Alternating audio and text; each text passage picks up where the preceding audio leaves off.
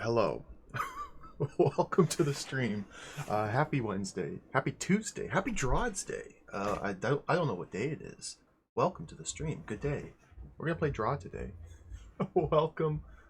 Hello. How's it going, everybody? We're back. It's time to play more DROD. It's been like an entire week. We gotta play more DROD. We're gonna continue the Descent of King Hesper today. We're in Chapter 5. There's been thousands of puzzles, and there's still millions more, and it's starting to get really hard. Last stream we came across some serious resistance, and the game started to get pretty tough. We're gonna go back in for more. And hello, welcome to the stream. Hello, Biffraction. Hello, Alana Ray, the Gaming Cat. Hello, Chaos Com. Hello, Retro Home Brew. Hello, Crushing Ceiling. Hello, Epsilon the Durg. A good ear, Epsilon the Durg. I guess the Architects Edition OST is pretty recognizable, but still. Hello, Jacados. Hello, Duck Admirer. Hello, Syllogism. Hello, SG Bew. Hello, Tefla. Sorry to hear about your mega cold. It's no fun. I've been there. Hello, Almacia. Hello, Taka Hennessy. Hello, Booster. Hello, Pygmy Ninja. Hello, everybody. Welcome to the stream. Welcome to the stream. We're back. Oh, I'm so excited to play some DROD. This game rules. Hello, Mesahide. Welcome. Like I said, we're in the middle of Chapter 5 of the Ultra Mega Super Gigantic Enormous Excellent Wonderful Hold. Last time we came up against some lemmings, some little rat-like creatures, and they just completely threw me off my game, and I got really stuck and had to abandon multiple puzzles I couldn't solve. It was most unfortunate, but I think we can make our way through it today. Chapter 5 of 8, Almacia. There's 8 total. We're on Chapter 5. But that does not mean we're over halfway done. There's a lot. There is a lot. Nobody's finished this hold yet, by the way. It's been out since Christmas. Nobody's done with it. Like, there's people who've been playing it almost constantly, a lot more than I have, and nobody's finished with it yet. Like, even like the truly diligent expert DROD gamers are not even done with this one yet. The day after Christmas, yeah, that's true. We got a lot more to go. I'm quite enjoying it, though. I'm quite enjoying it. Hello, Puzzle, welcome. Let's not waste too much time and just get into it, because we got a lot of puzzles to solve. There we go, draw the second sky. There's no music, though. There it is. 105 hours on the clock. I was checking the documents. In fact, I'm going to reconsult the documents here. When I played Draw the Second Sky on stream, I think that one took me, let me consult the figures, 110 hours and 3 minutes to finish Draw the Second Sky. And up until now, that has been the longest game period I have ever streamed on this channel. And that was a lot of DROD. We're gonna pass that today, and we're not even halfway done with this hold. Oh man, there's a lot. Yo, Rubik's, welcome. Good to see you. Toplopoulos, hello. Zetsubera, hello. It's time to mount the wood and row the tree, dude. Srom. What a game that was. That was so much fun. Spoilers.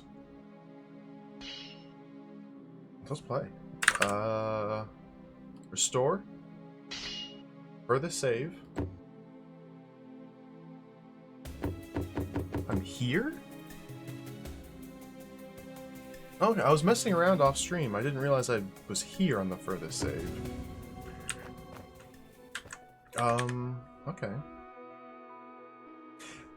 So I found another secret to the north here. I didn't find it. I was watching somebody else play this. Because that's what you do when you can't stream DROD. You watch other people play DROD. There's a secret room to the north here. I'm not going to go for that just yet. I didn't spoil what the secret room is, just that it exists up there. I want to head back this way. Yeah, it was Pearls found it. Pearls found the secret. I did not. And we're going to go up here to the Ocean Lowland. I have a list, a notepad file, by the way, with 1, 2, 3, 4, 5, 6, 7 secret rooms we could go for. But instead, we're going to go back to Lemmings. We got to work on some Lemming puzzles. So there's only 2 floors remaining in Chapter 5, at least that I know of. And there's likely to be more once we finish the main hub here. Oh, the Lemmings messed me up.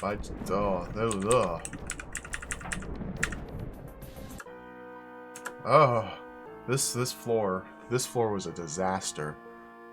And largely because of just my general unfamiliarity with the way to use Lemmings and puzzles. But as you can see here, there's a lot of red on this map. I had to abandon 1, 2, 3, 4, 5, 6 rooms in a secret room because I couldn't figure them out last stream.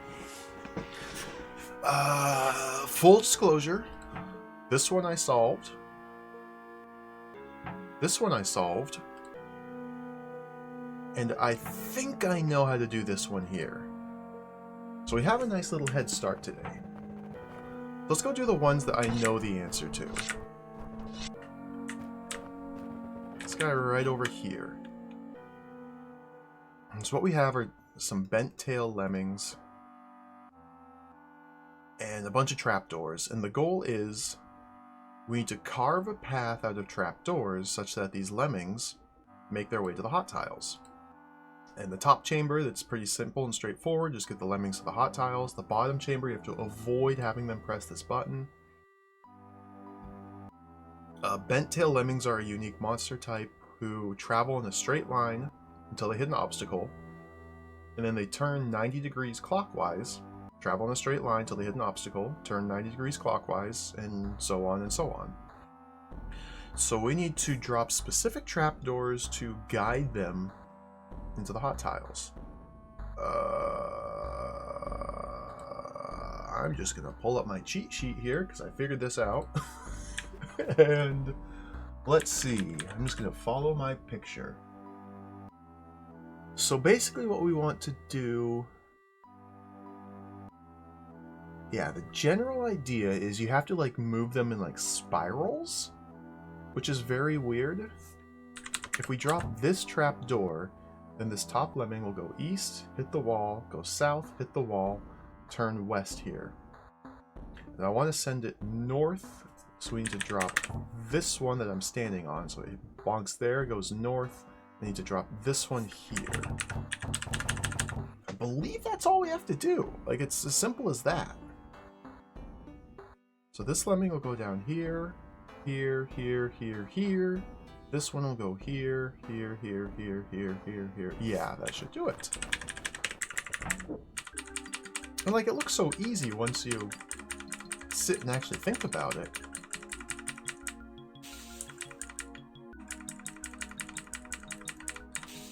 Okay, halfway there. The second one, we have to change some things, of course, because we cannot use this tile here.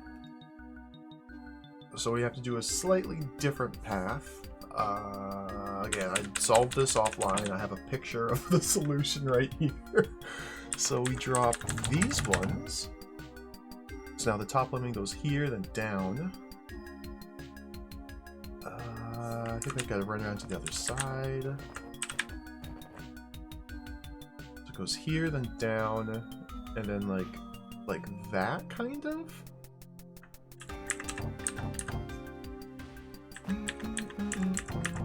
I love this music.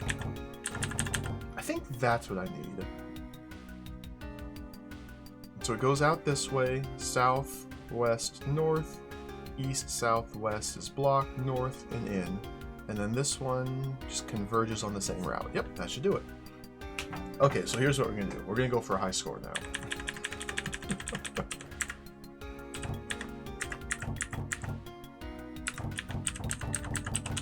Get that. Don't waste turns watching them go. Oh, nope, can't step there. I think it's faster to go around the other way.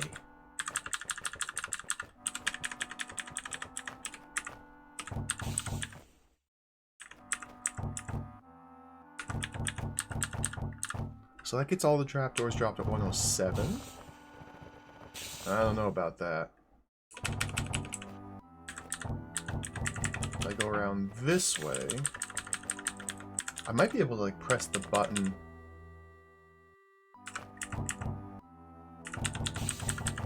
And then drop trapdoors. Yeah, that was 4 turns faster. I screwed up!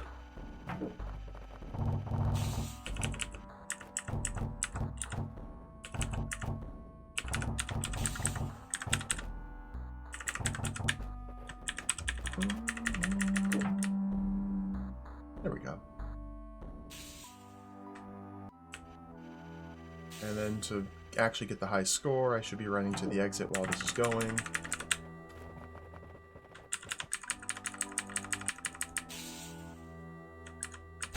Beautiful. 5th place tie. You only don't drop 1 trap door in the southeast? I guess, assuming you mean like in this quadrant? So there's one puzzle, and it unlocks another one, which is a secret room, which is a similar concept, but more complicated, but it's not required for now, so we're just not even gonna entertain that. Just gonna walk out of it and save that for later. I still don't know about this room. This one over here I also solved offline.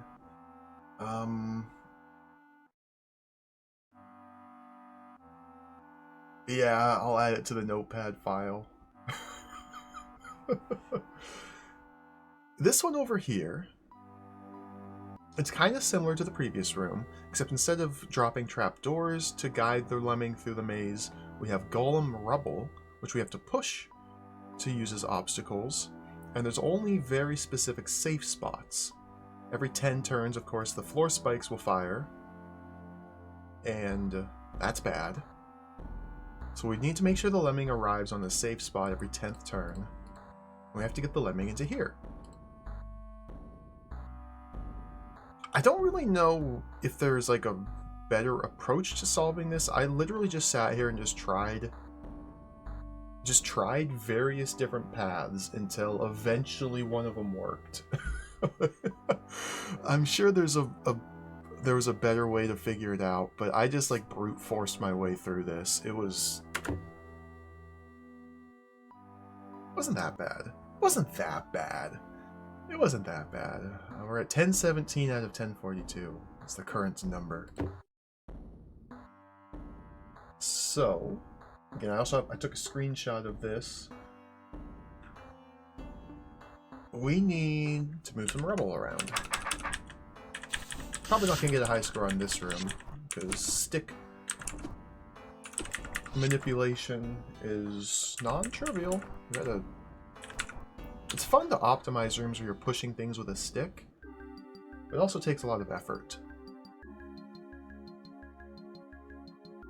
Yeah, I want that one there. This guy... I want it right there. This one, we want to push there. I ended up using all 8 rubble I don't know if there's a way to do this without using all 8, but I used all of them. We want to put this guy here. Yeah, I didn't really have like a system or a thought process to solving this. I just literally tried all the different things I could think of until one of them finally worked. That guy there. Generally speaking, though, the approach was try and figure out a way to spiral it into its little home. This guy, we put... I died. There. I love this song.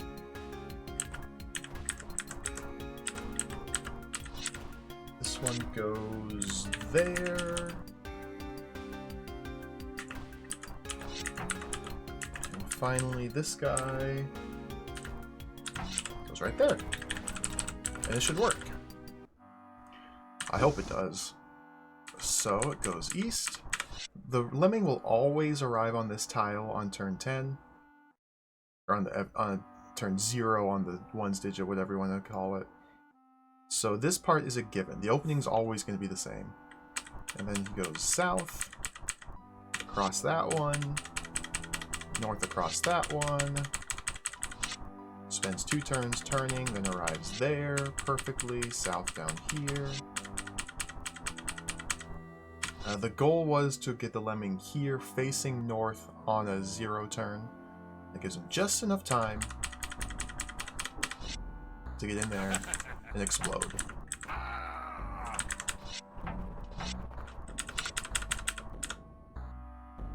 Sixth place. Alright, so... Oh, you had a different solution. Cool. So there's multiple different routes through it. Well, that's interesting. It makes sense, but it's interesting. That's the one I found. I still don't know this one. I think I have a good idea for the one to the north of me. So let's rush up here and work on this one real quick. Going their separate ways. There's a challenge in this room. Break one mirror before breaking a crumbly wall. I think I can do the challenge.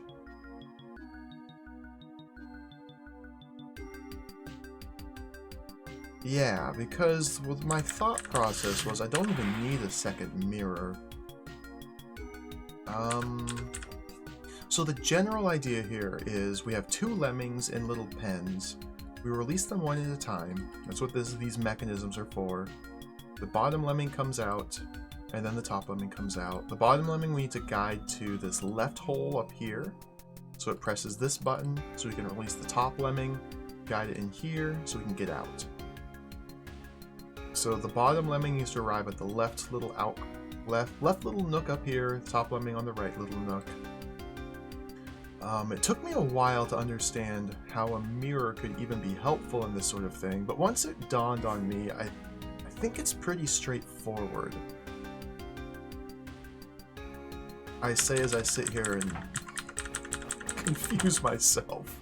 Essentially, we want the first lemming to push the mirror against a wall.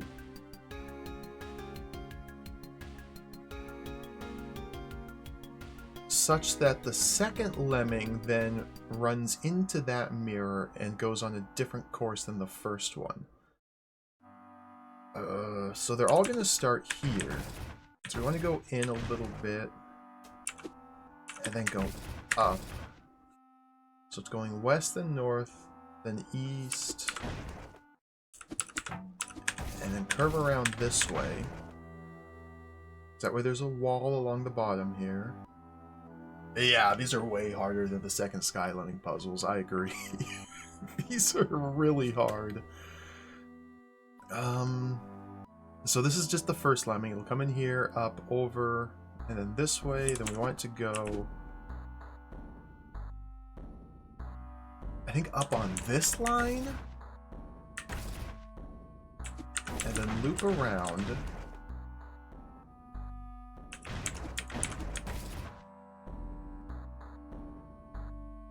And And I think I want to put the mirror right where Beethro's spear is. Because that way what'll happen is the lemming comes up here, goes here, boop, boop, boop, boop, boop, boop, and pushes the mirror down onto this row. Thus causing the second lemming to come up here, push the mirror against a wall, and go north on a different track than the first one went. So if the first lemming pushes the mirror against the wall here, then it's going to go west on this line. And then straight north into this little pit. So let's get the mirror in here now. Put that there. So then the second lemming is going to push this mirror against the wall to where Beethro's standing and go north on this line. And then I can send it like that. And that should work.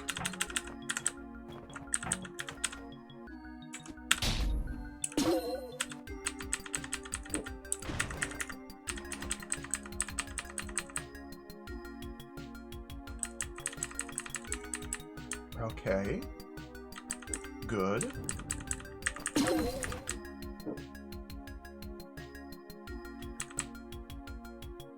Yeah, simple. Oh no, fewer mirrors. See, that one was not that fun. A lot of these puzzles are actually pretty good and fun. It's just hard. What unseen element am I currently most looking forward to? Oh, I really am looking forward to speed potions. They're a lot of fun.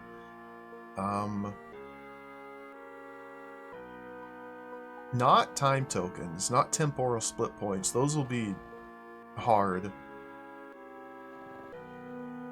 Honestly, I'm a little bit excited for Stalwarts to show up and the Slayer. Stalwarts and the Slayer.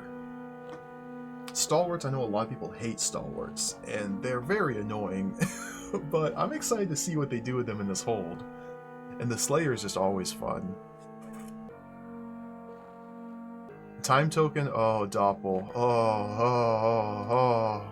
They let you record temporal projections of Beethro, and so you have a Beethro up doing something while you're running around doing something else, and it's the most complicated thing imaginable. Oh, Nuntar, welcome, hello. So I just did all the ones I worked on offline. I solved this guy down here offline. I solved this one offline. And this one I was pretty sure I had an answer to, but I didn't actually finish it offline. I worked on it a little bit, and I just finished it now. I'm skipping the secret room. I'm just going to do the required rooms, then move on. I'll try to. So now we have three puzzles left. I'm going the wrong way. I want to do this one over here, because I think this one over here is actually a bit simpler than I imagined. Like, I came into this room, and once I realized what needed to be done, I kind of just, like, thought it was impossible and didn't even try. Which is not a good approach.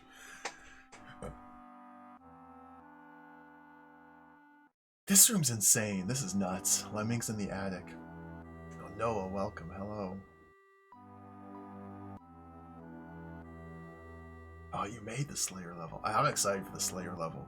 The Slayer's got a lot of really weird tech and like mechanics to handling a Slayer that I'm not very good at. So it'll be fun when we get there. Because I know a lot of people can just like kill the Slayer in like every room that he appears in, and he was designed to be an unkillable, unstoppable threat. And if you need that sort of knowledge to solve puzzles, I'm gonna be in trouble, but we'll learn it. And there's ways to like manipulate the Slayer and like push him down hallways. And you have to like do this very specific weird unintuitive dance where you like face away from him and then step over here and then turn this way and then dance that way, and then the Slayer's weird. I like puzzles with his wisp though. Anyway, this room is nuts. Basically what this mechanism over here is, strike the orb, remove a queen to the north. Every 30 turns, the queen lays a roach on this button, toggling these doors. And so we need to toggle the doors once, twice, 3 times to get through here. And we need to open this door. In fact, the only way we can toggle the door 3 times is if this door is open and the roaches that she lays walk over here to the fire trap. The only thing that opens this door is a toggle on this on-off pressure plate. We have 2 lemmings to work with. One of them's moving diagonally and one of them's moving orthogonally. We need to have the orthogonal lemming going back and forth and hitting this button repeatedly without getting stuck in the force arrow.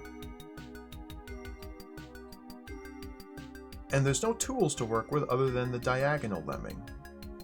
So somehow we need to arrange a formation such that the orthogonal lemming is on this row going back and forth, and the diagonal lemming is intercepting it and blocking its east and south, which I think will happen right about here.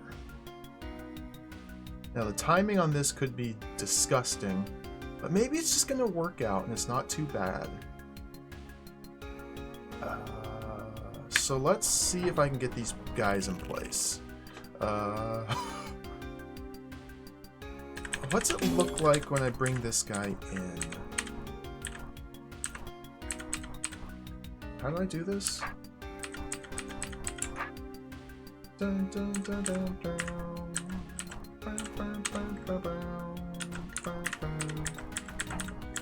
So this guy is constrained to only the darker tiles because he can only move diagonally.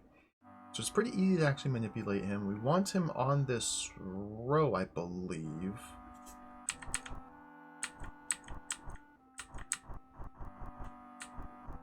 Oh. As a matter of fact, it's intentionally designed to just perfectly contain him. Okay.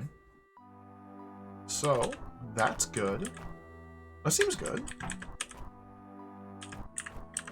Let's get this guy out now. Somehow.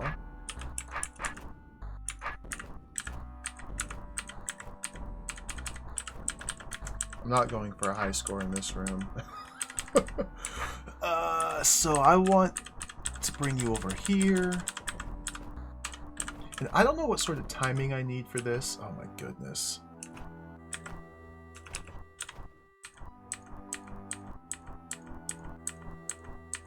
See, yeah, we want one lemming to bounce off the other. I want this collision to occur up here and not down here. So, let's go like this. Now, I don't know what... It goes up, then it goes east. I could probably like math this out. I don't think this is gonna work. No, not quite.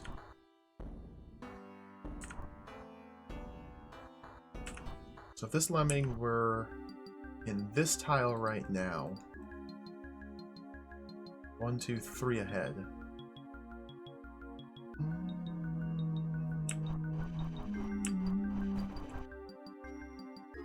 So this is where I get a little bit confused, because I don't really know how to like delay this lemming other than just sit here and spin it in a circle a few times.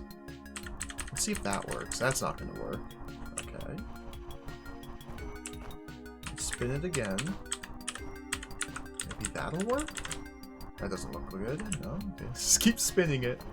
Just let this guy spin. Maybe that'll work? That doesn't look good. No, we're getting closer though.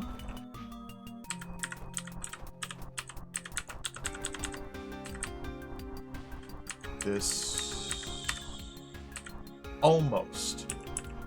So I'm off by 1 because the orthogonal lemming moves first. Yeah, the diagonal's bouncing off it. So this guy's off by 1. And I can only delay it in intervals of like 8.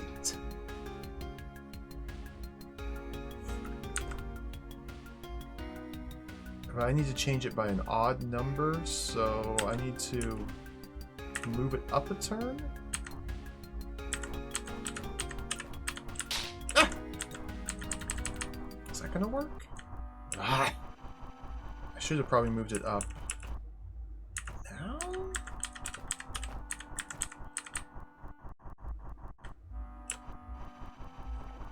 Ah! This has gotta beat it. Like maybe I just gotta dance it over here for a little bit.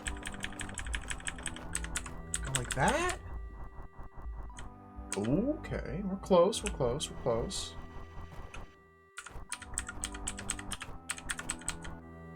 Bonk.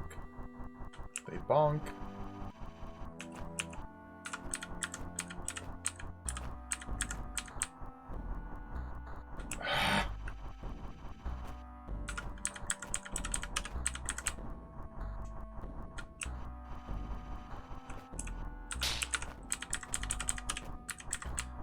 Again, I'm sure there's a much more elegant way to do this. Off by 1 again. I don't know how to fix that.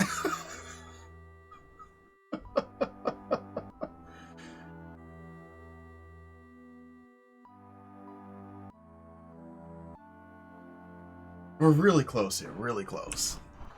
Let me think here.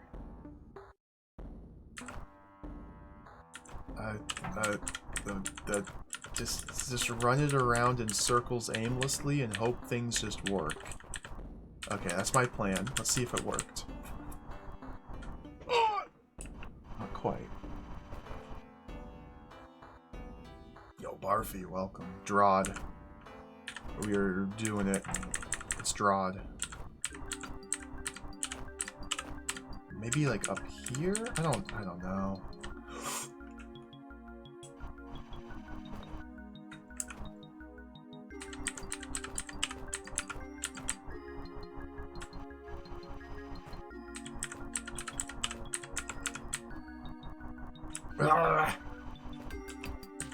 I don't know if this is going to actually end up with a different result or not. I'm going to continually... Ah! It didn't work!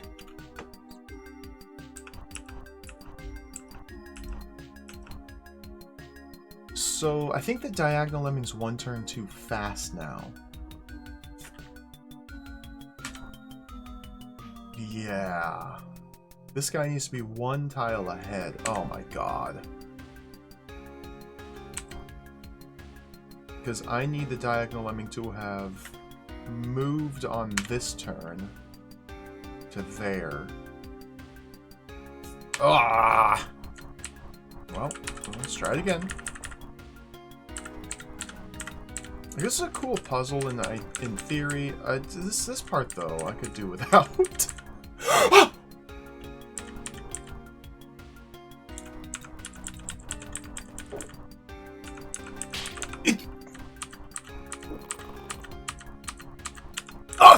Okay, we're there. It's perfectly fine. It's perfectly cool and fine. We did it.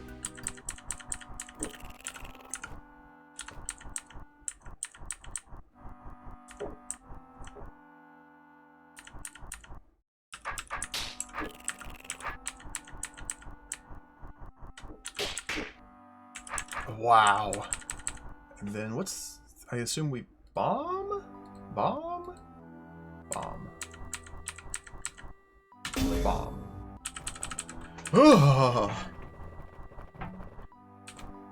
Pretty cool room. I feel like maybe I just don't understand lemmings very well, but like maybe some of these rooms were designed to show me how to manipulate them better. But again, I just kind of brute forced it, but we got through it. Okay, cool. So we have 2 left. Let's go over here. Mind the step. So I didn't solve this one, but I looked at it a little bit, and I think I kind of get the idea.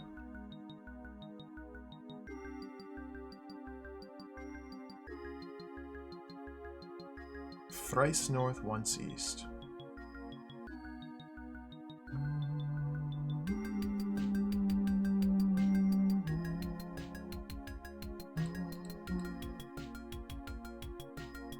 Good God. So the idea is we need to release these lemmings and have them push powder kegs down here and time it such that the kegs arrive at very specific tiles to allow these bombs to chain all the way through here to kill the evil eye. The only way to kill this evil eye, Beethro can't go in here, is to detonate this bomb, which means we have to detonate this bomb. But this bomb is not in the range of any of the others. So, that means this powder keg here needs to be placed specifically here, here, or here. One of these three tiles. If it's placed in this tile here, 16,24, then that will chain this bomb into that one. If it's placed on the two lower tiles, it will chain this bomb into that one. Okay, so this powder keg needs to be here, here, or here when the bombs detonate. If it's the top one, then we're taking this top route. There's basically two different routes we could take here. We're taking the top route, then powder keg here. Then this powder keg needs to be here, here, or here. So the lemming who pushes this powder keg, which is this guy here, needs to be ahead of the lemming who pushes this powder keg, which is this guy here. Okay, so we need to release this one first, but only a couple turns.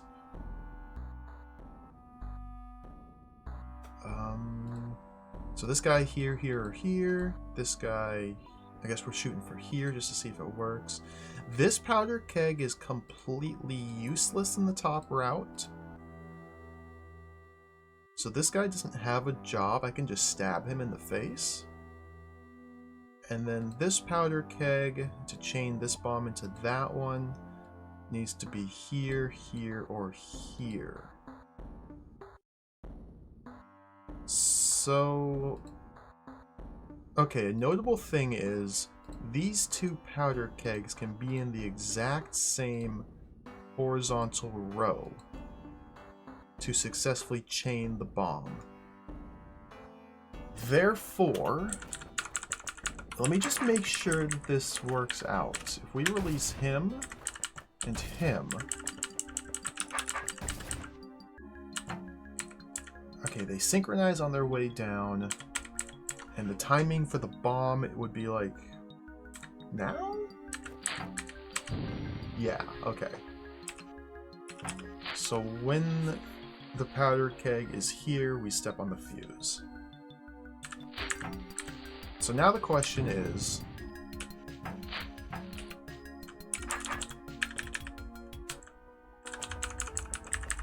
can we get this guy to be ahead of the others by 1, 2, 3, 4 tiles? Probably.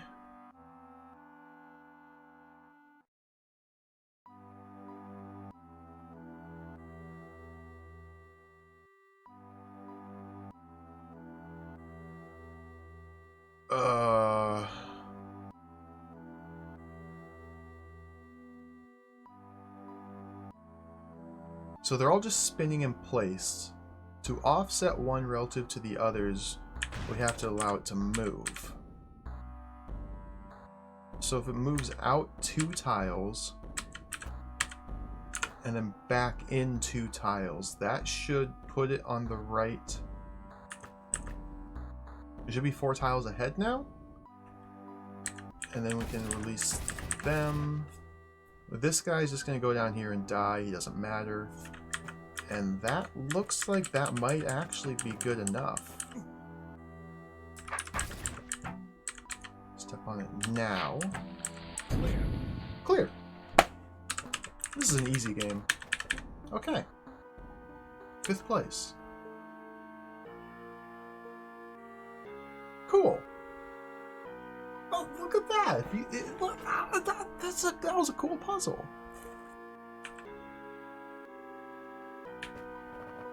Again, I didn't solve a lot of these offline, but I did look at them and think about them and try and understand what I was meant to do.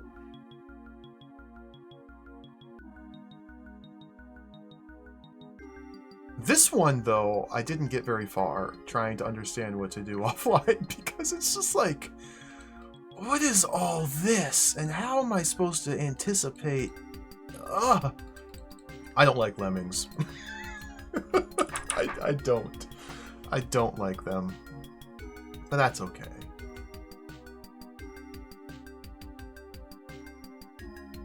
They're just so hard for me to think of compared to all the other standard DROD elements. This room is quite terrifying. All that we can do is mess with these ahead of time, or get up in here and manipulate this guy.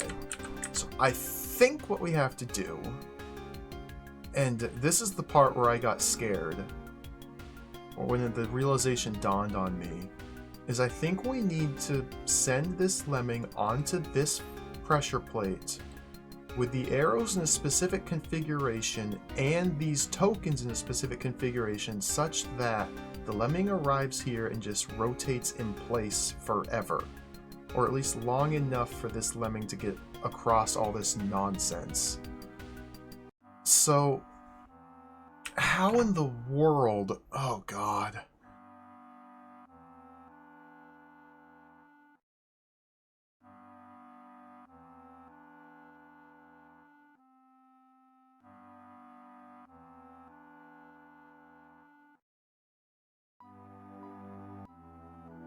Ah. So if it's...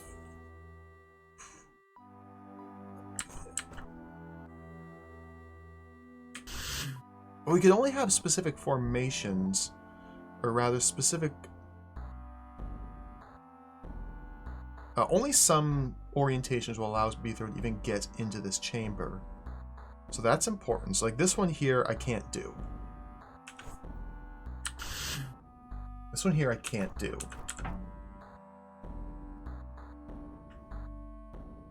But I can do like 2 clockwise. No, I can't do 2 clockwise. Can't do 3 clockwise. Can't do 4 clockwise. So I can't do all of them clockwise. I can't do 1 counterclockwise. I can't do 2 counterclockwise. Can't do 3 counterclockwise. Wait.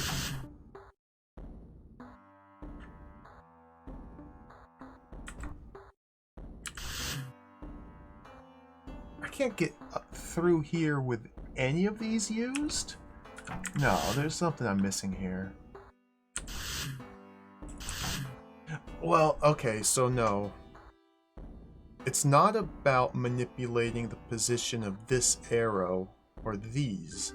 It's more so swapping the order of these.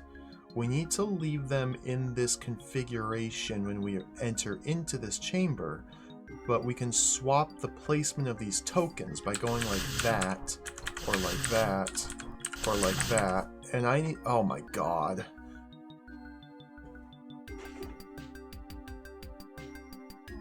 And we need to make it so that this guy goes up here and spins in place, but it just okay.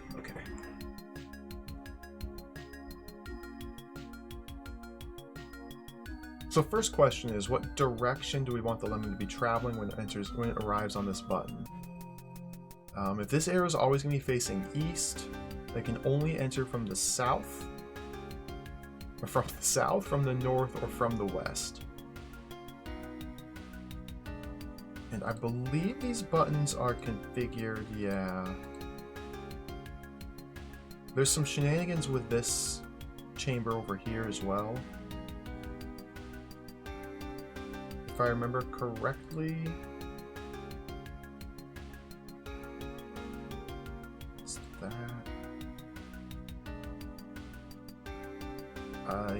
Yeah, this top lemming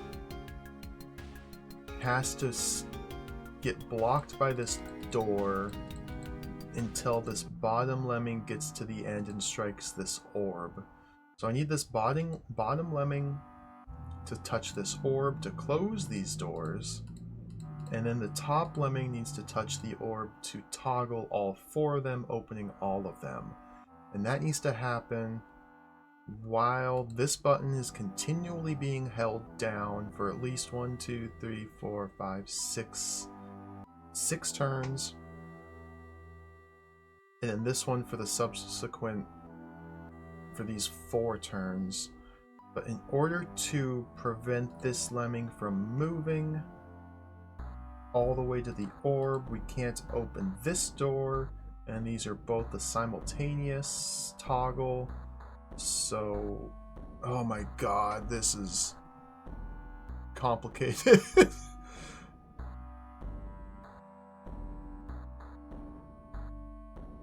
So if the lemming's going north through here,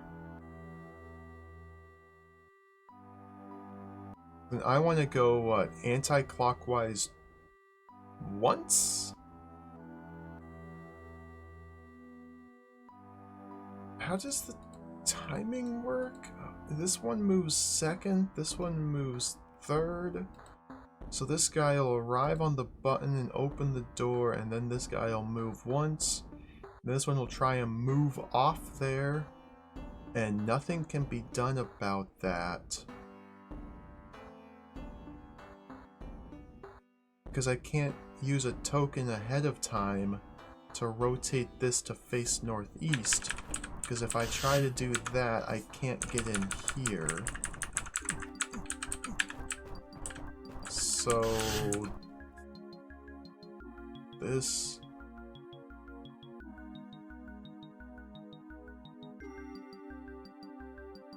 and I have to put it.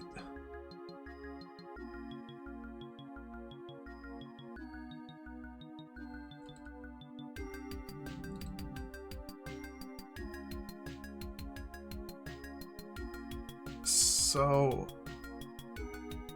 what? Hold on. Let me just observe what happens here. Let's get this guy like that, and we need to step on these at the same time. But he's gonna step off of it. So what? I step off mine, and then he needs to be back on it. Otherwise, that lemming dies. But he's turning around.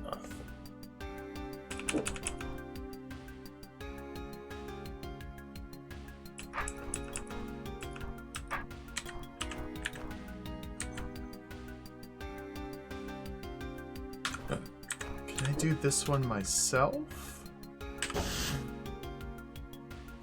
And then do that? And at this point, I need this to be north facing? No, he's trying to travel north. It needs to be southeast or south. So I need to have both of these be clockwise. Clockwise, clockwise. So that way when the lemming arrives here, if these are both clockwise, then this would be southeast and he would bounce off it. So that it can't. Oh my god.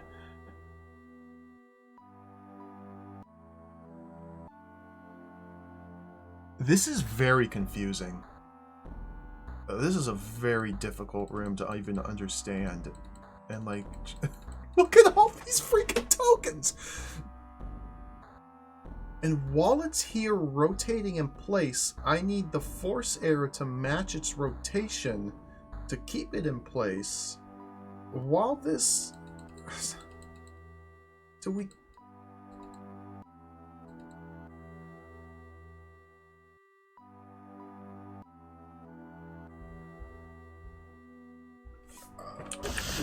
Okay, okay.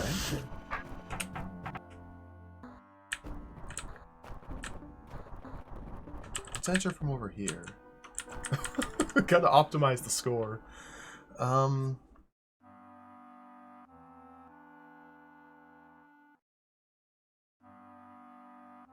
don't get this. I think I get it, but I just don't get it, you know? I get it, but I don't get it. This is nasty. Like, I could just start trying different configurations of arrows. I don't even know if I want him to be going north.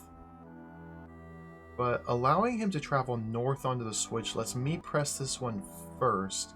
If I were, like, up here blocking his movement to force him south, I wouldn't be able to press this button first or press it simultaneously.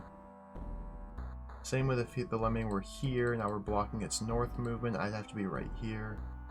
I wouldn't be able to get to this simultaneously, so it feels like he should be traveling north onto the switch. I can't have him traveling west onto the switch, because that would involve me turning these preemptively. Well, not necessarily. Because I can step on this button before this guy gets to that button. And so if this rotator rotates... No. One single rotation is not enough to free up entry from the east. Oh, God. Okay.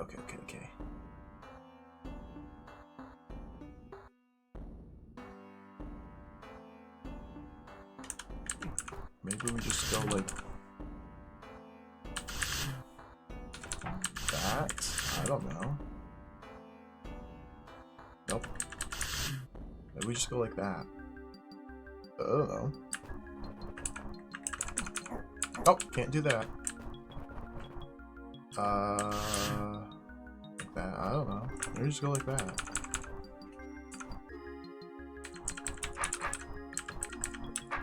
This room is terrifying. So do that.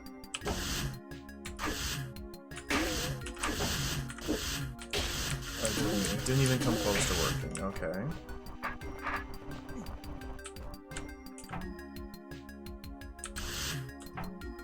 So maybe we just swap those two? I don't know.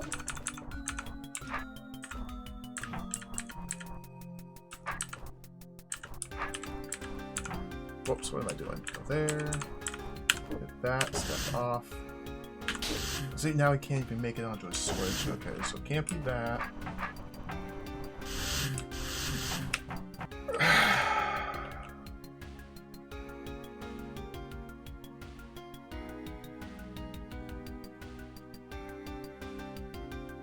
What a brain buster. Maybe I just swap those?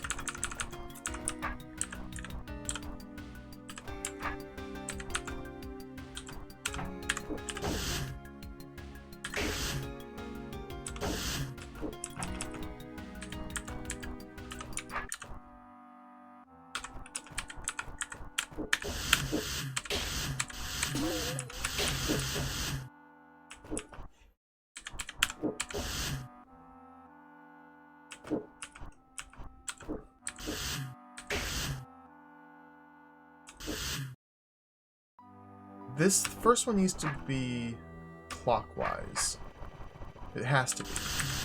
First one has to be clockwise because it's traveling north. Clockwise sets it to southeast, which will block its north movement. And then it's going to rotate and face east, so we need to get it westish. So I need to go as clockwise as possible. So like, let's clockwise that and move the anti-clockwise there.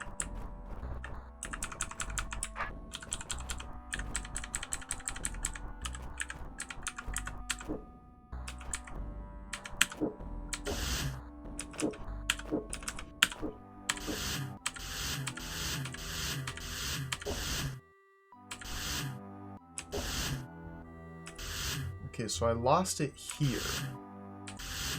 Because it needs to... It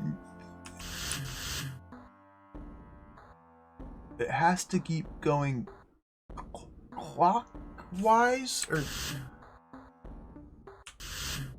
I don't want them to cancel...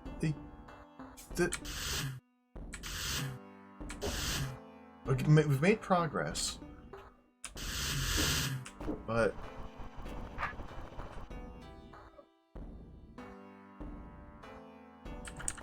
let's move this one here. I don't like this room.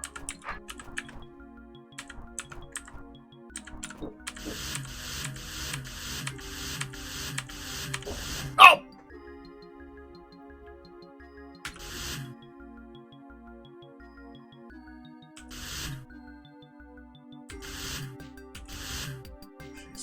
Those, okay, so this one, make it clockwise? Okay.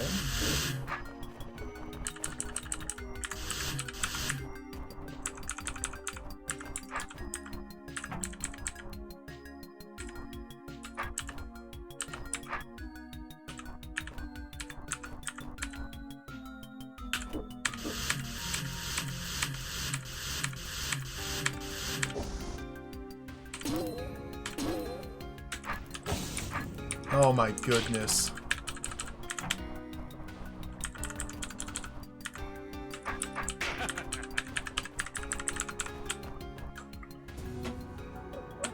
Okay. Let's get out of here. That was kind of cool. Like, when it all worked out, it was kind of cool, but getting to there was...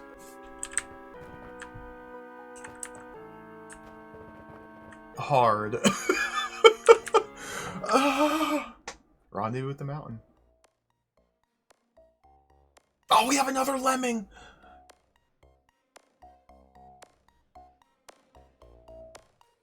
Oh yeah, there's more lemmings.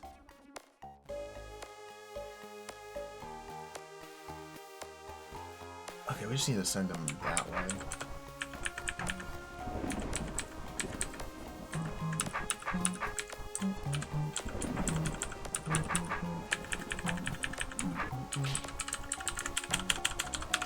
Whew! Did it.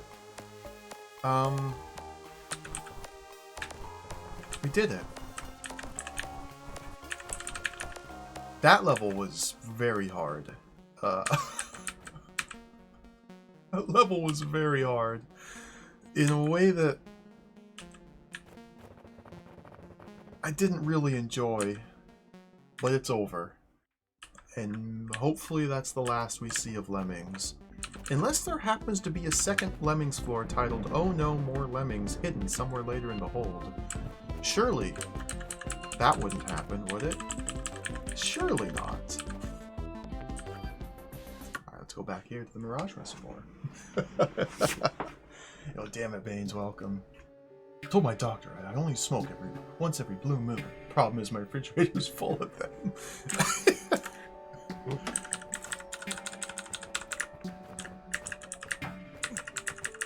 Okay, so here in the Mirage Reservoir, I left two puzzles unsolved here. These are more traditional DROD style puzzles. There are two of these here I couldn't figure out. This is the level that introduces shallow water as a concept.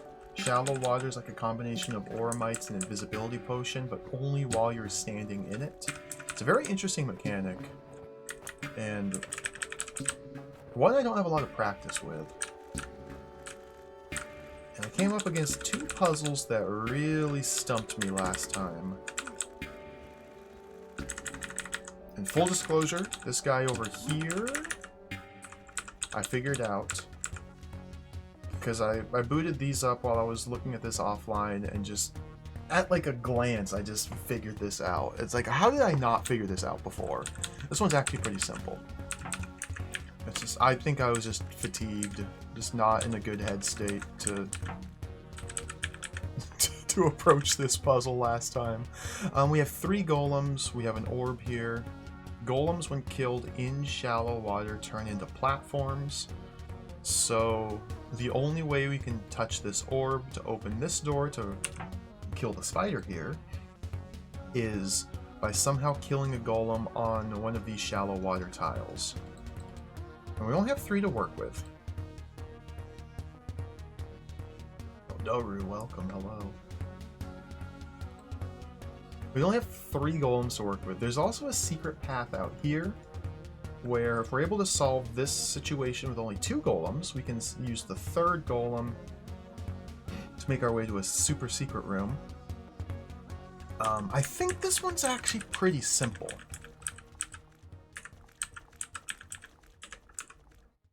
Basically, it all hinges on where I kill this first golem on the island. And I believe the answer is we want to go right there.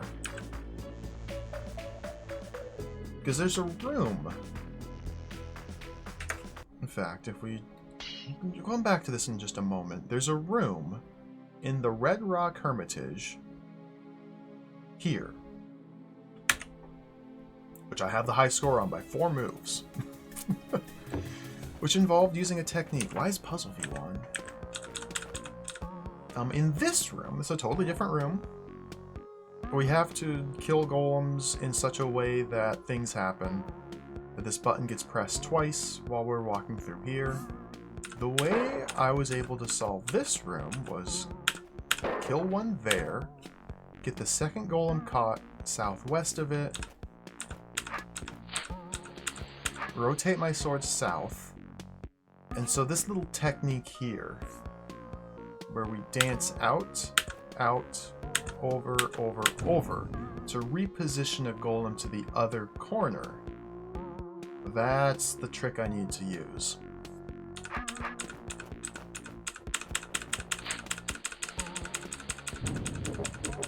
And there's the solution. Clear. So, the golem dance, exactly. So by killing this guy here, we can get a golem stuck here. I might have put this in the wrong spot. And then reposition it to right here. And if a golem is right where Beethro's currently standing,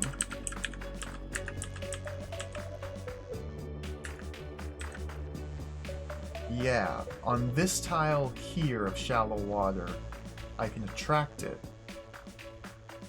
and pull it west, get it caught up in over here, and run around here, and kill it on these tiles. Just a little bit of fiddly golem manipulation that I just didn't see last time I came to this room. So let's bring this guy down here. Set him there, rotate the sword south, go out like this.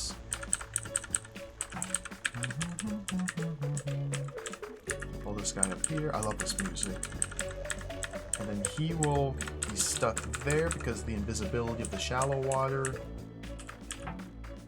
And I need to do this slightly better.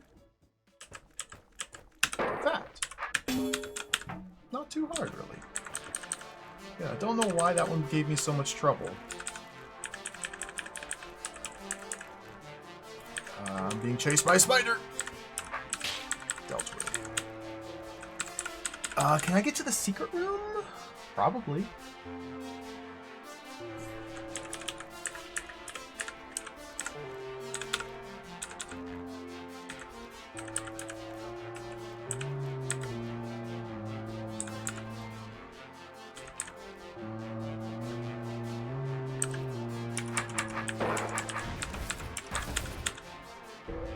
Secret room. Oh, we have nested secrets? We got nested secrets, we do. Oh dear.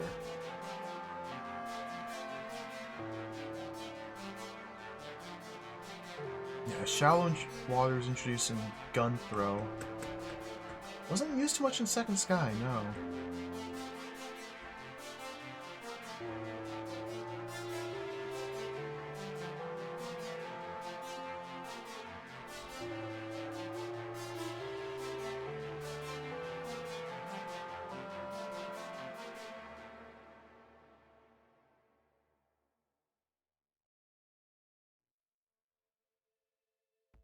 What?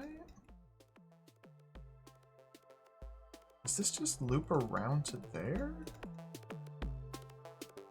Wait, what?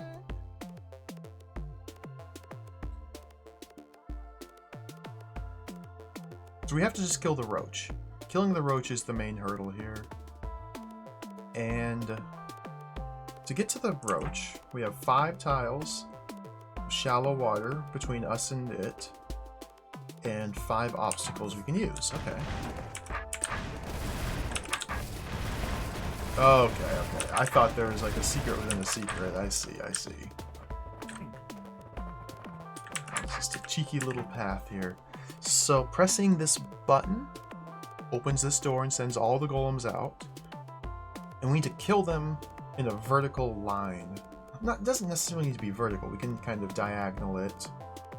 But every golem must be killed 1 tile north of the previous.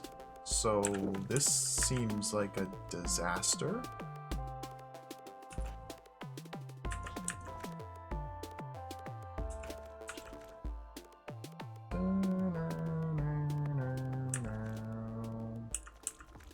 I feel like I need to use this roach here to try and get the golem caught on to pull it heading south.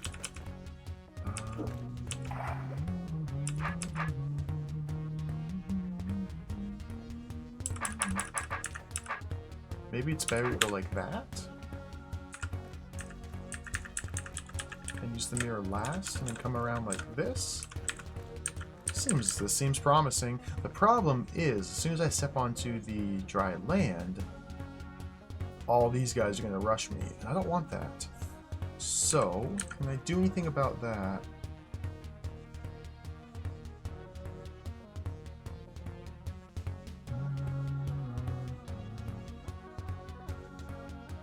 Probably? Can I go like...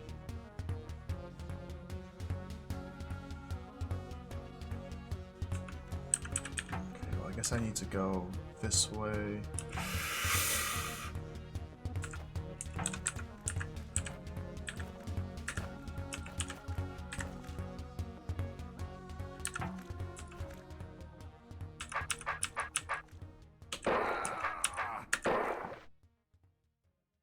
I'm in danger.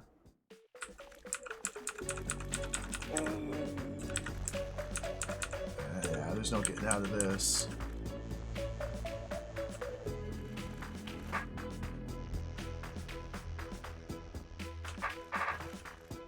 Huh. Interesting. Maybe you can do a bit more surgery with these guys. Maybe I can just pull like 3 of them?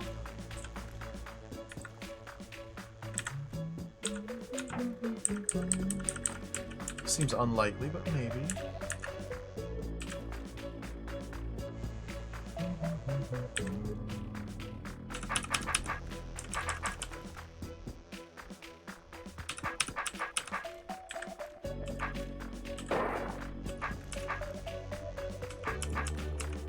Let's enter this with a better orientation.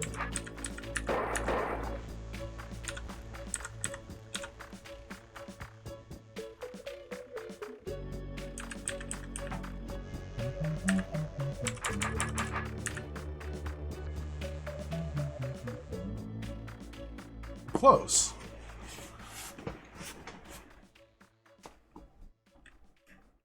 This guy's a big problem here, though. I might just be able to pull him up with that guy, but I don't know if I can.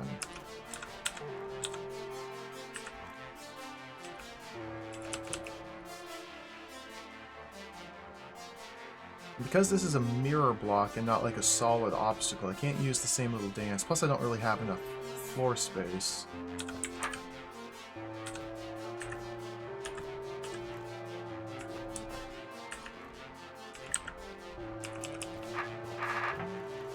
I don't suppose I could have grabbed all of these guys and just had a whole party up here.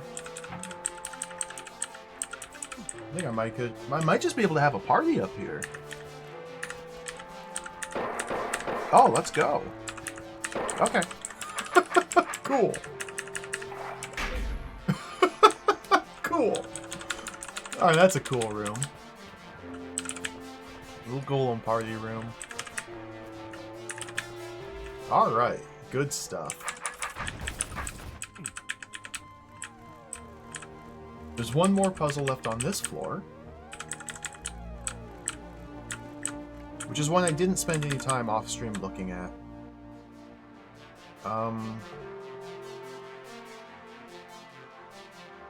It is possible to only pull a couple. Well, I bet the high score would involve pulling all of them like I did and just kind of cleaning it up a little bit. So this one, there's a spider in here, vision token. We only have 3 golems to play with. There's a spider here and a spider here. A switch. Oh, that's right. I couldn't figure out how to even begin this one last time. This one stumped me.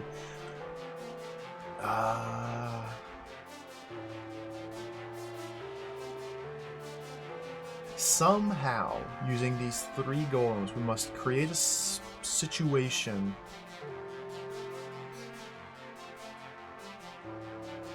where when Beethro comes along this path, this door is open, meaning this button is not pressed. And then, when Beethro comes down here, being visible on the thin ice, this button does get pressed. So standing in this row to pull something here, to arrive at this button, or to stand still on this button.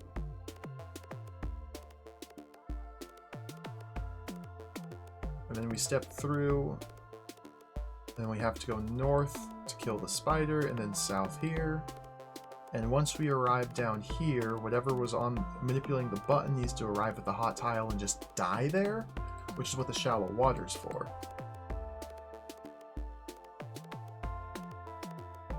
Yeah, because we need to step into the shallow water to stop it from moving off the hot tile. So we don't need to put any obstacles around the hot tile.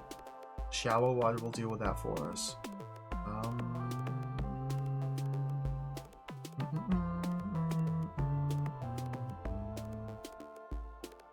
think 1, 2, 3.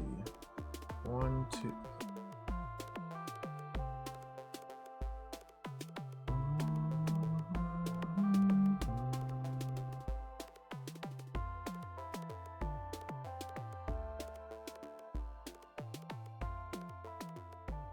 I'm just trying to visualize where whatever's on this button will be when I'm dealing with the spider. It's probably unimportant.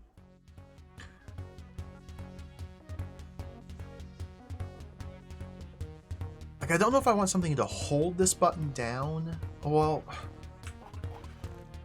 if I want something to hold this button down, then that means I would need to kill a golem on this tile, 10-10, and then kill a second golem on that tile to create rubble there. And then use the third golem to go there? I'm not really sure. Something like that. So then when I step south here, the golem doesn't move. When I step there, the golem doesn't move. I don't know why there's a spider here. Maybe I can just kill this spider.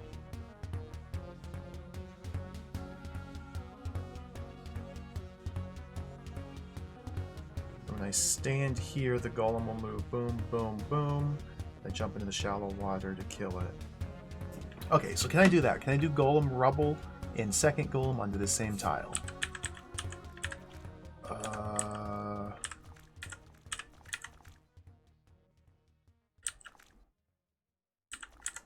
I don't know. Should be able to.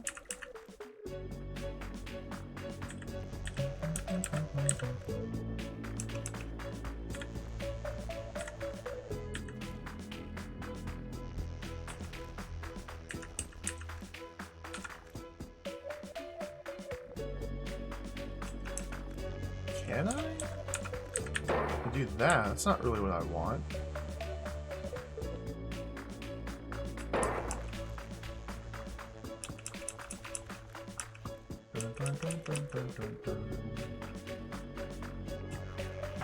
There's not a lot of ways I can pull this golem out.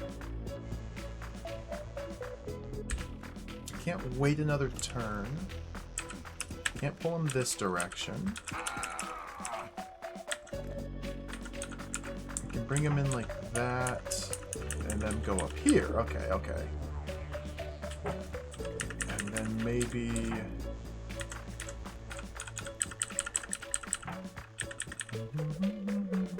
if I'm trying to get him here, I can't be pulling him from this direction. I've got to try and somehow pull him from this direction.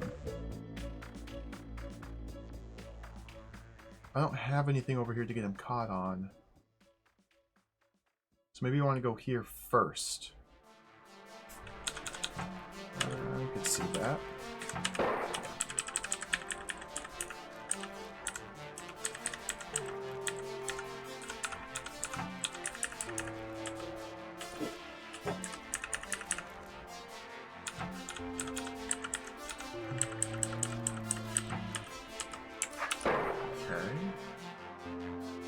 But I don't have any rubble.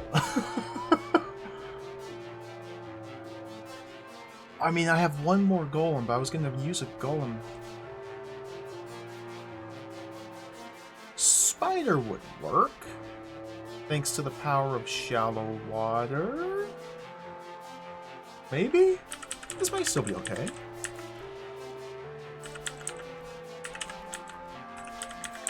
Seems promising.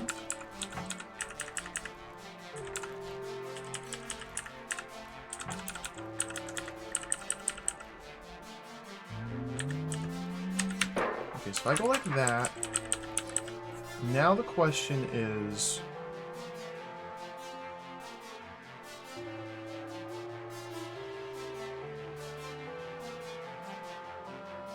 where do I put this guy? So, okay, so we're going to be visible for 1 turn here, 2 turn here. So after 2 turns of visibility minimum, I could stand in place for longer. I need this spider to arrive on this button.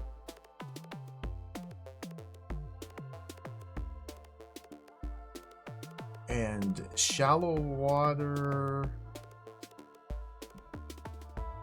dancing with a spider. Interesting. Interesting. I suppose this is good enough.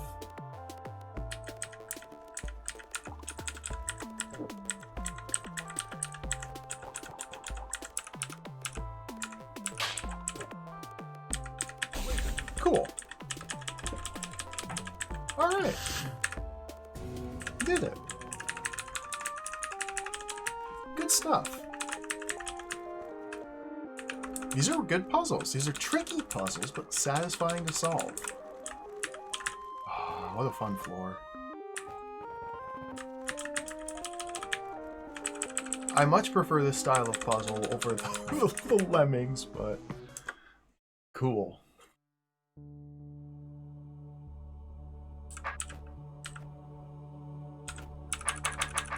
Building bridges with platforms. Alright, and that should do it for the floor. Yeah. I don't know what's going to happen here. Now it's probably like going to be a Blorks level, which I'm very excited for. Who goes there? Itra Budkin, a smite master. Come in peace. Then you may pass, but you must keep your sword sheathed while in the settlement.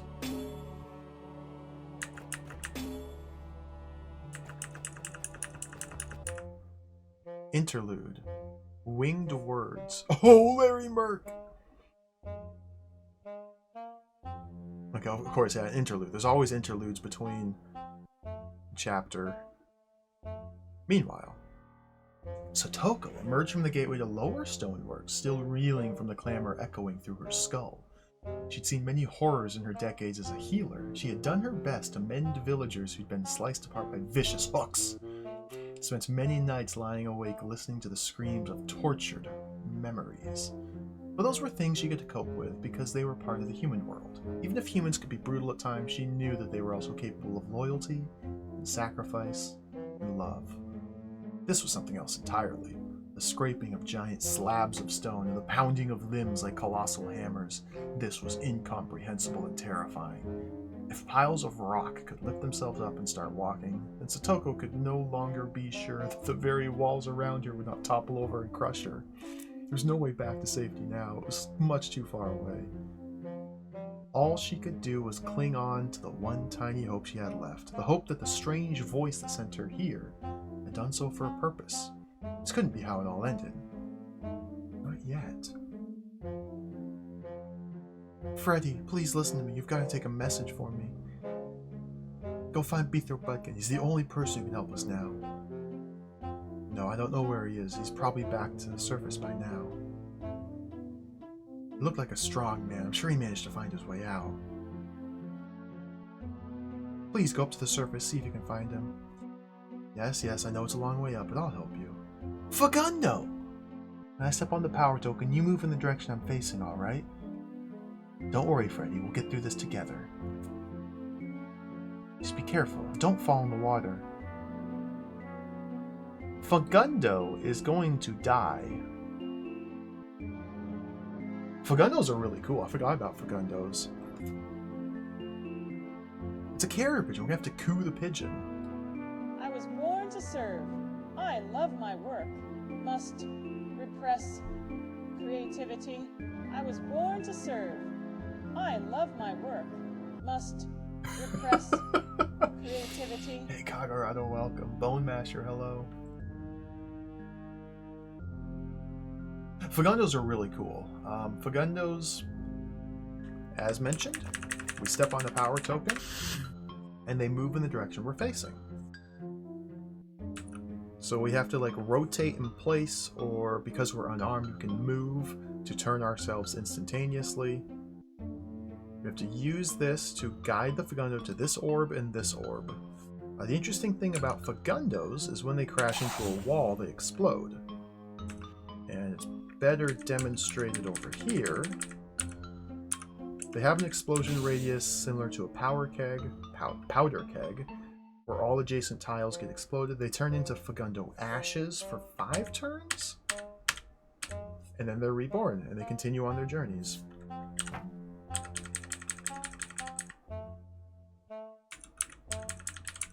Fagundos are really cool.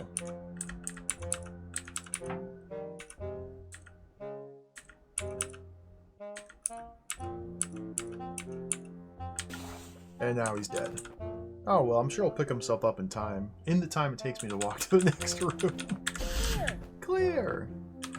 The power token causes us to drop thin ice, similar to trapdoors. Okay. Now let's walk onto this facing not that way. Maybe that way?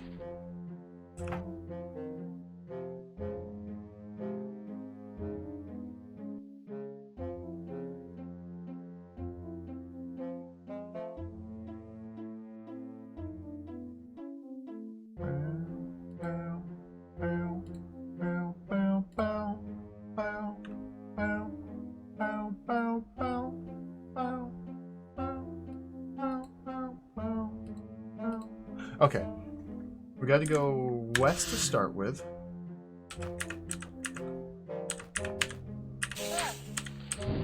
Oh, not like that.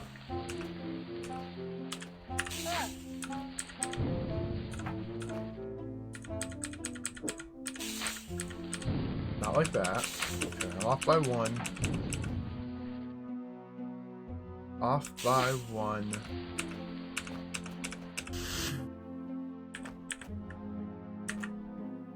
Is that good enough? Yeah, okay. Okay. And now we need to detonate into this guy, lighting these 2 fuses such that these bombs kill these 2 roaches, okay? Is that timing good? No, I need to be 1, 2, 3 turns later, it looks like.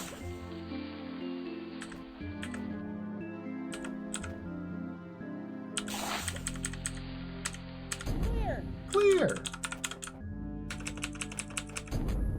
Leave this way.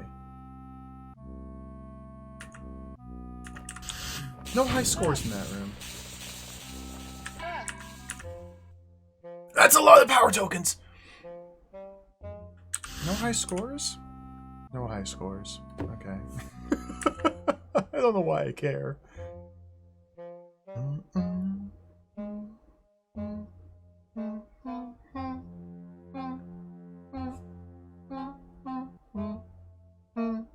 So we can choose where we initiate the power token powers. We have to... No, we don't have to do so. We can get out here. We can get all the way over here. Because we can't touch the power token before coming out here. Oh, interesting. What does that do? It kills a roach. Do I want to do with that? What opens that? The Fagundo dying. But that closes these?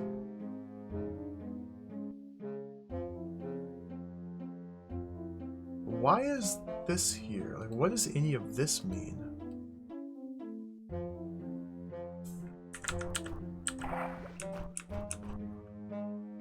Unclear.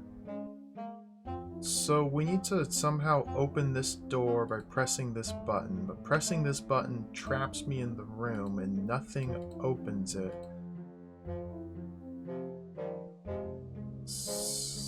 I was born to serve.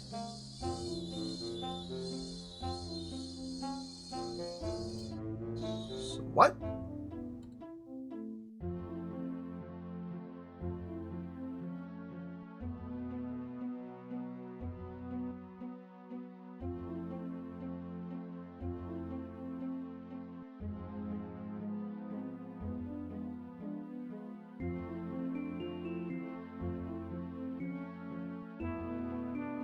Do I have to be standing here?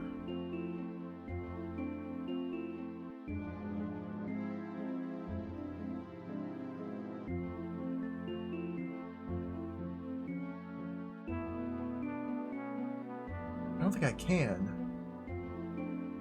Unless I can step onto a power token walking south. Which, this one here is the only one that can do that. I don't understand how to press this button. I guess, okay, I guess we have to... I guess we have to go like that. And then keep this Fagundo alive while I make my way onto this tile. Detonate the Fagundo on this tile while I'm standing here. Then without stepping off this tile, maneuver the Fagundo into here. I don't know if I can make these turns without moving. I can bump against walls to aid in the process. So let's go like that.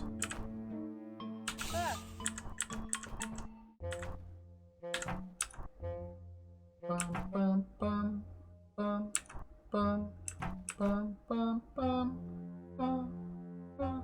See, this is where things get a little bit tricky.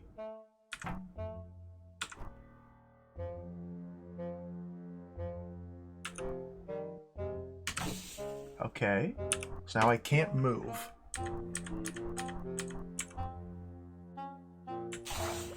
I lost it. Eh?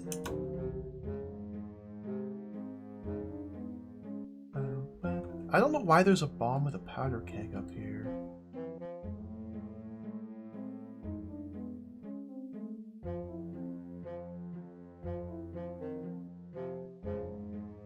Okay, I think I have the wrong idea, because this seems impossible.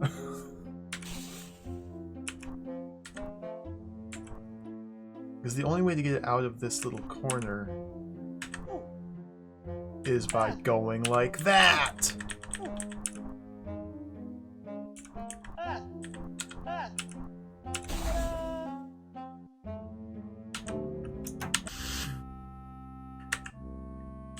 sneaky. Good room. I like that. Very sneaky room. I don't know why there's a bomb and a fuse and a powder keg up here. What any of that's about, but it's there.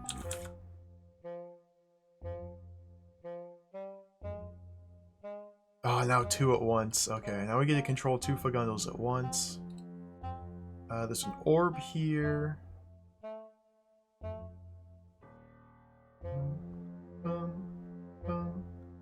This is very complicated.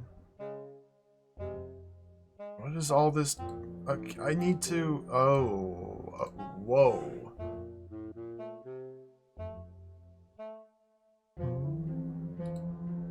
I think I need to use this orb on the same turn that both Fagundos use these orbs. Oh, shucks.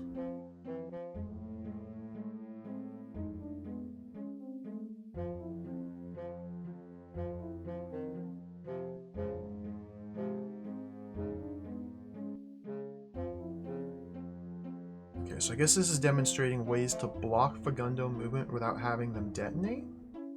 So presumably, the idea is Fagundo...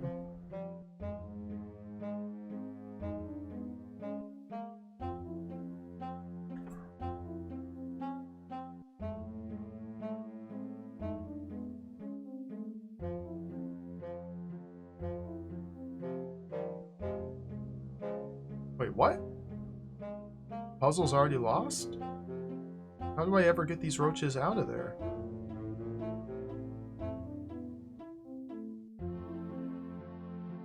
What? I can't use this orb. I can? I thought I needed to... Oh my god. I thought I needed to touch power tokens to use these.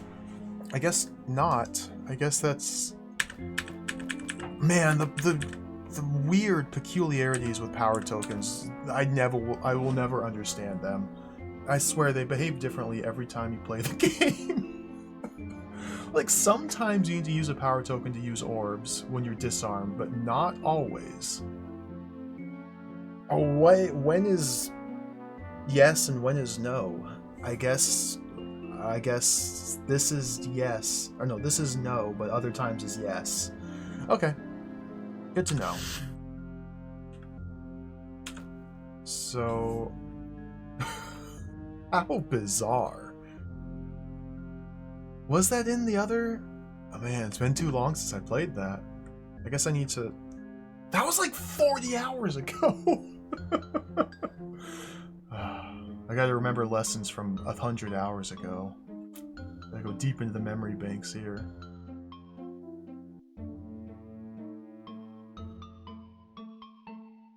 I think the idea of this room, other than this weird peculiarity, is I can go southeast? Yeah, and the Fagundo just stalls there. It doesn't detonate, because it doesn't collide with a wall. It's simply prevented from moving because of the force arrow. I think the ortho square is going to do the opposite. No? Okay.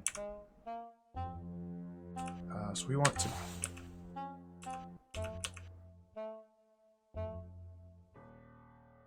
do something here. I probably want to be moving here.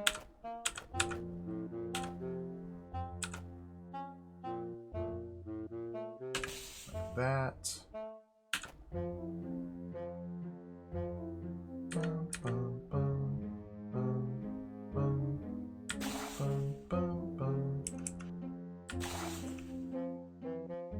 Oh dear.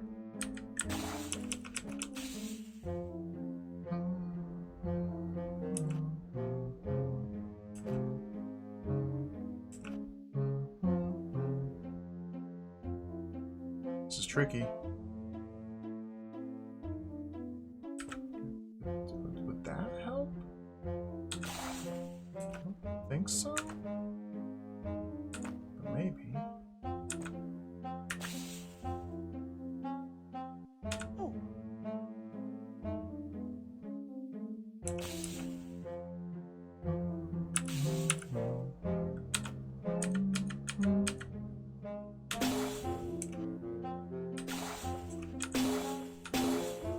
Off by 1.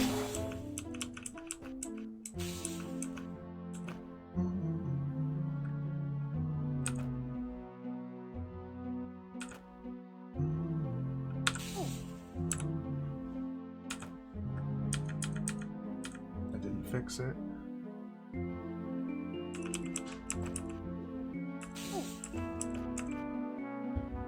So I can't delay this guy at all. This is the only one I can delay. Well, it's not true.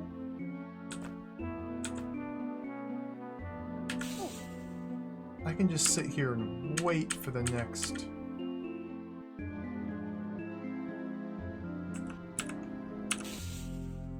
like that. There we go. Okay.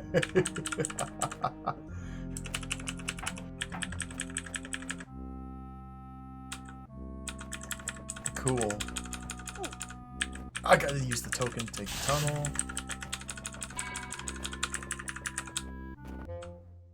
Whoa.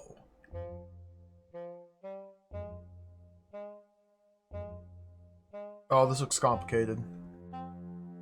Power tokens. Nothing begins till I touch the power token. Things have to be done. Oh dear.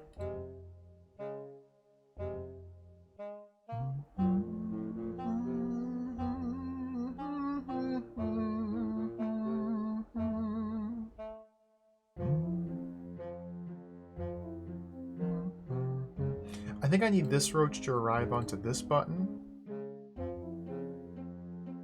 And then this roach to arrive on this button. And then the Fagundo to kill the 3 roaches. In order to do that, I think, this looks pretty straightforward. We need to send the Fagundo this way.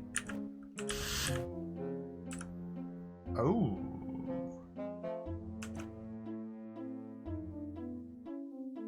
Oh. Can I go north enough to stall that guy? I can. Okay, good, good, good. I need to detonate the Fagundo on this tile while this roach is away from it to prevent it from getting killed in the blast. And while this is ashes, I'm going to pull this roach down. Okay, cool. Like that. Okay. And now this guy's clear to go down here. This Fagundo should probably be parked right about here while I do this. And let's just leave him right there. Hope the timing works. The timing worked. Oh, but oh.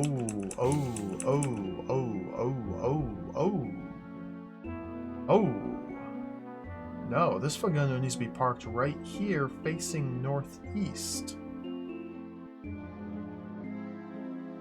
Or here, facing east? Interesting.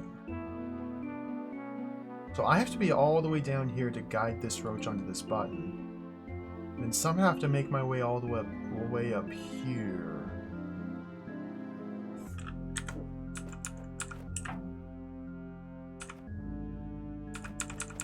That gets me a fair ways, but not quite enough.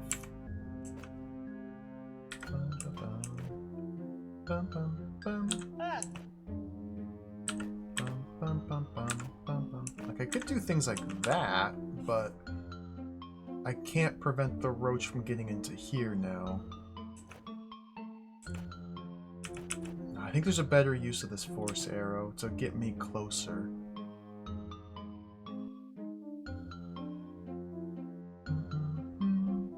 I think.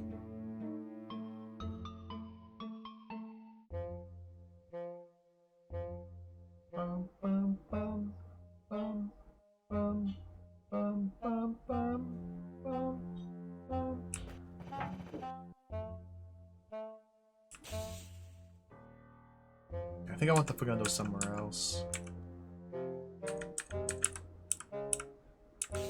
Maybe we can do it like there. The timing here. is wrong.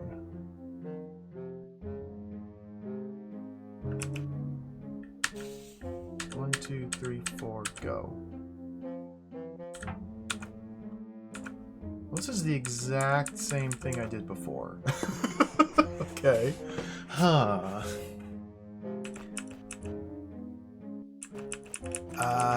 Well...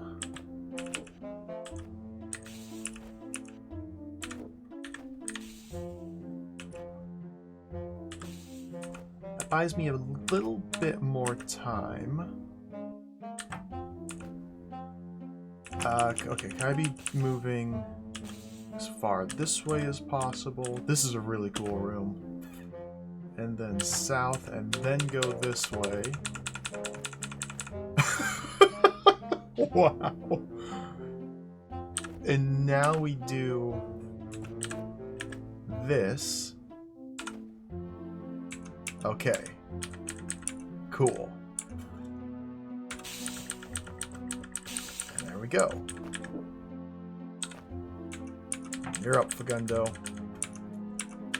Start moving towards the exit. Should probably be doing that sooner. Wow. Can't really. There's probably a way to do it.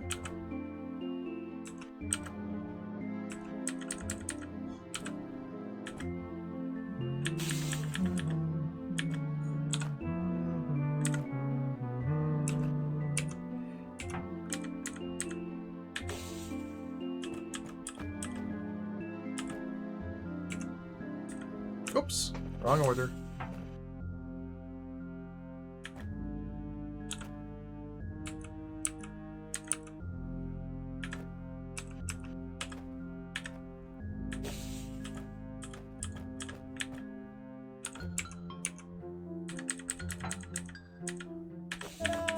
Ta-da!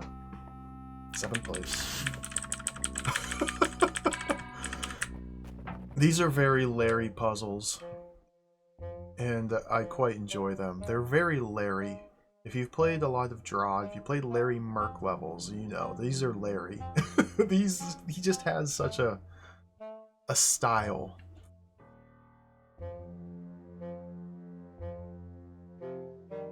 I don't really know how to put my finger on it, but these are very Larry.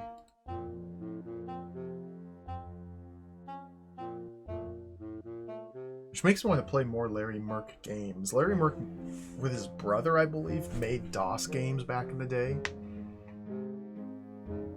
Like Blockman and Blockman 2. I gotta play Blockman.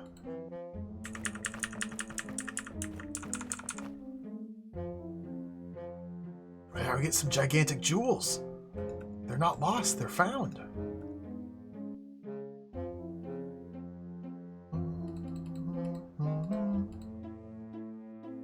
Okay, there's a...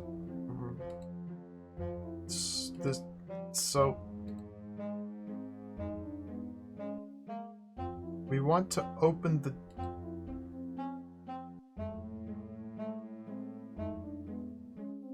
What? So we can take a lap around. Oh, I think I need to... I have to press this button before this button.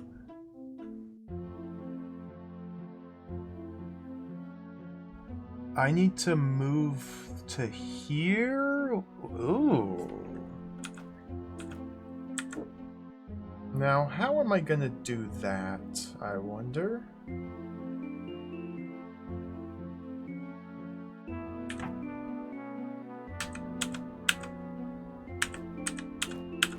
This, let's give me go one tile at a time, but the hot tiles are going to complicate this, so we want to go through the hot tile, use bump combat to bump my way out.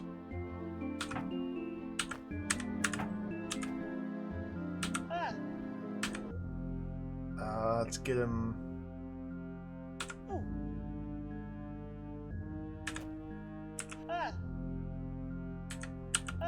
Like there?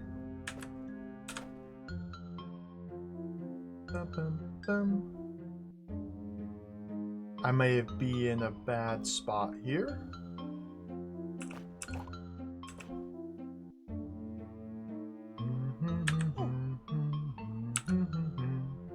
Ah. Ah.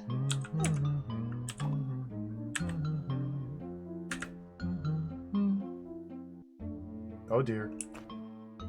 Oh dear. Oh dear. Ooh. Oh dear. Ah.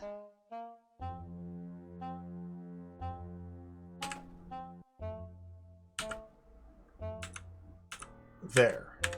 Ta-da. Cool.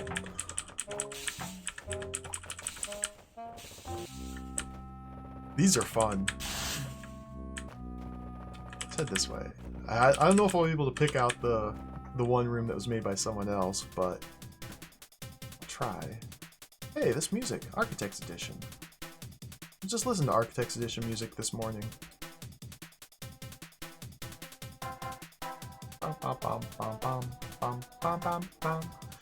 Using Fagundos to kill swarms of roaches. Oh shucks.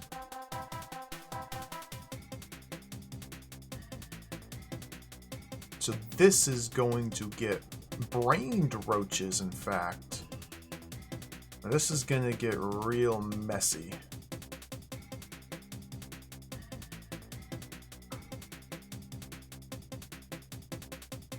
We don't lay on trapdoors, so we're only getting like 2 spawns, 2 spawns, 2 spawns, 2 spawns, 2 spawns, 2 spawns. 2, 4, 6, 8, 10, 12 spawns per 30 turns. They are brained, and all I have is 2 Fagundos to defend myself.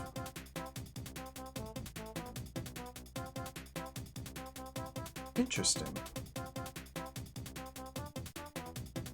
Okay, let's give it a shot. So it seems wise to wait here until turn 30 before touching the power token, not turn 29, but turn 30. And it seems wise to... Can't go for the brains have to be last, because we lose Fagundos when we send them in here. Seems wise to try and go like this.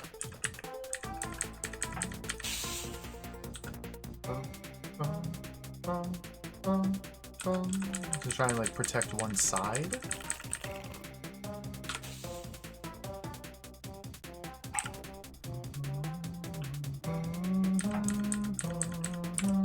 And now this is where things get very scary.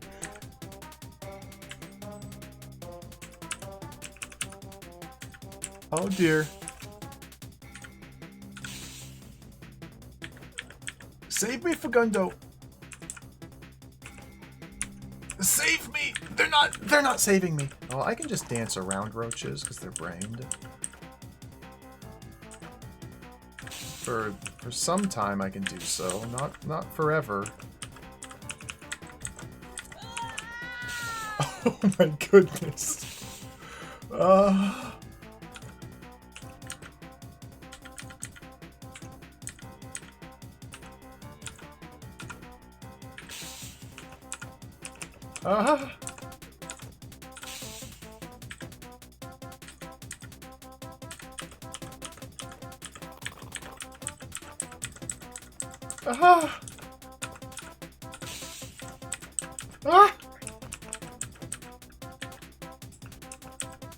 Oh, this is bad. This is really bad.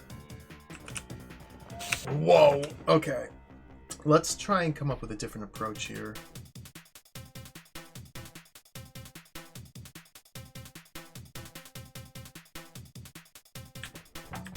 That one wasn't working out very well. So maybe... Well, because of the spacing of the Fagundos, it makes sense to try and go for like a pair of queens as quickly as possible.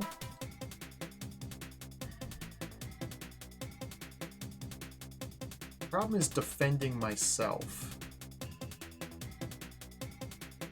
Perhaps I can use the trapdoors to defend myself a bit. I don't know if I can.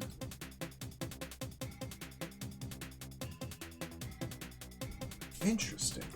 So let's head this way this time. I want Toko to come down here in the corner. And here comes the carnage.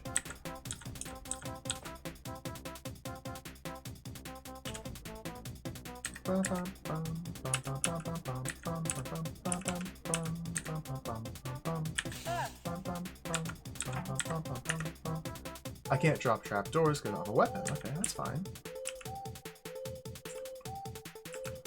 I would love to have this Fagundo kill that one. But this guy, I don't want him to go that way. I want him to try and defend me, so kind of have a conundrum. So let's go like that. Bum, bum, bum, bum, bum. Oh dear. Oh, shucks.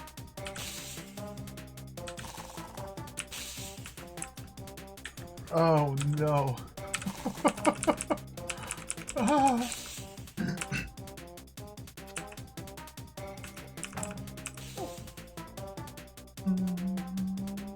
This is hard.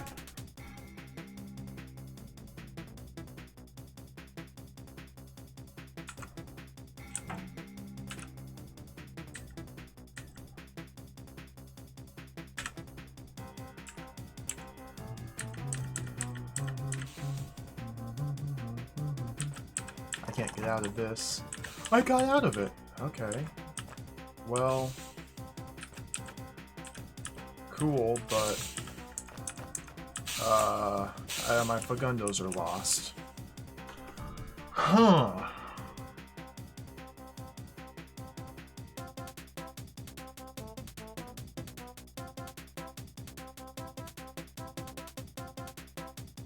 Huh.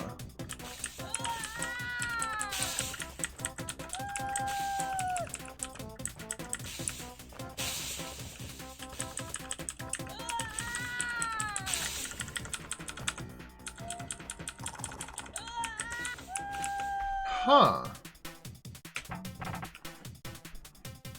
Oh dear.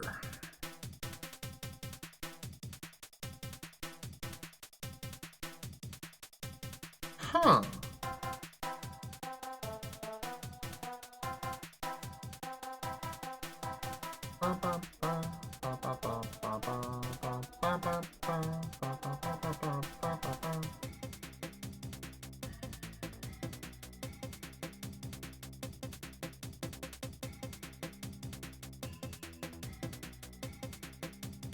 Huh. This is a... wait. Turn 30. It's like, this seems like the obvious opening move. Take out a pair of queens.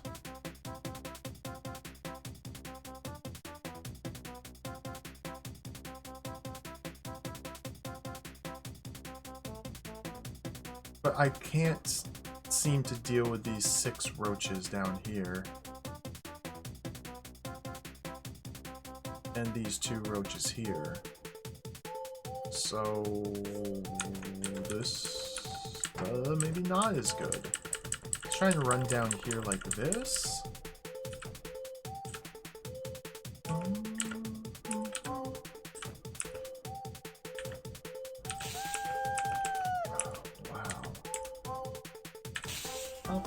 So like this guy is so far away from these roaches, I'm just kind of in trouble. I guess I can try and maneuver by this Fagundo, which would guide this one down to that queen?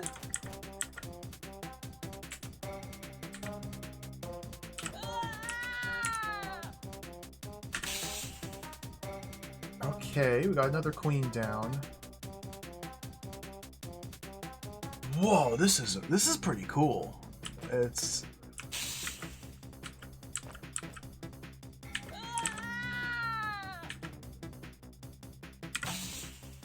okay. So I'm having a problem coming, but I guess I'll use this Fagundo to help with that problem. I'll try and stand to block one of these. You might be able to kill that and then deal with those. This guy should probably head over there. What a cool room. Well, if I want to stand over here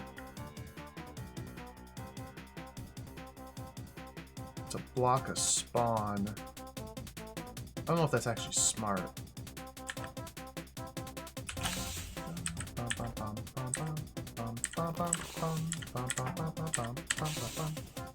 I like that. This guy should wake up in time to save me from these. He'll slowly meander his way over there, in theory. In fact, I could probably use that force arrow.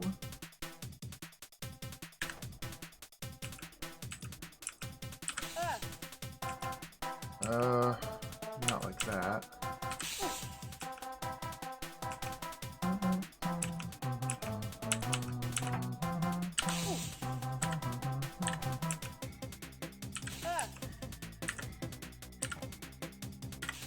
Okay.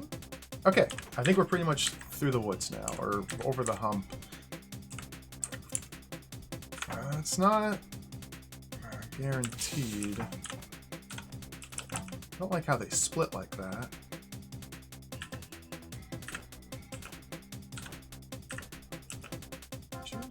Like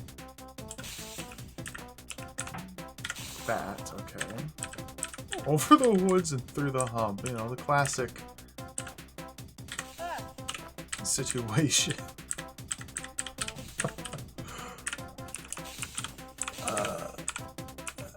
Sometimes you play DROD and you just kind of say things. It's quite fun to do. So I'm caught like on the diagonal to these roaches. So based on where I move, they either go south or east. And they only go straight on the diagonal if I am on the same diagonal as them. Because their brain, they prefer orthogonal movement. So it makes it awkward to try and get the Fagundo between them. It's possible, but it makes it awkward.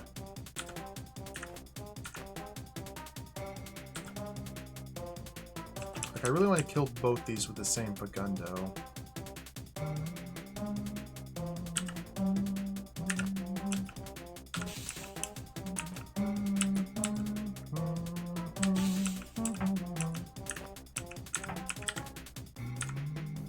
That, okay. And let's send this guy into the brain. Get rid of that one. Okay. Whew. Kind of a scary room, but once you get past the start, it's not that bad. That's pretty cool. And there's a secret. There's a secret-y secret. 6th place. Oh! And now it's even harder.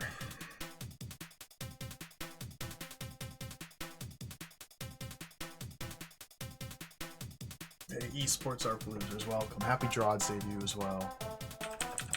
So now we don't have the trap doors, so every roach queen spawns one more roach. So it's now even harder.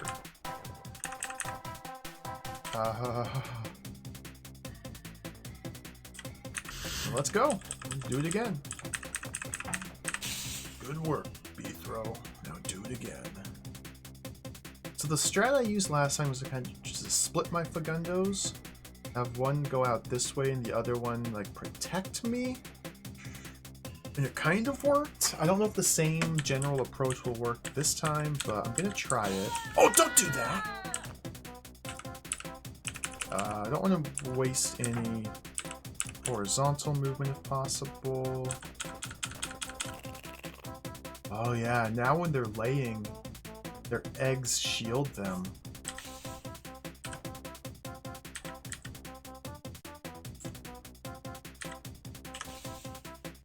Oh dear. Things are about to get really hairy. Oh no. Oh no.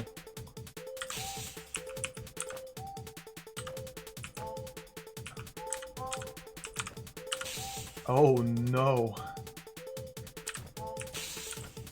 Oh, I don't like this. Bad, bad. They are brains, so I can dance around them to an extent.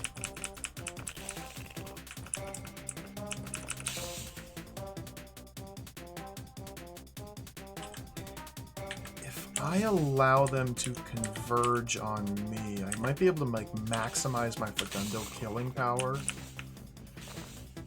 Oh dear.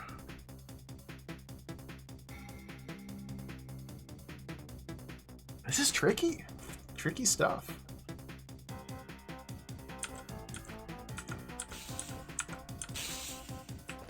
It would be hard to get more than 3 kills with a single Facundo.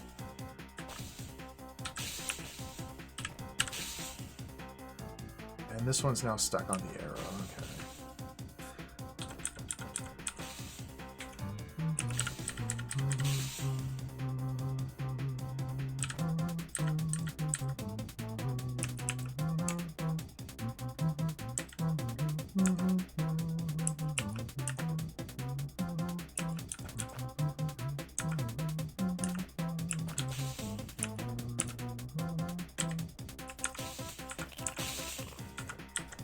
Oh, scary.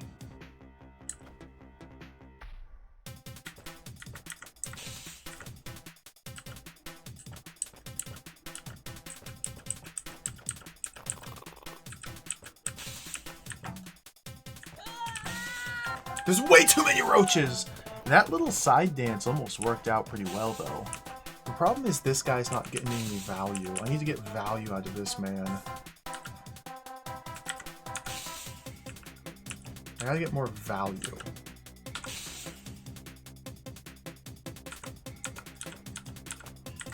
I want value.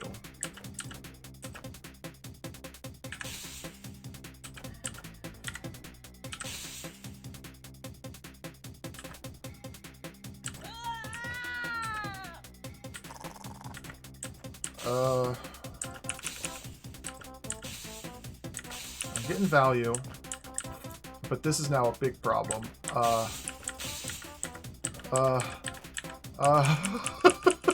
no. My value. This is wild. I'm not really sure what to do because I'm just completely overran.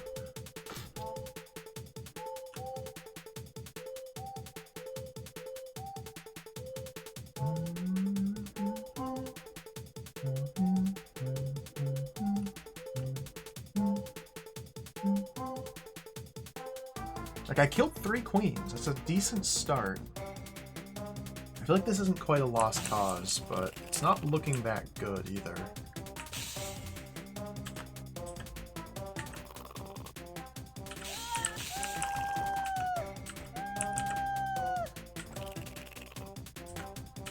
Good gracious.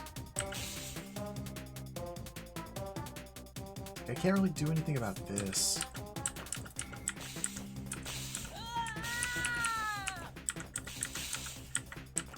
I can only run laps to a certain extent, and then I just get...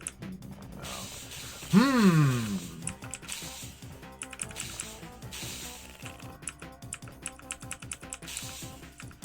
This guy getting stuck up here forever is not doing me any favors.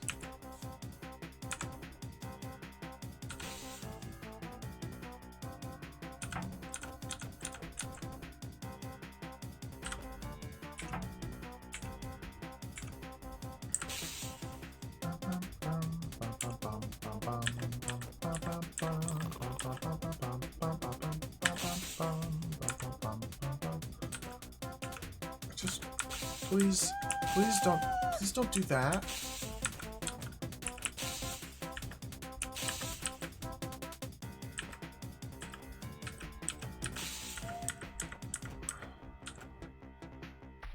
Oh my...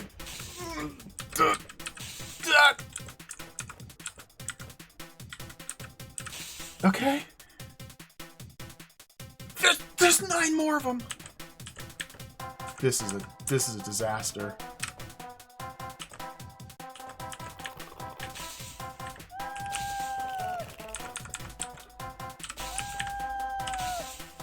Okay. Like I'm struggling to try and move a Fagundo towards the queens while I'm surviving. Like I'm barely managing to stay alive. But in doing so, I tend to only use one Fagundo. It's very hard to use both at the same time. Like, have one work down towards the queens while the other one defends me. It's very hard.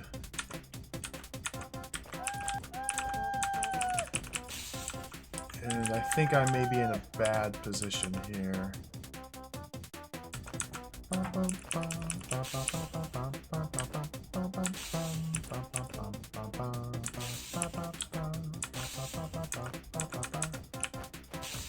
Try and get out of this spot. Say as I go right back into that spot.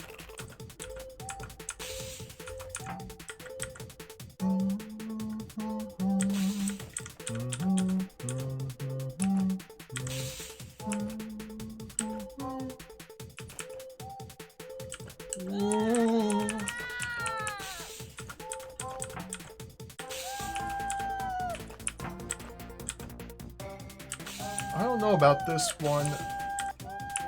Oh no.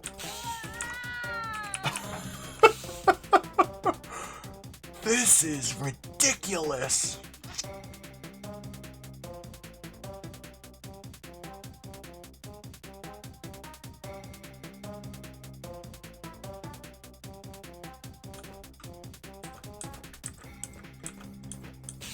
Like I really want to try and use this little side path.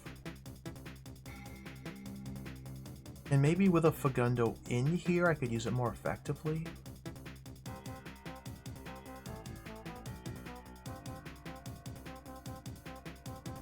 I don't know.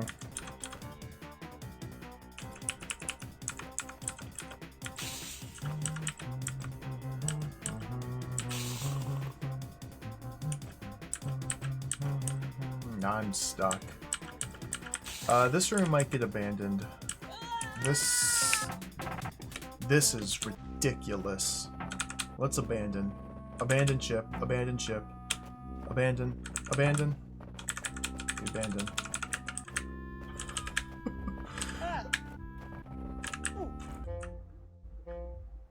Oh, there's a puzzle.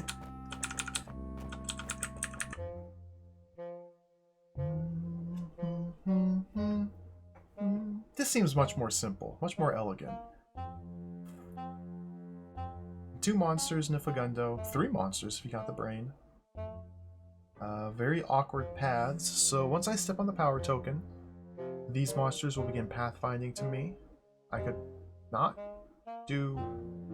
They can't reach me though.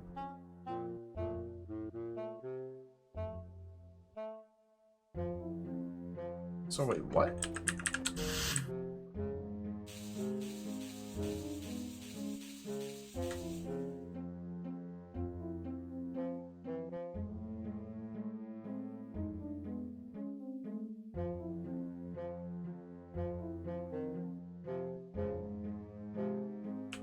Huh. If I didn't know better, I'd say there's a puzzle here.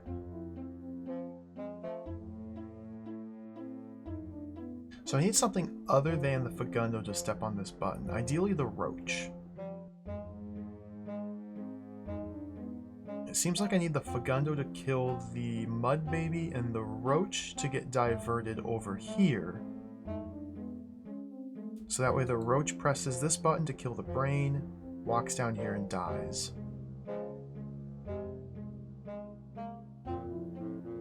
I can't use the Fagundo to press this button because doing so would detonate all of these bombs and kill me. There's no safe spot for me to stand from the bombs.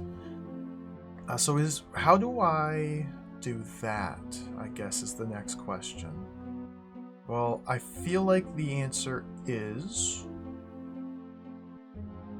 to crash the Fagundo into the mud baby when the mud baby is on this tile of thin ice, and the Fagundo would be here. detonate the mud baby, taking out these tiles with it, leaving the only path for the roach to be this one. However, the roach has a shorter path to reach me than the mud baby does. We have to also delay this roach somehow, which I guess I could probably do by just crashing the Fagundo into the wall, like here, or in one of these one tile wide spots to buy me 5 turns. Okay.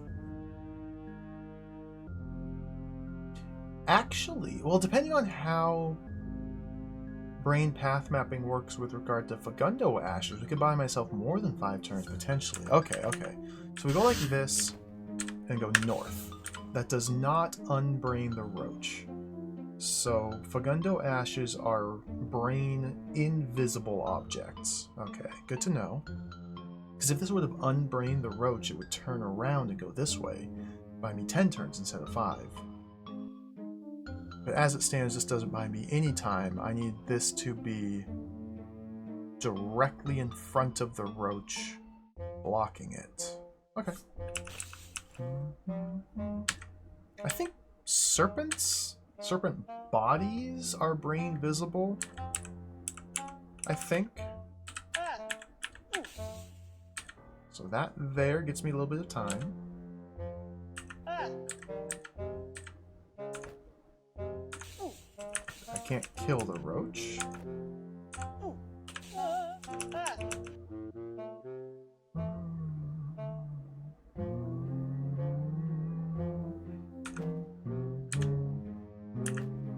So I can't make it to that one in time. So looks like we're going all the way to here. Okay. And now the Fagundo should be able to get this to work. Just I left the room on accident. Oops. I don't think I've done that yet in this hold.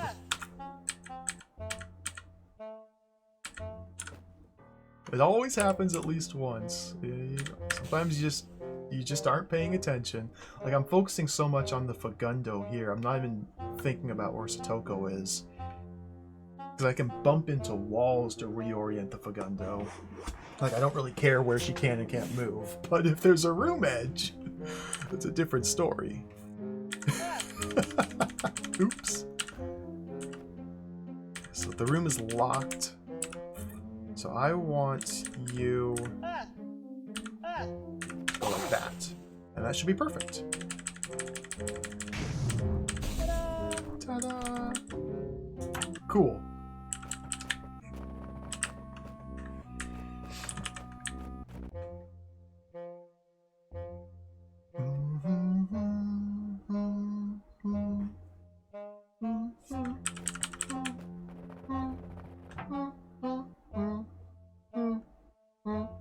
Hot tiles and Fagundo ash. Okay. Hot tiles kill the Fagundo ash. Oh yeah, that's another thing with Fagundo ash. That hasn't really come up. You can kill Fagundos by killing their ashes. Like if you're playing as Beethro with a sword and you stab Fagundo ashes, then they die.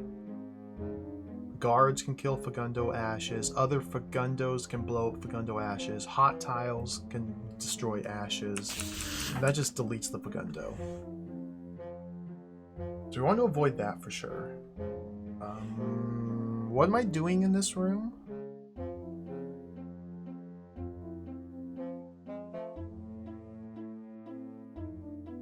What? Oh. Ugh.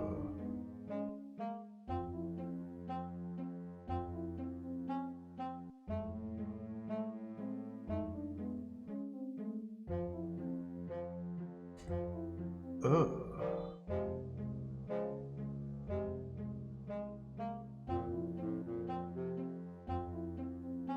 Okay, so I need to press all these buttons to kill all the brains. The Fagundo cannot press all these buttons. The Fagundo can press this button and this button without assistance. So the remaining 4 buttons, I need to enlist the roach's aid and guide the roach over them for 3 of the buttons, and for the 4th one, I could crash the Fagundo into the roach, or just guide the roach over the 4th one. And this roach is brained, and we may need to detonate the Fagundo to destroy thin ice at certain points to redirect the... Ugh. Let's start with what I can see for sure. Like, that seems like it's a given. I don't think doing that's going to make a big difference to anything. There's not much thin ice I can destroy with the Fagundo. It's mainly in these little junctions here. Might be as simple as send the roach down one path and then delete that path to force it to turn around and double back?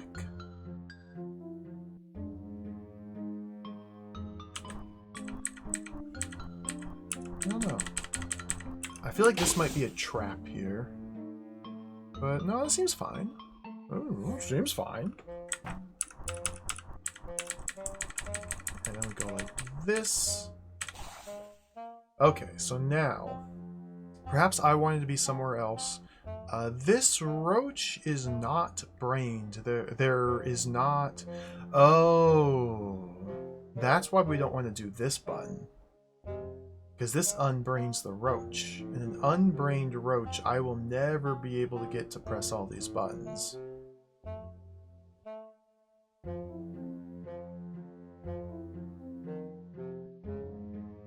Yeah, it's currently unbrained. And unbrained is just useless garbage. Okay. So that's why we don't want to do this one straight away. Because that erases the brained path to me.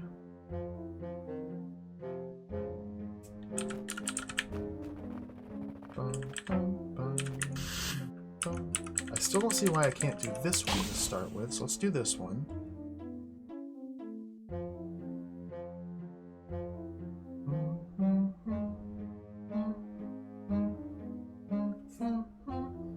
So we can allow the roach to end down here.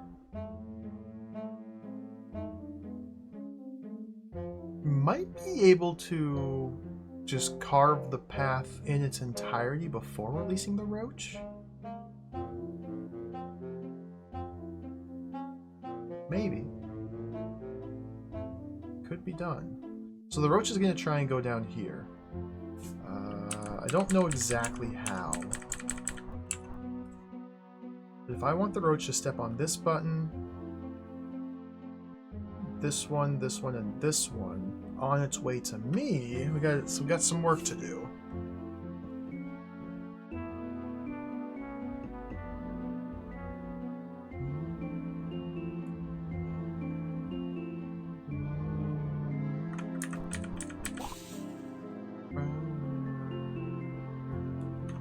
Almost feels like this might be good. So now I think the roach is always going to take this path. Might be good, it might not. I might want to like send it around like this. That might be possible. In fact, can I do that? Bum, bum, bum. Bum, bum, bum, bum, bum. No, I can't delete that. I was thinking destroy this, send the roach down here, up like that. I don't know if I can actually do that, though.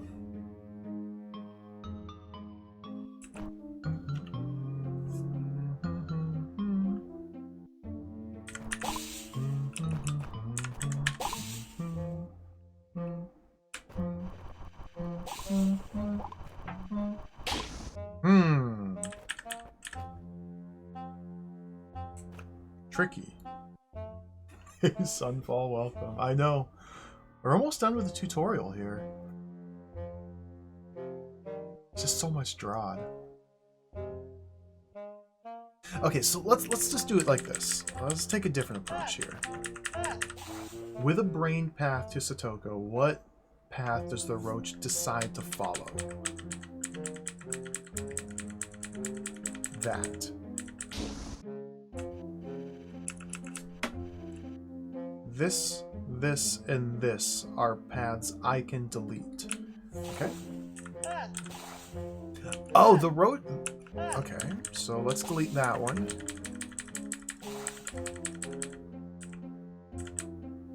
And it doesn't really care.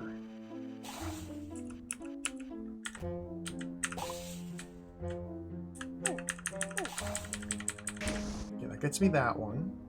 This seems like a good start.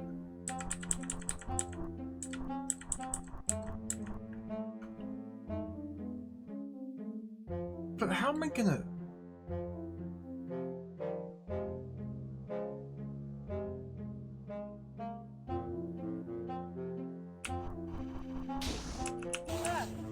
I hit that one. I'm hitting that one. I'm hitting it. Okay, so now we have this one pressed. And then it goes down like this. So, let's get rid of that path. Let's see how this does. Okay.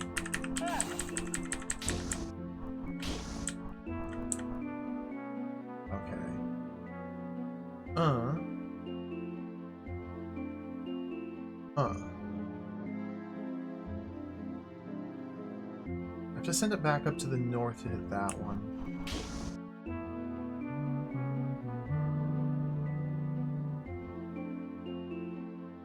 So if I remove this, it's going to go around this way.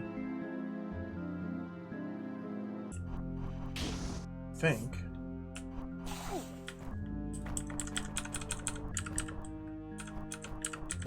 I don't think Satoko's position has any relevance on this. Because the brain is pathing to here and then to Satoko. Wow, that was pretty cool. Interesting how it moved away to get to me. How do I send it this way now?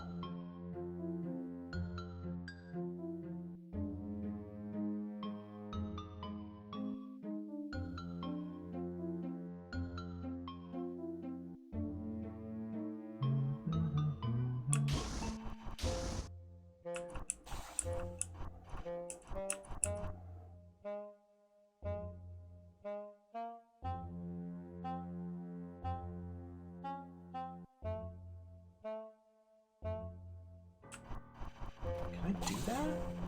Is that legal?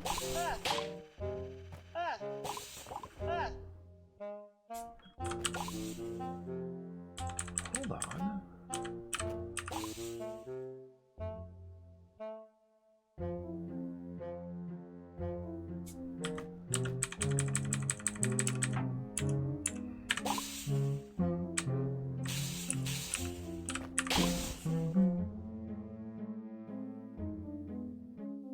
Send it this way, like that? Is that legal? That can't be legal. That's gotta be a ruse. No, that might be the play. Okay. So now this one's guaranteed to be hit. We've burnt this route, so now it's forced to go around this way, so I think I'm gonna drop this guy. Okay. It's coming together here.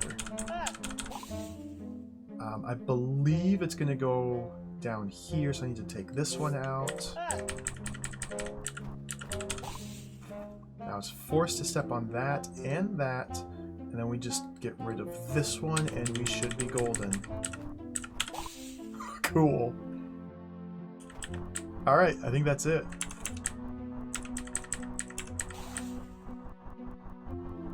Yeah! It wasn't it. I overlooked a critical route.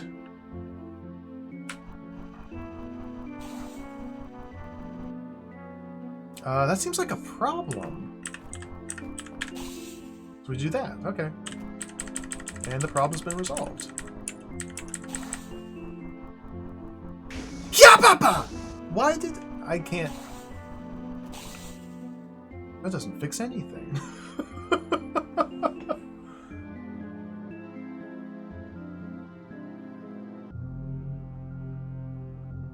maybe just like tinkering with this a little bit. So since there's no way for me to block this from being horizontally traversable, like I can't go up one side and then go down the other because they can just dance around. So the center is critical. Like this bit looks good. It's just a matter of getting the roach onto this path. So sending it up like this was wrong. And then how do I have it press this button without also take this path?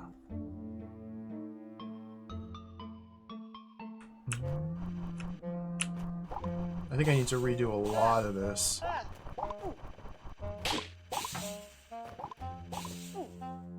How I handle this bit seems to be important.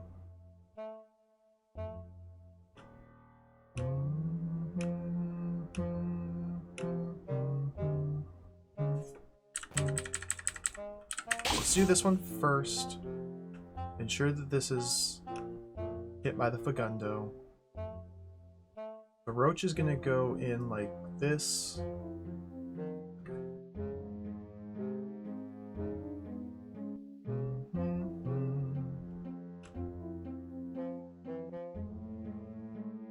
Oh man, I thought I had it there.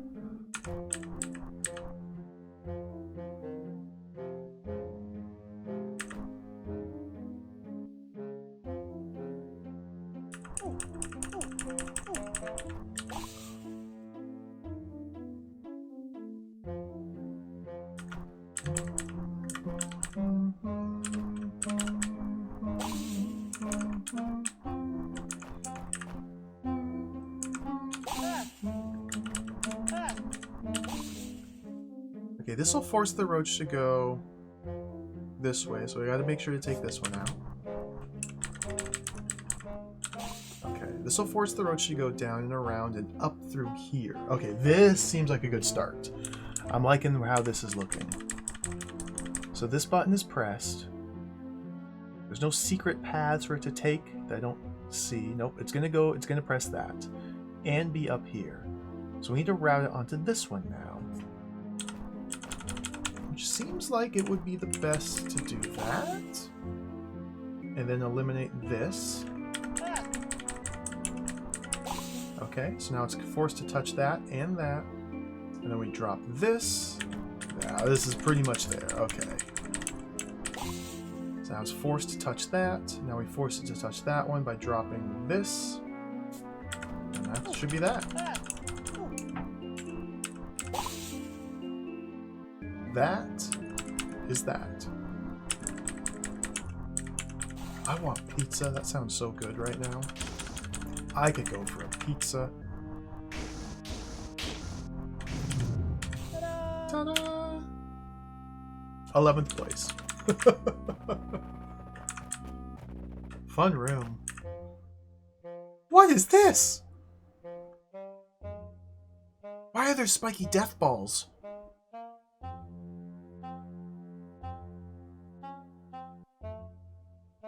What is all this?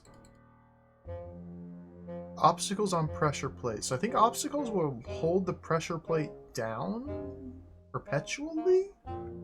Is that true? No. Obstacles do not have weight. Monsters have weight. Pushable objects have weight. Diamonds, gems do not have weight.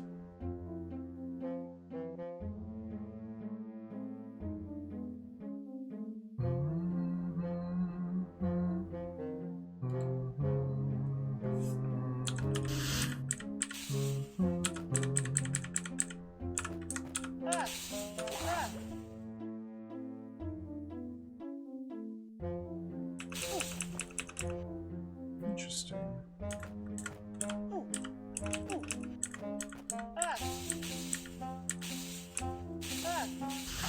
Spiky death balls. These are both 23 tiles long.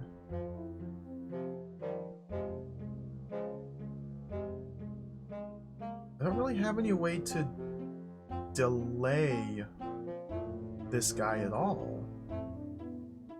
So wait, what? It's like there must be something else I can do other than this.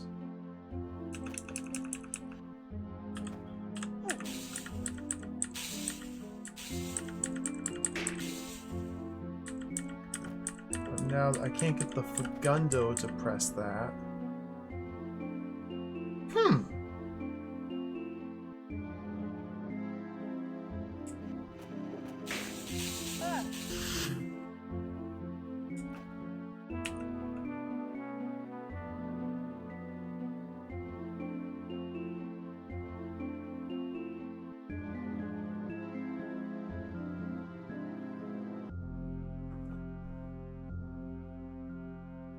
A room like this is so, like, simple and constrained. There's very little you can even do. Obstacles or walls, pressure plates can go under. It's a good way to think about it, yeah.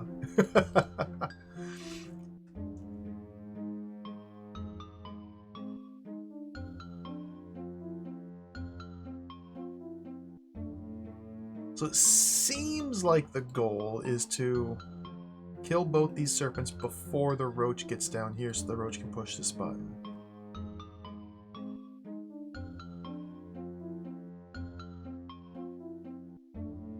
But the Fagundo's not quick enough. So I'm missing something. Oh, very mysterious.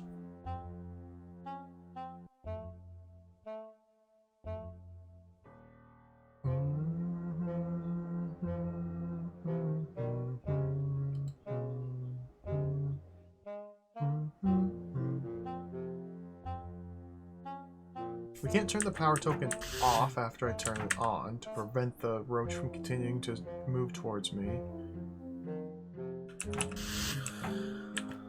Sending the Fagundo there means I've lost any and everything I can do in this room, so that seems like a bad idea. It definitely seems like I have to do that.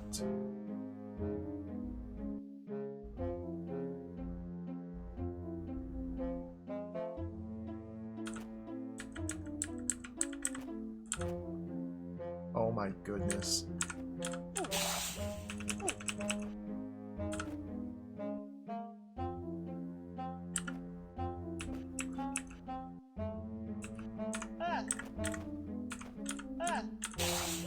Okay, I'm close. Close. I think I have to, like, yeah, I gotta, like, delay the roach with Fagundo. But I need to delay it, like, one more turn. What if... Okay, what if I have the wrong approach entirely? What if we just do that?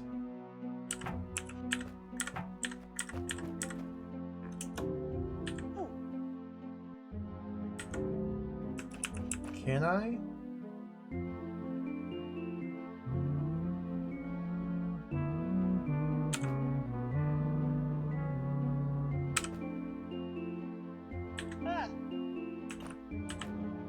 Almost. Okay, not with that specific pattern of movement.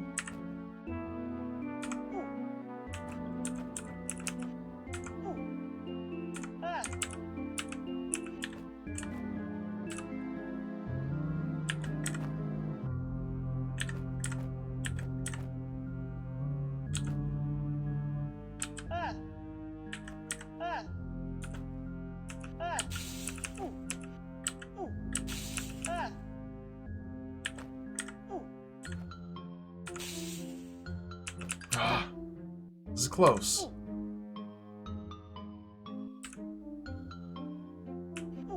I just need like one more turn. Okay.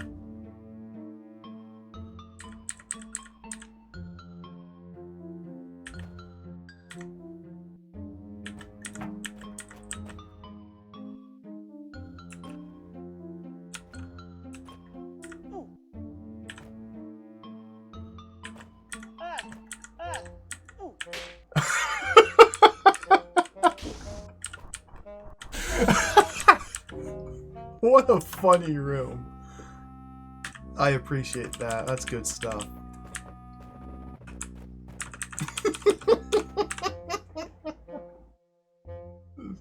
An eminently silly puzzle.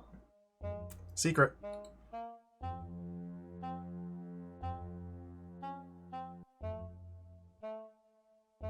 Oh dear. This is complicated now. So there's invisibility potion. You can choose to be visible or invisible after touching the power token.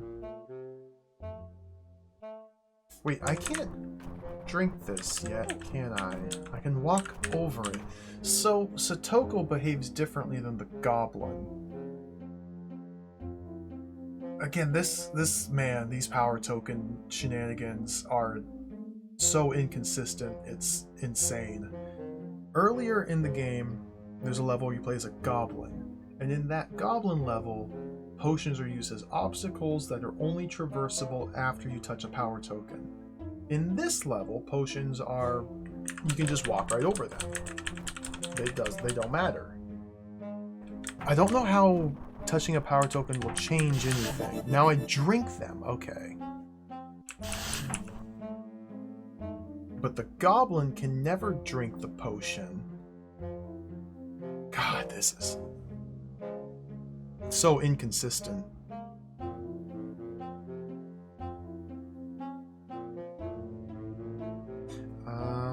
So I think I need to... I don't know what I need to do here. What do these buttons do? Probably want to step on those.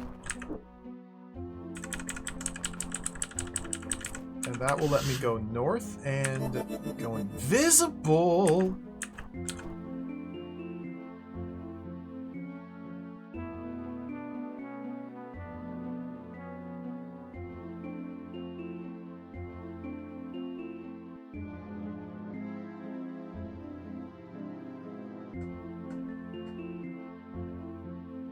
I think it's semantic splitting of hairs, but I would say if touching the power token with one player does something different than touching it with somebody else, that means it's inconsistent, but it's semantics. The difference lies in the player role, not the token per se.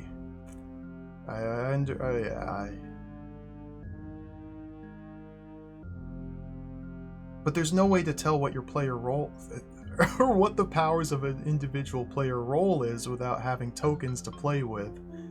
It's the sort of thing that you can never know ahead of time until you get in here and just start doing things and see how it behaves differently than the last time you got in here and did things.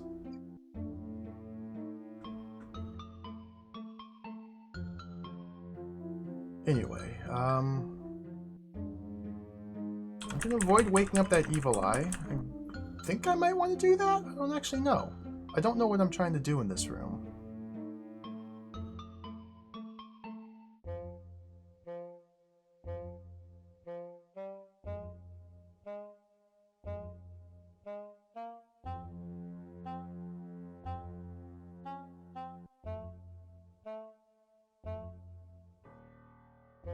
Well, again, the goblin, again, I'm splitting hairs and being...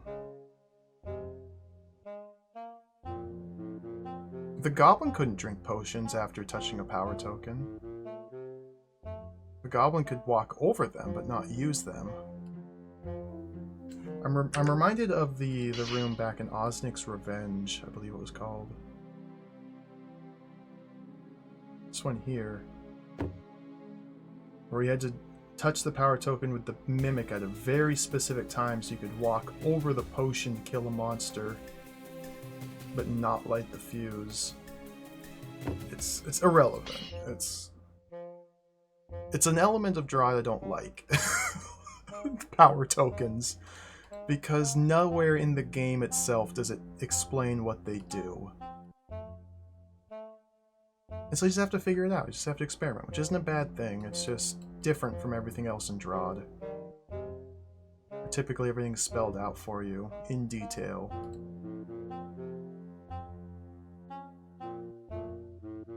What am I doing in this room?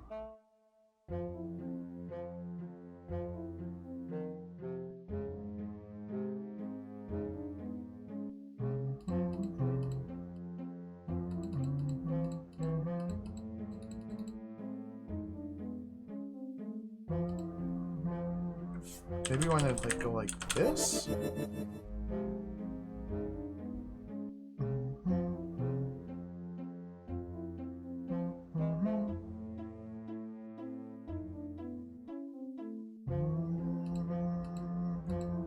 So I'm gonna have to wake these guys up in order to kill them some. Ooh, but.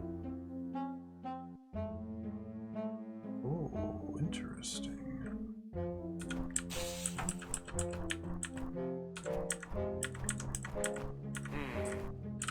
Okay, there's that one. So I'm gonna do something like that to kill these two. So probably want the Fagundo ahead of me here.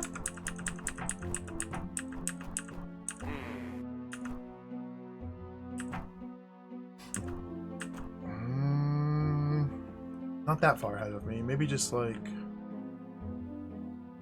one tile ahead of me.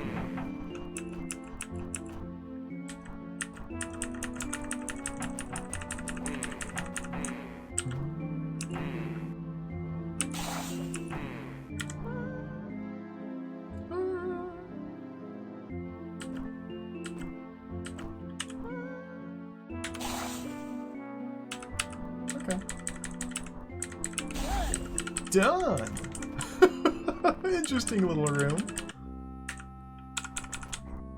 14th place. Oh wait, there's a secret back here. There's a secret. Let's see if this is a real secret or a terrible, frightening secret.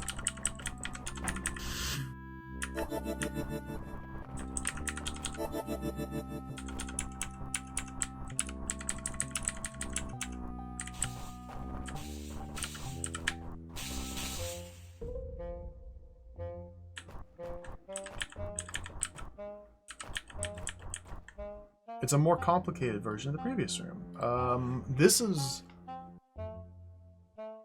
It might not be too bad. This might be fun.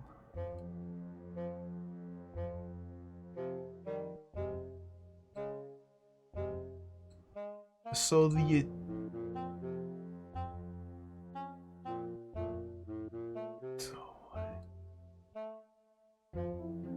The heck is all this?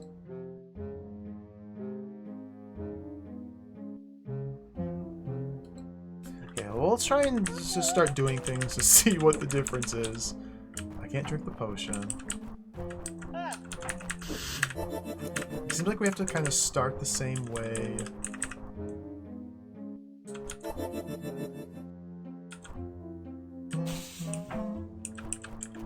I don't see why I can't do this the same way. But maybe there's a reason why I can't. And then from here... So this...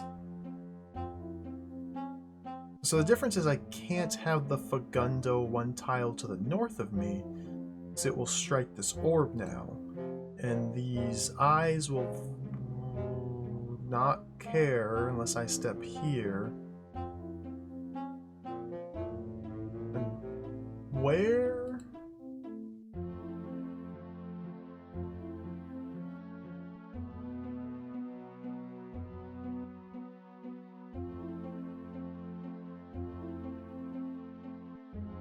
So Toko has to touch the orb.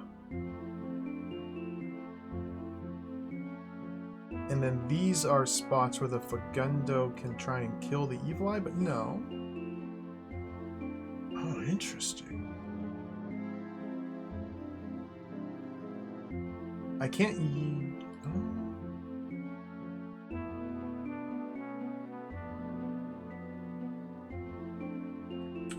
Can I just do this?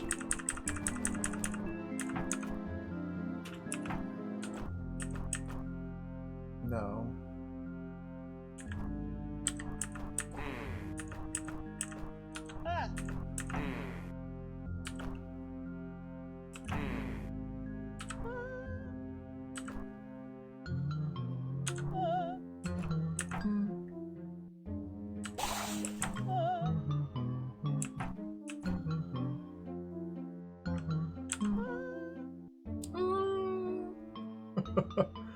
Huh.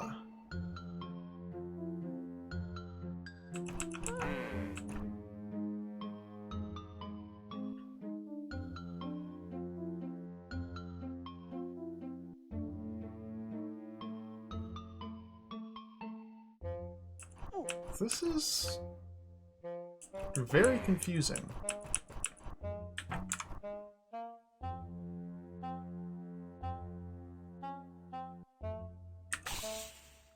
Oh, don't do that.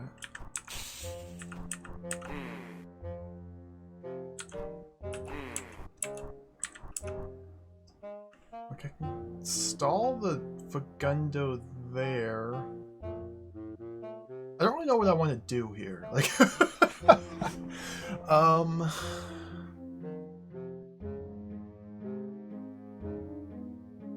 this is very confusing. This is very overwhelming. Like, there's just bombs everywhere? So I can't detonate the Fagundo here, here, here, here, here. I could theoretically detonate the Fagundo on this checkpoint or on this patch of thin ice. But getting the Evil Eyes here and here and the Fagundo there is not... I can't do that, because the Fagundo has to stay alive to kill that one last.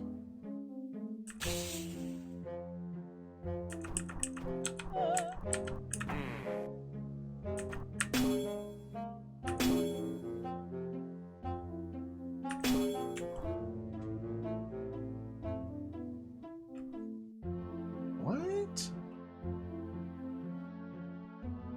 Am I supposed to stay invisible for this?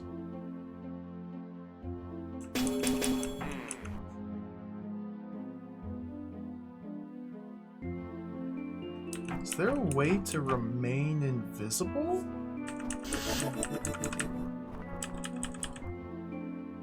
I have to drink the potion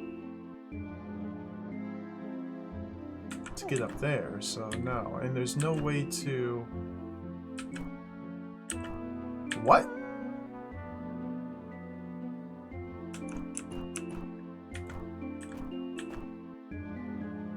They don't care about fire traps. Interesting.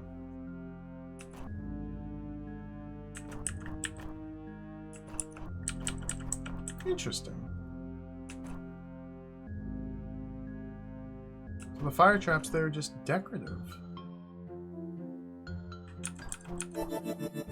Huh. I don't think I ever knew that. Cool.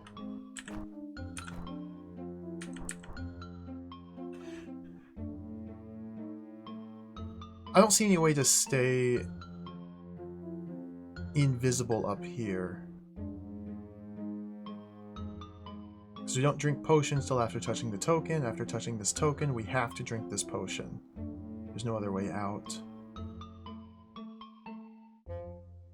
So if we are guaranteed to be visible, I don't see how this guy could help me do anything.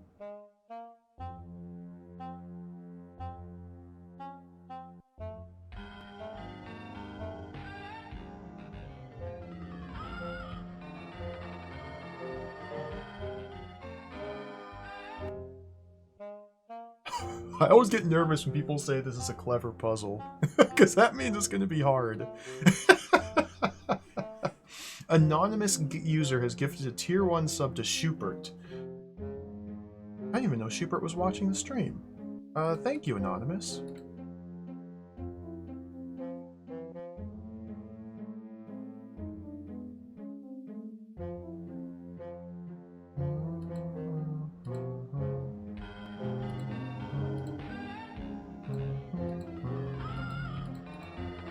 I don't know what to do. This is confounding me up here.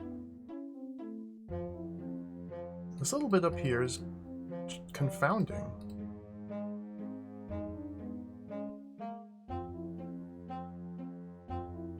Dieter Lavos, thank you for the 18-month resub. Oh, I appreciate it. 16 months in a row. Powerful support.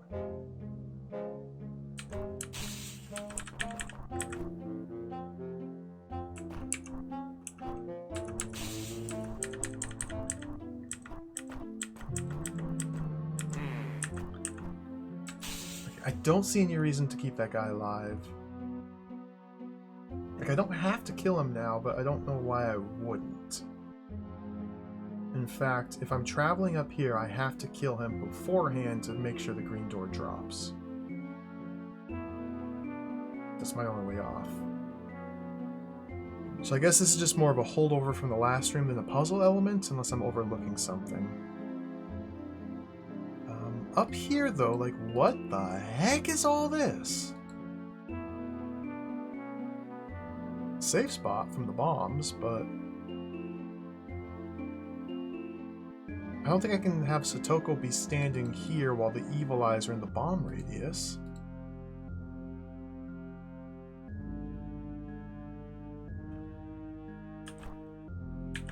Maybe we just have the Fagundo behind me? I don't know.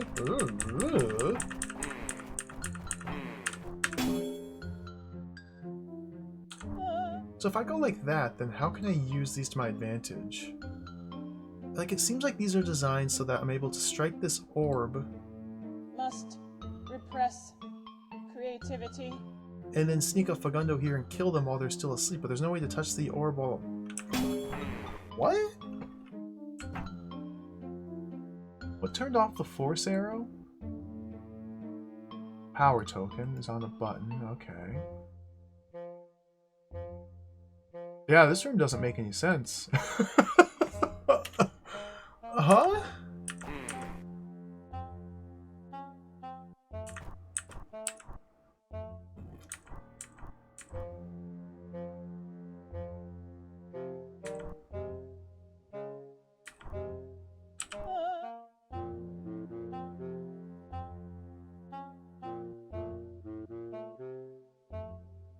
Huh?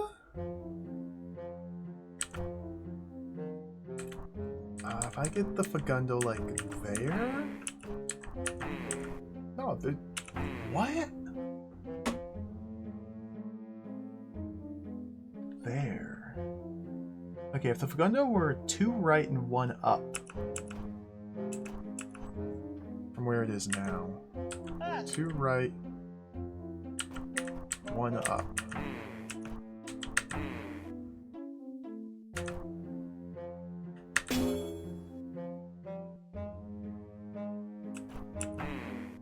Then that doesn't do me any good.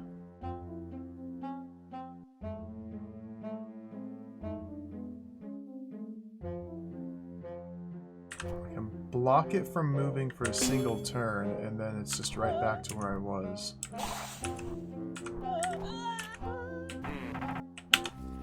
Alright, it's another impossible secret room. Let's just move on. Oh dear. Oh, Briar is nice.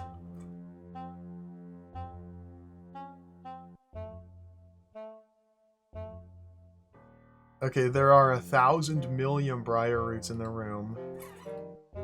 We have a Fagundo. Fagundo can destroy Briar. There's a very cool little contraption here. There's buttons and orbs and shallow water and orbs and shallow water that looks different from other shallow water, and there's hot tiles, and there's Briar, and there's fire traps under the Briar, and there's orbs, and there's orbs, and I don't know at all what we're supposed to do here. Presumably the Briars are going to start growing. Oh, it just instantly starts growing. Okay.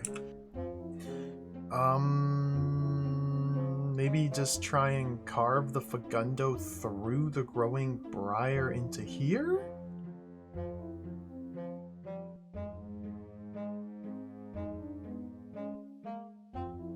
Briar doesn't grow across hot tile, so nothing will ever touch these orbs. But Satoko's gotta come up through here and touch an orb while... I don't really know what I'm doing. Maybe we're just eliminating the Briar. Oh dear.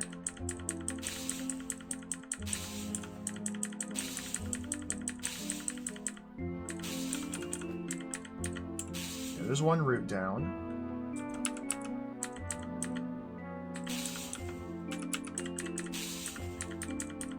So now the briars are going to start growing twice as fast, which might make this untenable.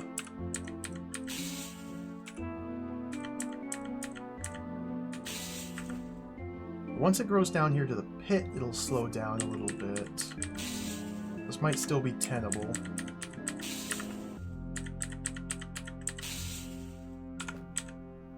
Oh dear.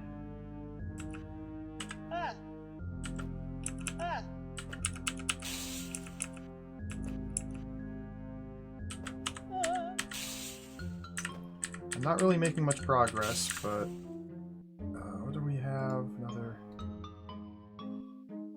6 turns? Okay. I'm creeping in. I'm creeping in.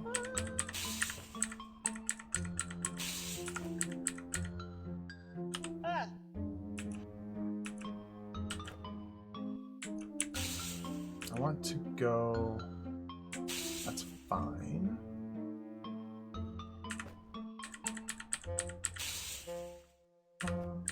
Bum, bum, bum. And I died. That's unfortunate.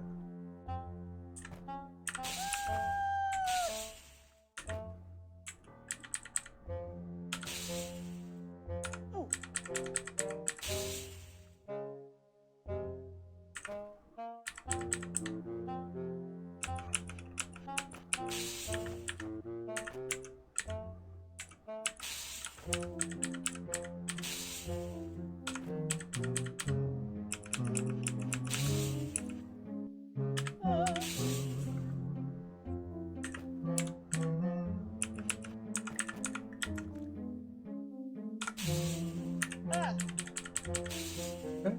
Seems like we're kind of through the woods here. Over the hump and through the woods to grandmother's house. Now let's very slowly send this Fagundo over here to kill this root. And then very slowly carve a path. Because we're going to have to... Well, I could just do these now. Right?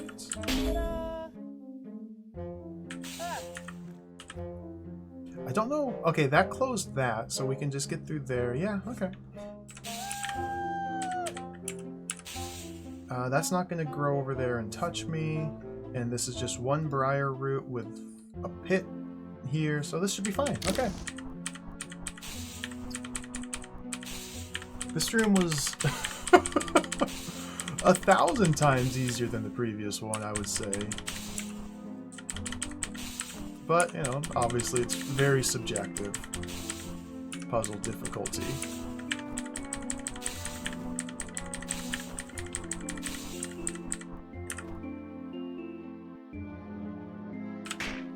Don't like that. Don't like that. I probably don't need to take out this root, really.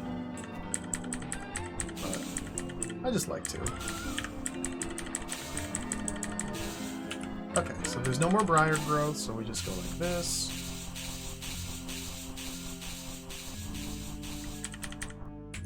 And we're through. Alright, fun room. Floor is lava. Thank you for the 52-month resub. That is some powerful support. Thank you.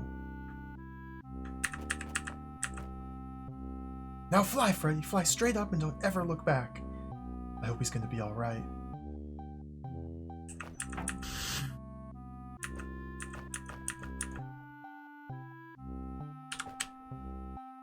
Freddy!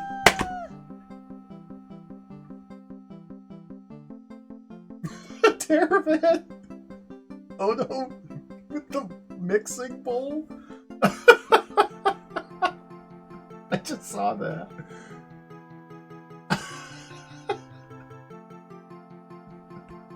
That might be the best emote I've ever seen. Oh, awesome.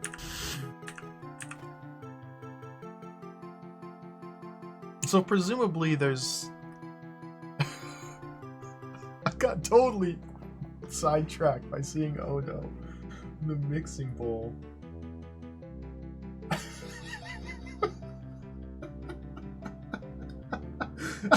It's like 4 frames. I don't know why it's so funny. Probably because it's only 4 frames. Oh, beautiful, beautiful. Okay, we just had to send them north. There's no obvious way to end that room, even though she says fly up, but... Unreal City by Nuntar, June 30, 2015. Under the gray fog of a corsuary dawn, Bethro stepped onto the narrow bridge that formed the only passage between the high walls of the settlement. The bridge was covered in a layer of grime, and Bethro could see the traces of the citizens who passed back and forth on their daily routine. But there were so few. The attempt to reclaim a small part of the lowlands for human habitation had been valiant, to be sure. Over to one side, a space had been cleared in front of the wall. The briars and long grass were already fighting back. But there was enough of a gap that Bethro could see the lines of standing stones, rough markers of those who'd fallen in the struggle.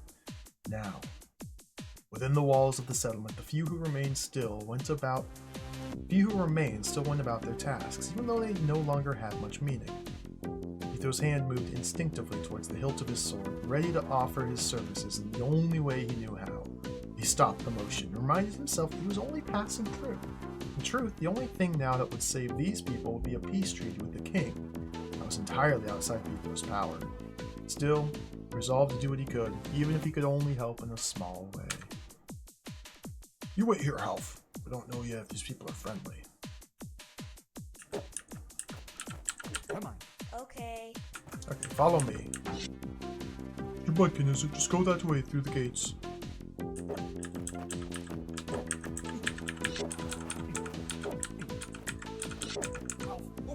I can't. Half, open the... Half, you're gonna die. Half. Wait here. No problem. So, not the best security system I've ever seen. I suppose it's enough to keep out the roaches. So presumably this is now about relay stations and citizens, which are very confusing. Elements introduced in DROD 3, The City Beneath. Some very cool puzzles using citizens.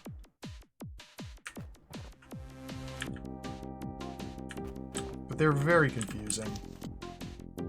Hello, what are you doing there? Oh, I'm tending to these relay stations. I can see that, but why do you keep going back and forth? I have to tend them all equally to make sure they're all equally well tended to. What about those other ones? Oh, I can't get to those right now, but if you open the door for me, I'll gladly add them to my agenda. Sometimes I think the whole world's gone crazy.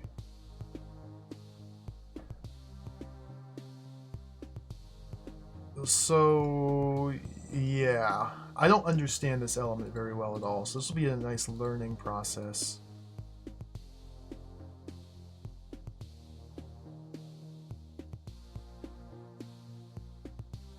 So citizen number 7, number 1.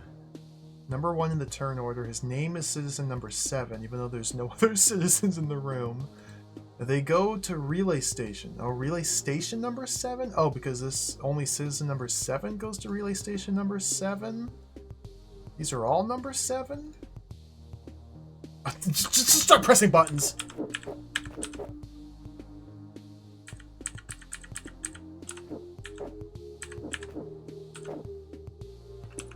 Okay. 7's not a color.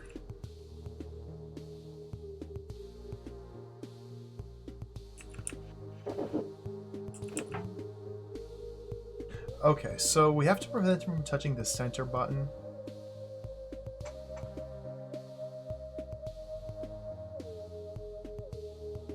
In order to do that, while also pressing these 4 around here, we only need to press 3 of the 4.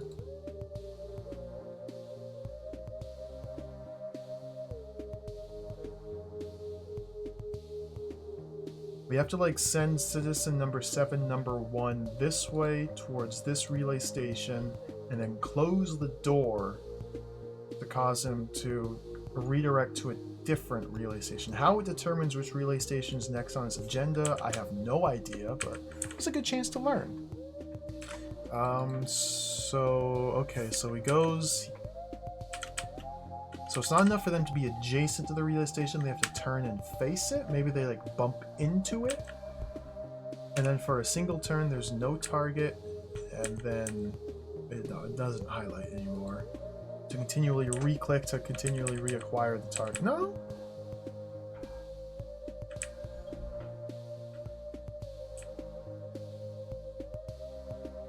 Okay, so it just goes back and forth. Left button for right, left button for top door, right button for bottom door. So let's get him right up here, and then open this door. Maybe he goes to the nearest one? So here he's targeting this guy, but I will never be able to get him to retarget to a different path because I can't close this door. Because there's no door there to close. So maybe if I close the door while he's there?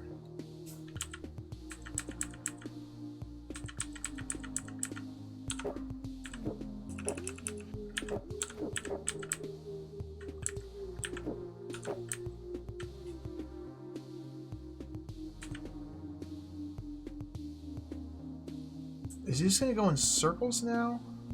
Okay, this seems good. This seems good. So close that. Hit that. Close that. Open that. Open that. Close that. Nope, not good, not good.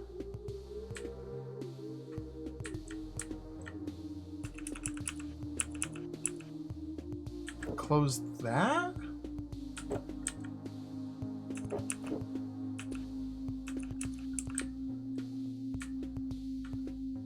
How do I hit that button?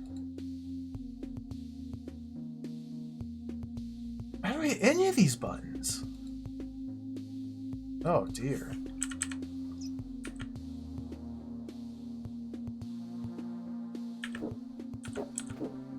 What?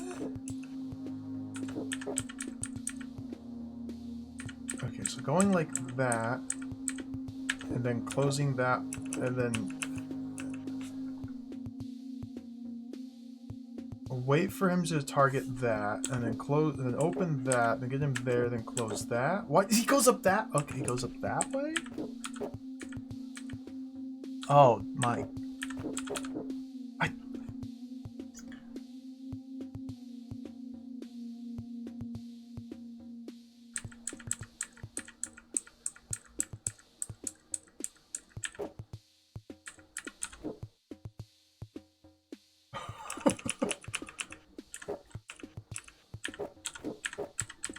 Okay, there we go. We got that one. And I bet we can go like that to get that one. Okay. Clear. I was deceived by the floor mosaic, thinking I had to send him on these alternate floor diagonal lines, but no. Cut across like that. Okay, okay, okay. Okay, cool. That's definitely a last place. No, 11th. Are we down to there where there's only 11? There's only 11 demos. Okay. We're almost into single-digit territory. So obviously I could optimize that incredibly lower because I kind of have a sense as to how to manipulate him a bit better now, but I'm not going to worry about that. Oh dear. What is...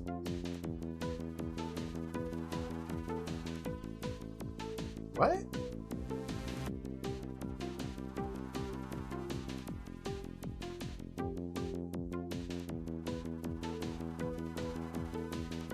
What? How?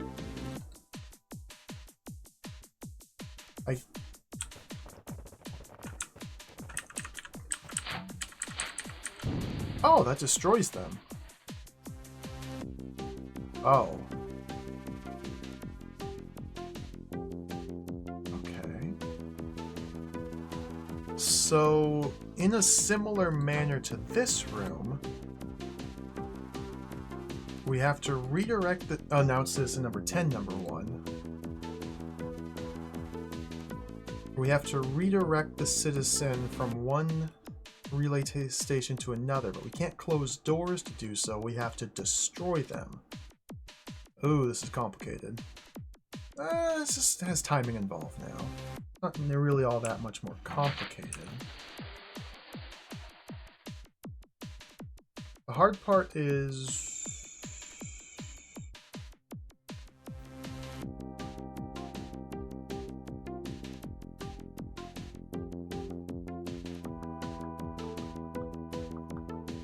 It seems like we want to leave these two alive. So at the end of the puzzle, he's just going to be ping-ponging up and down. And we destroy these 4 corner ones at specific times that cause them to pass over the buttons. So it seems like putting a mirror there would be wise. Putting a mirror there would be wise. This last mirror, I guess we would just use to determine which direction I want the fuse to burn in. So if he's going clockwise, I want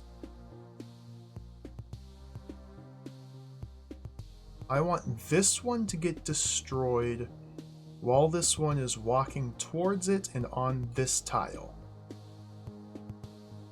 Because then he would diagonal up here and go up there, presumably. I don't know what determines how they decide what target to select, because it's not the nearest one. Maybe the nearest one that they haven't previously touched. But how do they... So let's block it from burning that direction. How many turns does this fuse take? That was almost perfect. Could I have done that 2 turns earlier?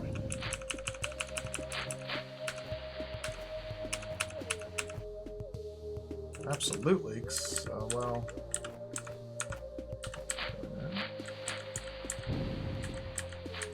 One turn later.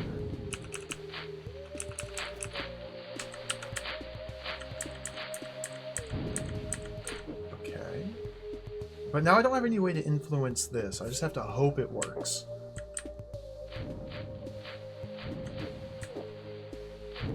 It didn't.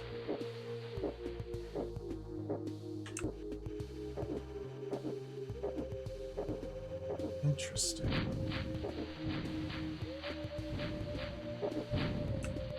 Well, that's... Okay, so I can do that.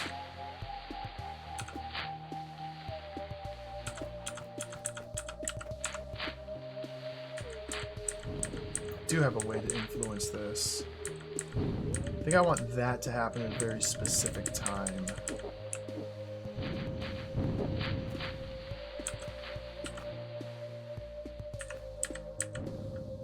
Oh dear. So no, I want this one to be destroyed before that one. Okay. Oh, yep, I see.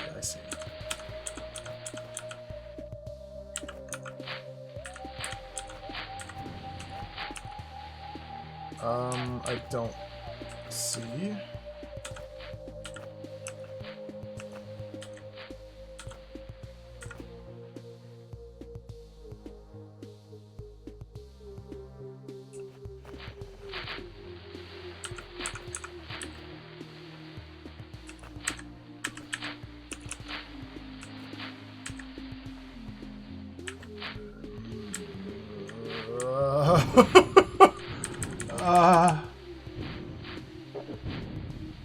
You're right, I am assuming. I use guy and man as gender neutral terms. Dude. That's... This fake little cartoon character. Citizen number 10, number 1.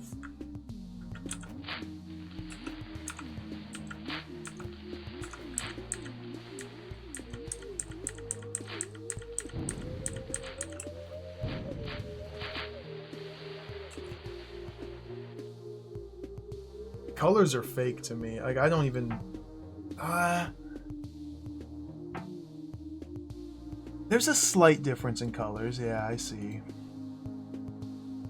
Why can't they just write the color? Why do you have to number it?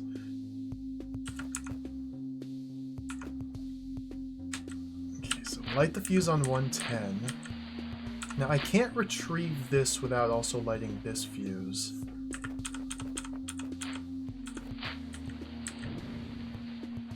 I think this is...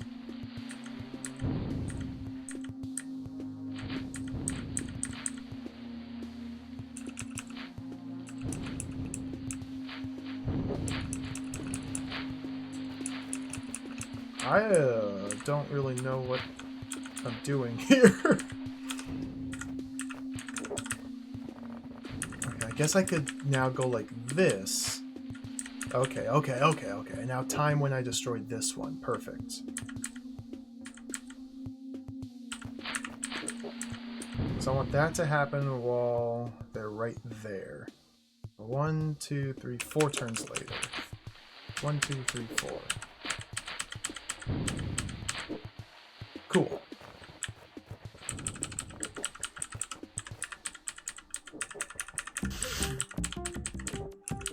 Clear. Alright. 6th place.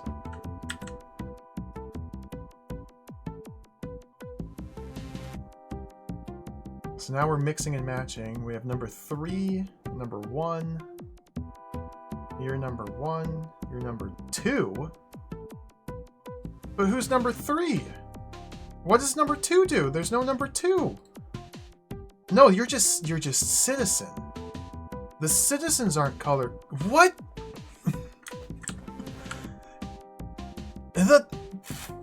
I don't know what this one does. Oh there, can you help me? Sure, what's the problem? I'm trying to make up my mind which color I should be. Should I be a red citizen? Visit red relay stations? Or should I be a blue citizen? Visit blue relay stations? Does it matter? Matter is the one defining decision of a citizen's life. Once you choose your color, you're stuck with it forever. Why not just go for whichever one's closest? There's no way to make such a fundamental... Well, maybe you have a point. Crazy people.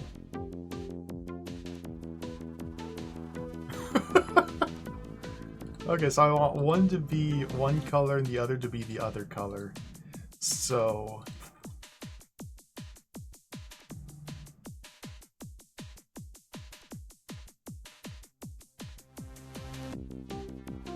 I walk in here, touch the Conquer token. I release this citizen.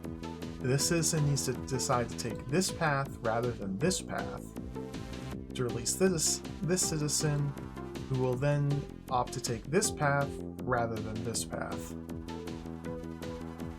So this path, I need to drop specific tiles of thin ice to cause this one to be longer than this one when approached from this angle, but shorter when approached from this angle. So the difference must be very slight, but it must be there. Oh, this is complicated. I always say that, but these are all complicated puzzles now.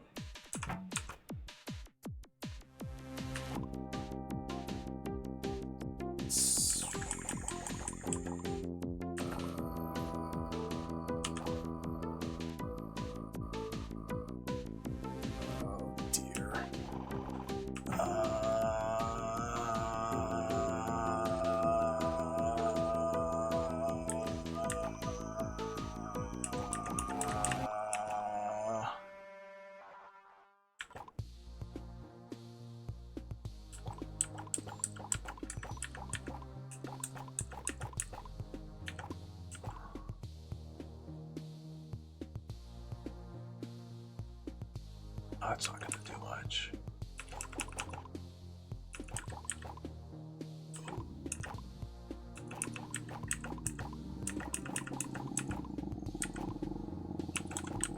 I have no idea what I'm doing. I don't know. Maybe that'll work. Maybe I just got lucky. Nope, I didn't.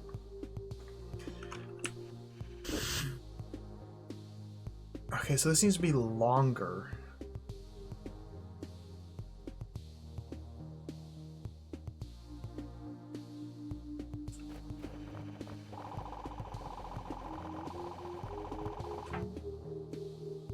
I could count tiles and see precisely how long this path should be. That sounds scary.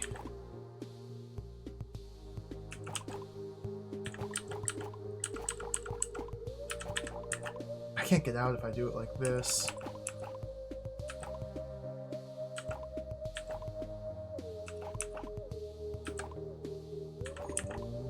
Whoa.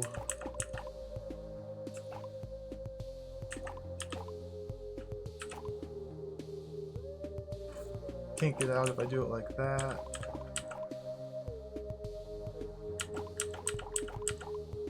Oh my goodness. This is hard.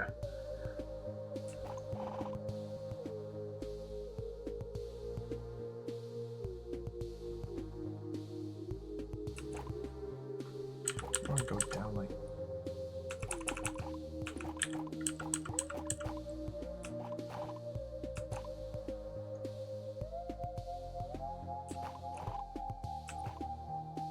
How do you even think about this? Like, whoa.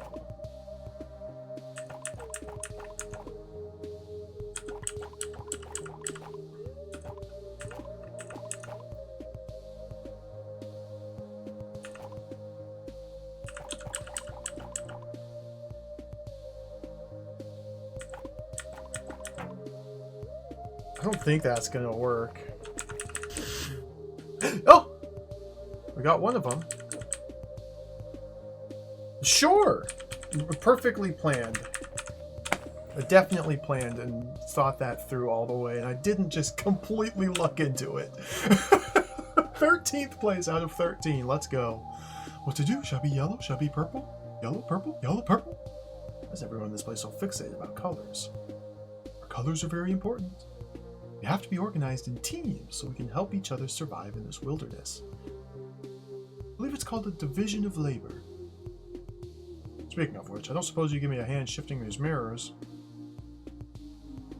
No, why would I want to do that? Never mind. I think I still have I might still have a couple empty emote slots. I've been meaning to get around to them. Do I have any empty emote slots still? I have one animated emote slot, tier 1, that's empty. I have 5 tier 2. I don't have any tier 2 or tier 3 emotes, so that's 10 each.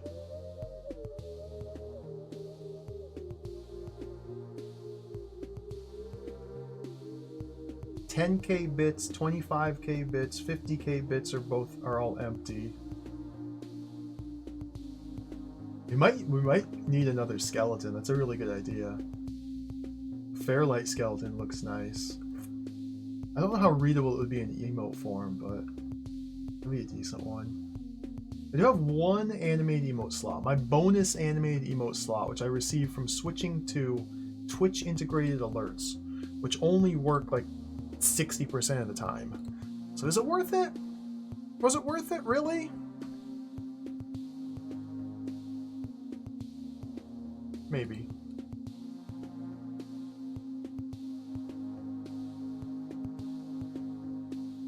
Okay, so we have a rattlesnake. Rattlesnake's got... what? So we want this guy to go purple mode? And not number 7.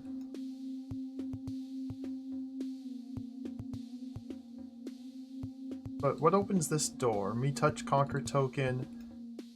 Citizen decides to go purple mode. Well, if I go 1, 2, 3, 4, 5, 6, 7. 1, 2, 3, 4, 5, 6. Can I just do that? Since I don't have a sword, I can't really manipulate these mirrors as well. So I don't really know. But can I just... it looks like I might be able to just completely block this one off.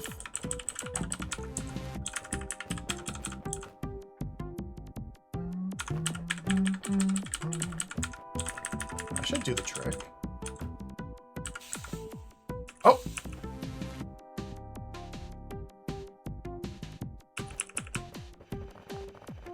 Okay,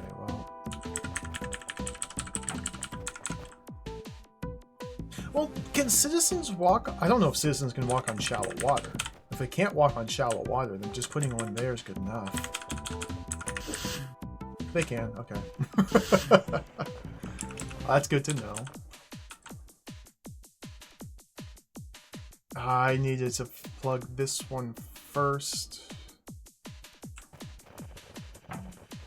If this is the correct approach, then there's a specific sequence I need to do this in.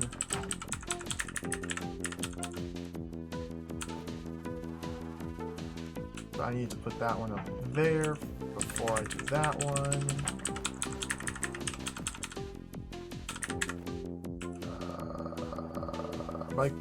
No, there's a conflict here. I have one extra mirror though, so I can gain access to this tile. Okay.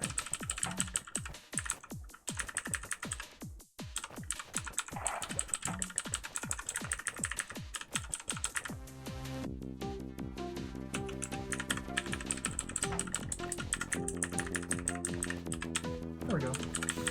No, can't touch that.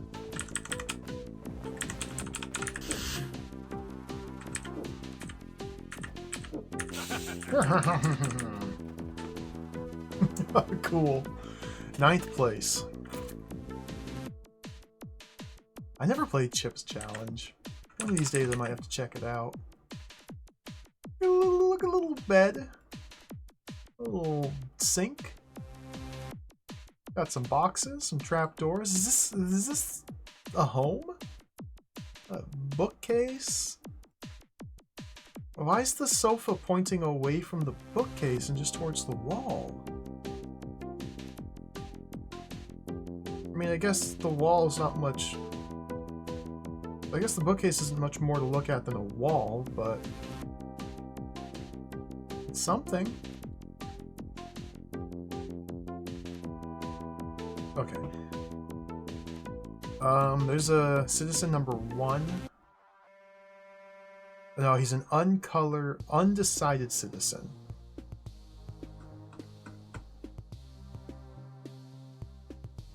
Relay station number 11, but there's only these 2 relay. No, this one. I gotta send him up here.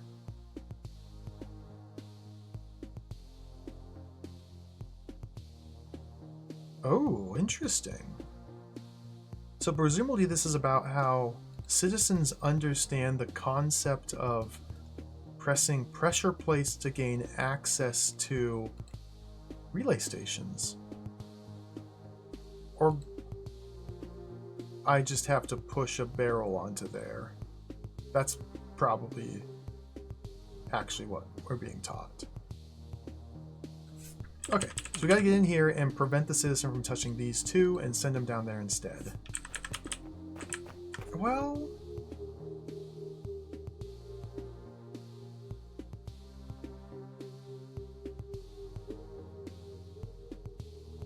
so wait, why isn't this... Can you help me, sir? I'm tired and want to get back into my home. What's stopping you from just walking in? Well, I had a quarrel with my daughter this morning. She stormed out and left all these powder kegs everywhere. Doesn't feel safe now. Alright, I'll go in and check that everything's safe. Would you, sir? Oh, thank you so much.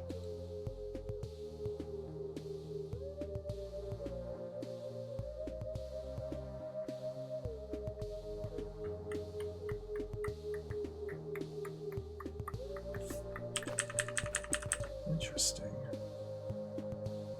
So it seems like all I have to do is bring a barrel in here and push it onto this. And then touch this button with B throw, and then we're good. Well, wait. Oh, he's gonna start. He's gonna start partying. The instant a path to one of these is open. Oh.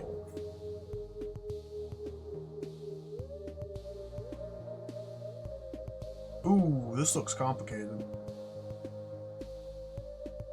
What's this button do? Closes his door. What opens his door? Nothing.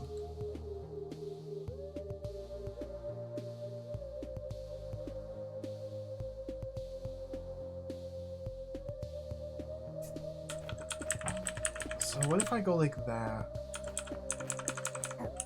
And that.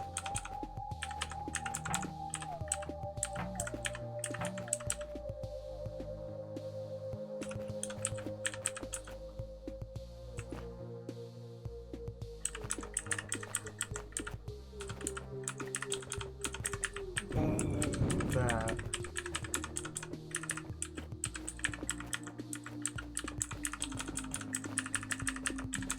And that. Like, doesn't this just solve the puzzle?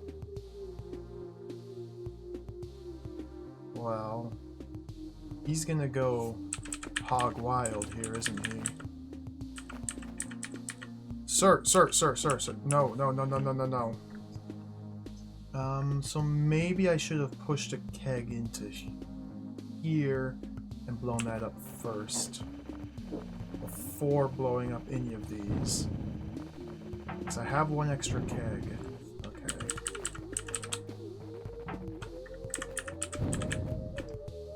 Oh, you dingus!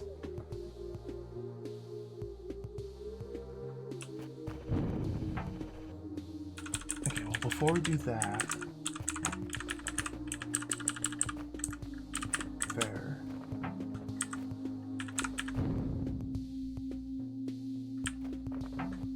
What are you doing? Going that way. Way's blocked. Way's blocked. Go back. Go home. He's not going home. Okay, so... It's more complicated than I thought.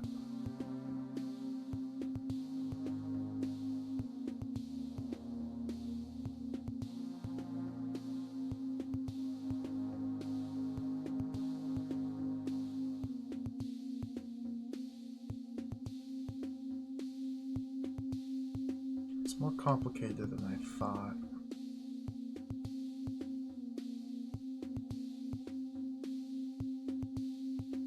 Oh my...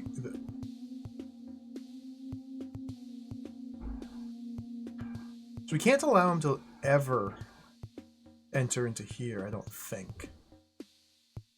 Could be wrong about that, but I don't...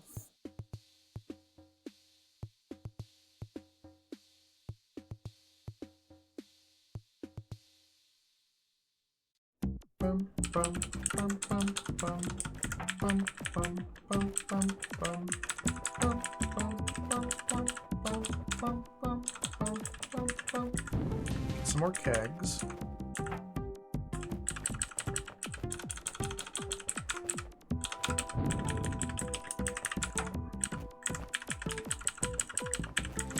Now I can go in here. Okay, this might do it. This might do it. Now I can blow this up. Give me a path out. Use these two. Oops.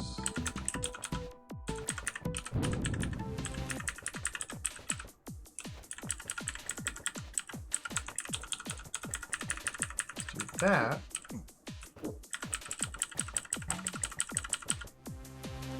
Oh, he's mega dingus.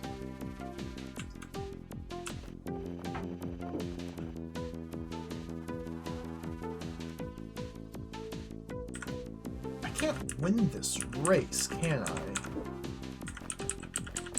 Like, I need to get in here and press this button to convince him to go there before he's close enough. Well, he's never gonna change his mind if a closer target appears. He is now gonna go there until this becomes blocked. It's blocked.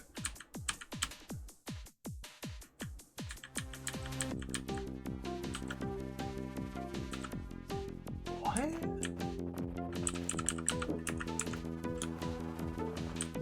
And it's all over.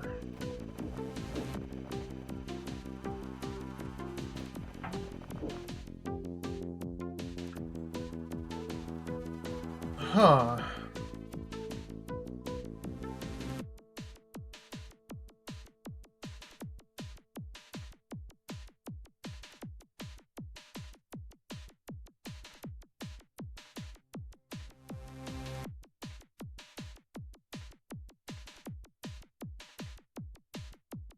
Why are there tunnels?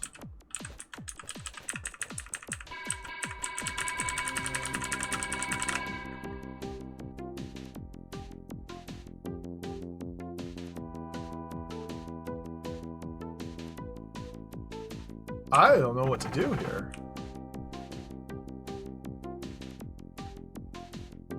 This is confusing.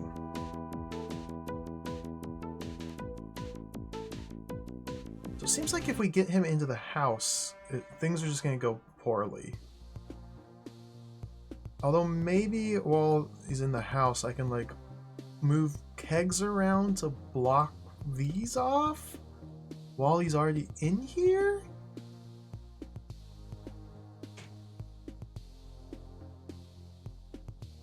Not if I blow this up. That would require 3-4 kegs.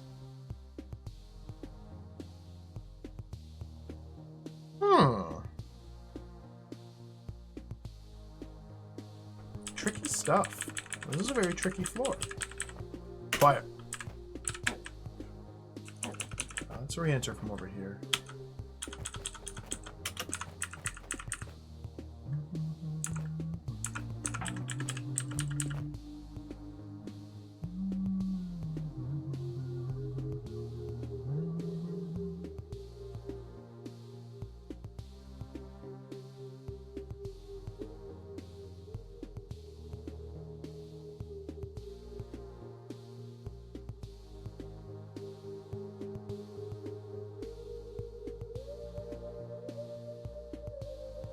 I don't need to blow this one up. I don't think. Maybe I do?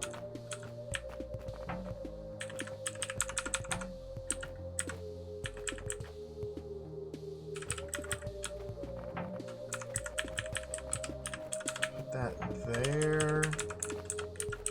Put that there. Put that there.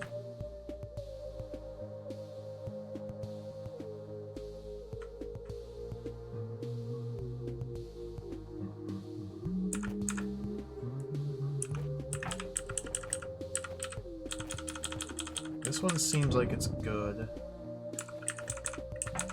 And this one seems like it's necessary. I have to get in here somehow. And this seems like it's necessary.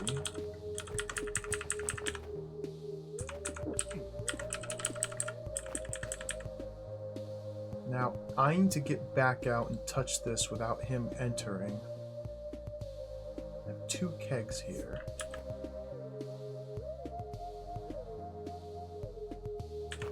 So can I just go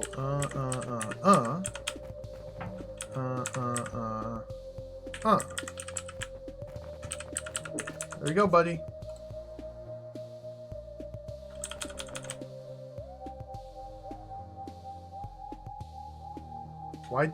Why does he just not do anything?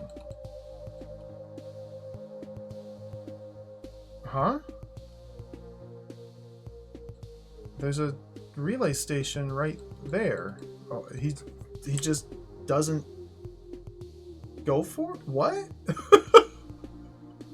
Is he broken? No, there's still some nuance I don't understand. Why is just not doing anything? There's a relay station that's accessible. What? Oh, he is citizen number 11. Wait, what? They gain their color when they decide on a target, not when they touch it. I thought you don't pick a color until you oh, okay. Oh.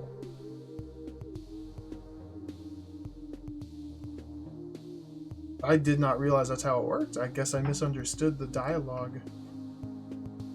That's weird.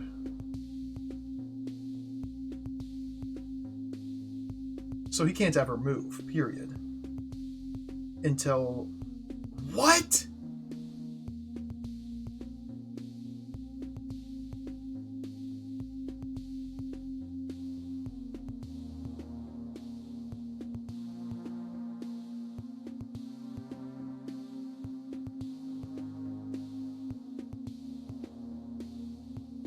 What? So there is never allowed to be a viable path to either of these relay stations. A viable path from here to there cannot ever exist, and otherwise the puzzle is lost. Well, that complicates things. Okay.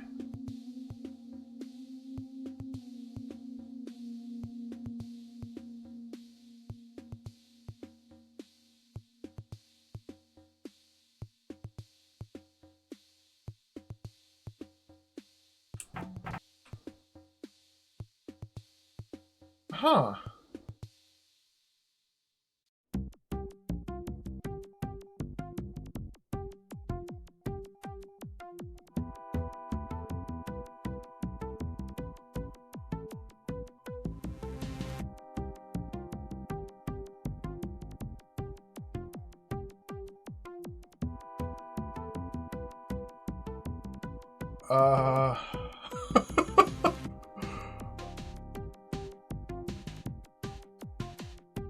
What?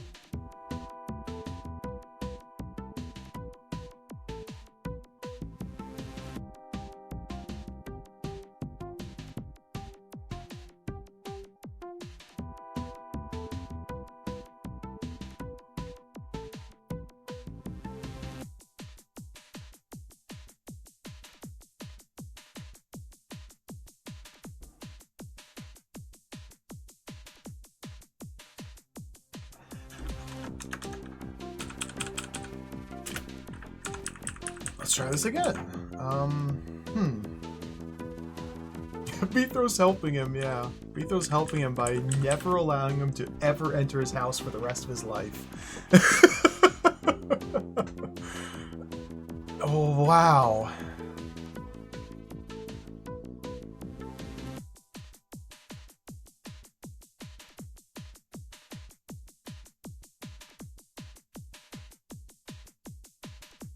So it seems like I should just block these two, but once this door opens... So I need to do some more preparation before I push the keg onto here. Because pushing the keg onto here opens this door. I need to have a way out. But he can't see a way in?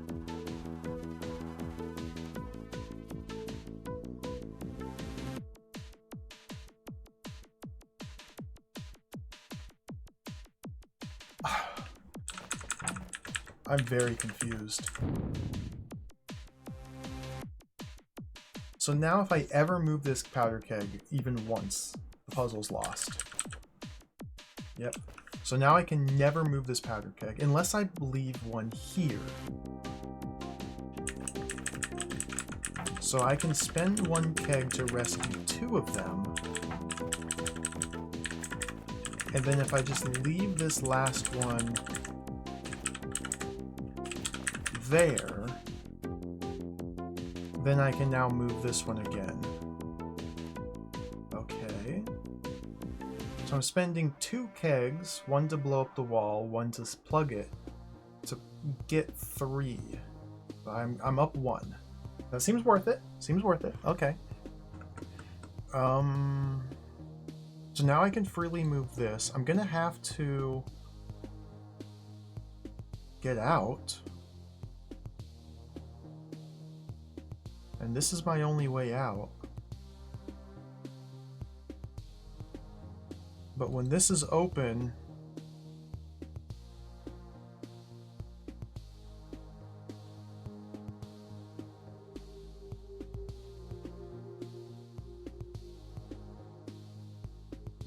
if I go 1, 2, 3 kegs right here?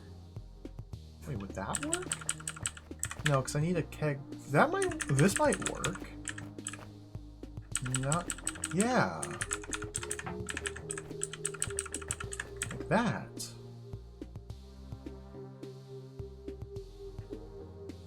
And now I can rescue this guy. Use these two to get into the pressure plate. Use that last keg to press it. It should work, I think. Unless I'm missing something, this might work. Oh, he found his way in. Because this one's still has work to do.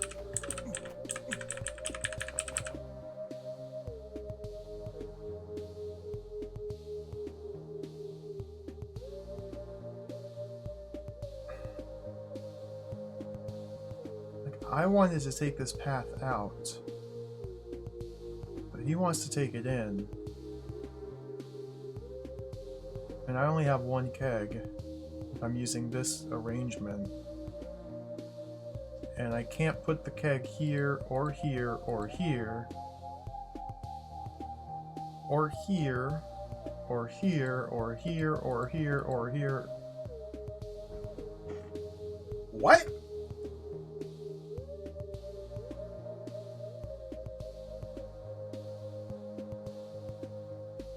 Can't blow up these relay stations. They're too far away from the hot tiles.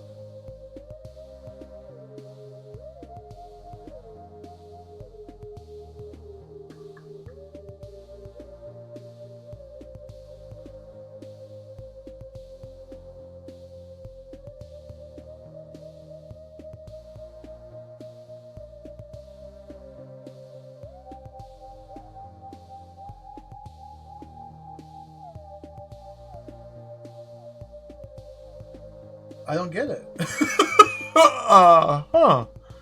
Well. Like, I can't do that.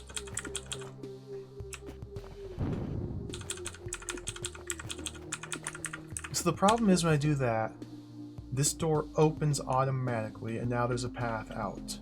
I can't just leave this barrel there, because I have to push it out of my way to get here, and pushing it out of my way causes him to go in here. So this doesn't make any sense.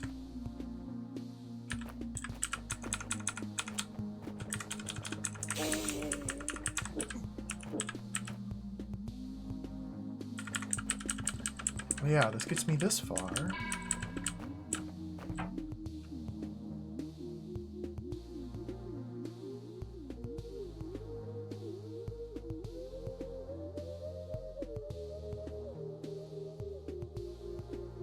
I guess I don't understand how I'm ever going to get out without him getting in. Like, this obviously isn't working. Okay.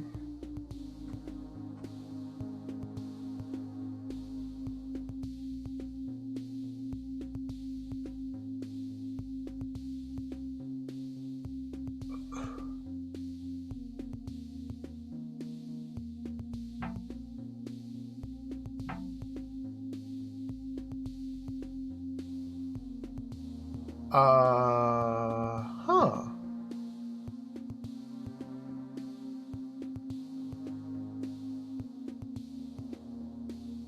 I can't get a keg out and like just put it here. Because the only way out's through here. And if I could get out through here without him leaving in the first place, I can just press this button and all is well. Putting a keg there anyway would get him stuck forever. Ah!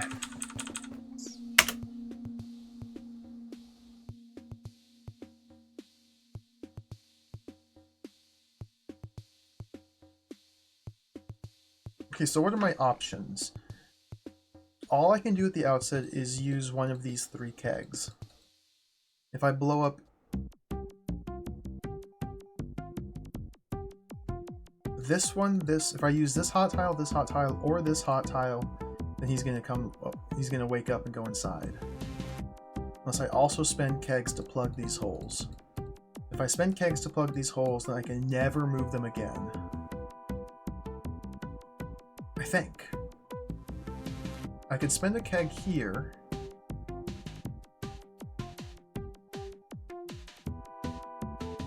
Because it's okay if he sees a path into this room. But what good does that do me? I can just go around this way.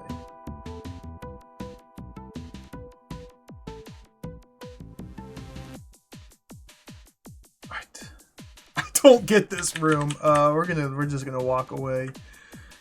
Oh dear. I don't know. There seems to be no answer. It's an impossible puzzle. Ooh, this looks interesting.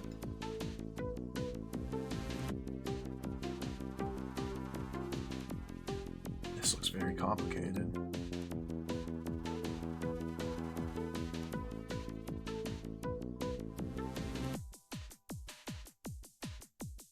Got arrows on doors and pressure plates and pressure plates and pressure plates and arrows that are off and arrows that are on and arrows under citizens and relay stations and doors and doors and doors and doors and conquered and pressure plate and pressure plate.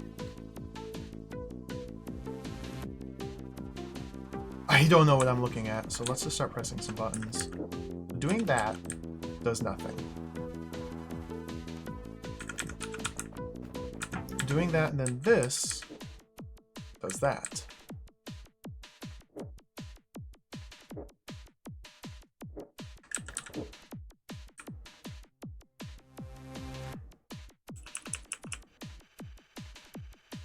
Oh, he was twitching. Doing that, and then this. So we want to get them stuck.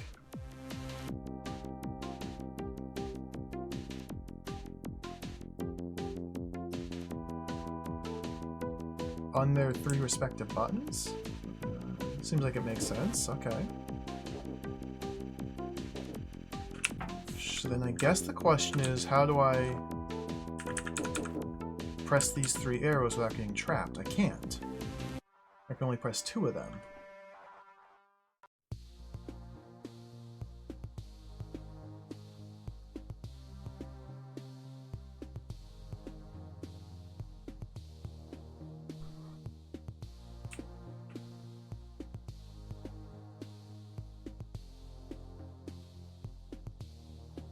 These puzzles are making me feel dumb.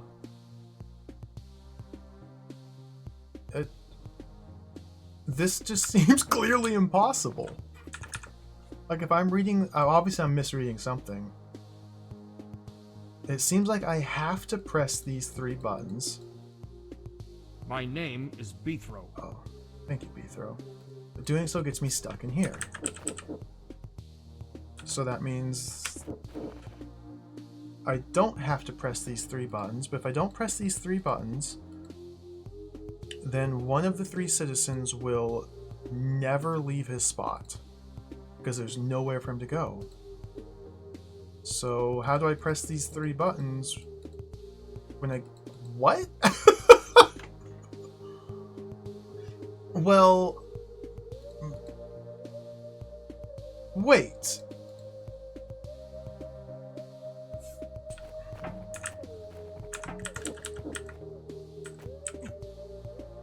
Because we can just sidestep this last door. Oh my god, it's tricks. Tricks. I got tricked by the tricks.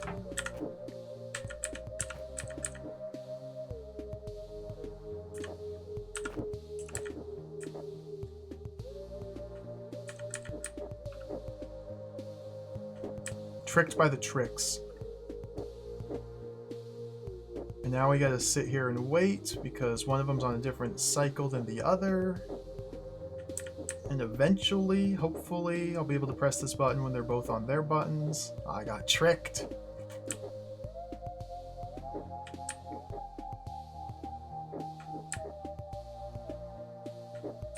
Okay, one more loop. One more loop. Got him. First place tie. 12th place!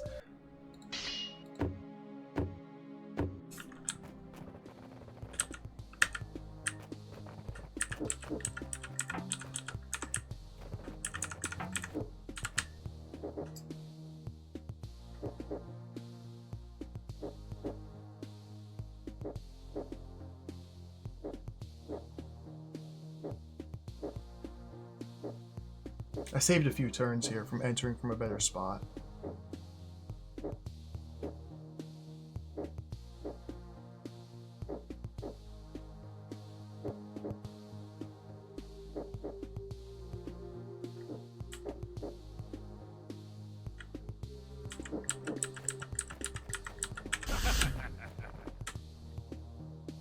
Ninth place? Ninth place tie. 77 moves? Okay, the cheaters, cheaters, cheaters, cheaters.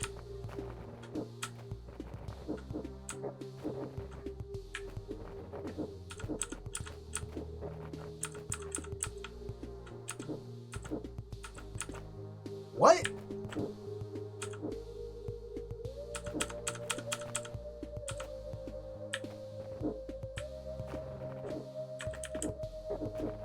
What? How? What do you? What? How do you cheat like that? Open that door first. Okay. Oh, then you can choose when to release. Oh, that's clever. Okay. Clever. And you can choose when to release the second one after releasing the first one, so that way you don't have to wait 700 turns for them to synchronize. Okay. You're not supposed to be able to, but it's just right there. Okay, cool. Good room.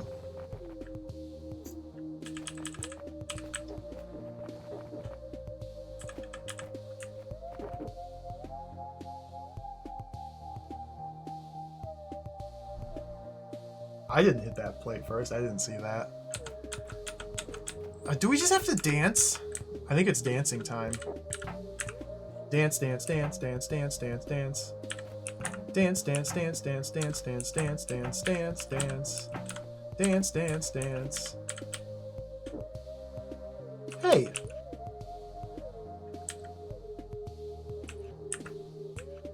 I was dancing. Oh.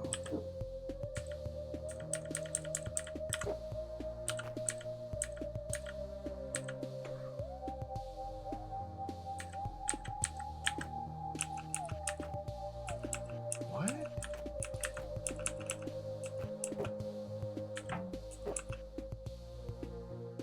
I solved it without understanding it? What? What? What do you mean? There... I thought it was... Huh? I'm getting confused now. What? I thought the entire puzzle was realizing that you only had to do 2 out of the 3, not falling for the misdirection, and then just allowing them to synchronize. But I guess that's wrong too? Okay. Yeah, feel free to explain it, because there's a lot I'm not learning apparently.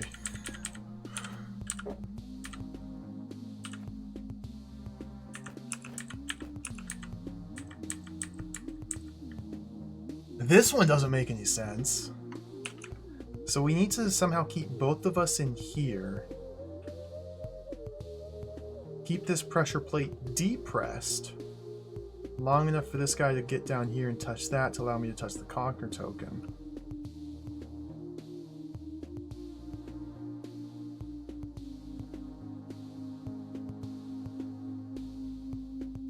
So I guess now I need to understand exactly how long they will sit and stare at a target before deciding to redirect. Which is like 1, 2, 3, 4, 5, 6, 7... 7 turns? 6 turns? And then the 7th they lose their target?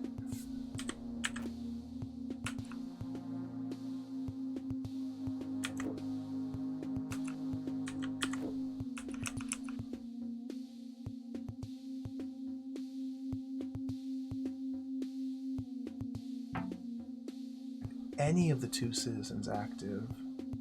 Only the top two can hit the plates at the same time. Oh, I'm not gonna do math. I'm not gonna do math if I can avoid it. I guess I got lucky then picking these two. Cool. Math? Count the number of tiles that they travel and then take the... That's scary. That's scary.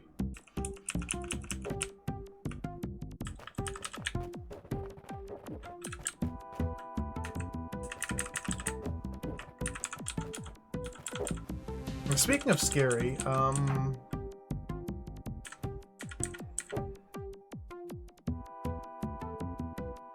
this doesn't make any sense.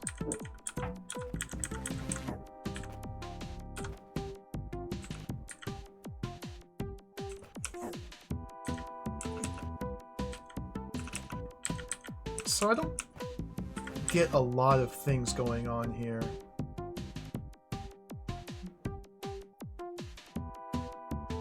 Citizen pathfinding doesn't... So I can stand here and the citizen will sidestep around me. If I stand here, they're just going to sit there and stare diagonally forever and not sidestep around me. I guess because this diagonal does not bring it to the relay station, this one does, so they'll sidestep around you if it gets them closer to their destination. Nope! I don't know if it'll be explained in here. We're getting deep into the weeds here. Citizens? Citizens? Citizens are not.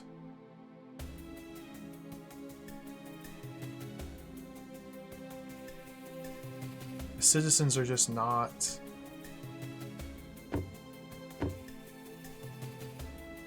In here at all. Yeah, we are beyond the help menu's help. The help menu cannot help. It's now just about intuiting the rules. So why do you do that?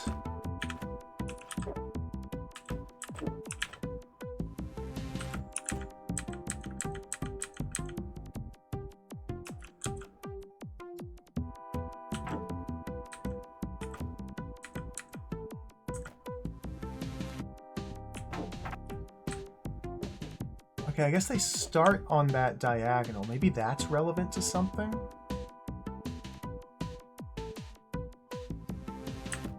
Oh, welcome back, Rubik's. Happy to hear you're feeling better. I'm still struggling with these citizen puzzles. They are very hard. This is a cool floor, but these are hard puzzles.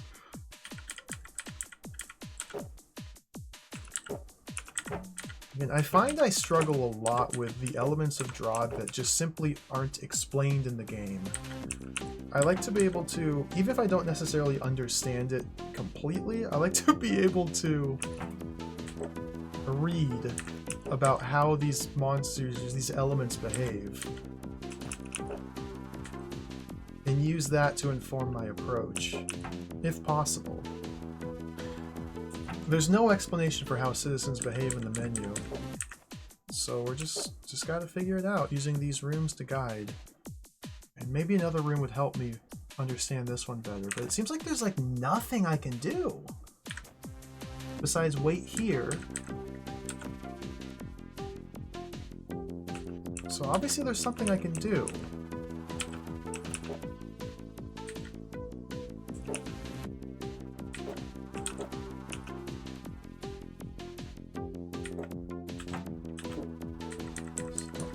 What?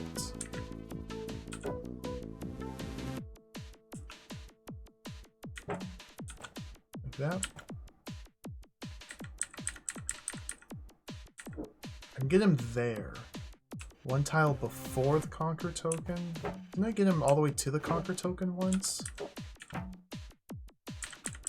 Okay, I guess if we sit here and... What?!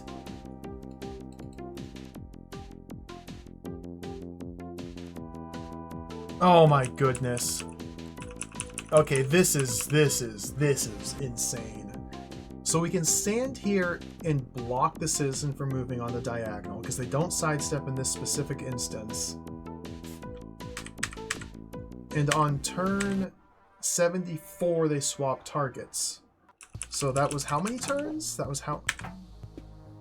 67? They're going here.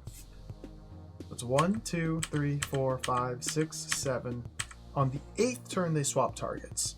So we have to, on the 7th turn, move 1 tile away. And now here, they'll wait another 7 turns. Okay. That's weird.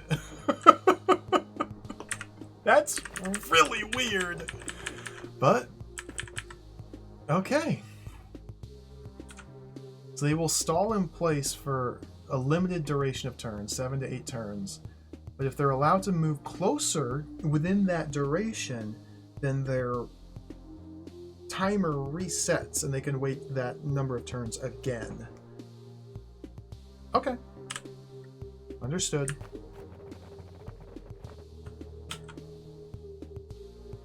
There's a lot of puzzles.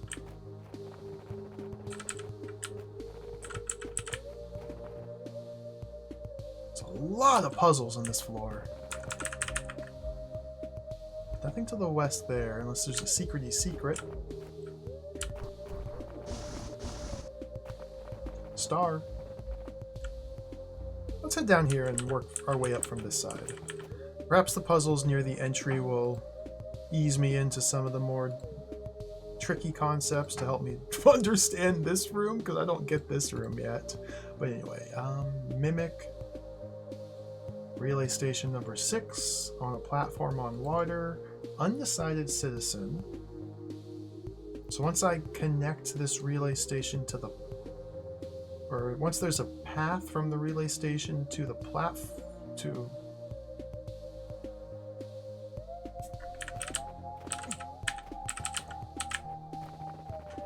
Excuse me! You could be so kind to help me over the water. You could just sail the raft. I would. I'm frightened I might get my feet wet. Look, if you're gonna get frightened at little things like that, what made you come to the lowlands in the first place?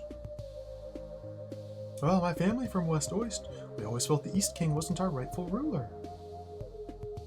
What does that have to do with it? I don't know. I guess it just felt like a good idea at the time. Alright, I'll do my best to help you. Oh, thank you, sir. I'm so grateful. Seems like the general idea is we have to move this platform south and like replace the 4 tile, the 4x4 underneath it, using the Mimic to like simultaneously move the platform out from under it while the new one slides under it, perhaps?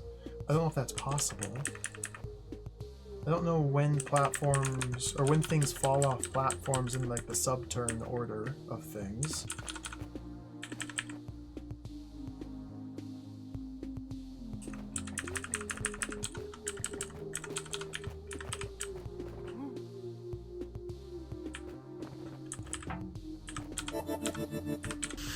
He's got a sword! So if I go like that? Cool. Ah! Not cool.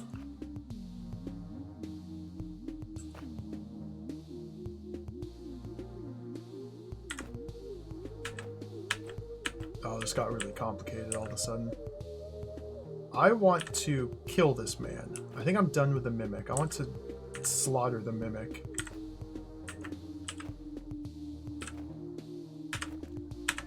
Not the relay station. Okay. Slaughtered. Mimic slaughtered.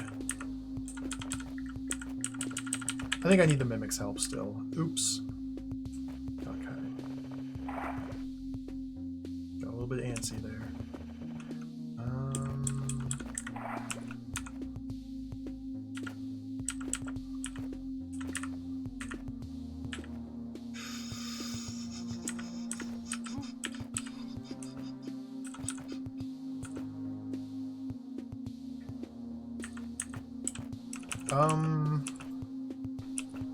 so the relay station is my point of leverage. Makes this very awkward here.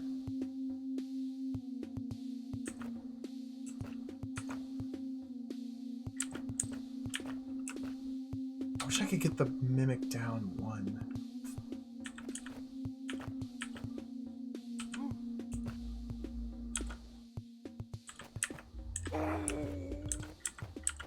This is a bad situation here. We're too far spread out. I gotta stay closer.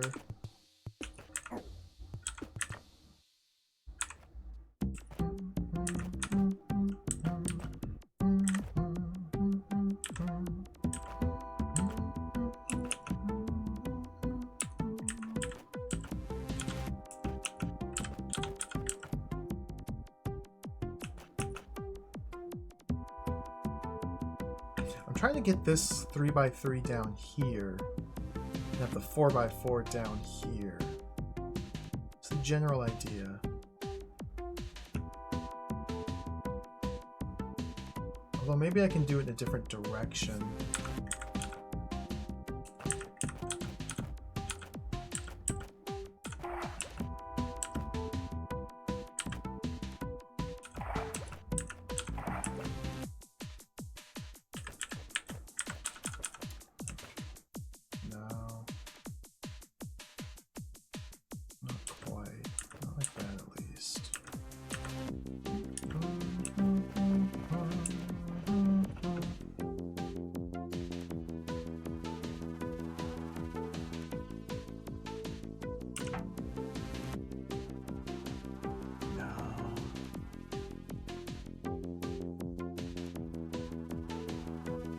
Huh.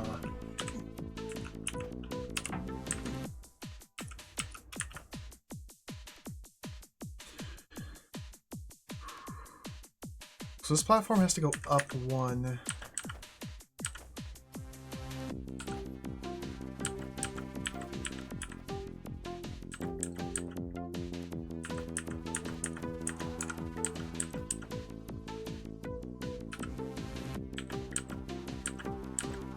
That.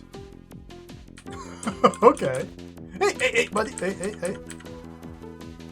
Oh, you can drop him off. That's fine. He just needs to start moving. Then we can kill him.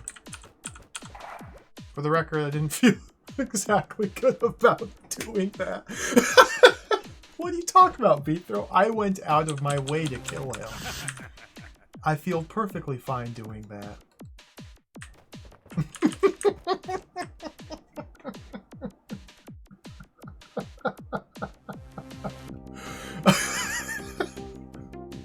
Oh, good.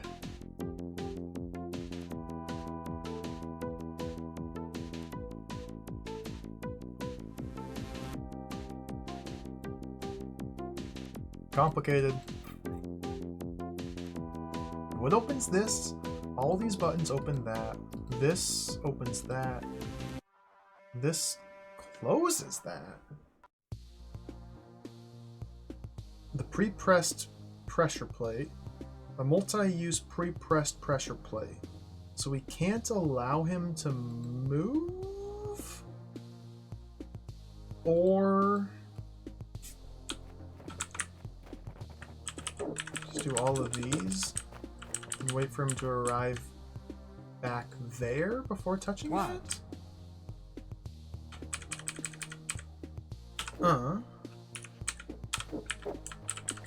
I don't think I'm gonna have enough time to get in and out.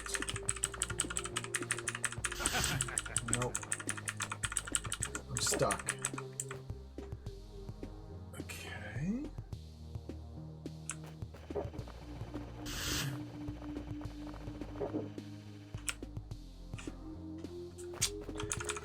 So the easy, obvious solution doesn't quite work, so there's obviously something we can do differently here. I can't get in here to do anything. The only thing I can do is press these 4 buttons and this one. It's literally all I can do. So pressing We have to establish a path that's the longest possible. And I believe that is the indication to the player that citizens, once they have a path between relay stations established, they will follow the same path even if shorter paths and earlier ones open up on the chain. So, okay. I think I get this. So we want to send them like down here, then there, then there, then there, then there. So what's this one? So do that. What's this one? Do that. I'm guessing I can just do these right at, just like this. Probably not, but I'm guessing. Let's see. Okay, now we watch him. No. So timing is important. Okay, timing is important. So let's do that one first. I want to send him up there next. So I probably want to wait for him to touch that. Why did... Oh my god. And now do that. Then once he gets here, I want to touch that one. I don't know if that'll... I don't know. Okay, yeah, because he's already touched this one, so we won't go back to touch it until he's touched all untouched relay stations.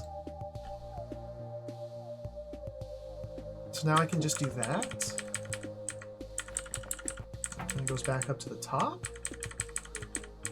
Very weird. But the room is simple enough to where there's literally nothing else to get do other than come to that conclusion. And it just works. Cool.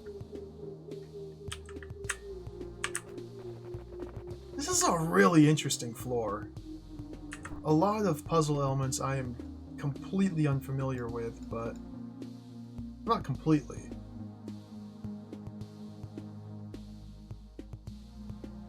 But the puzzles are designed in such a way that you come to a new understanding. Okay, now there's a persistent citizen movement token. What does that do? Oh, explain it to me, sir. Oh, thank you. What's that arrow thingy for? This is the temple of the arrow. The arrow bids us to persevere and never falter. Other citizens, if they find their path blocked for a few turns, will give up and try another way. But we, brethren of the arrow, always wait patiently until the path is clear. I see. Yeah, it makes a lot of sense. Thank you. You're welcome. The Temple of the Arrow is always open. Thanks, but I left some leaf juice brewing.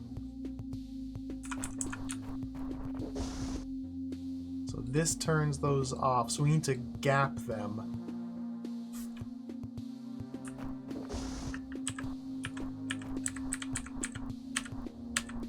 Hey!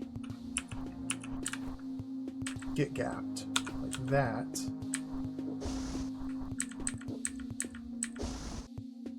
No, because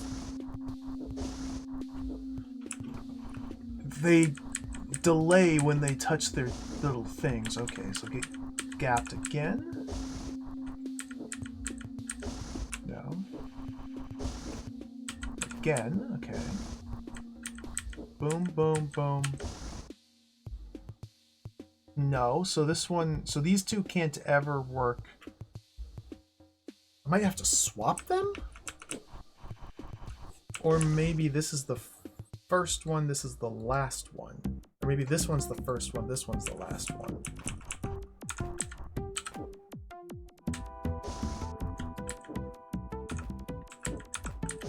How's this look? Okay, I could do with one more space between them.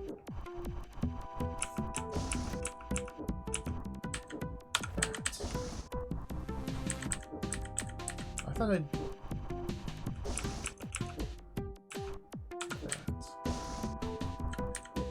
What? They always end up weird.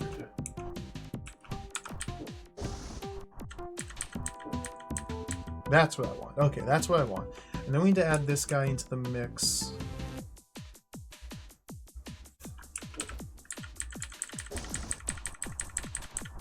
Maybe like that?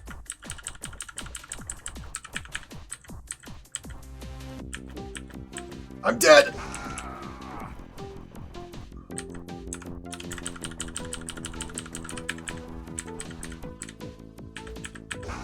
Dead.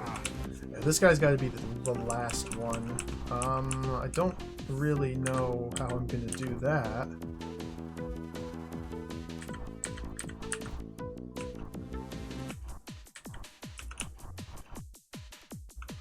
I guess I should have done this.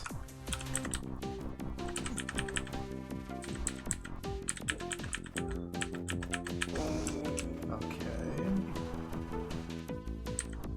But now I can't get in there. And they're like swapping places with each other.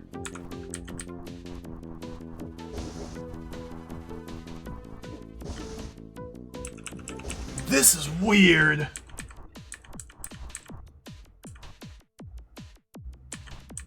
Like I just wanted, I gotta gap them.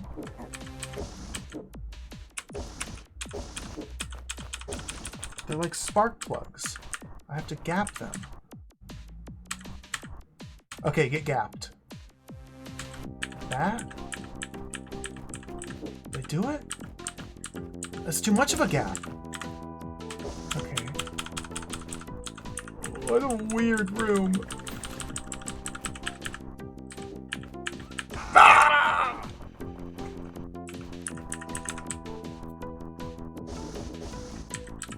You lose one turn.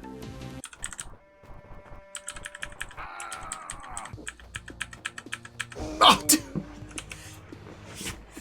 How the heck?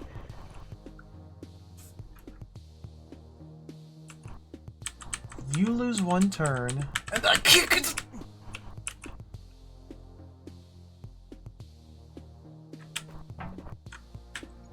Let's re-enter the realm and assess it from the beginning.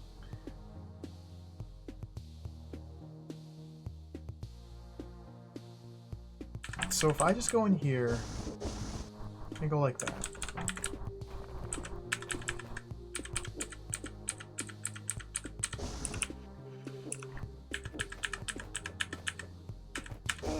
I need 2 more turns. I need 1 more turn. I only need 1 more turn if I do it like that. So if I go like that, is that my 1 more turn?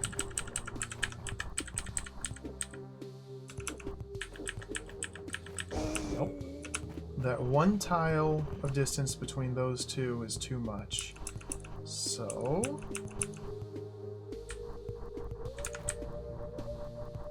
this is melting my brain. So we go in like that?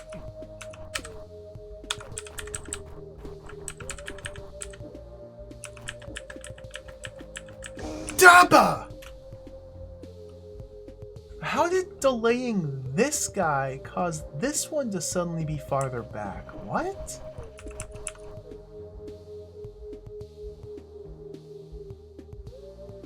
Weird.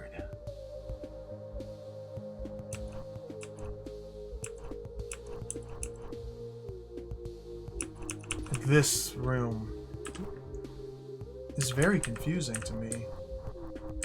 I almost feel like I need to like somehow do something like this.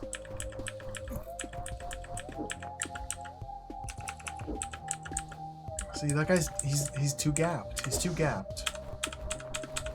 So cut the line, cut the line. And now they're too close. God.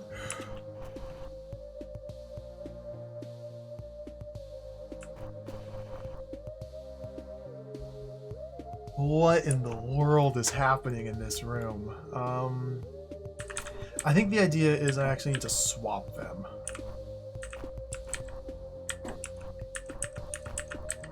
I think I gotta figure out how to swap them somehow. And if I want to try that, I believe the way to do so would be to do this.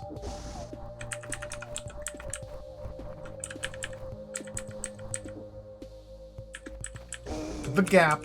is too great. But they're...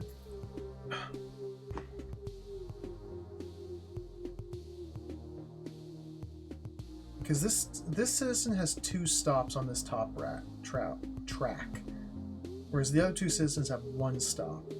Therefore, this guy cannot follow behind, so he's got to be in front?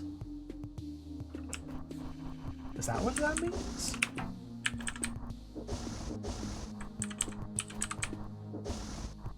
And then I have to gap the 2 purples? I thought I put him in front! Oh, they jumped ahead of him like true dinguses. True dingai. True dingai behavior. Oh, that's not even close.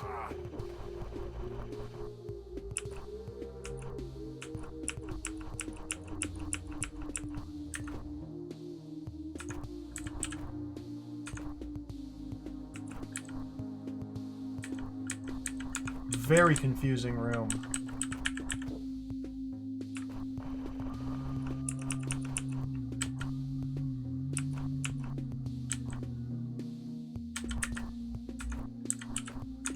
That maybe?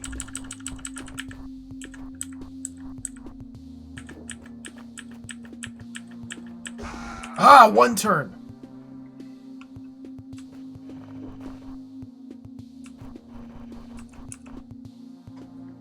One turn there?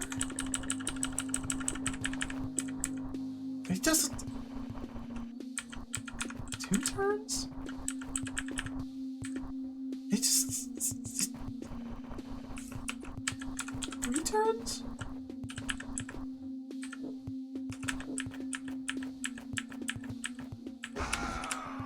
Yeah, that... And then 1 turn there.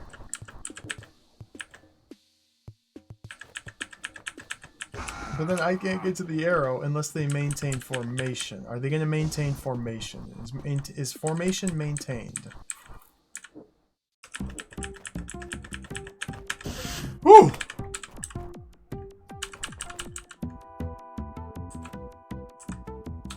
Interesting. Very interesting little room there. These persistent movement tokens are bizarre. Interesting. All right, 4 more to go.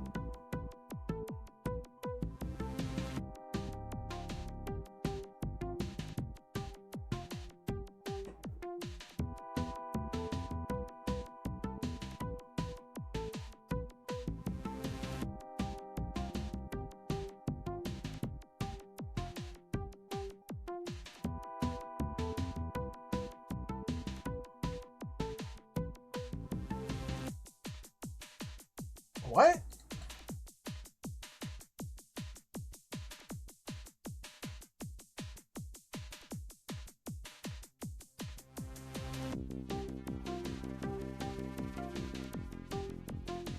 Oh, this is so complicated.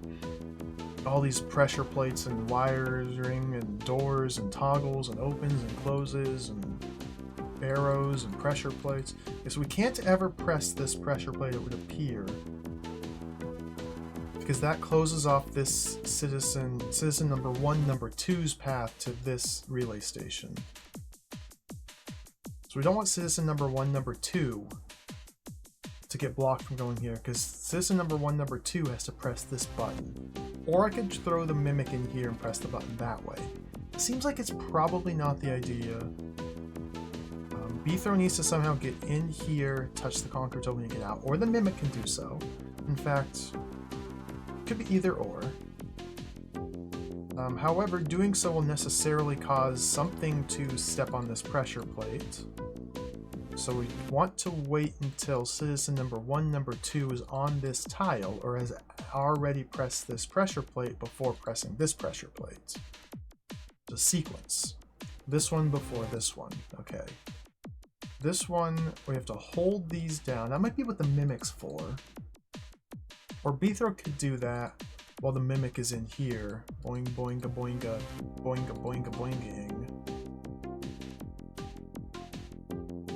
So I guess the general question then becomes, how do we prevent citizen number 1, who has not picked a color yet,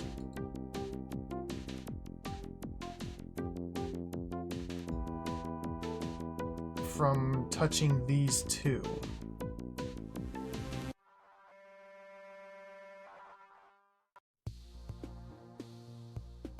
I guess we have to use the well, no, we just saw in this mysterious room that I can just body block him for 7 turns? I don't know what's happening. Just press the button. He's not body blockable!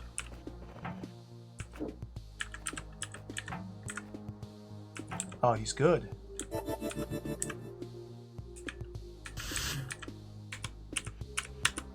I can't kill him!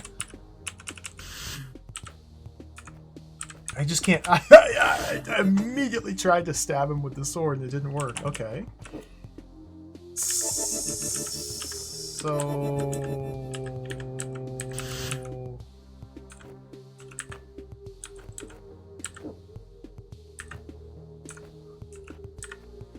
Nah?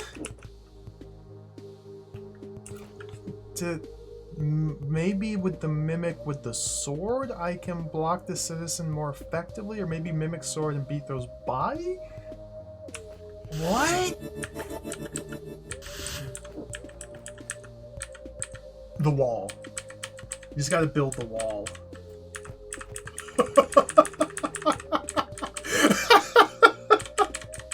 That's the wall, brother. Ah! Cool. Okay, he touched the thing. Door's open. So now he can cross over here, no problem.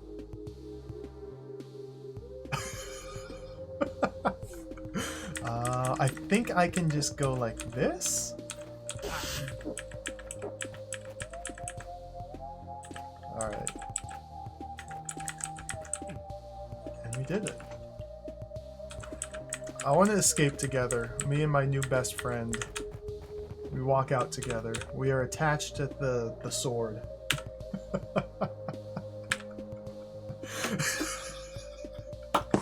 Cool. Now, Mobius Cat, welcome. DROD's Day is the day of the week where we play DROD. It is a wonderful day.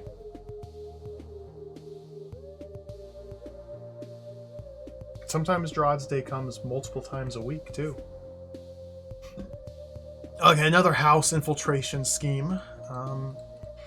What's the shenanigans going on here?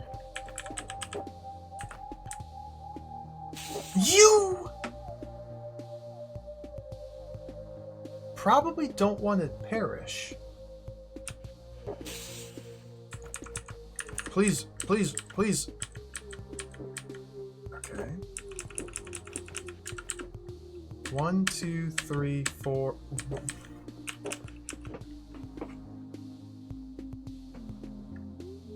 Okay. How come this time it only takes 4 turns of blocking their movement to redirect, when on this screen it took 7 turns? This is total nonsense.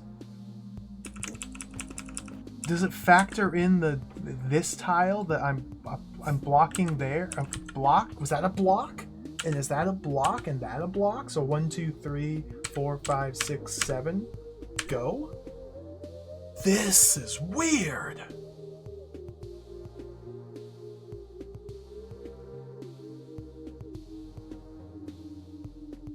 That's the only explanation I can think. Blocking them on the diagonal, even if they pick an alternate route, it still counts towards the block counter? Okay. Oh, I don't know. I don't know what else I'm doing. I just wanted to play around with this guy. So there's a button here. We can do this to close that, but he does that to open that. Okay, so we can wait. Buy a little bit of time like that. presumably I've got to go in here and... Ooh, push kegs onto buttons. Okay. I think I get the sense of this now. Buy ourselves as much time as possible. Shift this keg into place. Gotta do maintenance here, though. Maintenance, okay. So that's open. Do maintenance here again.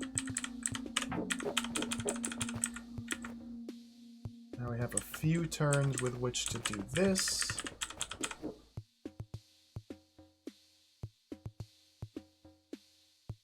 This keg goes on there now, okay. Hurry, Beethro. Go.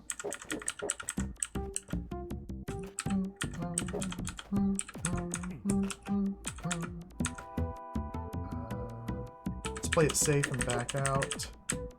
Probably didn't need to do it.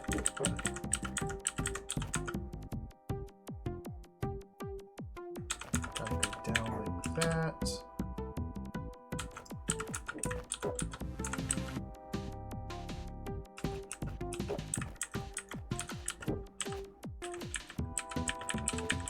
Dead. Got a little bit too ambitious there. Too ambitious.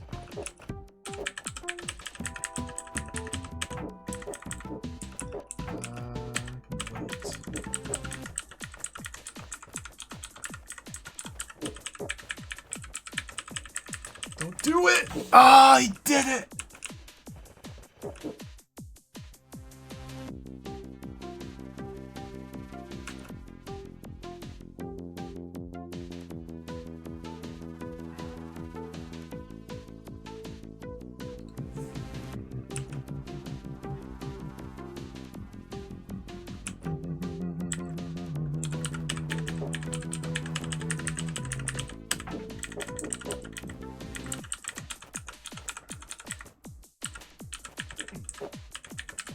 I bumped.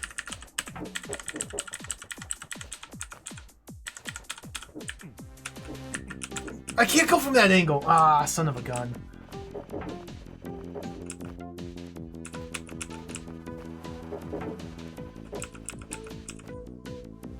I have to go from this angle. Okay.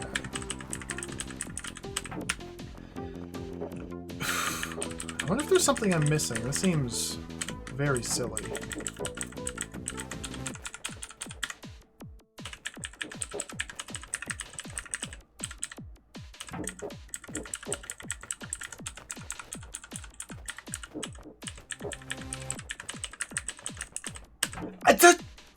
There's gotta be something I'm missing here, because this is... That was impossible. I can't make it, so... I have to somehow buy myself more time.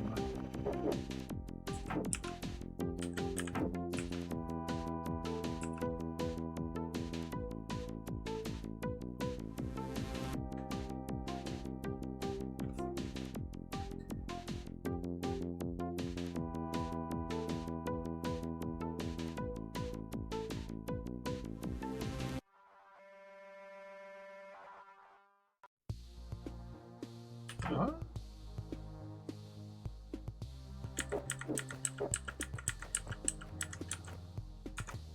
Maybe this route is just faster by one turn? No.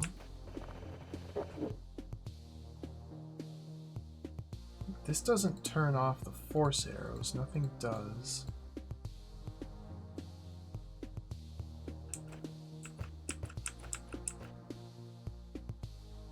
Excuse me?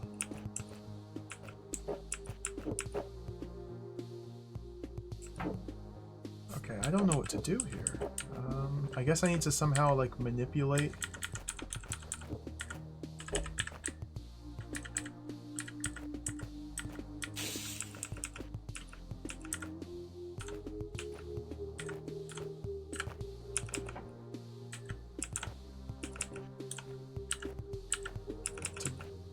Get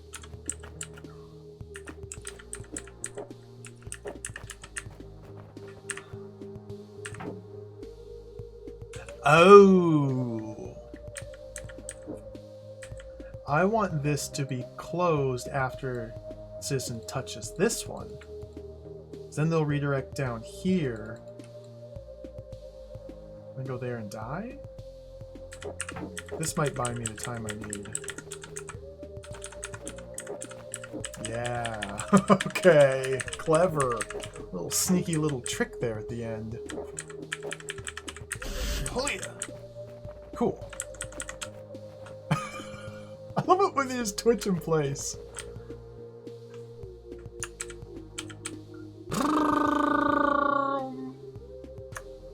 I just ran up my score.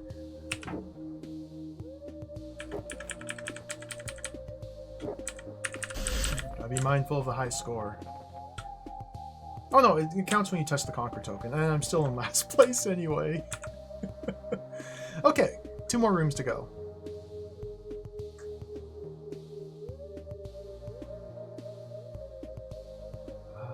All I can do in this room is touch this button. That's literally all I have access to. So let's go touch the button. So the citizen number one. Citizen number one.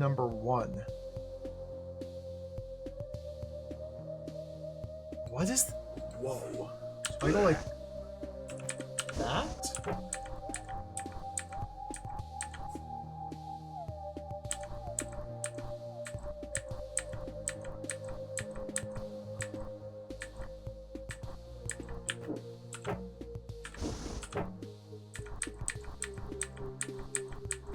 Weird.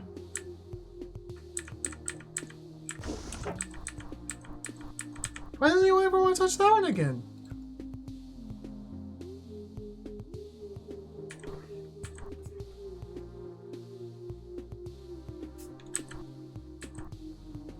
That one.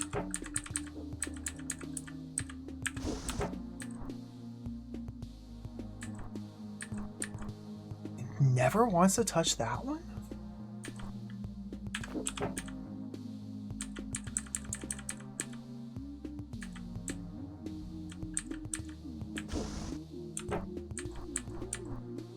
Never wants to touch that one again?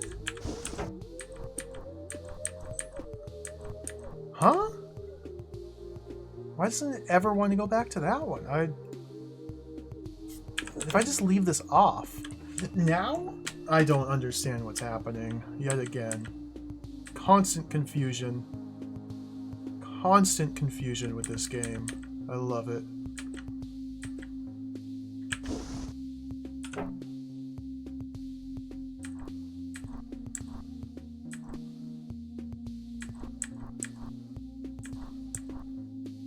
I don't know what I'm doing here. That way.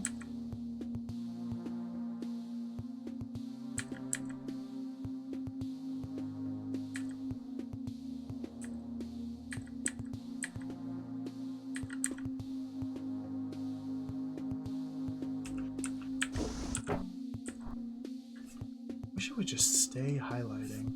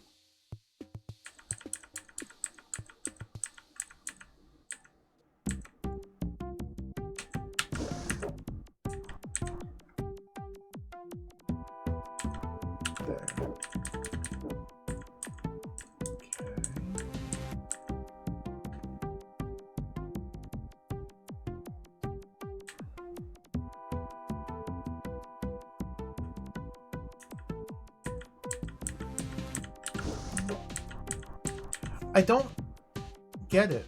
Why?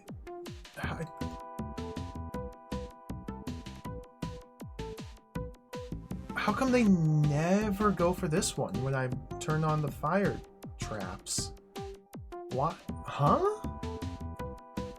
They just repeatedly cycle through these three and only these three and never includes this one in the cycling options. Why? Like, I need to send them on that diet? I guess I don't.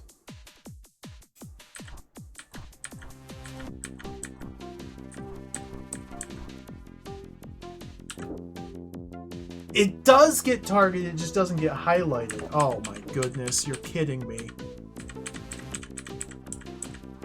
Is that a bug? Is that a glitch?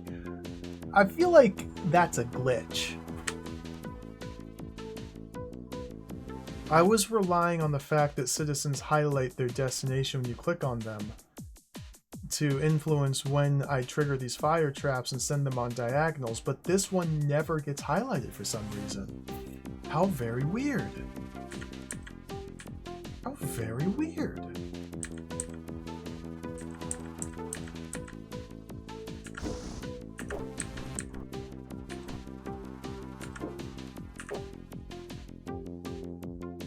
I don't know how to get that one on that diagonal. This one be going.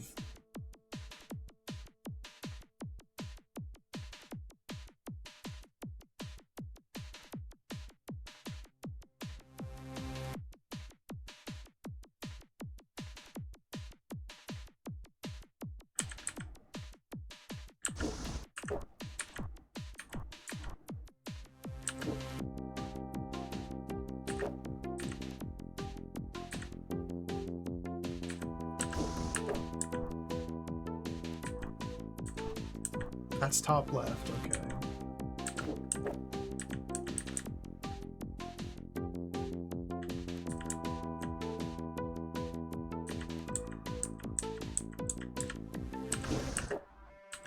That one, okay. This one, this one's a bit more tricky. I guess if I could stall them on the button there, which, wasn't able to do there.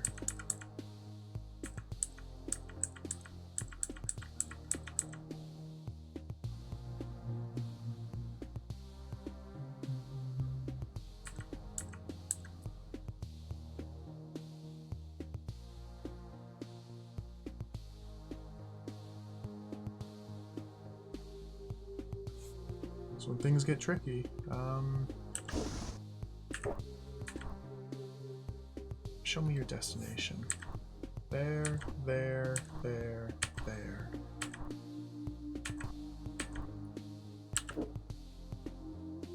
I can only move them in like multiples of 3 turns. So I have to step on the button, step off it, step back on.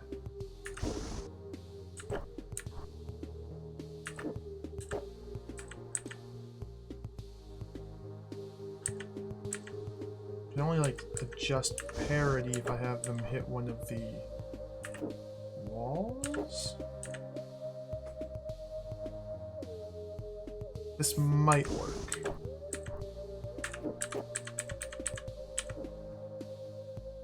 Okay.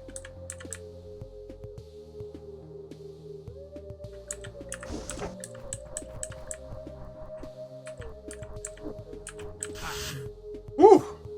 Interesting room.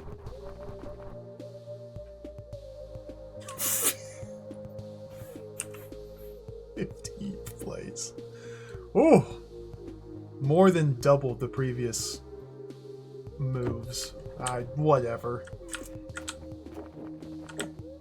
Okay. That leaves this room here, which completely stumped me before. We've returned. Back to the home.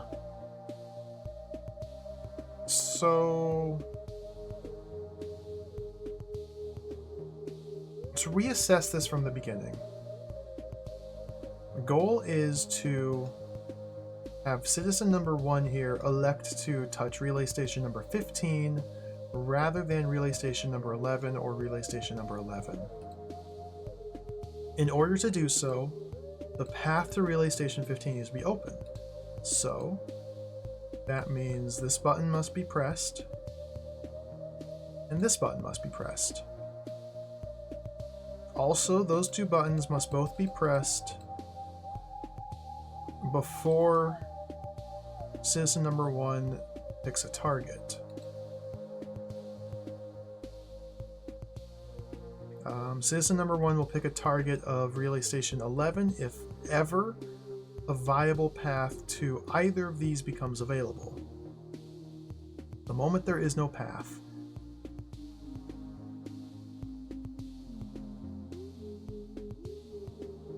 the tunnels feel like they're important. There's a button here that closes this door and nothing reopens it. So this just seems like a do not touch tile.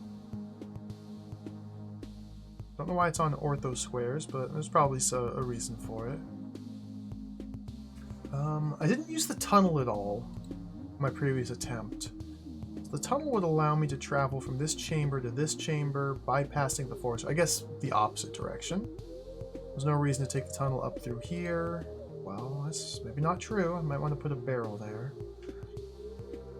Gaining access to the tunnels involves first spending either a barrel here, or a barrel here, or a barrel here.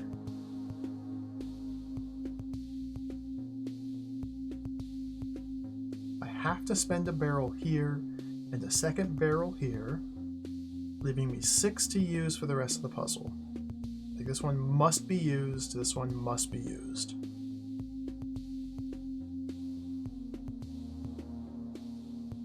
And there's a total of 1, 2, 3, 4 other detonation spots if I want to use all of them, which may or may not be what I want to do, and then 2 left over to block paths.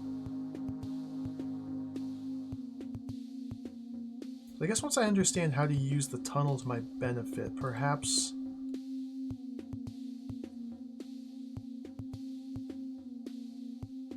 so if I blow my way in through here and then block this with a powder keg and not detonate these, well, I can detonate.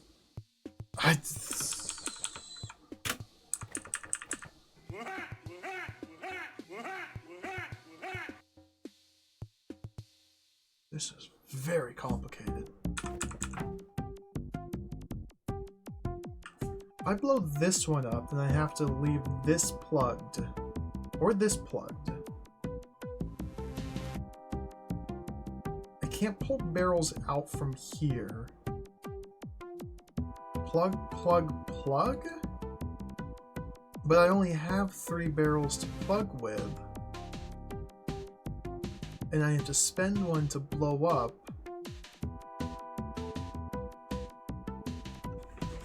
Cactus Bee, thank you for the raid. Welcome.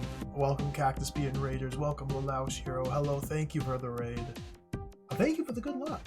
We're very deep into DROD here. The Descent of King Hesper. I'm currently breaking into the citizen's house and blowing everything up. That's not really true. He allowed me to get in here. I didn't break in, but we're blowing up this guy's house.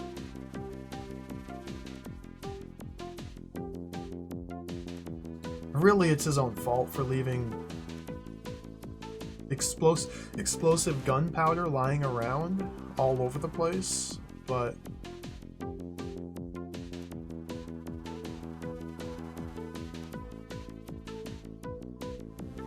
hey, no worries. I raid and run all the time. I understand. Thank you. Enjoy the lurk. Oh, girly Satan, welcome. And this puzzle has me completely stumped. So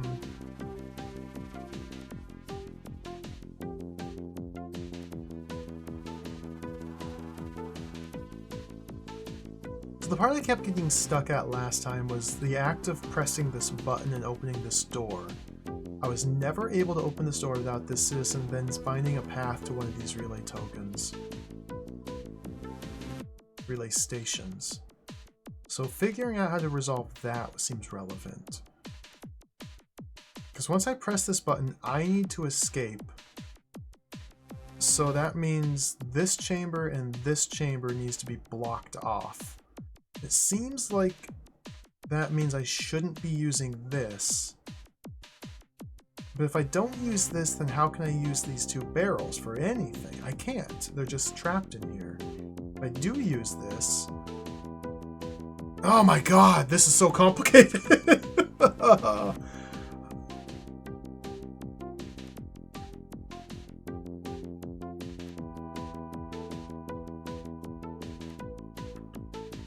Like, I can put a barrel right here and then start blowing up walls. However, the problem with this approach is, now with a barrel here, I can never move it.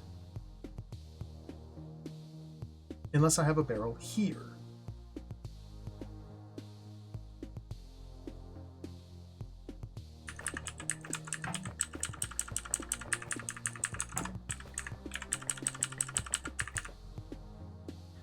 Maybe I just want to push them in here and take the tunnel to get back out and then go around this way?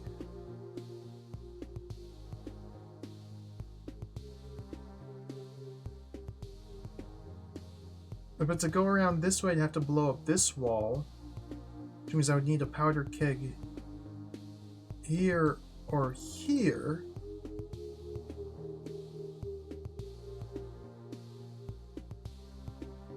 What? If I do that, then I can't blow this up now, because if I blow this up without having this blocked ahead of time, then this what the heck is with this is very tricky. There's like a whole bunch of dependencies, and trying to untangle all the different dependencies, like I have to do this before that, and I have to do this before that, and there's like 35 different things I have to pay attention to, and there's a sequence in how you do it all, and I don't even understand if I have the correct sequence, or like where things are what to... Oh my... Okay. No, C: \\, thank you. Thank you for the good luck. I'm struggling in this room here.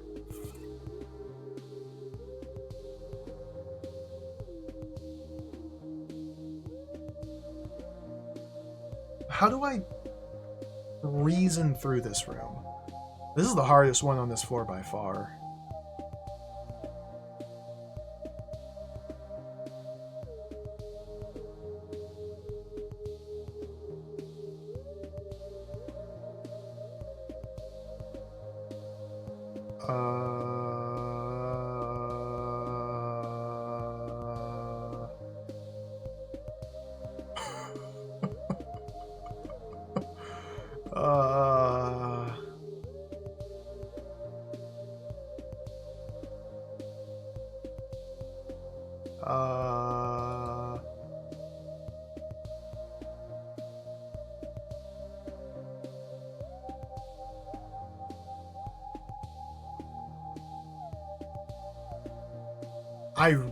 Whoa.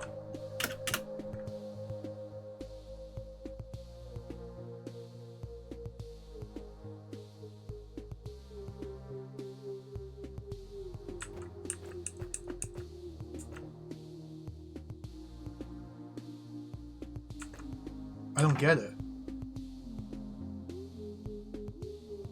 I guess the problem is there's just so many different moves I can make to start with. I have no idea which one's good and which one's bad. And so I end up being paralyzed, and I don't pursue any of them to see which ones are good or bad. Because I try to like step through in their entirety, but that's far too much to do in my head. So what, okay, so what at the start, what can I do? 3 barrels.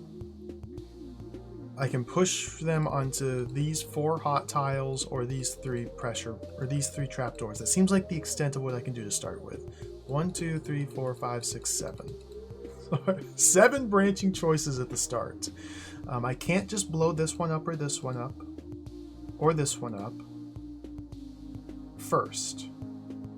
If I want to use any of these hot tiles, I must first prevent this guy from coming in by blocking these. If I'm using these 2 hot tiles, I have to block this trapdoor. If I'm using this hot tile, I have to block this trapdoor.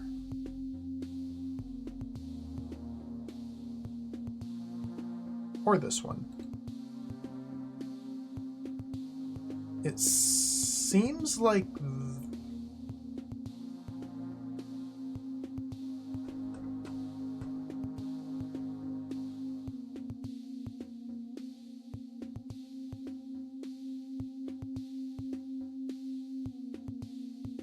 seems like what? I don't know.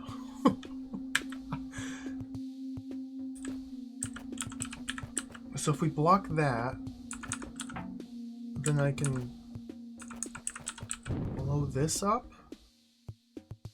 I don't know if that's good, but it has to be good. It has to be good, because that's the only possible way I can get barrels into here. Well, unless I somehow can cart them all into here. But I can't get barrels into here and push them north. Well, one, because detonating a powder keg on this hot tile would destroy other barrels. Two, I only have access to 3 of them, unless I would put one here to plug and put... Oh my, this is really complicated.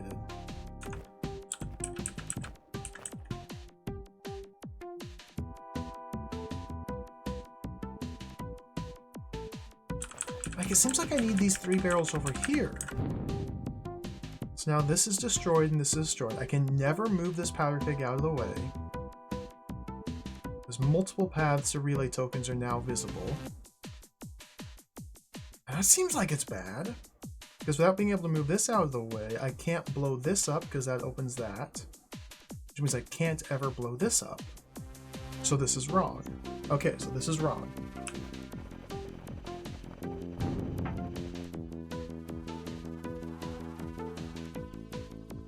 What was wrong about it? Putting this powder keg there was wrong? So maybe I want to put it here?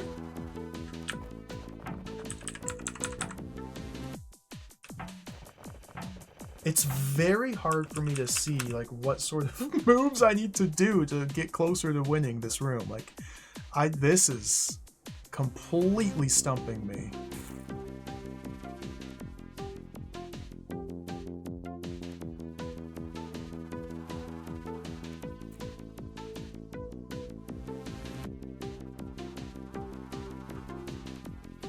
Only way I can get... So we go this way first? And then pull these kegs out here?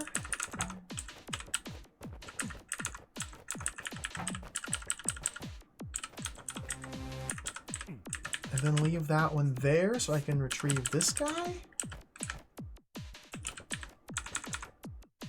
Okay. 4 powder kegs.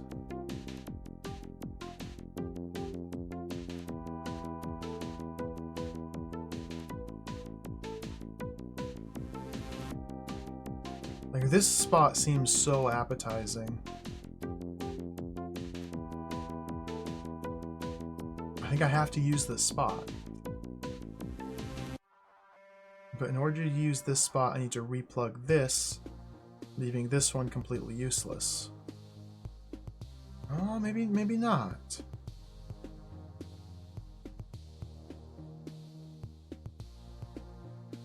I could use this.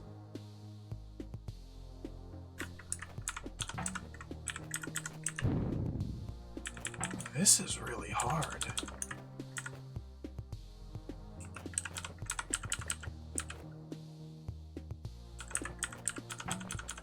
Now I can't blow this one up because doing so opens a path to this relay station and this one.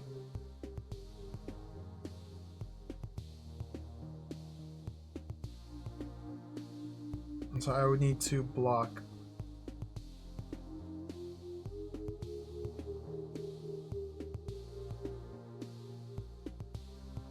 this. If I block this behind me and then blow this up, then I'm just left in here with 2 kegs and no way to detonate either one of them.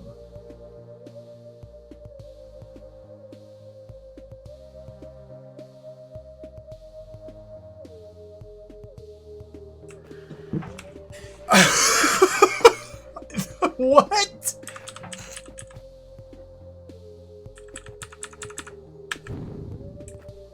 That wakes him up, yep, because that's... So don't use this? This is the hardest puzzle ever made. This is... Because that's... Oh my god.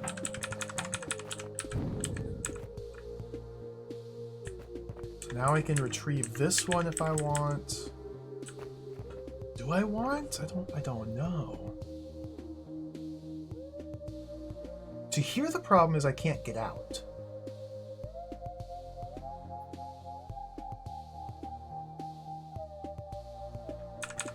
Like, I can spend 2 barrels to press this button.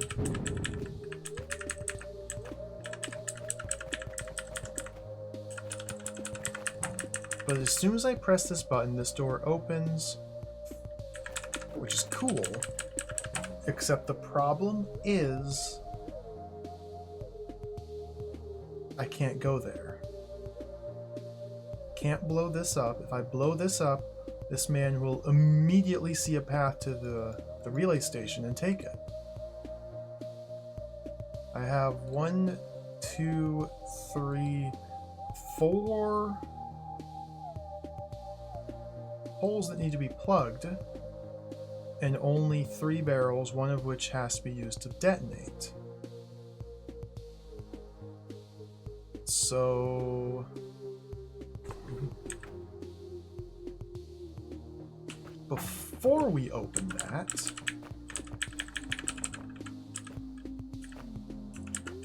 we put that guy there.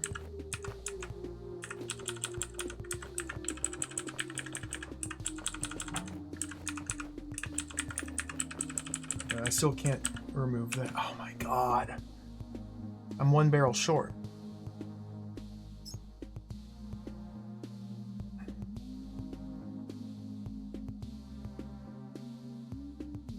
Unless, oh wow. Unless I have to put this guy there. And so now these are permanently blocked off, and now I can use this. Oh wow. Except I don't have the angle. Oh my god. What? Oh, this is so close.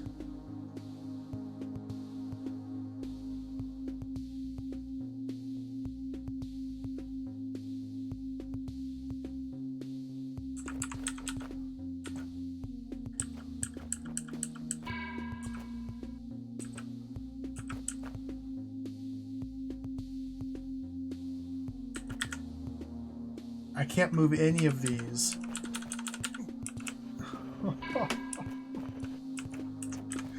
So...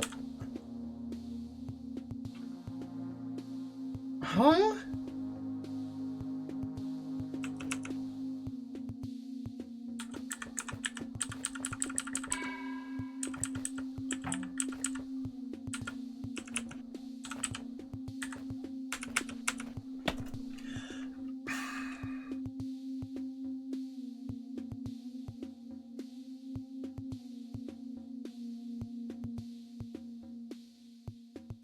Like, at this point, I don't know if there's just one small change I need to make earlier, or if I'm way off. This is... Oh, this is disaster puzzle. I don't get it. I thought I got it, but I don't get it. I haven't used the tunnels for anything yet.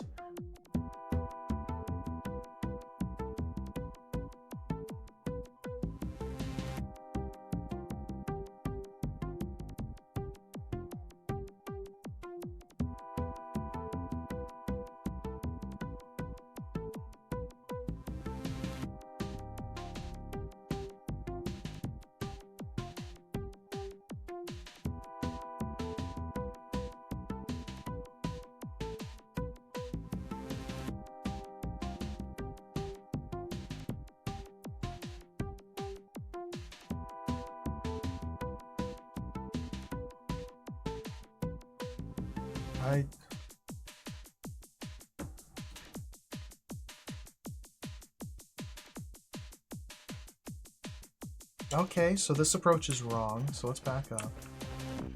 And figure out where it went wrong.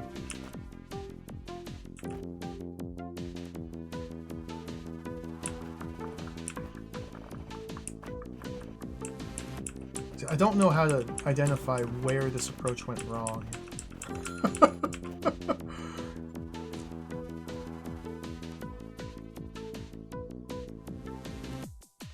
This has to be blown up.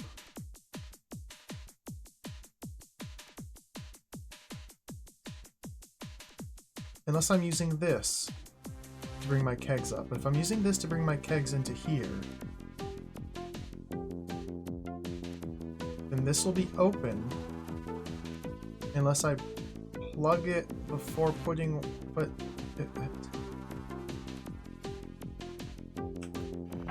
Maybe I use this. Maybe I leave this sealed.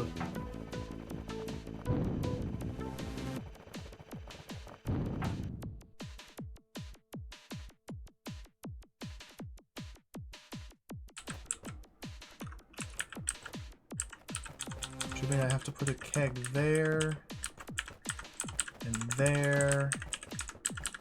This is not going to get me enough kegs. Now I can go like that.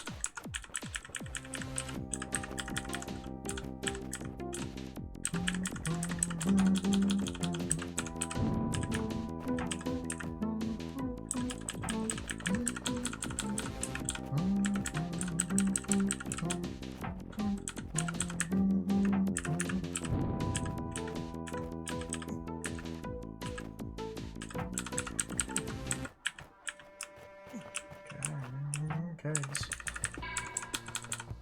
I'm out of kegs, so this is obviously wrong. I don't know what to do. I would take a hint. Yes, please. As far as I can tell, I'm just... I just can't... There's something I'm missing. And I don't know what it is. Like, there's so many different branching choices. I have no idea what the correct path is. Just a small hint. A small hint would be okay.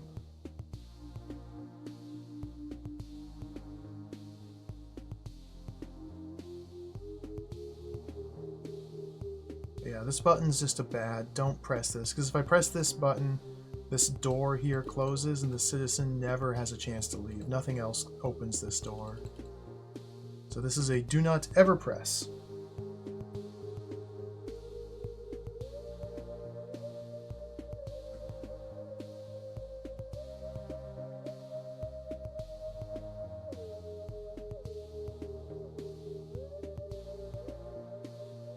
Getting the kegs out of here is a good starting move. Okay, thank you, thank you. So that means we have to plug this. Put that there. Okay. Now there's two different vectors. I could push them into here or push them into here. Seems like pushing them into here is better. Pushing them into here doesn't seem like it would do me a lot of good. Doesn't seem like it. So let's push them down here.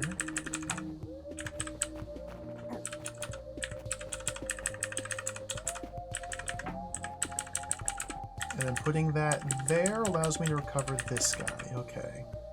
So I can choose whether to leave this plugged or this plugged, one or the other, but one of them must be preserved.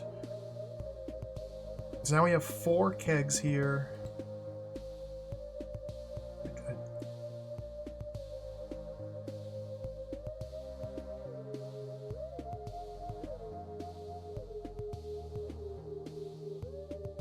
It seems like the only choice from here is to detonate this.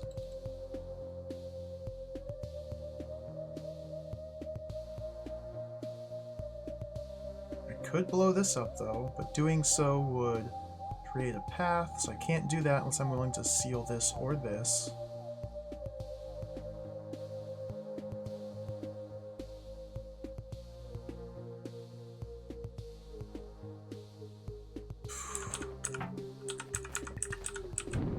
And this is the only way I'm ever getting these 2 kegs. Spending 1 to get the 2 seems good, but then it ends up where I need to have 3 to block this. Or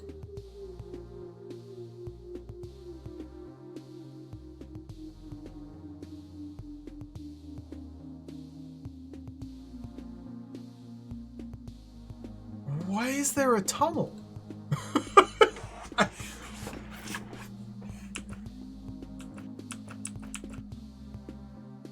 As far as I can tell, the tunnel has no purpose. Which seems to me that it would have a purpose, but I don't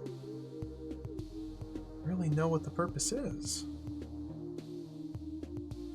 How could I ever use this tunnel effectively in any scenario? If I use the tunnel to get into this room while it's still sealed away, all I can do is rearrange these kegs.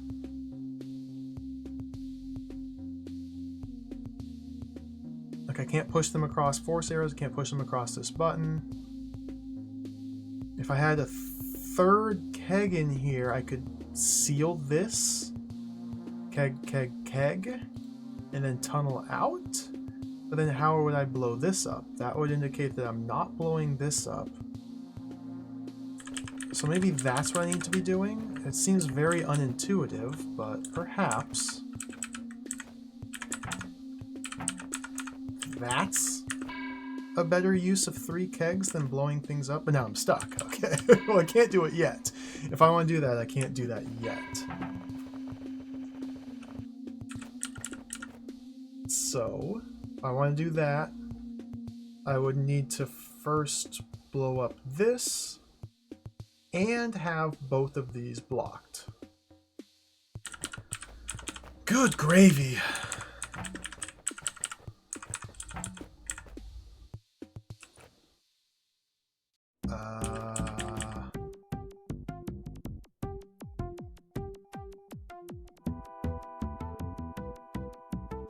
This doesn't leave me enough barrels.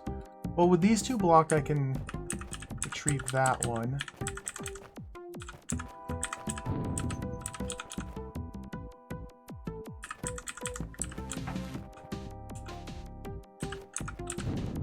I'm out of kegs.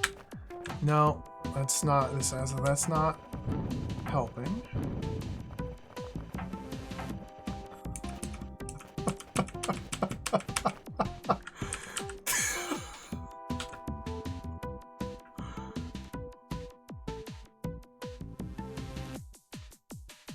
So it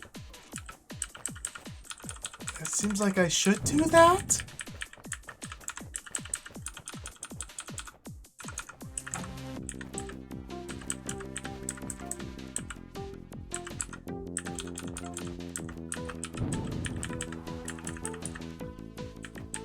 Which gets me to this point. I've been to this point so many times now.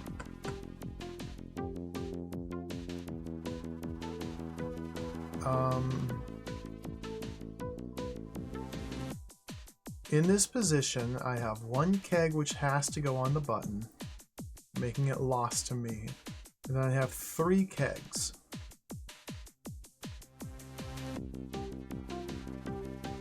Okay, so I guess... No! You!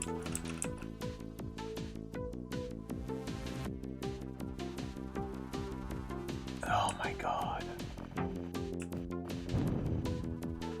If I can leave those 3 kegs there,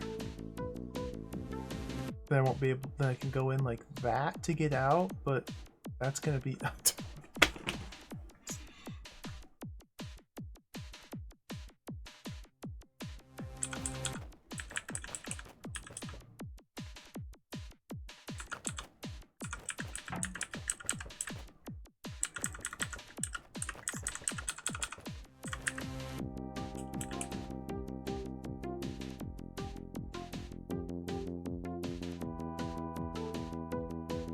I don't know why this is so hard for me, but I have no idea what to do.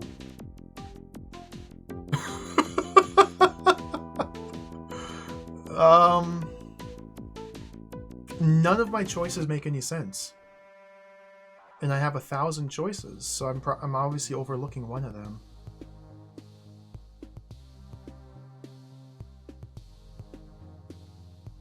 So what do I need to do? I need to put a powder keg there, get out, and touch this. Okay, so this is my way out. So B3 needs to have a path out. And that path out cannot lead to either of these. So my current path out is... I don't have one. So keg, keg, keg. Path out.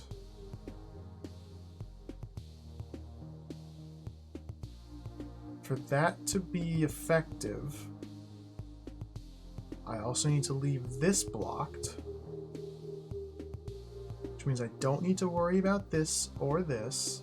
I just need to keg here and keg here, and I need to have blown this up. I can't blow it up from where I'm currently standing.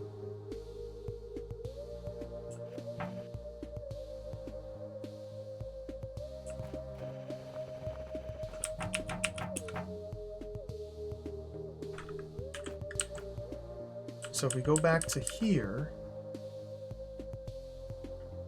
how can I blow this up? If I put that there, then I have access to this route. 1410? Never use this hot tile? That seems impossible.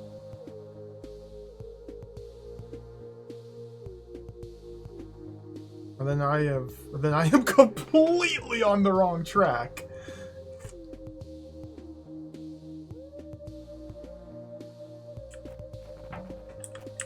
This is jacked.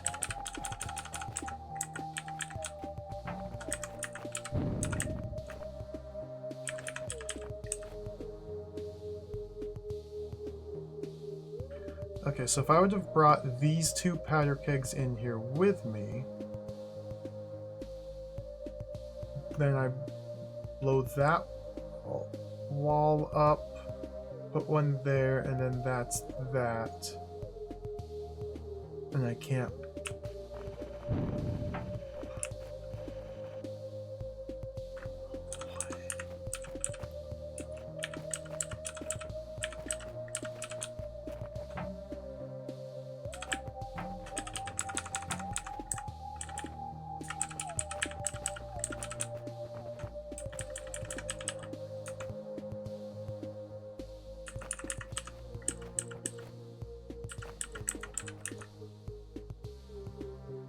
What?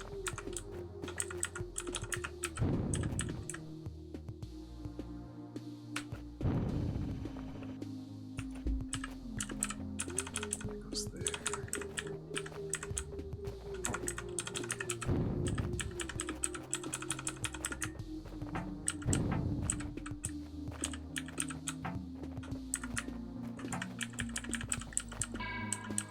But with only 2 kegs, I can't block that.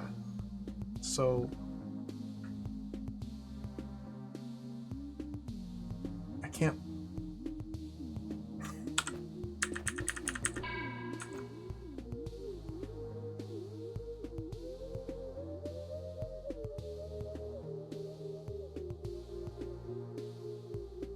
What?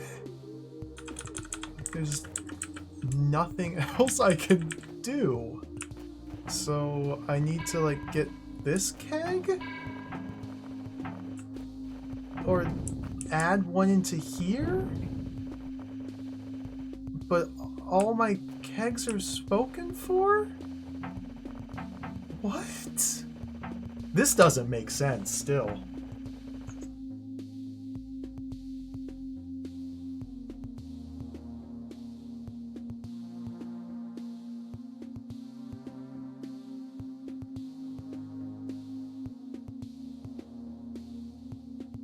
Huh?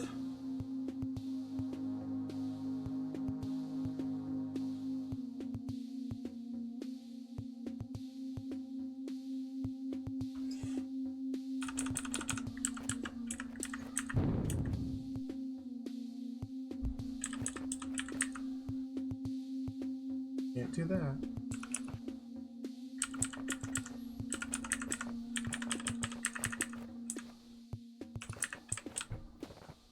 But now I can't ever take this.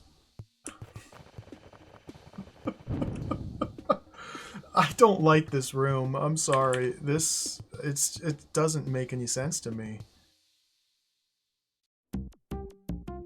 I don't know why this is so incredibly confusing, but I don't see any path through.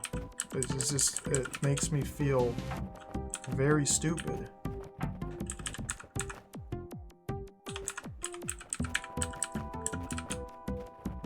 I don't think there's going to be any sort of like flash of inspiration that will have an aha moment and salvage everything. It's just like one of these 13 bajillion steps I'm doing wrong. One of the choices I'm making is not correct. But which one? Like, was that correct? It's gotta be. Because if apparently you don't need to blow this up,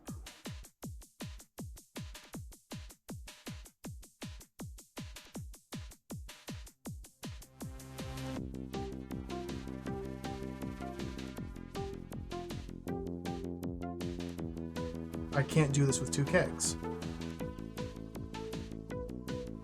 Because I need to block this. I can't block this with these 2 kegs. I can't push a keg onto that. I can't push a keg out of here. Can't push a keg through the tunnel. I need 3 to block this relay station or 3 to block this path.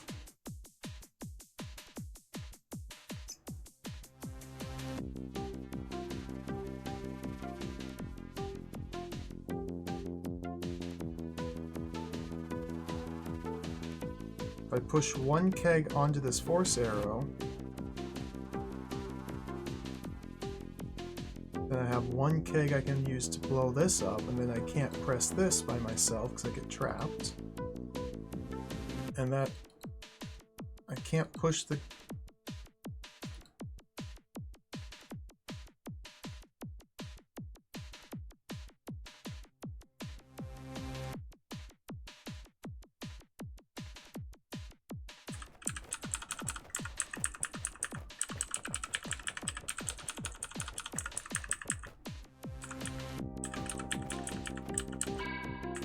is this tunnel here?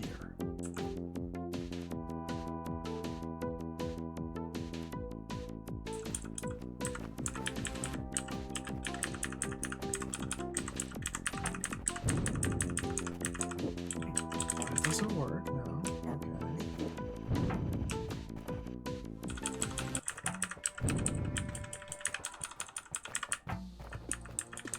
That doesn't work.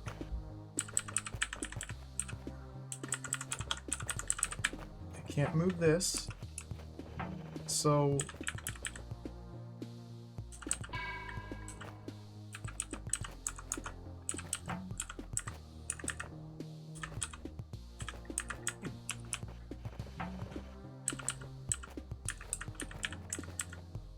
what?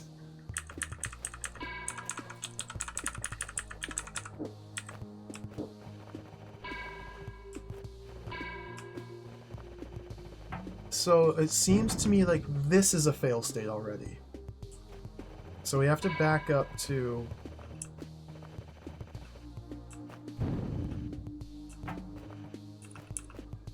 It's not? Wait, what? I am an idiot then. This doesn't make... What? So I can salvage it from here.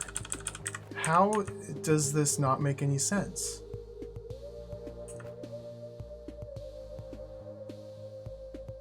Excuse me? What are my choices? I have a powder keg and a button that needs to have a powder keg pushed onto it. A force arrow here that never gets turned off, force arrow here that never gets turned off, a button here I can't press, a tunnel that's pointless, because these powder kegs have no purpose as far as I can tell. I need to block the path in through here, which is 3 tiles wide, then 1, then 3. So a single powder keg on this tile would do the trick, but then I have no way.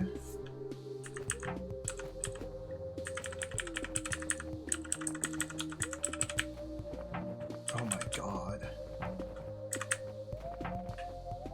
Let me just grab that one.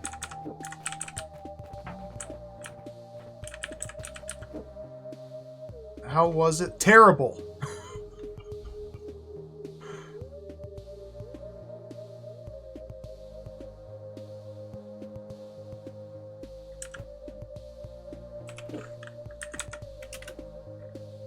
This room is pointless! I don't like... Oh my god. I was so baited by this room.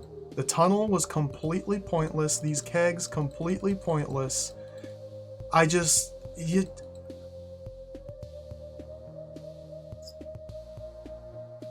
It was just too hard of a puzzle. Thank you for the help. I don't think I could... I don't like that room. That's my review. It was too hard. My review is that room was too hard. And it was... I got tricked hard because these are pointless and the tunnel has no meaning. And when there's 10,000 choices to consider, and some of them are completely misdirection, then it just makes it too hard. It's too hard. Thank you for the help, though. I don't feel good about that room, but we made it through. That's room number 2. Room number 2 out of 1,056. That's room number 2 that I don't like. So all in all, I'd say things are still looking pretty good.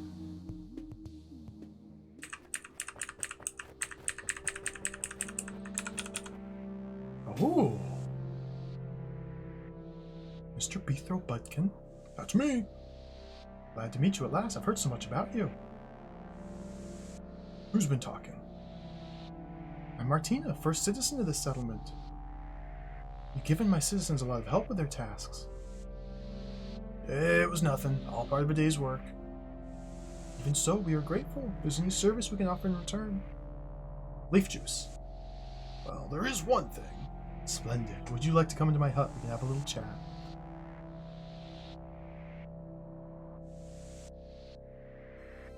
We did open the center and use... Oh, there are different routes through it.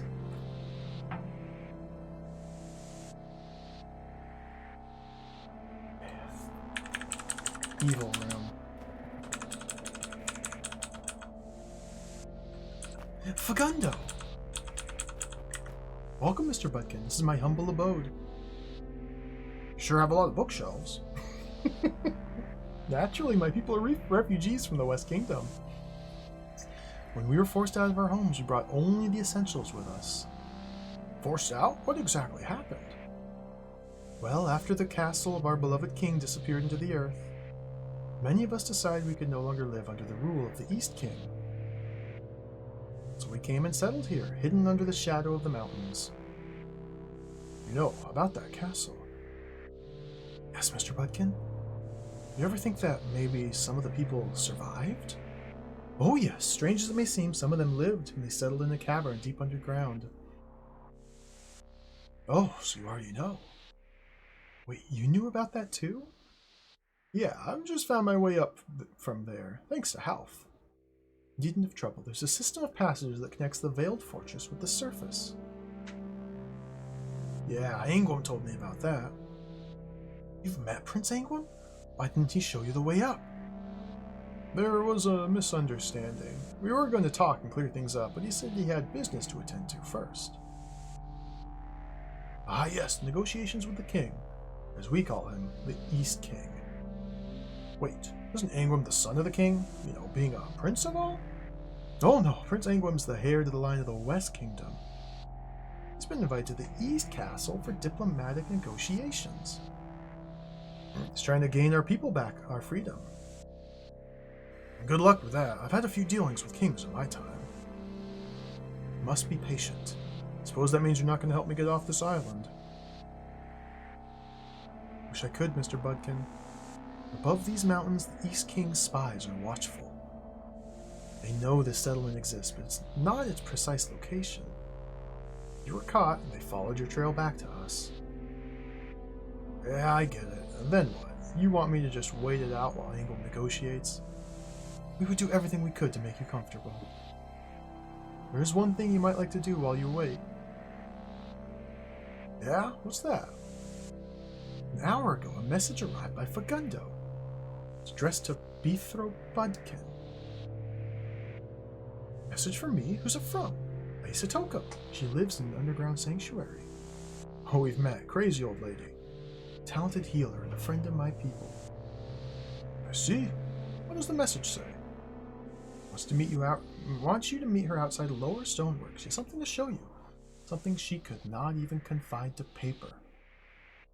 Lower Stoneworks? I passed through Upper Stoneworks, but I don't know how to get back there. To the north of here, there's a ravine. If you follow it down to the bottom, you'll arrive just outside Lower Stoneworks. I would take the Fagundo with you. I can send a message on ahead. That will let Lady Satoko know that you're coming. Alright, I'll go. Better than waiting around in this dump for however long it takes. I wish you a safe journey, Mr. Budkin. Thanks again for your help.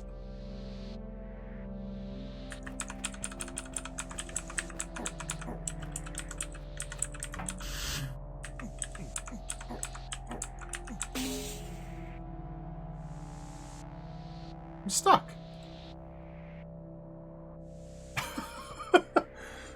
I love this. We have to take the Fagundo with us, and so in order to take the Fagundo with us, we have to throw it in the drink.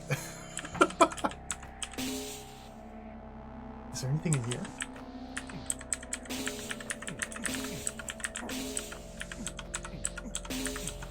Nothing.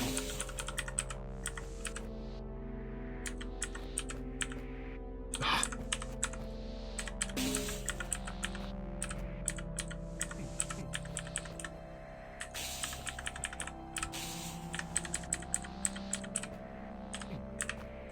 Ah! And it's dead.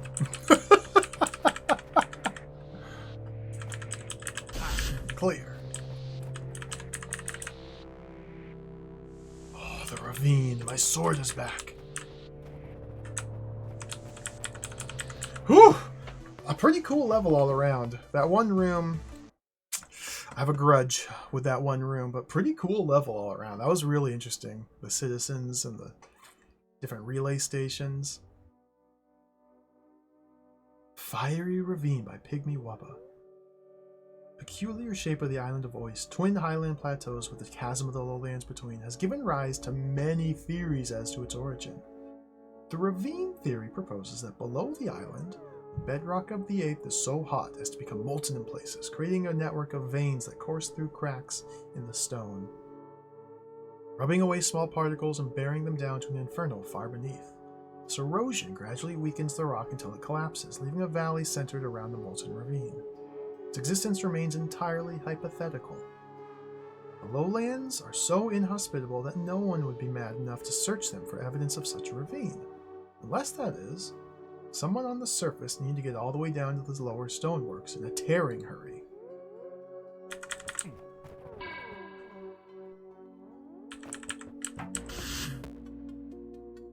More Fagundo. Okay. More Fagundo puzzles. Cool. So...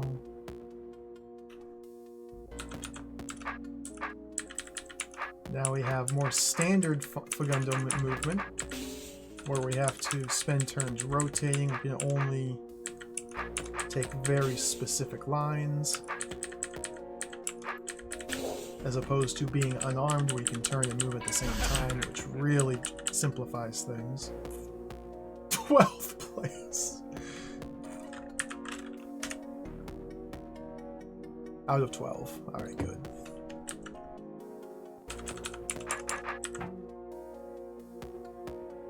Two Fagundos now. What's turn order? So if I go like that... oh, Fagundos can't explode on each other.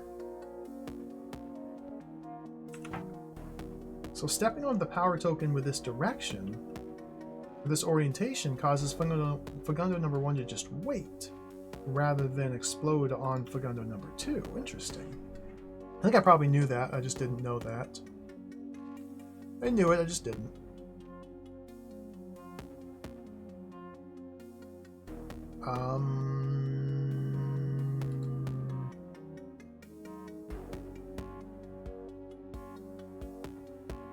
Oh, this seems impossible.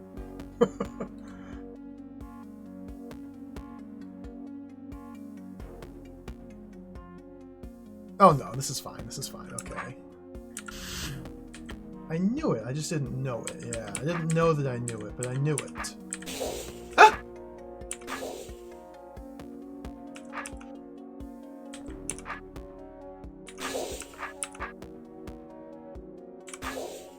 There.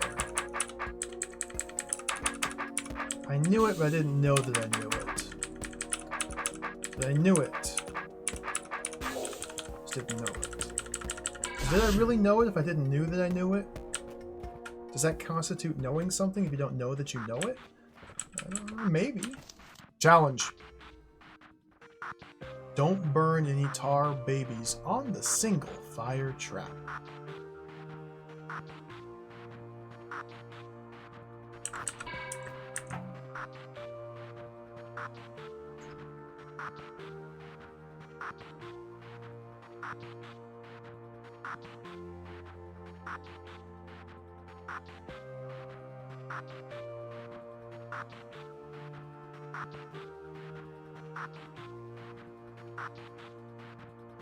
Oh dear. Wait, what? So I do that, those open. I do that, that dies. And I need the adder to arrive there so I can go kill it.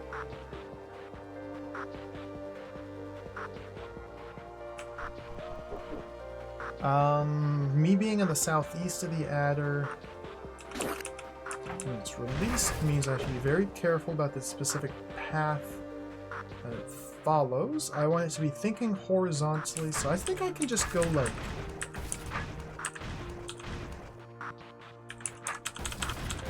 that. And then as long as I time it such that it arrives here when it's thinking horizontally. Wait, what?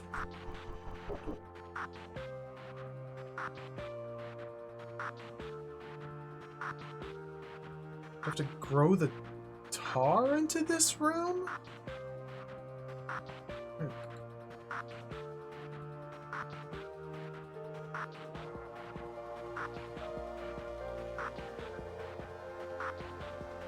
Does the adder have to be so long? Okay, so maybe once the adder reaches here, it needs to eat every single turn until it gets into here? No. I do have tar. I could grow the tar into here, perhaps in such a way that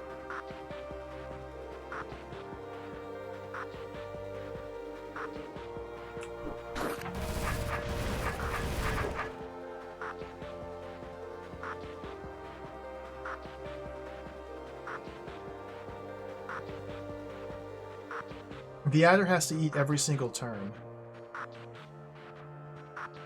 And these turns? Like, I can see that working getting past the first door, but not this. Like, how am I going to get adder food in here?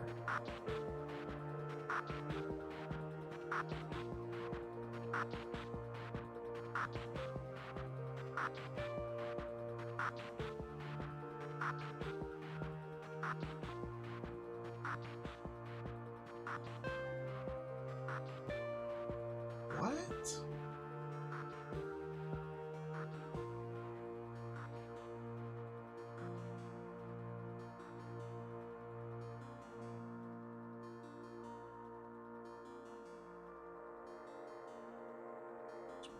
Babies? Fill that with babies. Yeah, okay, okay. So, let's wait. We want to cut like that and that. So now we're going to get 2 babies in here. wild. And then to oh, the challenge is going to be really hard. I could just go like this.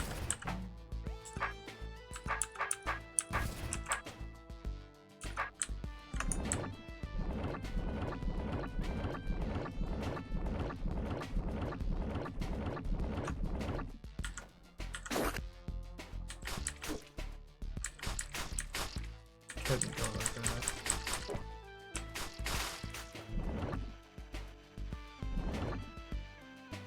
Oh my god, reset. Okay.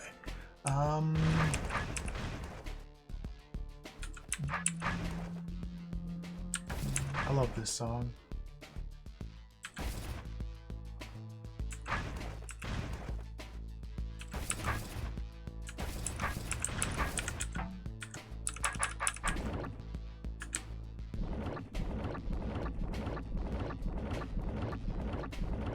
Problem is these guys here can give me some issues. And there were a couple turns when the door opened.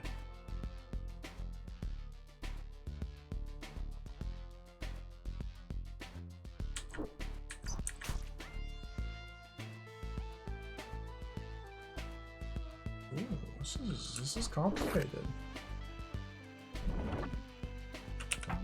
So I need this to be filled with babies too.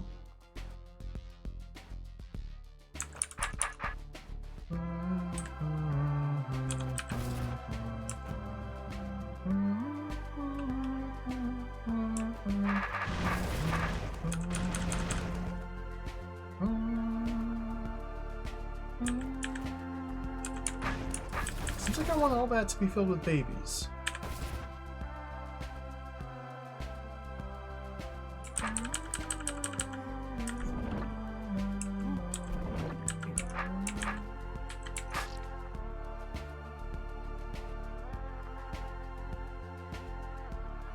Crumbly walls. I wish I could cut these better, but I don't think I want to do anything like that. Because this adder will just go,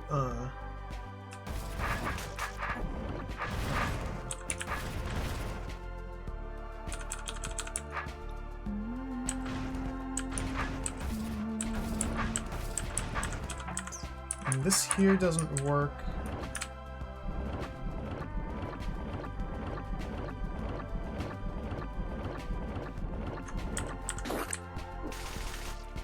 Again.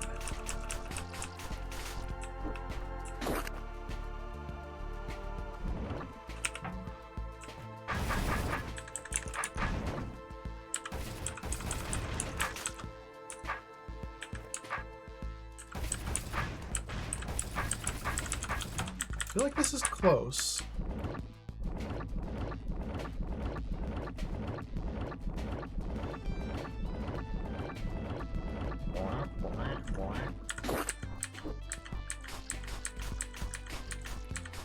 I guess if I were to time... Well, no, because it's dead.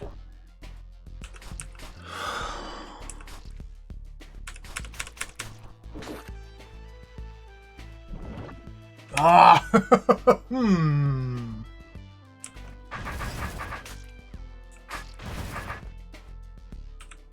Okay.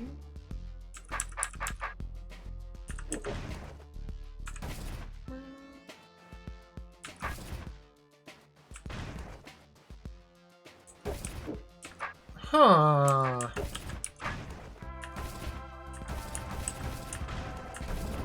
I could allow tar to grow in here. I could kill the tar. That seems really bad.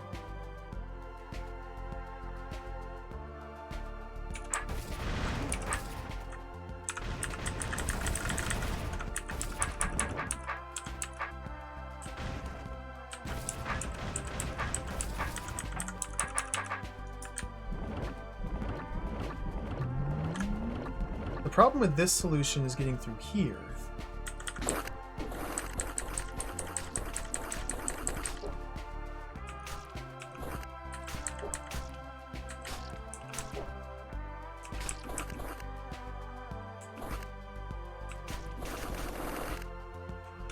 So we need... Okay. So this is only part of the solution. But this... allowing tar to go down through here is good. And then I need to leave some wall here. I need 3 baby to go in here. I think? Oh, this is complicated. Like that? No, then...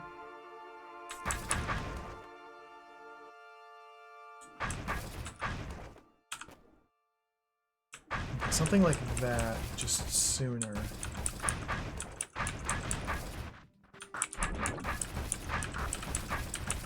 Okay, this might work. Because then we get some baby action.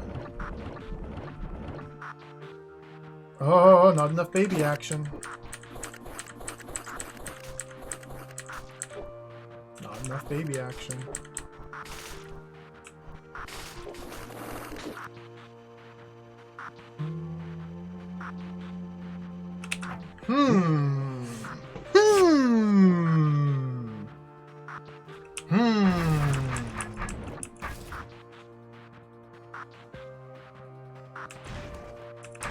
There's not enough baby action going on here. I don't know how to get better baby action.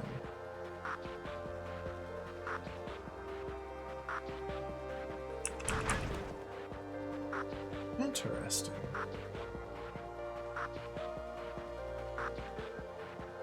So there's just one little hitch here at the end of this little thing I don't know how to resolve.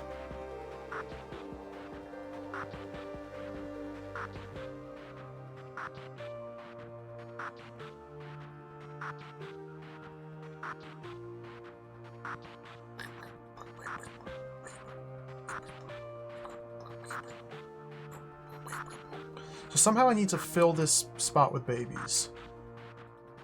It's the only possible way to allow the adder to progress through here without it lifting off this pressure plate. So filling this with tar does enough to get the adder up to here.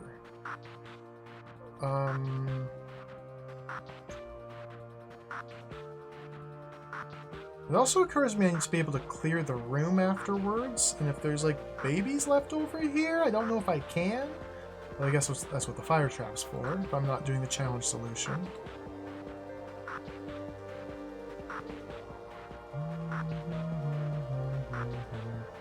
So babies will flow in through here.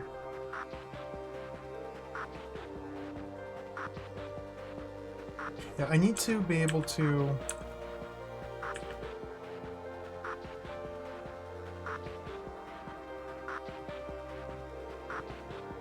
somehow get babies up here, which seems to imply leaving that tile.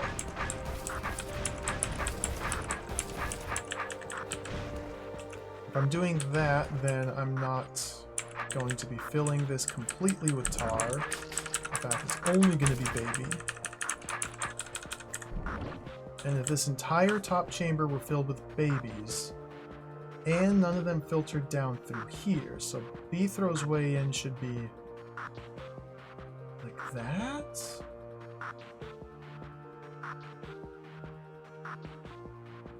If I want this snake... So I just need it thinking vertically in this section, and I can have east paths. Okay.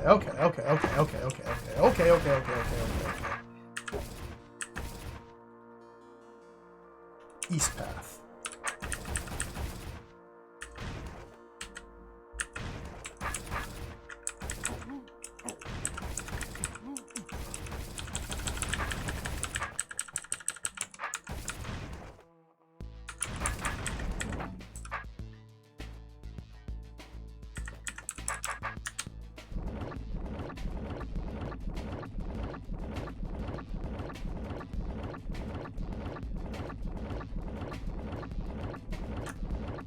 Okay.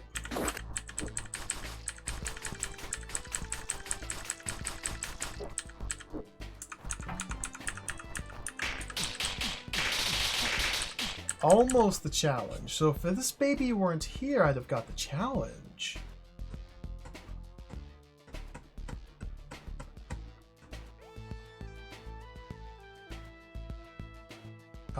Well, I think I can fix that.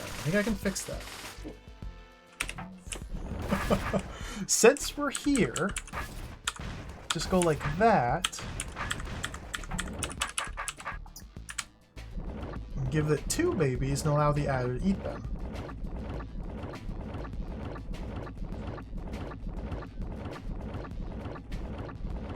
Okay. So I do want it thinking horizontally when it arrives there so we can swoop up those babies, not thinking vertically. So we have to wait. We got 1, 2, 3, 4, 5, 6. Actually, this should be good. It was not good because I forgot my serpent timings. Just wait like there. You! 1 turn later. Okay.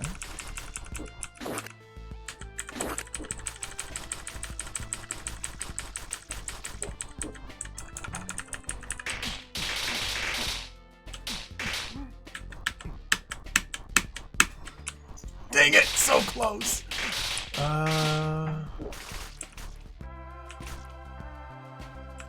So could I have maybe done this 2 cycles sooner?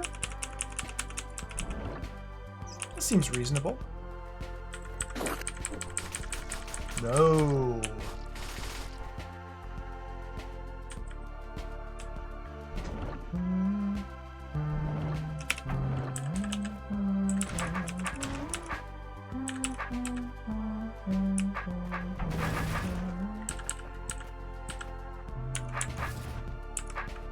Maybe something like that would let the serpent timings line up a little bit better?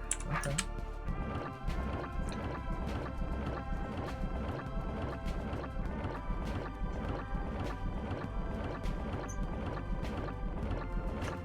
Okay. So we want to go, let's just go now. So I stepped on the button at 1, that didn't work. I'm just gonna, 2, didn't work. We have to go wait 1, 2, 3, 4, 5. So like now. Mega Dingus!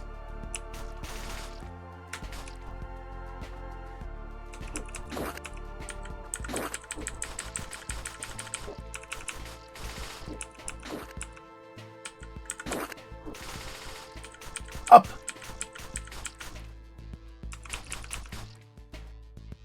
The snake can't hear me. Snake can't hear me.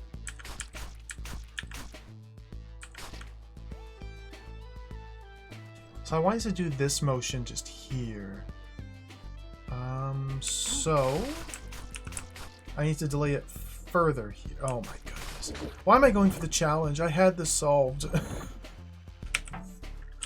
Just ignore the challenge. I'm ignoring the challenge. There we go.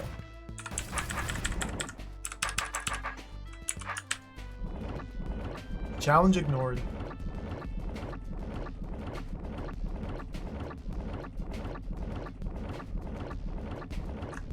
These levels are hard enough. I don't need to do harder variations of them. Yeah, I wanted to do that, but whatever.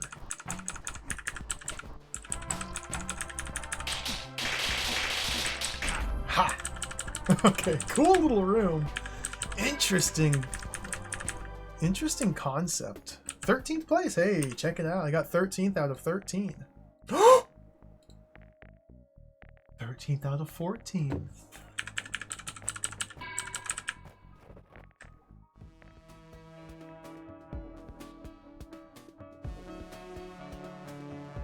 Oh, this looks fun.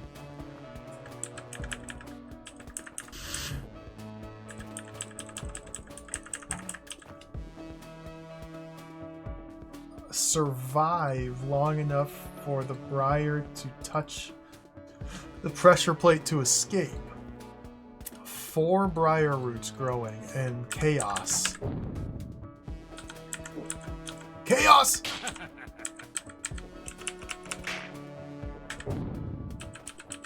Chaos.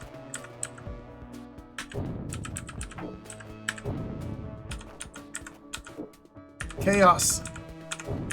Ah. I don't know if I did it right. I don't think I did. Wait as long as possible. How many do I have? 3, 2, go. No, not quite. Okay. So I can start with any of these bombs. A couple of them got consumed by the Briar with nothing I could do about it. So I probably want to start with something like that, but ooh, no. If I start with any other bomb, then I can't use this one. So it seems wise just to start with this one. I'd like to be able to use both of these if possible. So perhaps a different caber orientation would be good. Northwest seems kind of ideal because we're generally moving in that direction. Oh, it's so fast. It's so fast.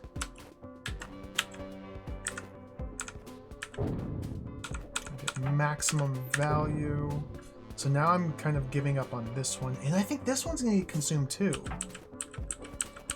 No, I got to that one, just not that one. Here I can wait a couple turns, okay. Don't know if this is better.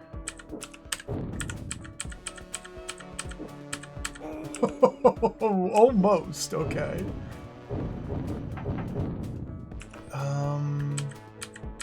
Well, I could have bought a couple turns there, okay. I didn't need to rush full speed into...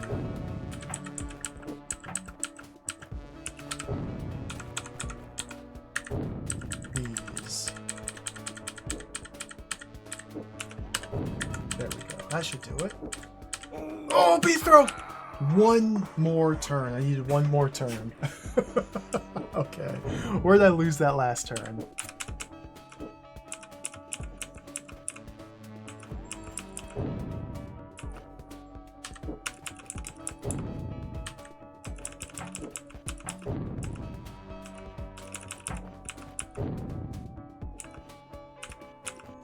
Here? No.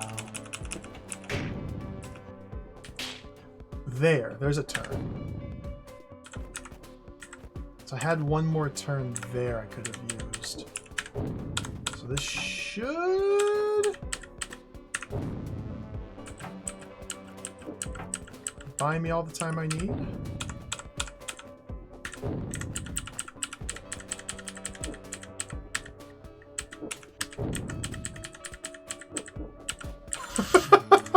Cool. That's a funny little room. Let's go up this way.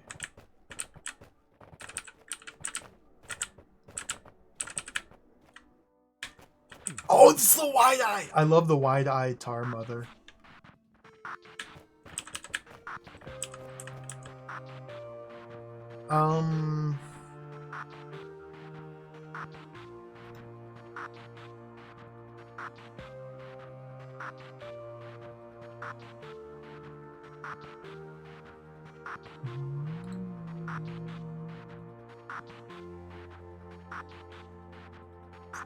Adder.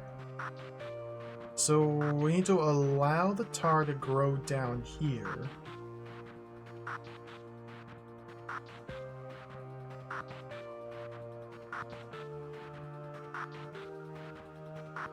And cut the last of it when it's down here? I don't really see what this is for.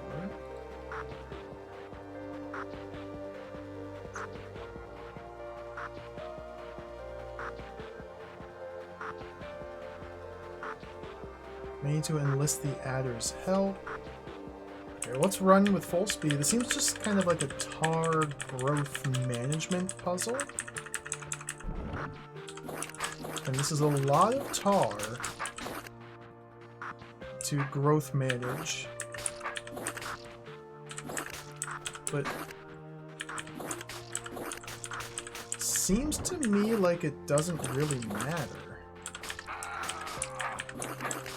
As long as I have this adder,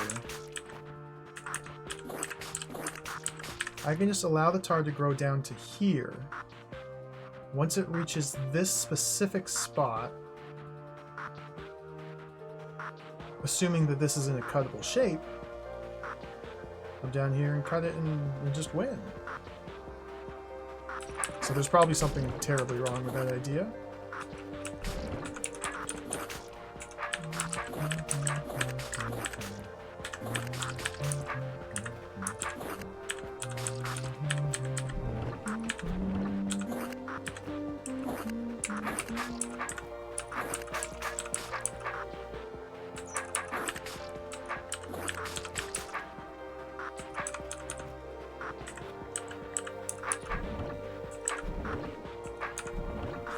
This is getting to be too much tar to manage, but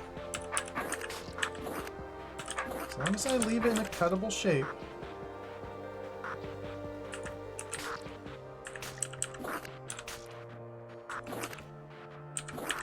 It's easier said than done.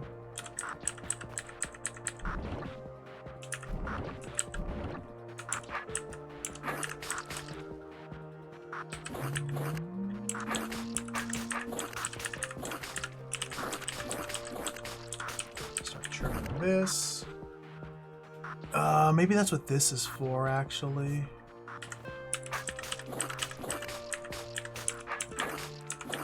Use that to my advantage to make this into a cuttable. Because how many tiles is this? 9. 9 by 9. I don't know. I think a 9 by 9 is cuttable.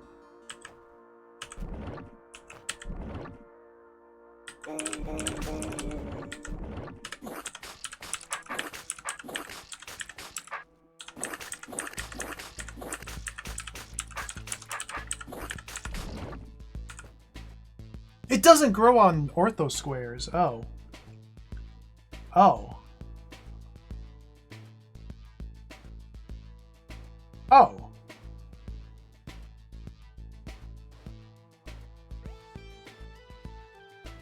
Oh. Oh.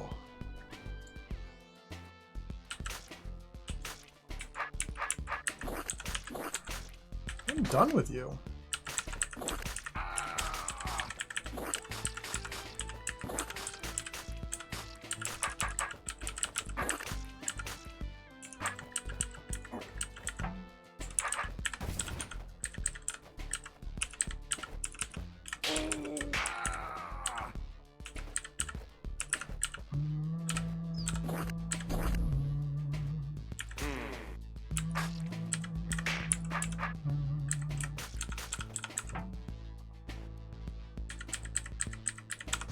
Okay. Okay. Okay. 13th place out of 13. Let's go. That didn't even like seem like a puzzle. I don't know. Sometimes I guess you just instantly see what's expected of you and you just do it and you win. And there's no complications, no hitches. That was just... There was a couple hitches with the tar on the ortho square that caught me off guard, but... Okay. Okay. I'll take it. Challenge. Kill the tar mother before any tar grows. How in the world can I get in there in under 30 turns? The tar mother? I see 4 of them. Which one's the tar mother? Okay, there's 2 tar mothers. So we can allow the mud mother to live, but we must kill both tar mothers.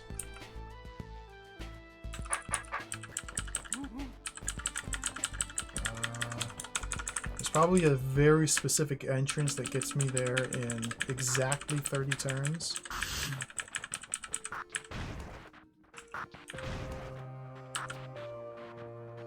Oh, before any tar grows. Okay, well, simple, really. So what does that mean?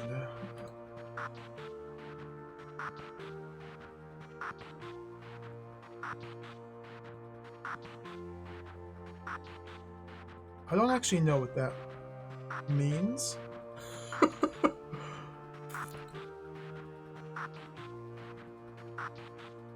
What is that?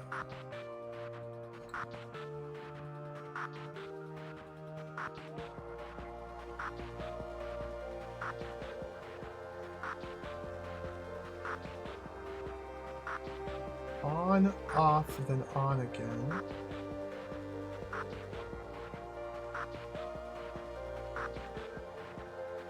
No press.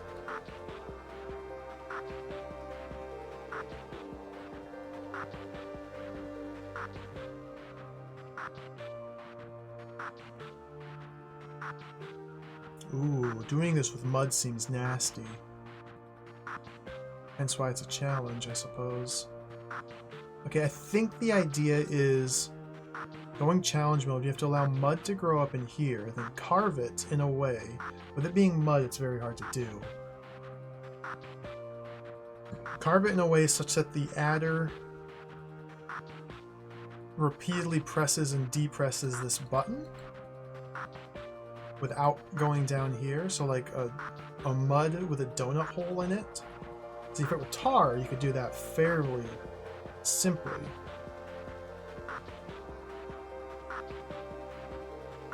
Although preventing the adder from eating its way out of the donut hole could be challenging.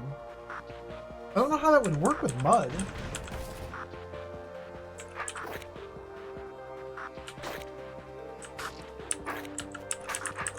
Quite terrifying.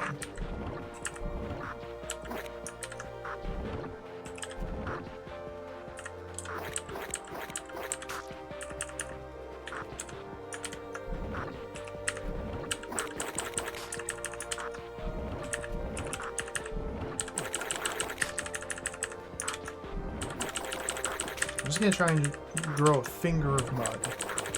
Just need a finger of mud. And yeah, this switch cannot be held down, so I have to somehow cut it from underneath, which I can do. Got a little finger of mud growing.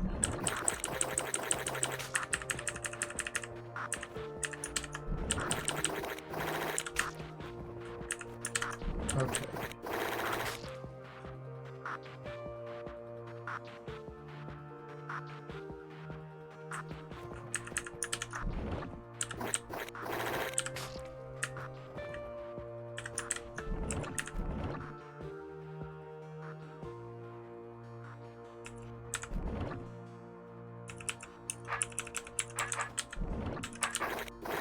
Don't know if this strat's gonna work very well.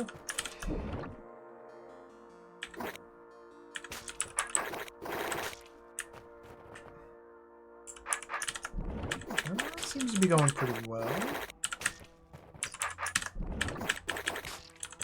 I got baby action. This might be good enough. I don't actually know what to do with the mud here, but that's fine. That's cool and fine and good. So let's...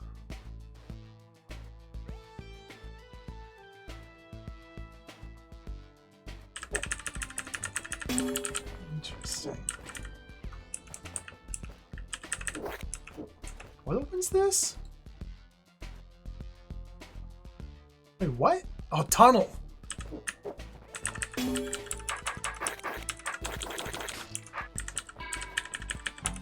So this won't work. Like, it's gonna go down and keep going down. Oh, so I need, ooh, interesting.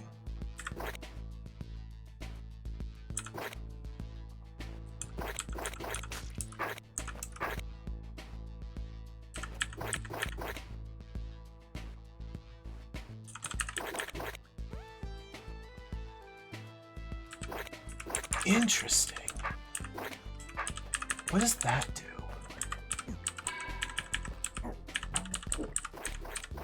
It turns, yeah, okay. Because this is a shape that's cuttable by sword. Whoa!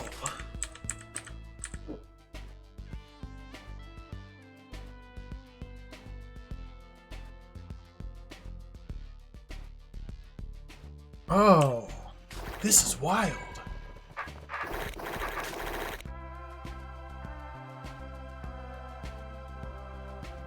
So I need to create a stable serpent loop.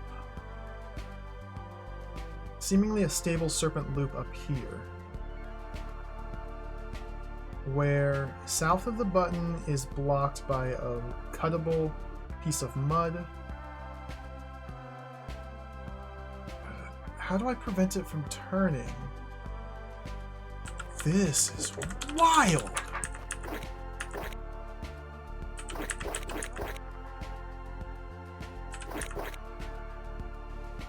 So like that?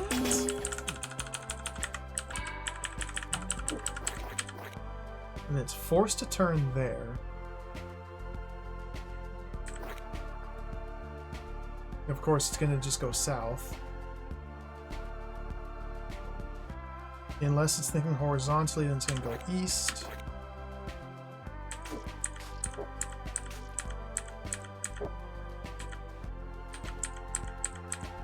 Get on the button!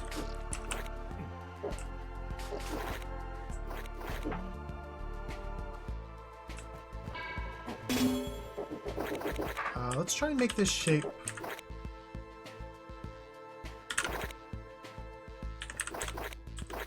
So that's the sort of thing I want, I believe. This is really cool. Yeah, yeah. Except it has to uncover. I have to go one tile deeper. Okay, okay. Think?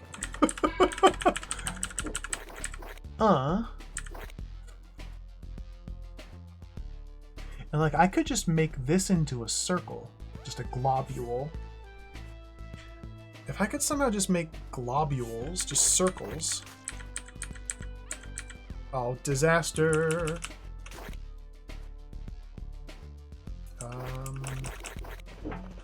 Which is easier said than done. So that'll globule into a circle. How do I circle down there?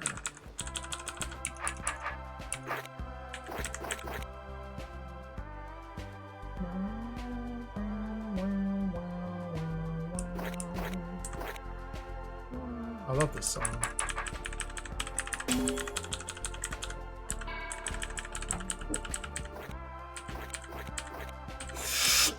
Bad, bad, wrong, bad. Of course, I left a doohickey.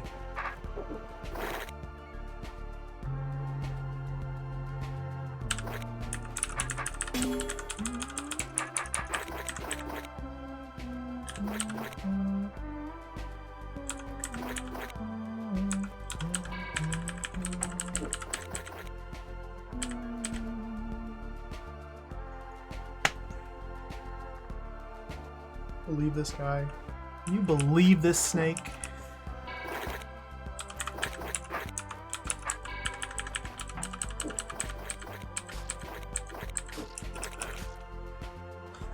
Let's see, if you were thinking horizontally here,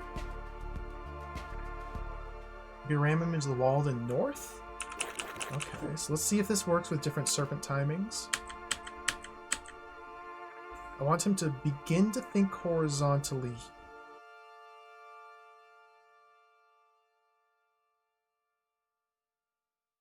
He's forced to go east there, and after that turn I want him to start thinking horizontally.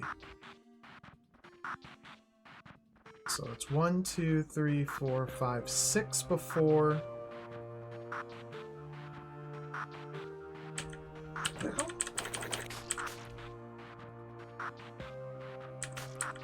Cause a north, and now he's vertical, and that's a total debacle. This is really hard.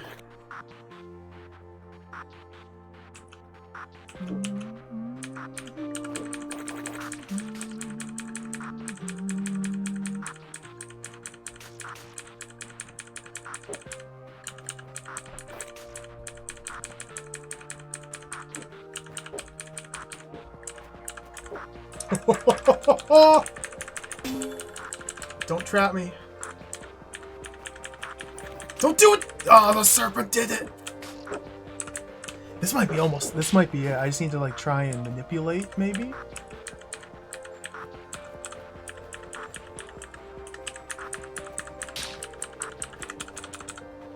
Get me out!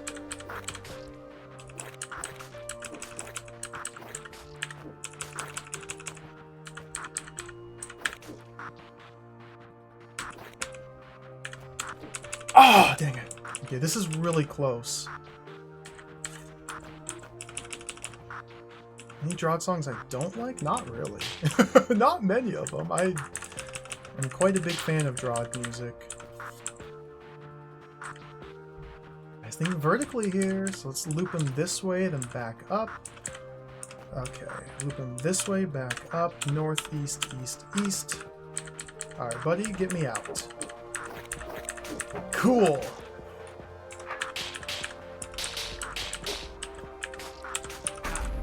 Cool room. And we got the challenge.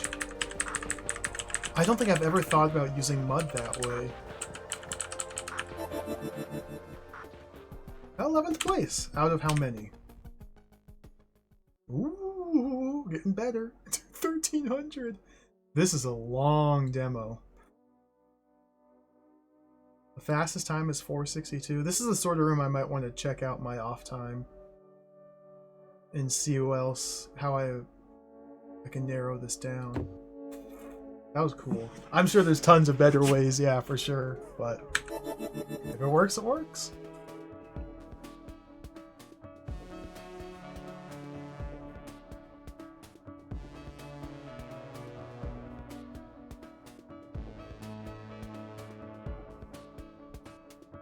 Okay, invisibility with a Fagundo. Ooh. Shallow water into Caber. This looks wild.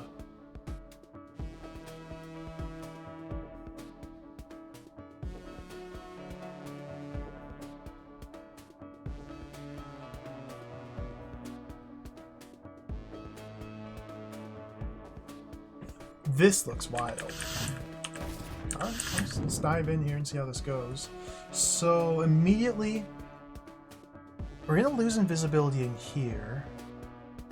Secret wall. Now, how? I guess I can burn the Fagundo there to go to the secret room.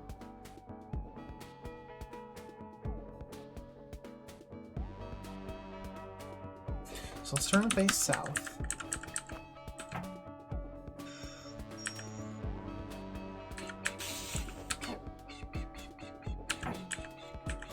Come with me, Fagundo. Okay, so we have 3 skippers to kill, 3 skipper nests, which will produce skippers every 10 turns, as long as we're in sight radius. I can choose to give up invisibility when I step onto this platform, although having invisibility could be beneficial to prevent skippers from overrunning me. In fact, skippers don't walk over shallow water, I don't believe.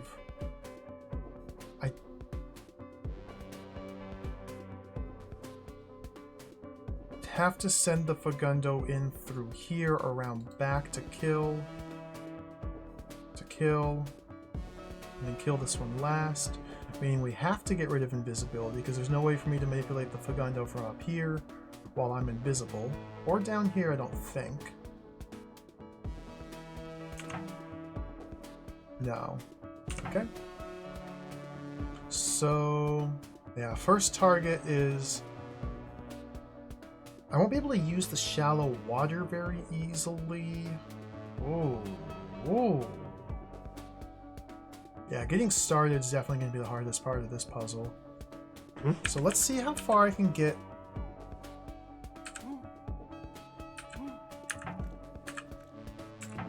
I'm always going to be in one of the nests' smell range, which is unfortunate. I'd like to be in only one of their smell ranges if possible. They do travel across shallow water! Oh, so I have to just grab this and fight for my life. Oh, whoa.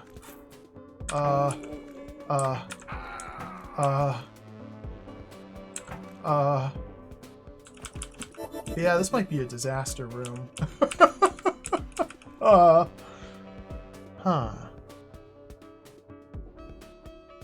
Can I have the Fagundo ahead of me?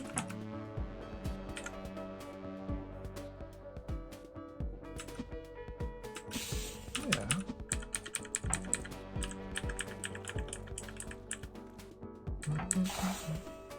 do that. Okay. Trying to buy myself as much time as possible.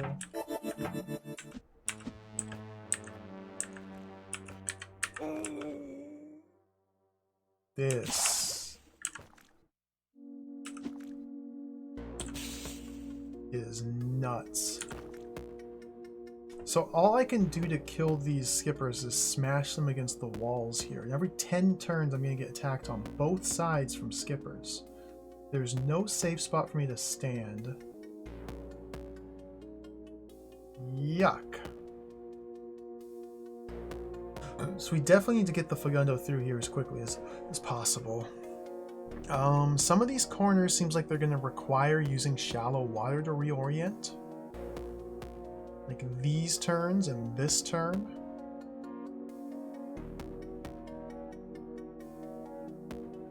In fact, this one looks a bit easier to navigate. I think I can do this with solely by caber turning. So let's send him south instead.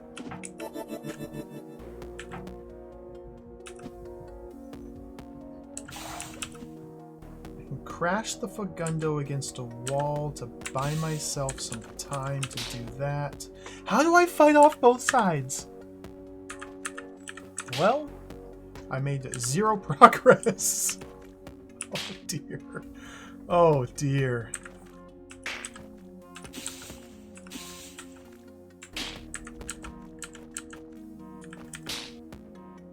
Oh dear.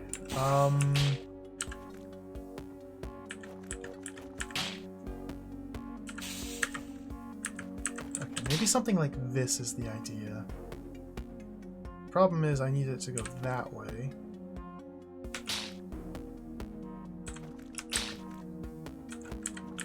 Oh my god.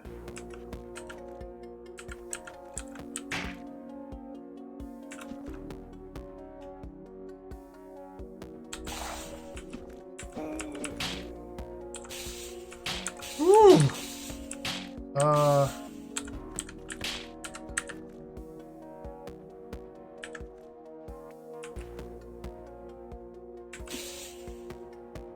Stay there.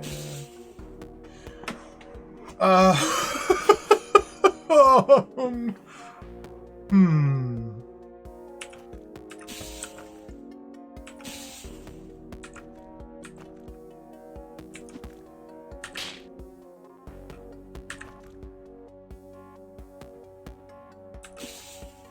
This is kind of a disaster.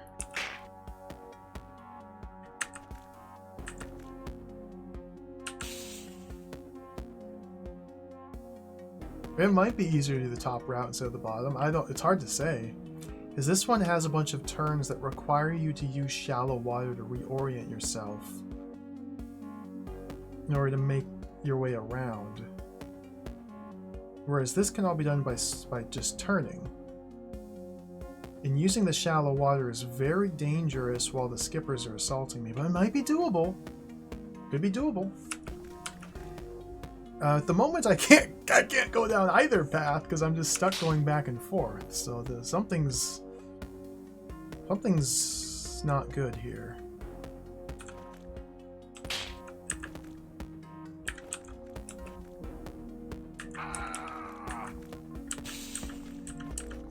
Yeah, this is dead. Oh, ooh, ooh, ooh, ooh.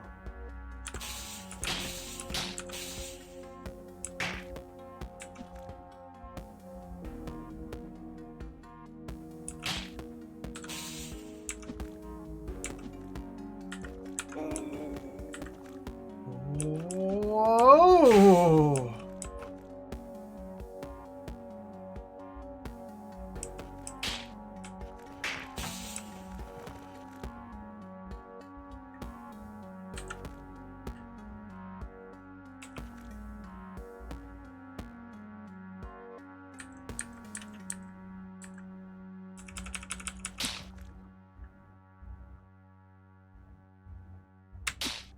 This is kind of disgusting.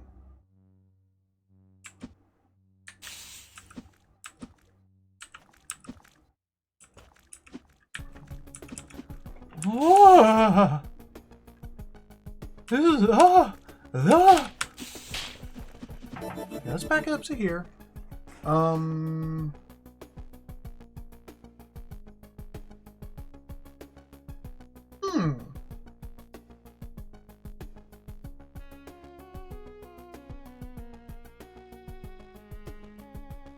So every 10 turns we have to deal with skippers on both sides. That's kind of the main problem. So we need to find like a repeatable, good, efficient pattern to kill both of them as quickly as possible. I don't think I'm ever going to have breathing room or like just free time without being pressured. Stoic Gaming, welcome, hello. Ohio to you as well. This is scary. You get a little bit more breathing room by going like that. Try and go north a little bit to start with. Maybe I want to crash it there to go like that.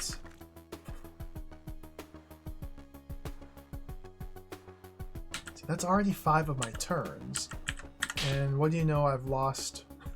I have no distance with my Fagundo. Huh.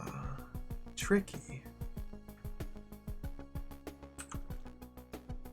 Very tricky. So it seems wise then to turn, to stall it there.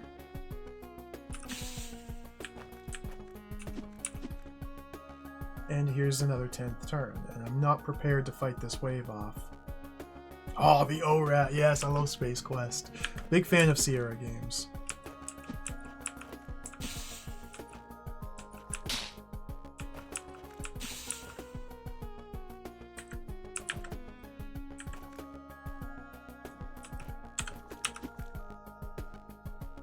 I don't know if that's any better.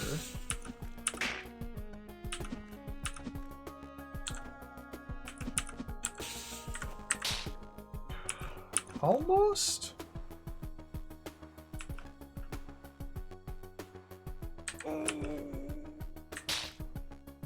This is a bad spot to be in.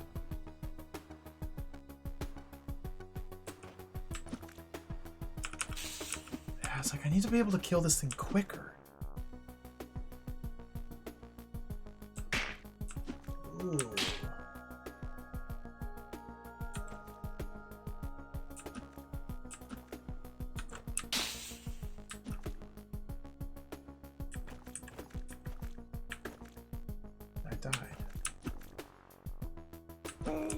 Oh, this is disgusting. What the heck, man?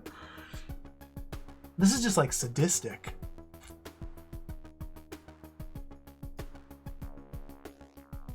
This is just like sadistic.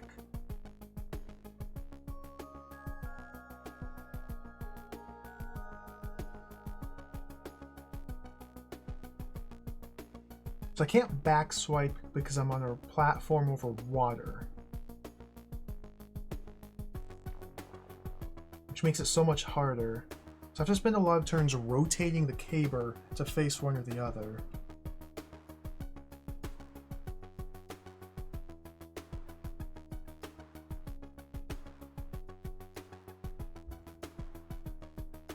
And I just don't have any sort of plan yet.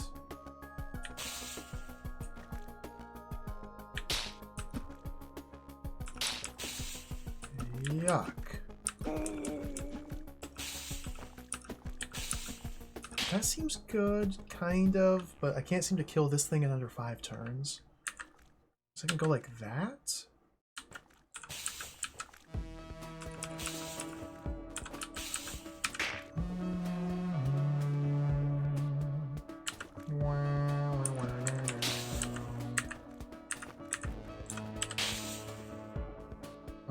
Okay, and so now the problem is I might have some sort of stability here. But this pattern is exactly 5 turns, or 10 turns, and I can't move the Fagundo. and I'm losing progress. I'm regressing. I've regressed. Oh dear.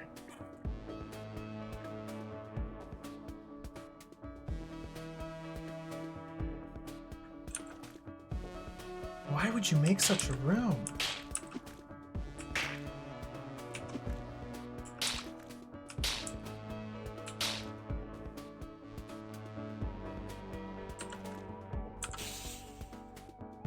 I need to somehow be facing west.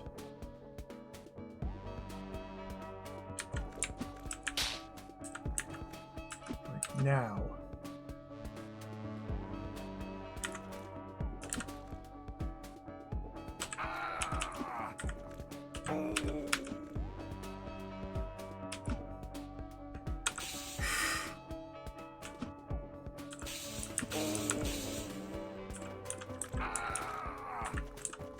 What?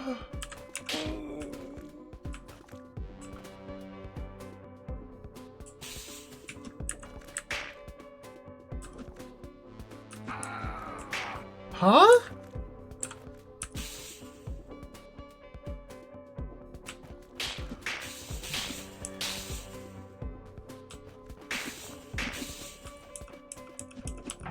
Maybe we go south instead.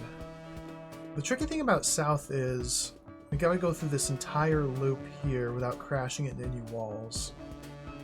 Which southwest, west, southwest, south, southeast, southeast, east, northeast, north, northeast. And that's all doable by turning.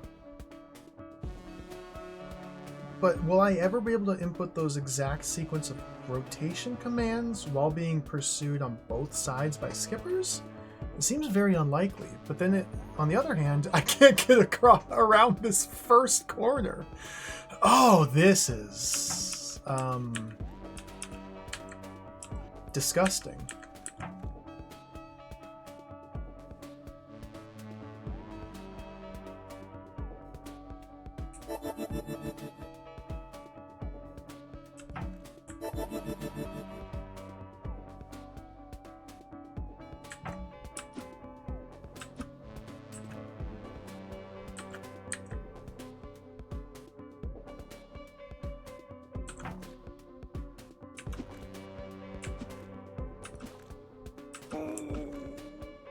I can use the invisibility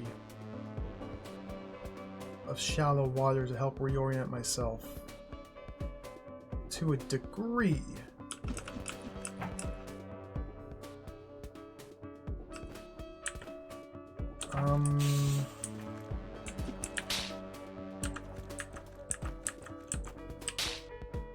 Yeah, I don't get this.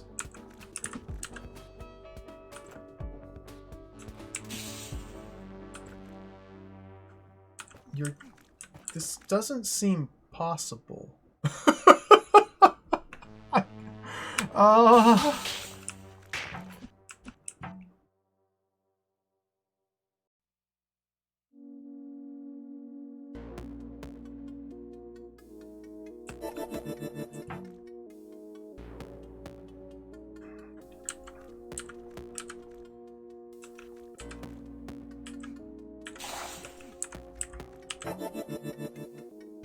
Well, if that's any better. Somehow I don't think it is.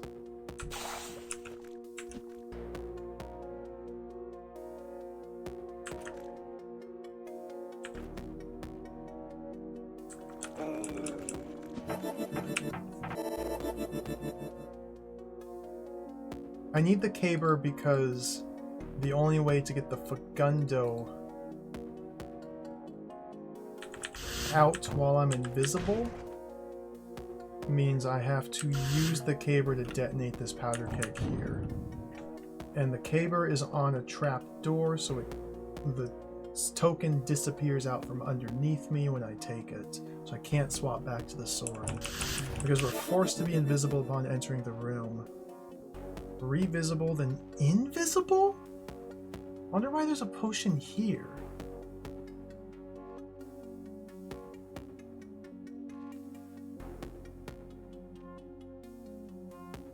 Oh, to get to the secret. To get to the secret once the room's been cleared. Okay, okay.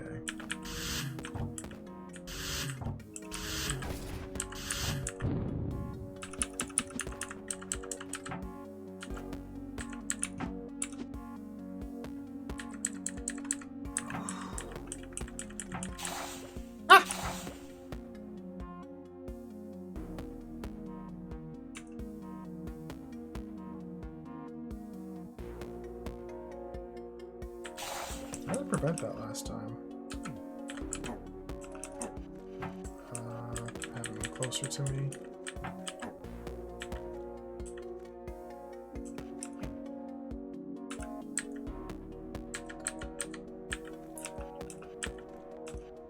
This is very scary.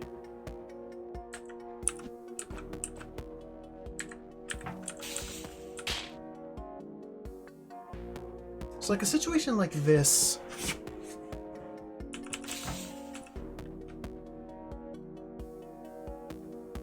I can only kill the water skippers on these corner tiles or this other water skipper. To kill this water skipper on that one, I just rotate all the way around, which is the opposite of the direction I sent him in. So we need to crash. So I guess I want to go this way.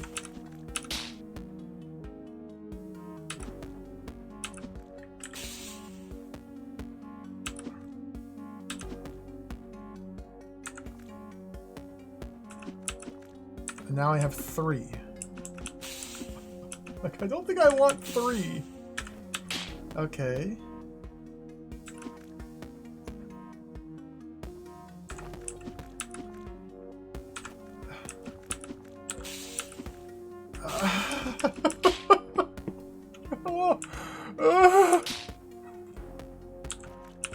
This is one of those rooms that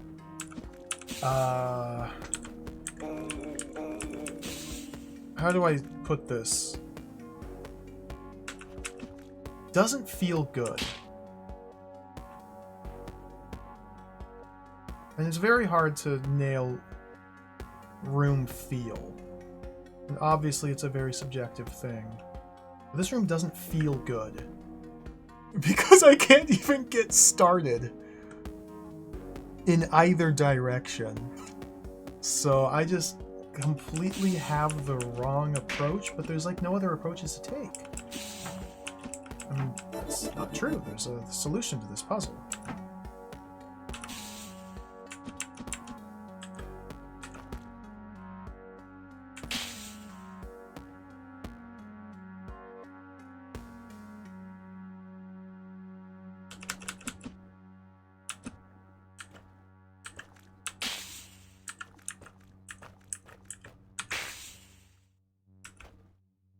Should have gone like that. That like eats up my precious turns. Precious turns.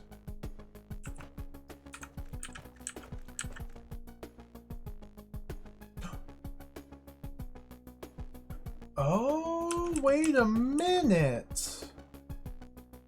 Okay, I think I found the answer. Stepping in shallow water on the top half of the room on turn 0 and the 1's digit, on the turn where they would spawn, to eliminate one of the 2 skippers from spawning. Making sure to do so. Well, it doesn't. You got food? I'm being Wait, mindful of I'm Fagundo starving. when I do so. Doesn't necessarily need to be ashes when I step into the shallow water. But do have to be mindful of the orientation. Okay, that's the key. Okay. The puzzle just suddenly became much more reasonable. I realize I did not kill this skipper. What? You've got food? Where? I'm starving.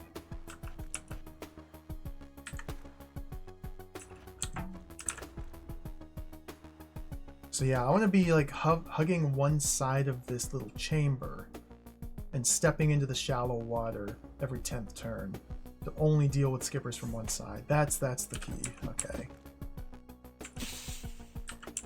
Which don't know how easy it is, but...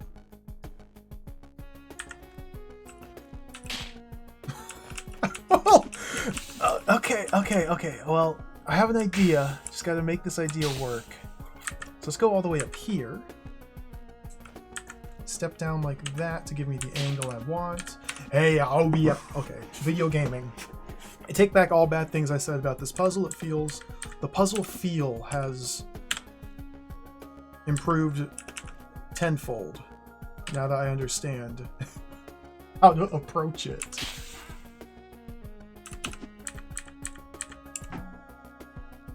Step. I want to step in this direction. Okay. Oh, this is actually really cool. This part will be a little bit tricky because I have to use the shallow water to reorient. And in fact, I need to have the raft over here. So I need to be going this direction. Wait. Wait, this might be good? Good puzzle? This puzzle is actually secretly good? Raft. Ooh. Things are getting a little precarious here.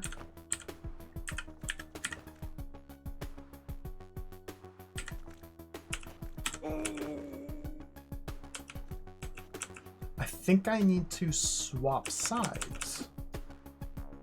I think that seems like it would be wiser.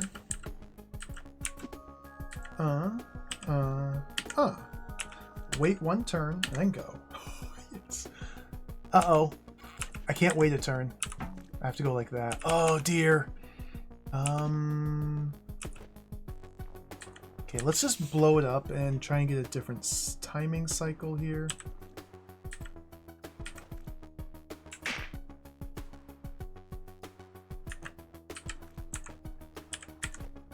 Like that. Beautiful.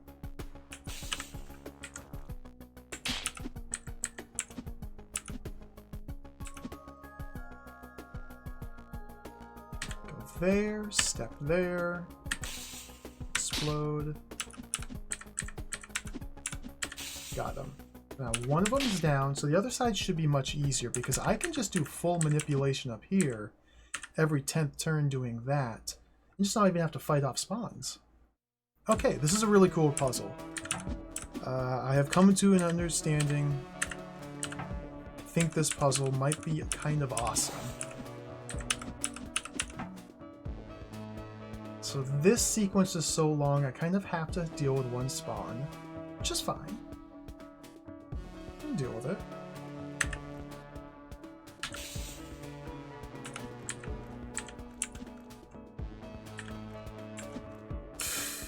Want to be losing.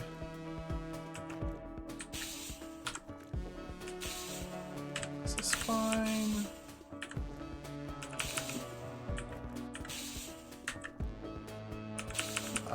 Gonna be a bit better to deal with this guy a bit cleaner.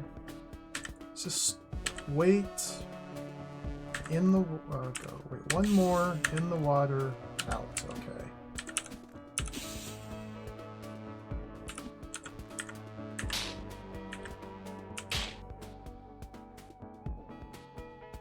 Sadly, I can't step off the raft with an east orientation from here, or step off the shallow water onto the raft with an east orientation, so I think it's worth it just to go like that, give myself the breathing room. There we go.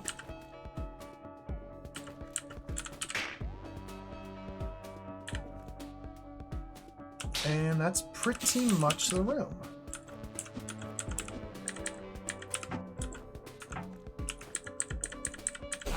Okay, that was really cool. That was really cool. 6th place tie as well. It took a little while to understand. But once it clicked, and that was a fun puzzle. Okay, so let's check out this secret. This could be a terrible idea.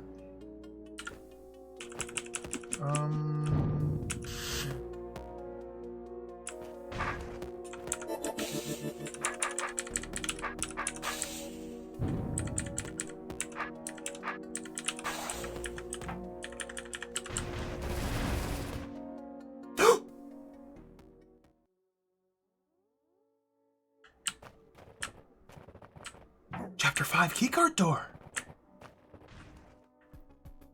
A minor break where you exit out the secret before clearing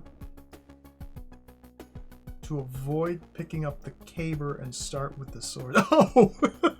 Yeah. I didn't even think about that. Yeah, because then you don't start on this invisibility. You can be visible and deal with this. Although...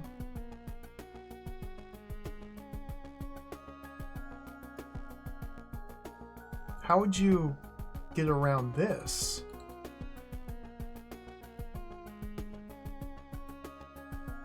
This would make you become invisible.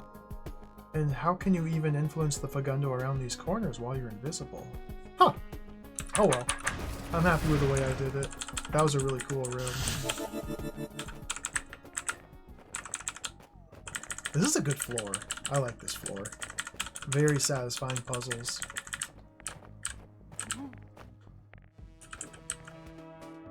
Oh, not a lemming! I take it all back. I take every nice word I have ever said about this floor back. There's lemmings here.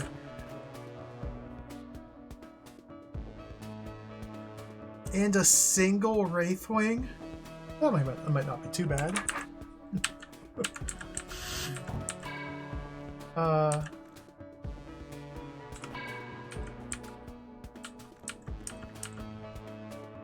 Whoa. What?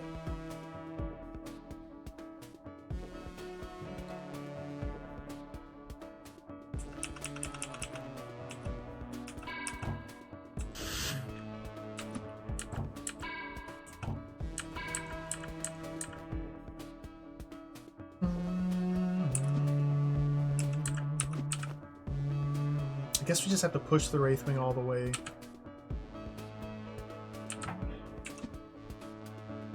I don't know if that's going to be possible.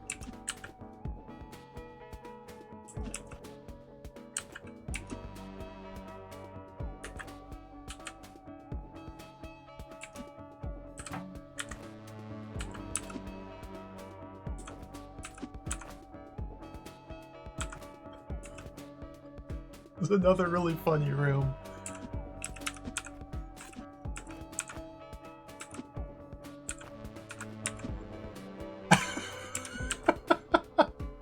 Get owned, Wraithwing. Just get owned. Just get owned.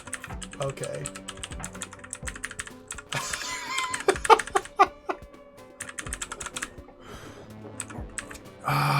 We'll do the lemming. I'll try the lemming puzzle. I'll try the lemming. We gotta do the lemming puzzle. We have a stick, so that'll offset the nastiness of the lemmings. What is this?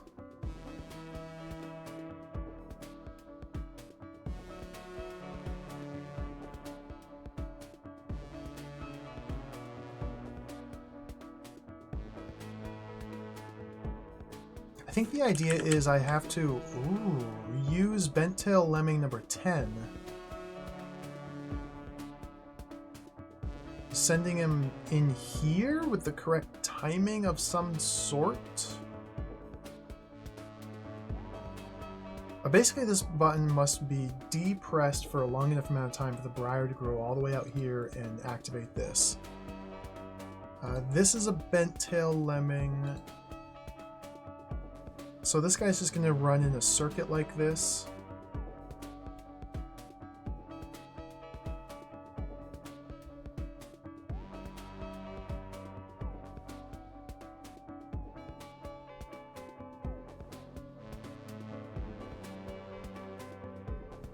So I have brains here, obviously. No way to kill any of them. Until this button gets pressed. This button can only be pressed after the briar grows out here to open the door, and I can get my sword back, kill the brains, kill the lemmings, move on. I don't really quite know yet how I'm meant to influence this guy's behavior.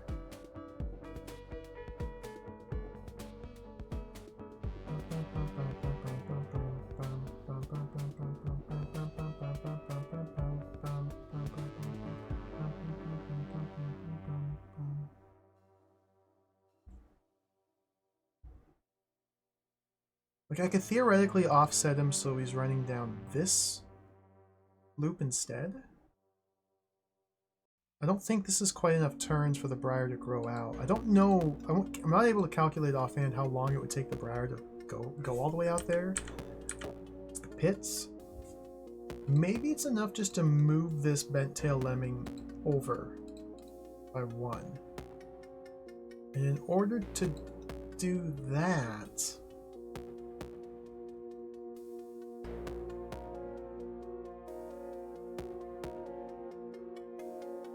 lemmings don't push brains. That wouldn't make any sense, right? No, there are obstacles for them to turn. Ooh, I can...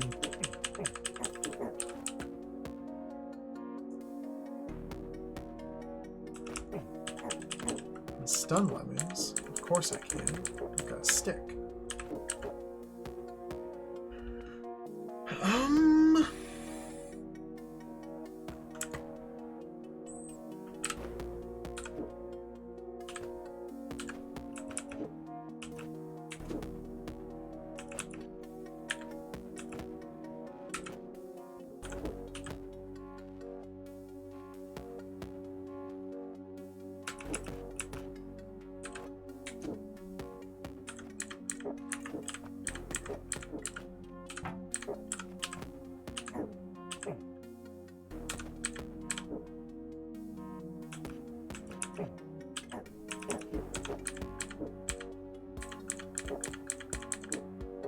Did not help me at all.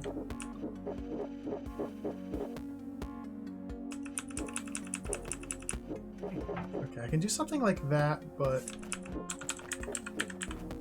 I'll put a brain there.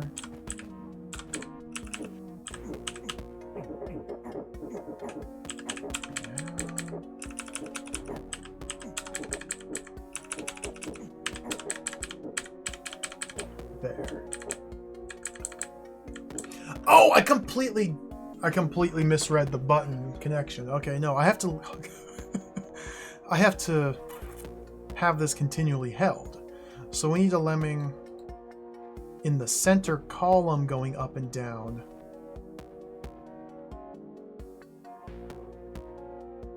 And one on one of the sides, or one on each side just offset from one another. Okay, I completely misinterpreted this because I didn't even like click on it and think.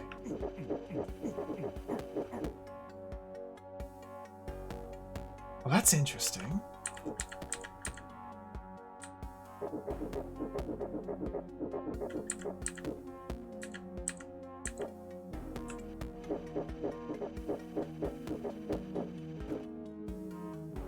Why are there so many brains here?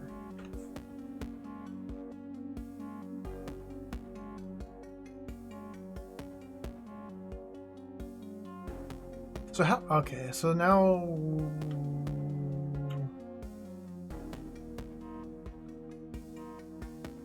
change of plan. I'm gonna collide this lemming into that one like about there.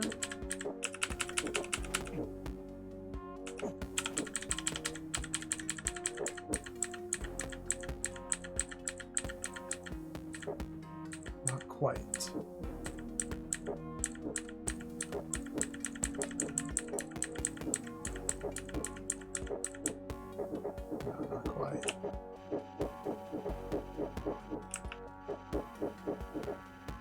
You know what I'm gonna do here.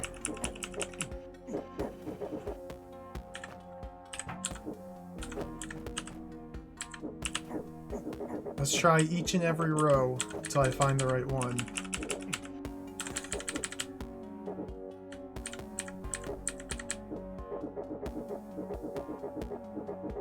Assuming that this is the correct approach, kind of seems like all I can do.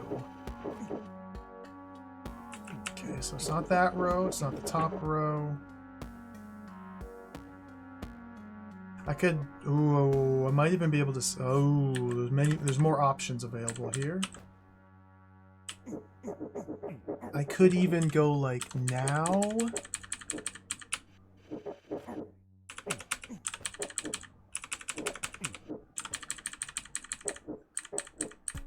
Hey, ba.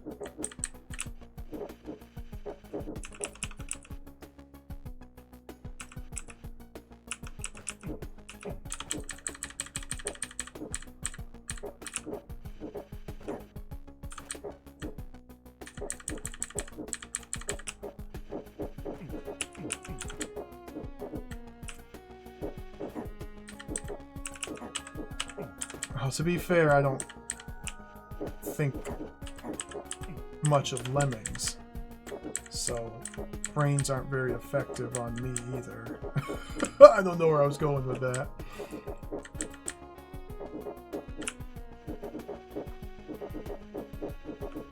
I'm trying to get this lemming to collide into this one, coming from the left, heading right.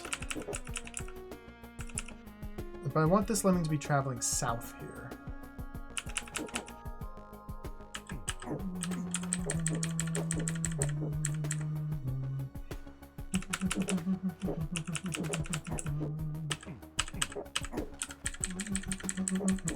No, I think it intercepts there. Okay.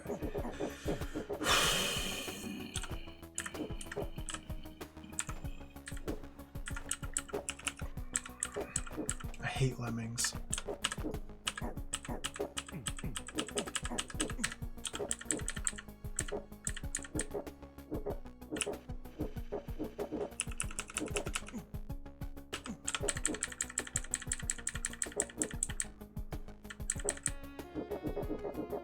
It always seems to converge into this pattern here.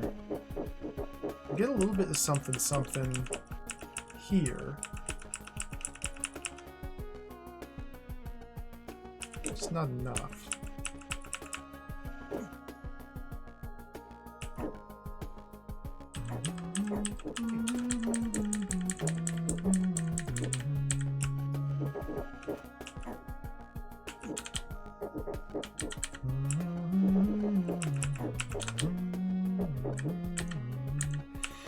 I don't think I can cause that sort of collision. No, because that's what happens.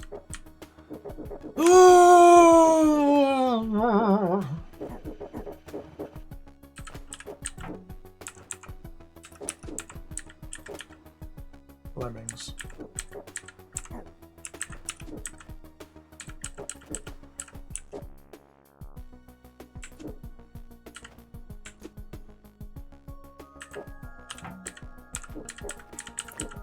Hate lemmings, man. They are the worst. It's like, I don't even know how I would... Again, I always say the same thing when it comes to lemmings. I don't even know how I would, like, come up with a solution for this room that's not just brute forcing like this. Like, I'm only using one of the 8 brains, but I don't see how any of the other brains could be useful in any regard. Like, it seems like the only thing I can do with the lemming is send it in facing west, or traveling west into this area. I can't... I mean, I could push brain like that. So I can push brains into this column. And in doing so, I could perhaps cause a loop like this, and a loop like this. And as long as I have it so that these... Well, but then it's only holding pressure plate for 3 turns.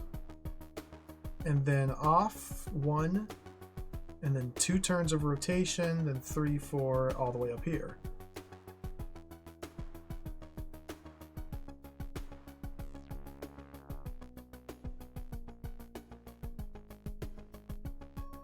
Maybe if something like this were here.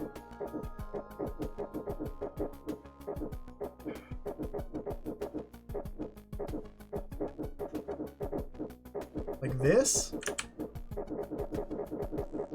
Well, obviously not like that. Okay, so let's shove some more brains in there.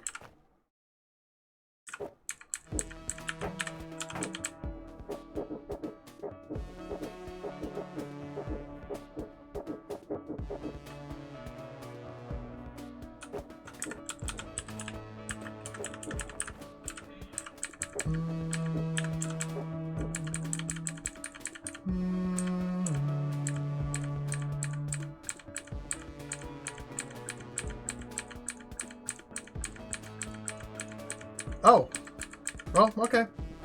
There we go. Puzzle solved. The solution was to just kind of flail about aimlessly until things worked. All right, I'll take it. Stab the freaking lemmings! Get out of here, lemmings!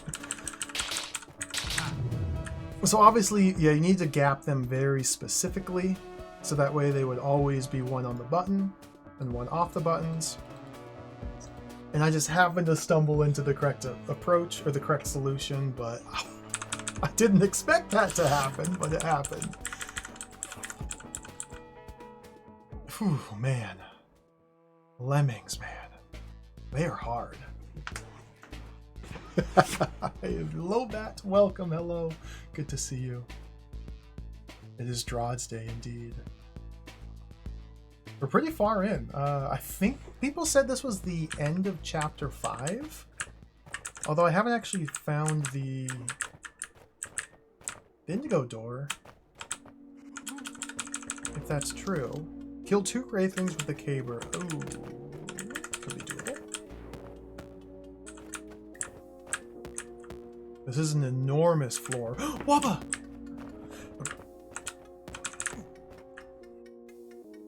I don't usually like to do this explore method before solving puzzles. I like to just go tunnel vision, jump into a room and solve it, and then walk out. That lemming!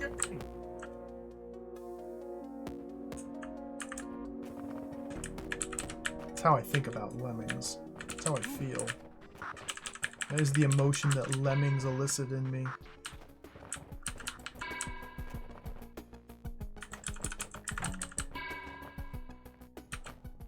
7 of 18 rooms cleared. Okay. There we go.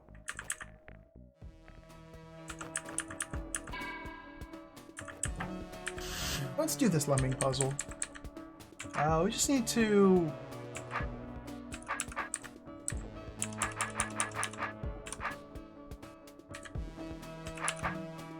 not do that. Okay, the timing in which I take the power token would make this tremendously easier. So we want to go 1, 2, 3, 4, 5, 6, 7, 8, 9, 10 turns before the lemming arrives here. Before the lemming arrives on the checkpoint. So it arrives there on turn 5, 13, 27. So on turn 17, let's touch the power token. Like that. Right? I'm probably off by 1. Off by 1, yep.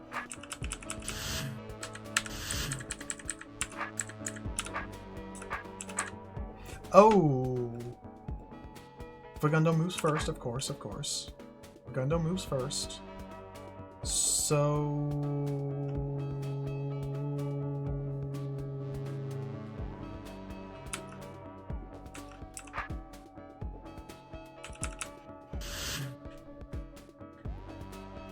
now. Okay. I'm tripping. I'm tripping out. How do you count? How do numbers work?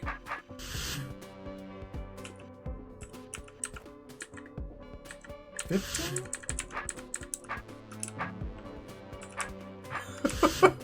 How do numbers work?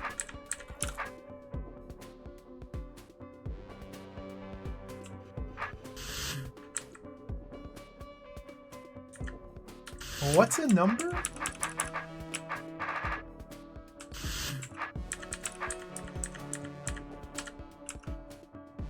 I need the Fagundo to be here on this turn, not here. Maybe 1 turn slower. So we need to wait 1 more turn. There we go. Okay. And now... oh... I don't think I can block its north very easily, so I might want to have the Fagundo actually traveling north in this instance. Because this could be diabolical here. Oh dear.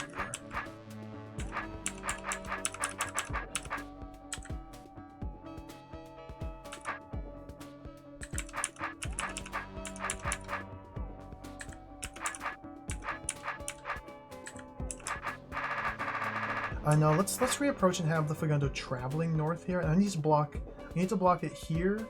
Then like deviate a little bit and then block it here, which might be doable.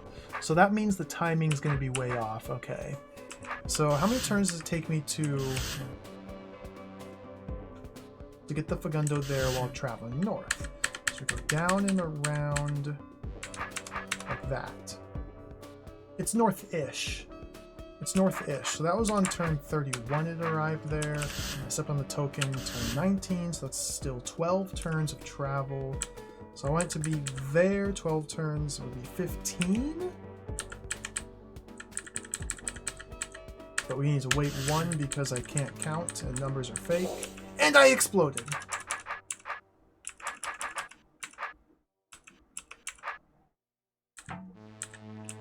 Oh. Well, could you... This is really weird.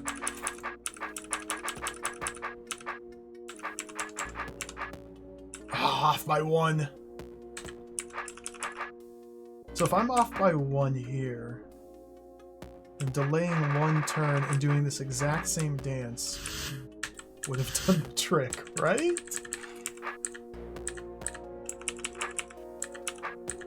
I forgot the dance. I forgot the dance. It doesn't matter because it needs to be traveling west. Hello, tow plane. Welcome. There are no beans here. No beans here. No beans here. I've given up on my bean.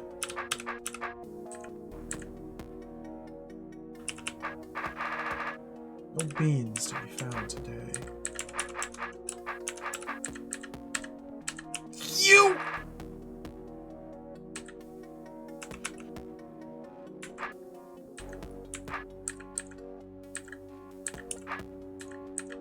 We should just throw these lemmings into the lava. Just kick them off the cliff and just be done with them. These are hideous creatures. Hideous creatures.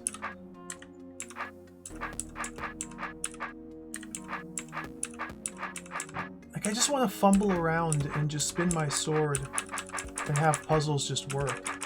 I gotta, like, count.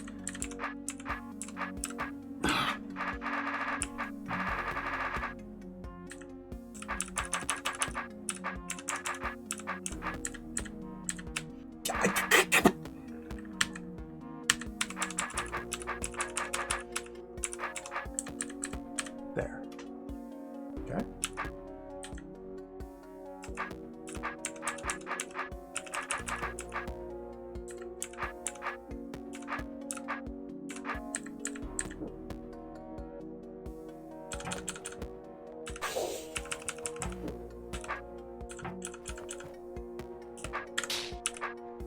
Ah! Kill it, kill it, kill it, kill it, kill it! Clear.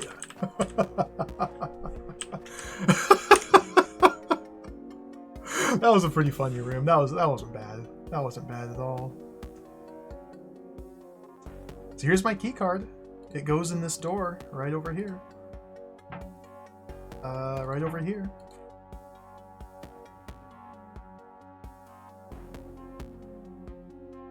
Oh god, lemming. So there's a lemming in this room.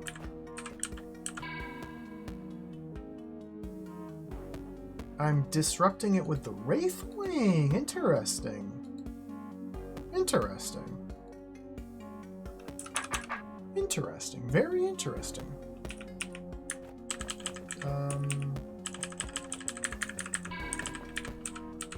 I get to the tunnel on turn 18. Yeah. I'm gonna enter from here. Gets me there 5 turns faster. So, Wraithwing, huh? So you're telling me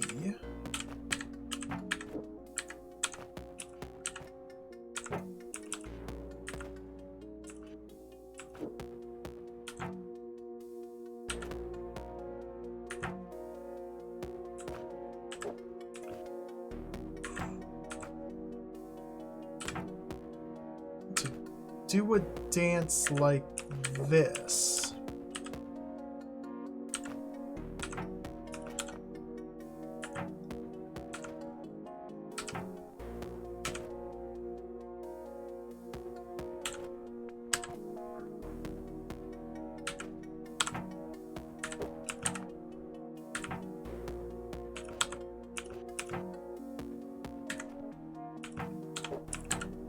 I lost it at the very end. I lost it.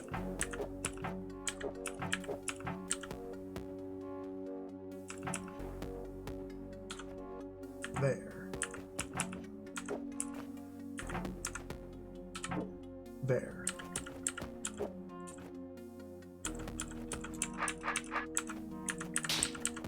Okay. Cool room. Kill this Wraithwing. 9th place.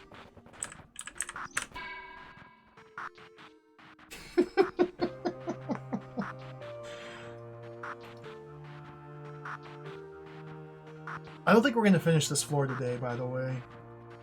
But I'm having a good time, so we're going to keep plugging through these. These have all been really satisfying puzzles so far. Like even this one, which I started falling into the abyss of despair and anger, turned out to actually be really cool. I lucked into solving this lemming puzzle, and I'm very happy about that. This has been a really good floor. What are we dealing with here? All we have to do is kill the Wraithwing and 2 Tar Mothers. I feel like it's going to be harder than that. We cannot allow... Well, now what happens on turn 30? We get 1 baby. Okay. What do these do? Closes that. It opens that. And that opens that. And that's the conquered token.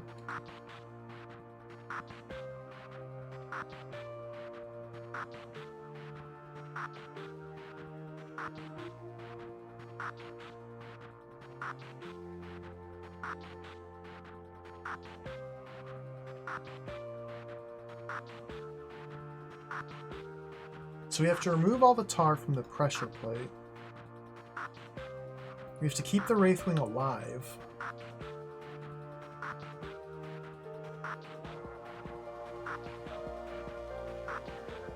And have tar grown in such a way that I'm able to take this tunnel, press this button, take this tunnel, press the conquer token, take this tunnel, get back out, go up in here and kill the Wraithwing. Presumably the Wraithwing's the last monster, not one of the eyes. It could be one of the... No, it can't be one of the eyes because I don't have a stick or a caber to relocate it. Could be a baby as well. I feel like the Wraithwing's the intended target.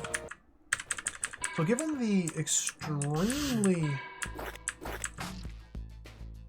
limited real estate here, I don't really have a lot of options as to what sort of tar shape I want. So I guess this is more about how do I manage this Wraithwing. I might have already screwed it up. Or maybe that's good right there. I don't think that's good. Yeah, because it's gonna... Baby?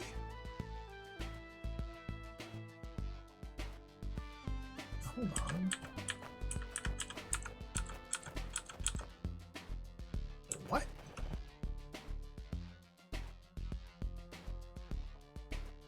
It didn't quite just work. I thought it was gonna, but it didn't quite just work.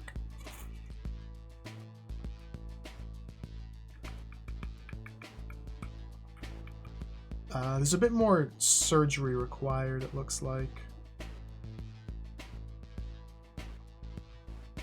Given that I'm rotating clockwise, I don't want this to be notched here. I do want this to be notched, I think. I don't want this to be notched, and I do want this one.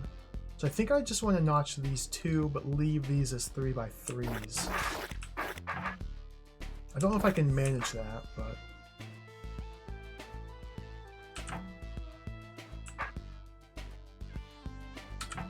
I may need to use growth here.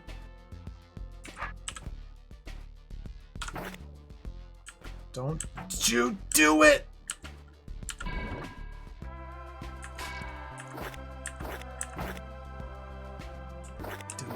Wraithwing didn't listen to me.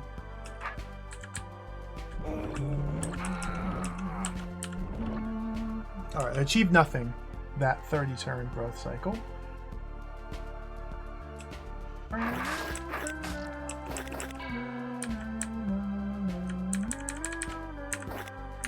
love this song.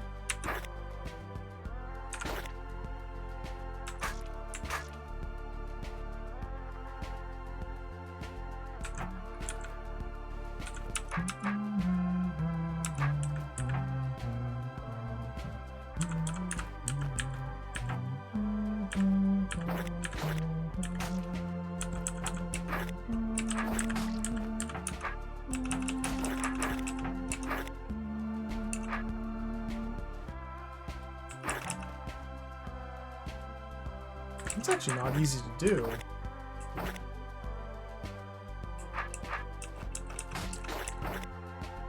Carve it like that.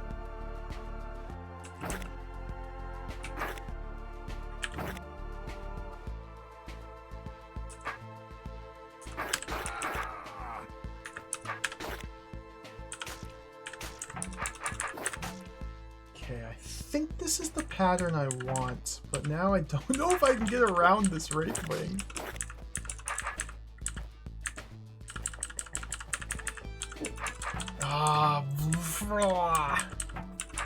Sir, just please, just, let me through, please? Please? Please?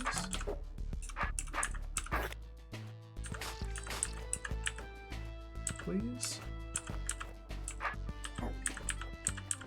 Please?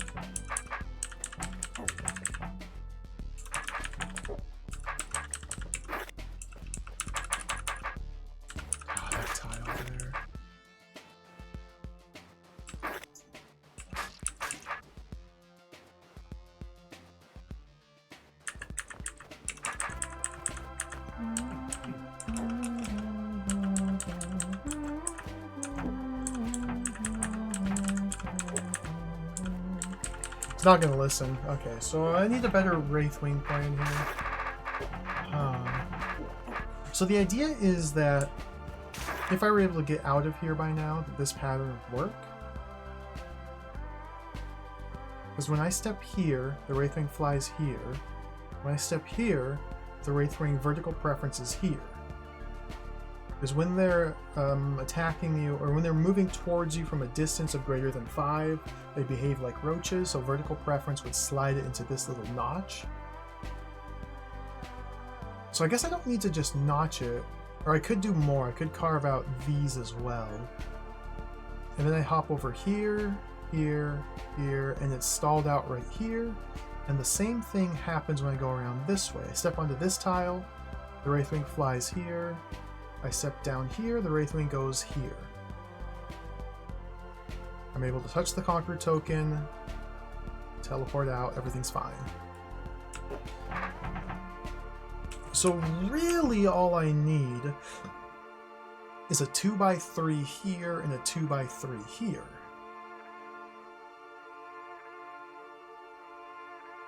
And that might give me enough space to maneuver around the Wraithwing.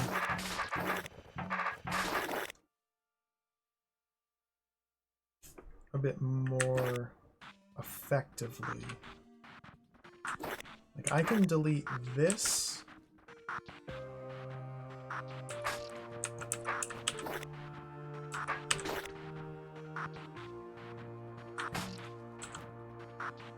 I'm gonna try and push the Wraithwing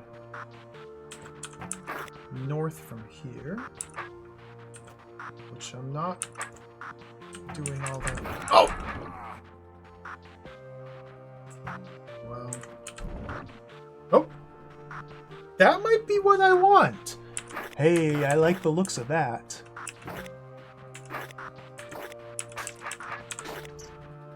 That might be perfect. Might be just perfect. That might not be perfect at all.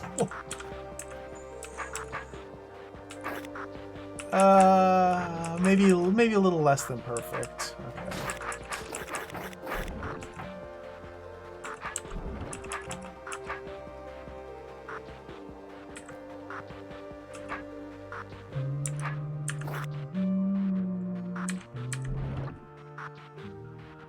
think I want him there. I think I want him there. Wraithwing. Just being a problem. Okay, without this filled in, actually, I can jump around this way. Okay.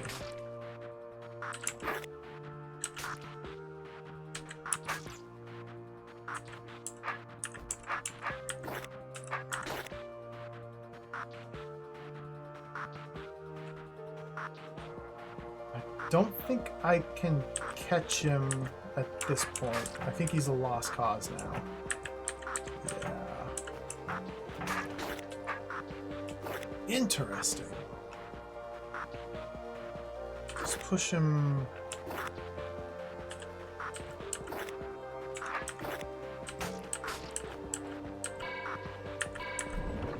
There?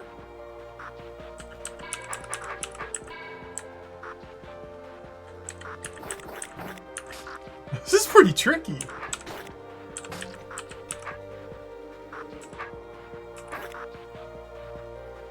That's the one that's got to go.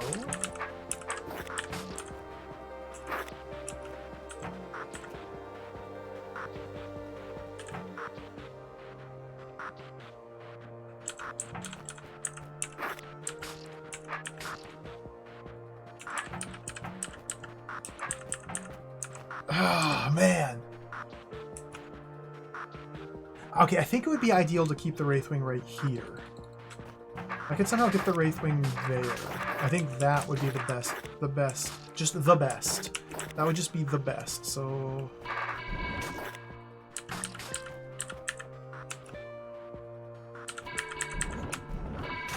So let's let me focus on that rather than cutting all this excess tar. Let's stop here. This can all grow back, it's fine. And I want him to be right there. And I don't want to die. So let's turn my sword like that. Okay, I think this is what I want.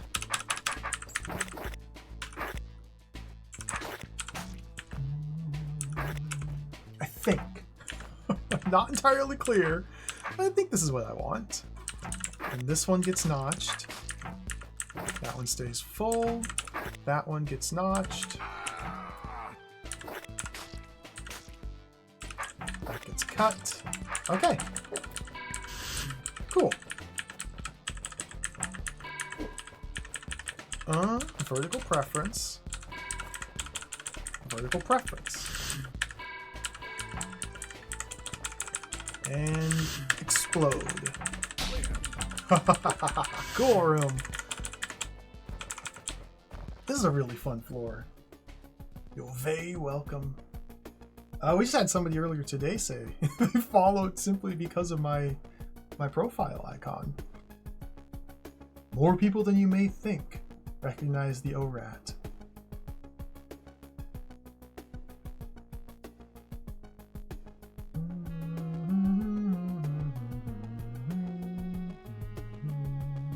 Lemming! Oh, I just saw the lemming. It took me a minute. But there's a lemming here. Ooh, maybe it's okay. Maybe the briar will just pop him. Okay, this is a very constrained little playing area.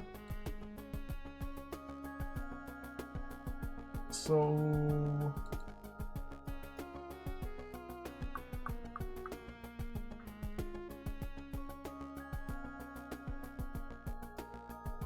What?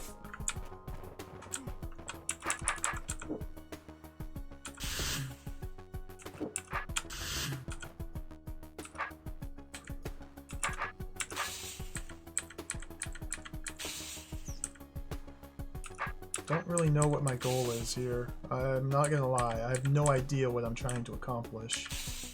Let the briar grow here? Seems reasonable. I might need to try and knock it down to only one root.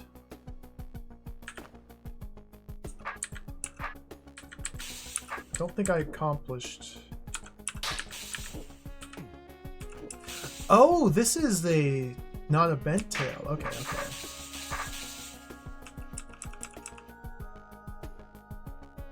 Interesting.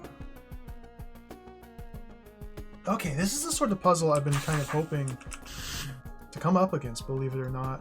We have to make the briar grow quicker. So that way it grows down here before the lemming reaches this hot tile. And that way the lemming gets stuck on the hot tile trying to get past the briar. So we have to speed up briar growth using the Fagundo. That's really cool.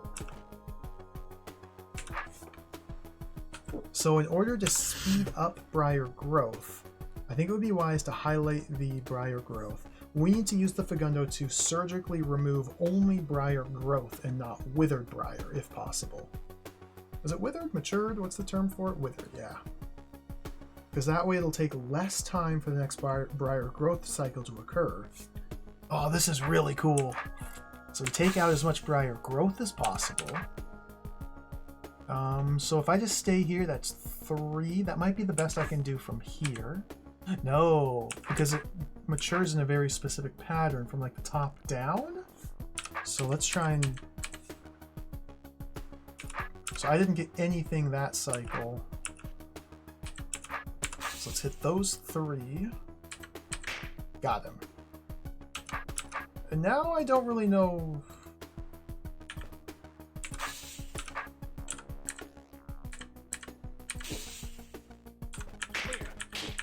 Oh! That was 1 turn too slow. Don't really know what else to be doing here. Okay.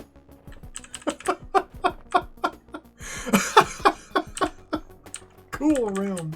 Man, these rooms are really fun. I like this floor a lot.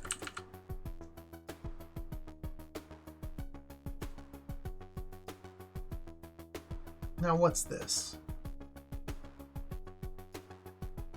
Similar idea?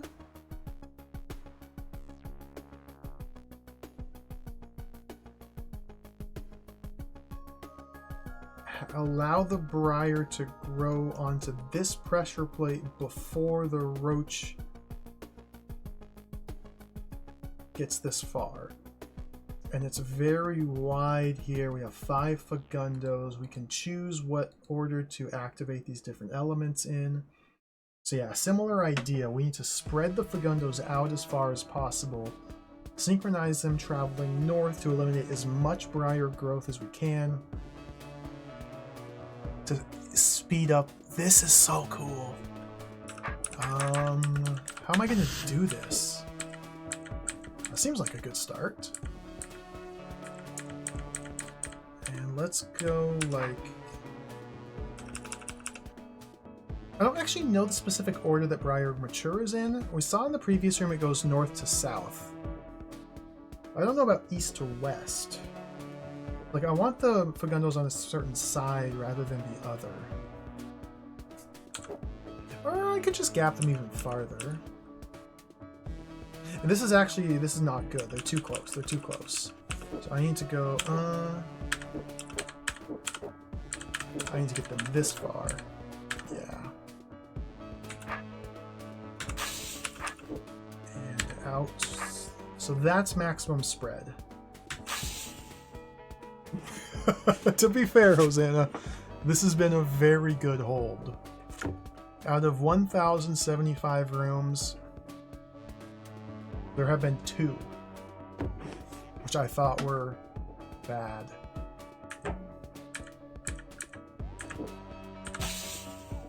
That seems like really good. Do it again. Do it again! Too slow.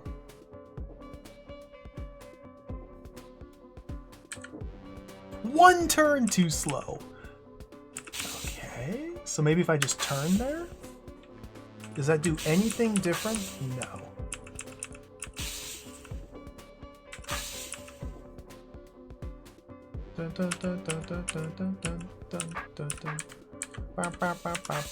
You could do things like that. Severing the connection would really speed things up. Oh.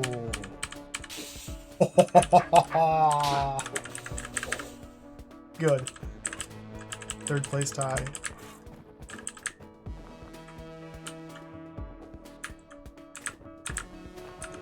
Maybe we will finish this floor today. I'm feeling pretty good about this now. What is that? Pit?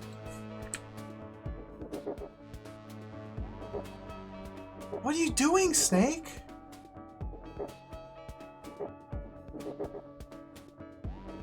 Oh, there's a citizen. Okay.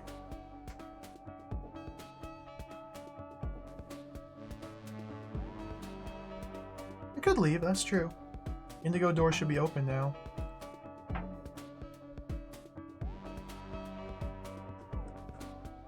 But look at the red. They're still red. I know that I can not... I don't have to solve all the rooms, but they're still red. I gotta solve them. You gotta solve them eventually. I assume that's gotta be how people got so deep into this hold so much quicker than me. Not only by playing it more days a week, but only doing the required rooms, especially in these exam levels, not doing secret or optional levels. You could definitely progress through the main story much more rapidly.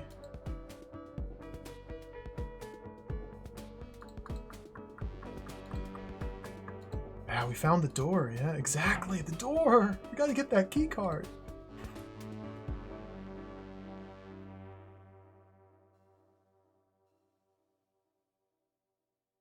What am I looking at? We have a Wraithwing. Why do I want a Wraithwing?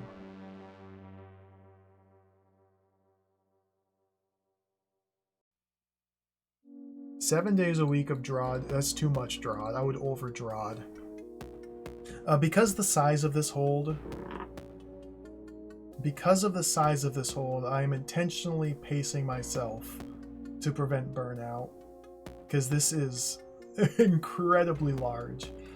Krish has fully completed everything. Oh, that's impressive. Okay. Just a god gamer.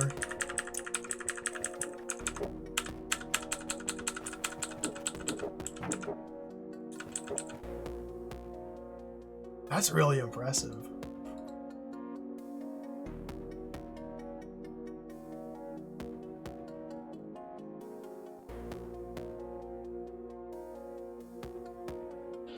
I'm sure with another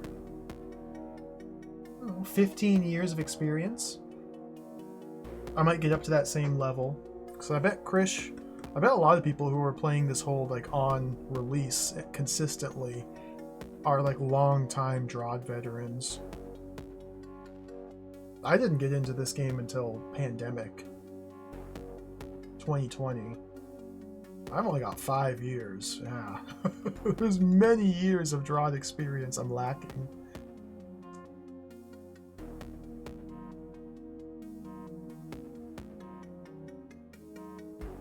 I don't even know what I'm looking at. Focus is starting to fade. Perhaps I've been DRODing too long. Oh, let's see what we can do here. Wraithwing. I can interrupt the adder using the Wraithwing. I've got a button here which turns that Force Arrow off. A second button which opens this door. What opens that? Something getting there.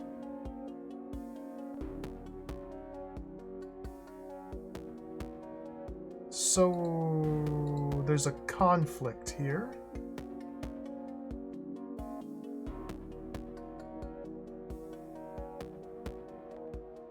Oh, this door, this button here opens that. Okay. I don't know why I have a Wraithwing yet.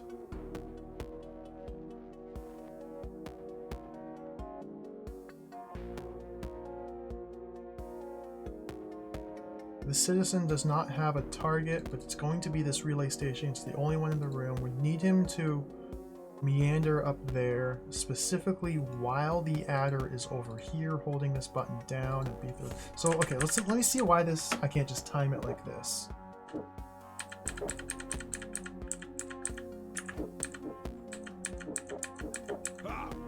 Dead.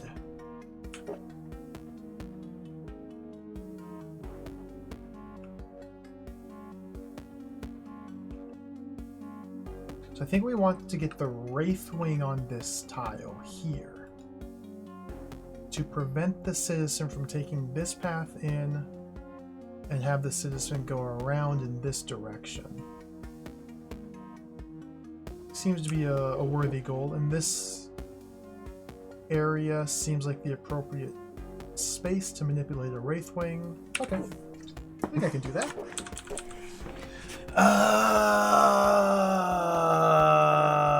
This adder path is very complicated, so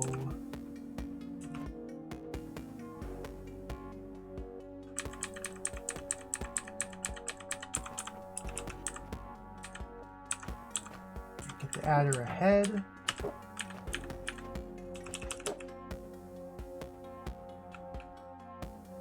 Who moves first? The adder does. And that's a fire trap. How am I going to convince you to turn this corner, mister?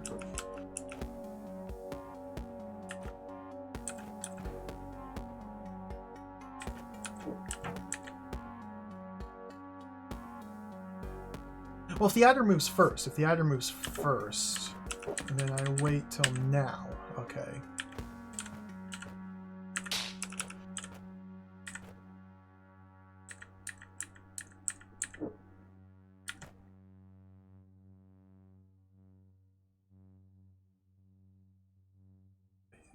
Not entirely sure I want the Wraithwing ahead of the adder. In fact, that seems really bad.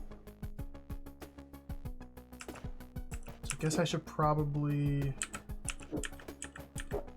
use this time to go around like this. Oh, you dingus!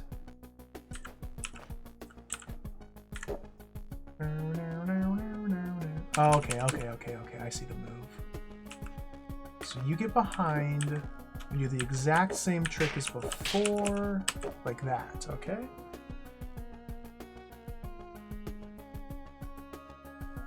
Wait,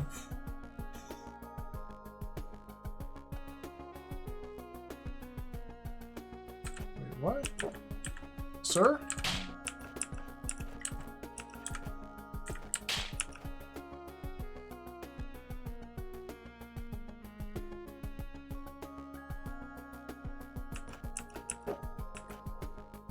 Sir?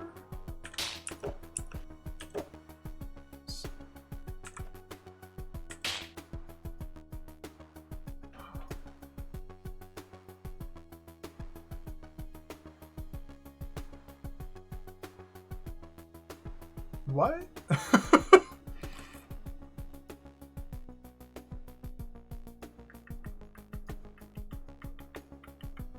Okay, I think I see. I need to wait here until the adder's going that way. No?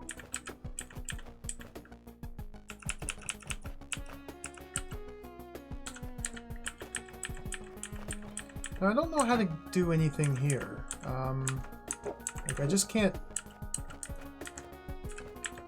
seem to do anything here. Like, this is too far to reach. Oh.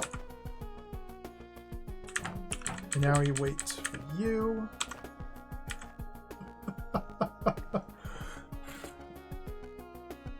Oh, dear. Man, this sort of Wraithwing manipulation is very cool.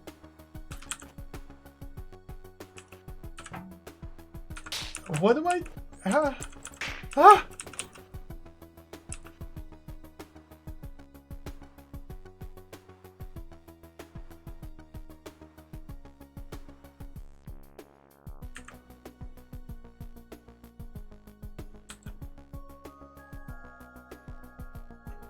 I can't like push the Wraithwing. I can go like that.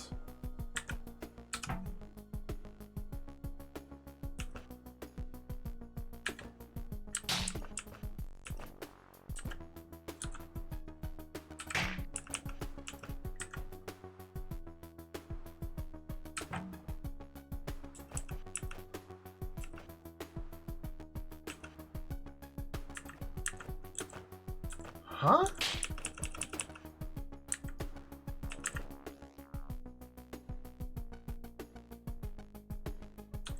really sure what to do from here. I can get it this far.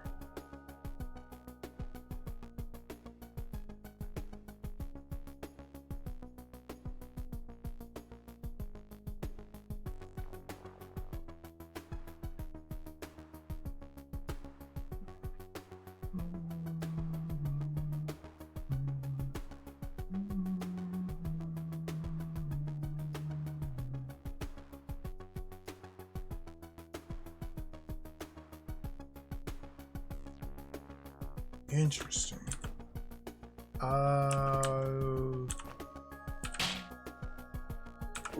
Like that doesn't seem like it's the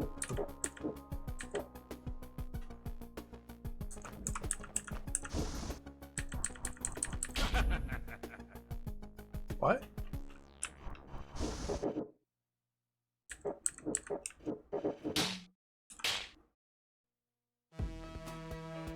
Did I just need... Was all I needed to do feed the Wraithwing to the adder?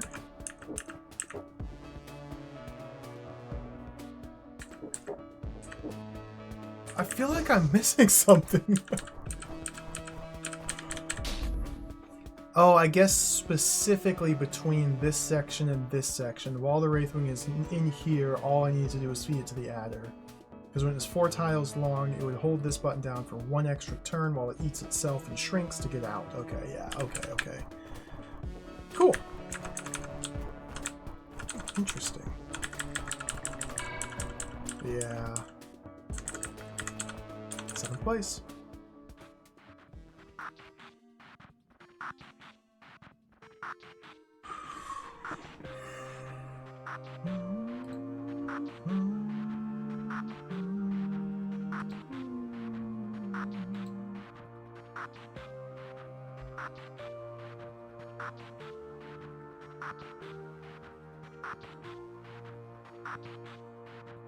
Oh dear, it was complicated.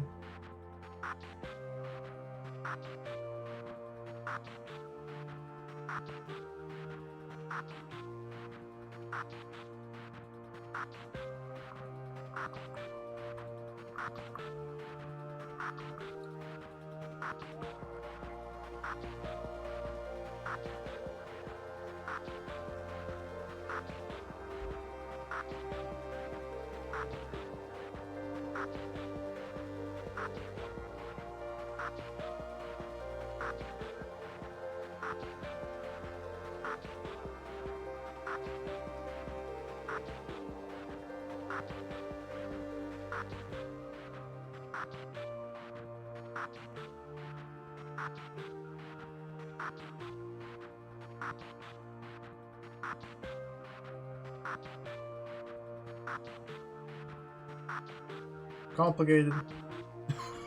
I think I'm kind of starting to understand a little bit.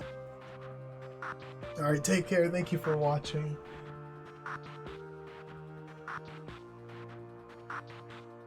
Okay, so let's break this down into little individual pieces.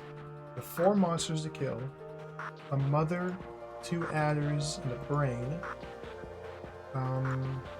These adders are brained, and we need to manipulate them specifically into these different little tunnels.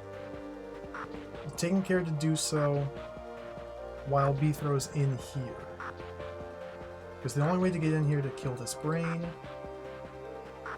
is for Beathrow to walk through here, and these 2 doors will only open when something is continually holding these buttons down. Tar cannot grow over ortho squares, so this must be the brain serpents. Serpents being brained means it's going to be very hard to manipulate them. They also need to press these buttons, maybe? What releases the serpents? Here. Oh.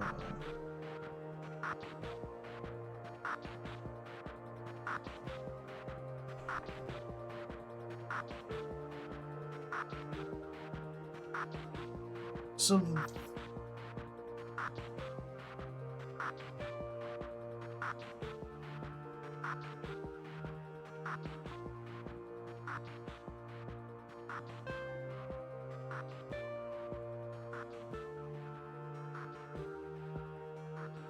Whoa.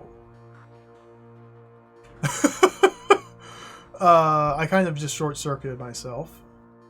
Once we step over across these force arrows to press this button, we will be brained because of this ortho square here. So we still have brain serpents that we have to manipulate from a distance. The bomb cannot destroy all the tar? Wait, what?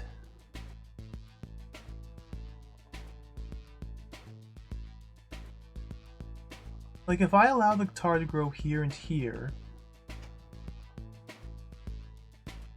that's the only tar that will ever remain after step. What? I don't really see what I can even do in this room. Interesting.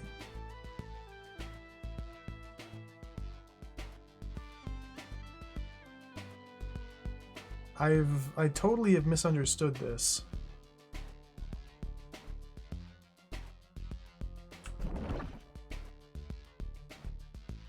So if I'm meant to put serpents on these buttons, then that would imply that there's a way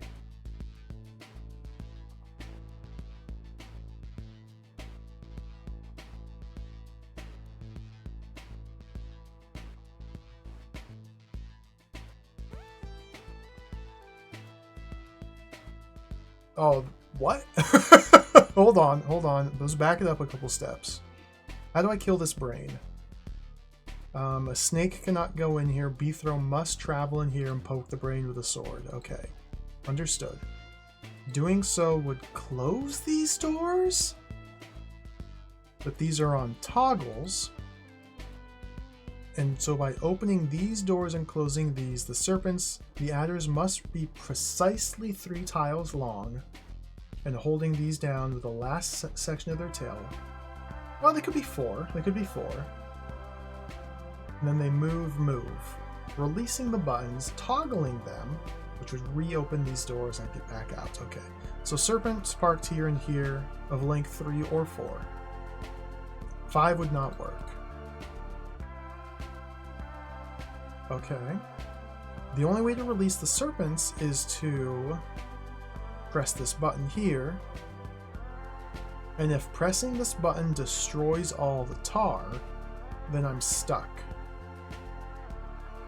Therefore, we need to allow tar to grow at least up here, or down here, or perhaps both, before pressing this button. And once we have a tar blob here and here, because we are brained, the adders will eat it and then come to me. So I will need to trim the adders and send them in here while they're brained. Could be actually pretty simple. So wait a minute. What's the puzzle? Why do I need a mirror for anything? Can't I just...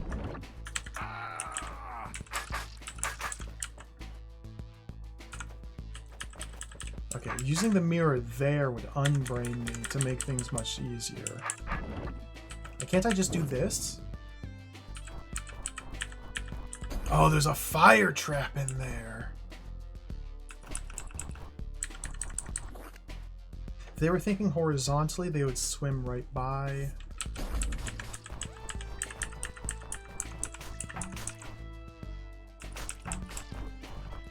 Oh, those are get stuck. Those are get stuckies. Those are get stuckies. So we do want them to eat.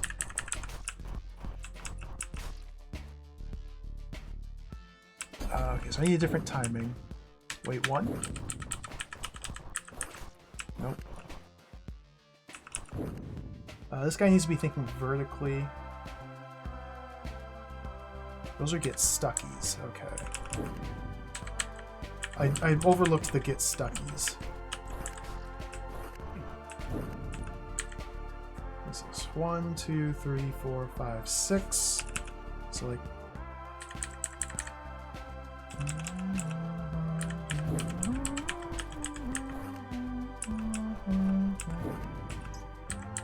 I forgot how to count again.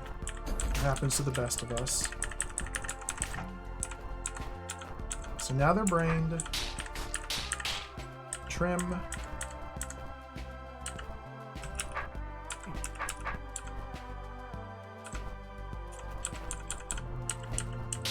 Don't you do that!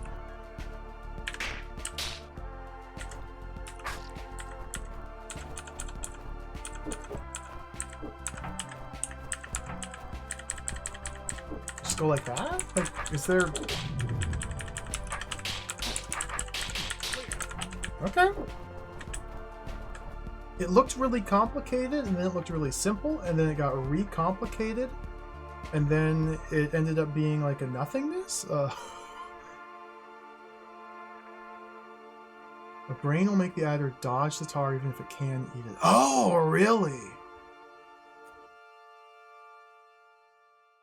Okay, so yeah, the main trick is making yourself unbrained to force the adder, because tar is a brain visible obstacle. I see, I see.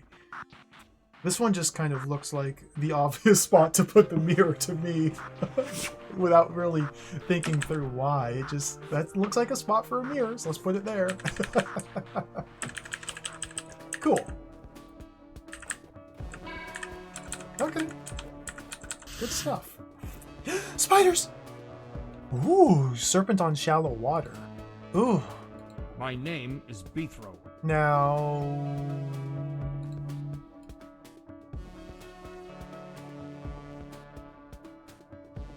Ooh. Scary. Oh, we could... Oh, scary. We have to feed the serpent, the adder. We gotta feed all these spiders to the adder, and then ram the adder's head down here, chasing after us so I can stab it in the face until it explodes, and walk out. This is kind of a scary looking room, but it's just serpent manipulation. It's close range serpent manipulation with lots and lots of little spiders.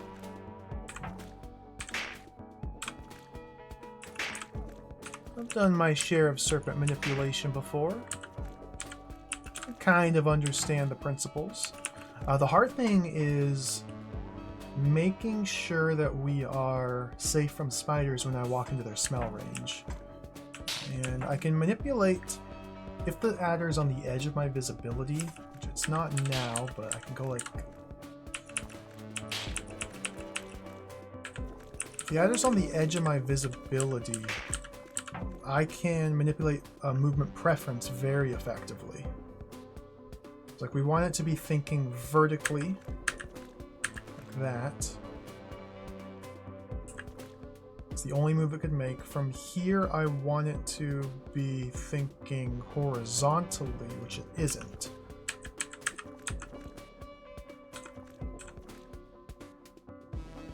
I'm about to attract some spiders. I'd like to try and finish these before pulling these. Let's see if that's possible. Think horizontally, please. Thank you. Yeah, this is looking pretty good here. I can even use the corner down here to re-shorten the adder so I don't get too tangled up in it. I want it to be thinking horizontally.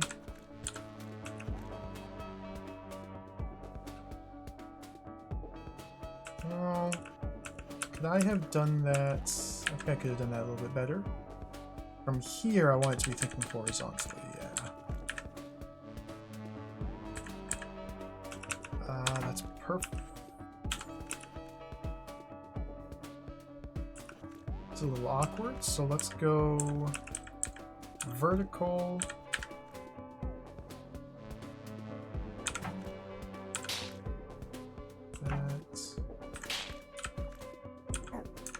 Ooh, that's dangerous. Okay, so let's go down one more. This is a really cool room. I like this sort of serpent manipulation. Just short little chunks of manipulation, not like long-term calculations, just small little bursts. Vertical, vertical. Nice, nice. Okay, cool. Shorten it back up. So now we still have a lot of spiders. That's one chamber down, but there's still a lot of spiders to go, and then winding it back up here. I can just follow me, please.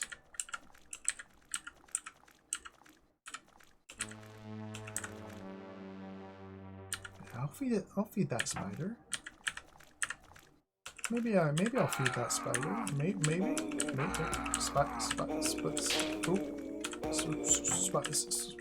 Spider. Okay, thank you.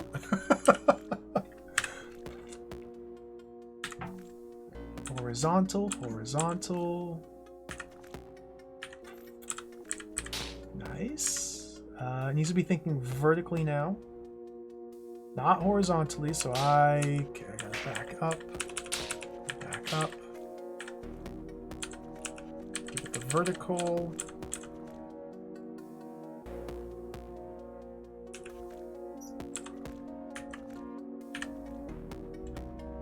I want it to be vertical again.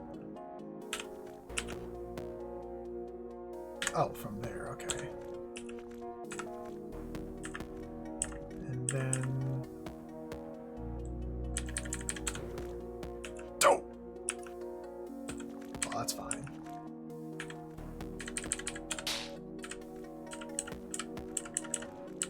Yeah, the invisibility really helps. It completely... changes the dynamic of this sort of puzzle, where this sort of thing would be very fiddly and a little frustrating perhaps, especially doing it over a sustained period of hundreds of turns. With invisibility, it's little bite-sized chunks of fun. And this serpent's not gonna save me from a spider. Okay, let's play this a little different. Could I go like that instead? Yeah. It's thinking horizontally, so let's go. Help me! Thank you.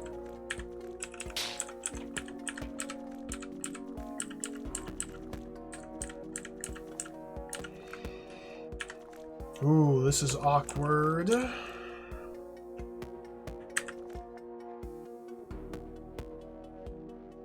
Can't really do much about that.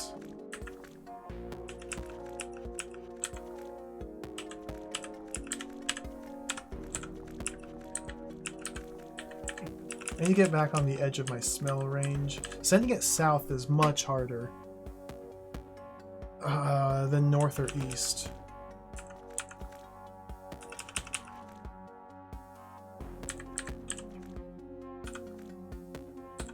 Shortening it would help out considerably here.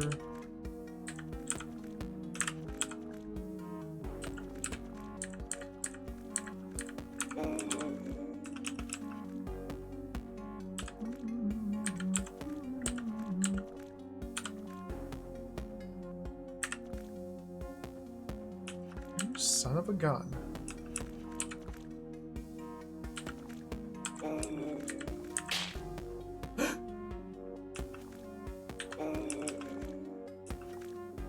Oh, this part's tricky.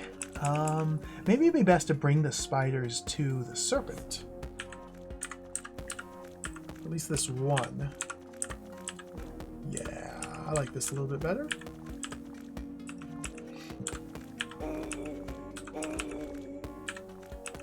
Only a little better.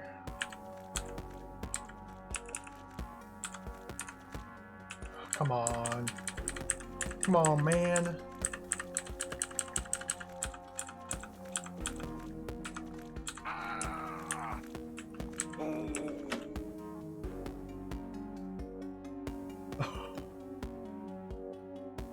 Either goes last.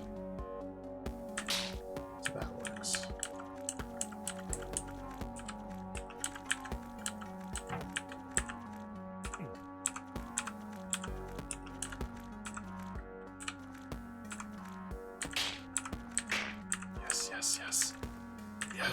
Yes. Yes. Yes. Beautiful. Okay.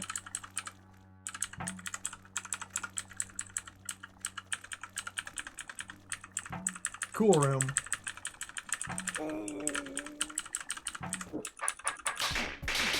Clear.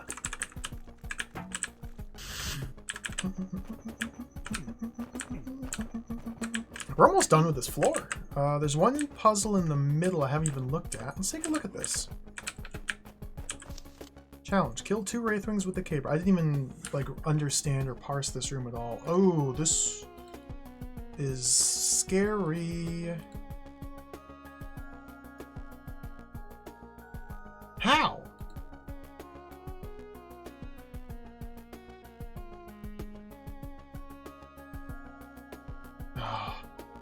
How?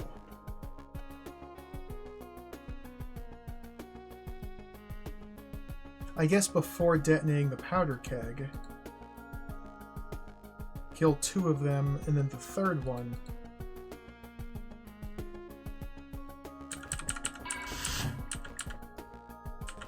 Oh, shucks.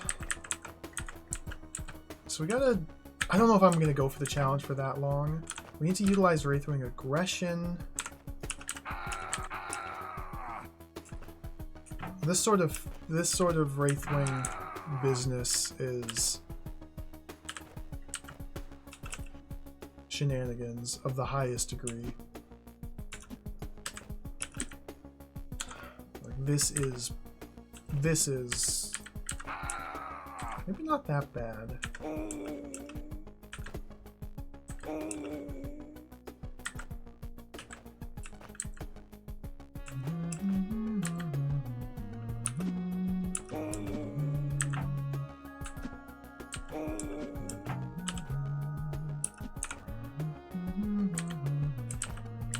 There's one. I don't know how easy I'm going to get the other one, though. This is when things start to get pretty dicey.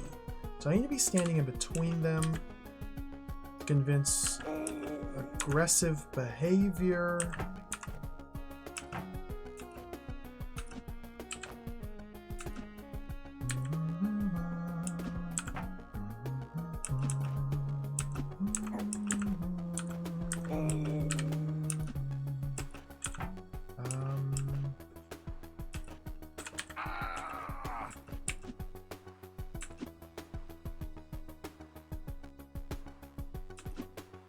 If I'm standing between them, if they're on both sides of me, then the question becomes, how in the world do I smash one into the other?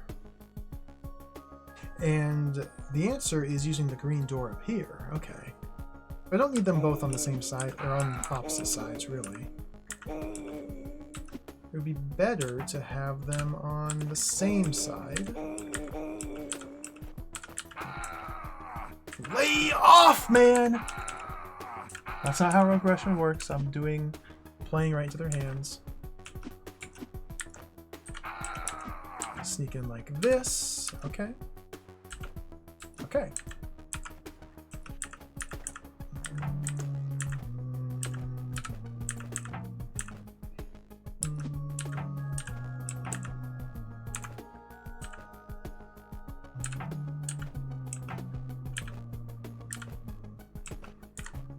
I'm almost there.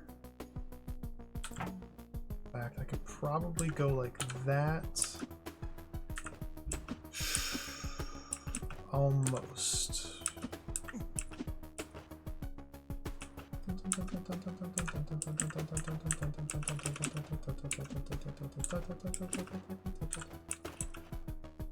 This is really close to what I want.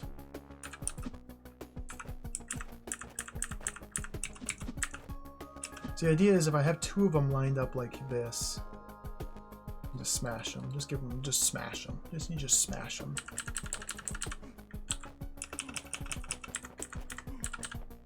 They were very hesitant to get in that sort of position, though.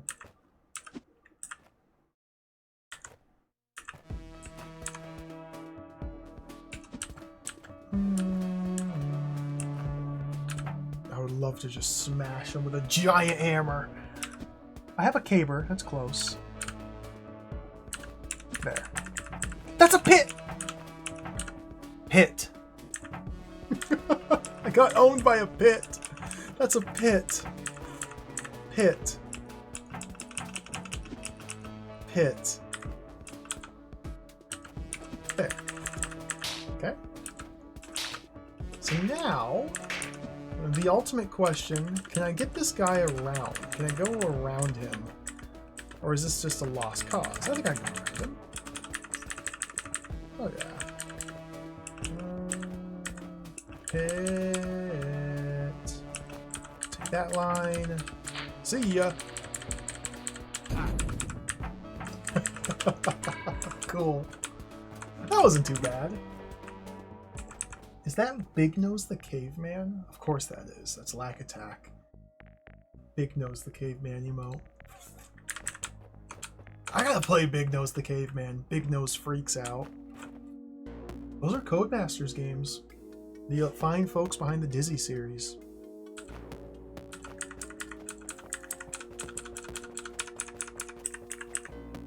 This looks very familiar.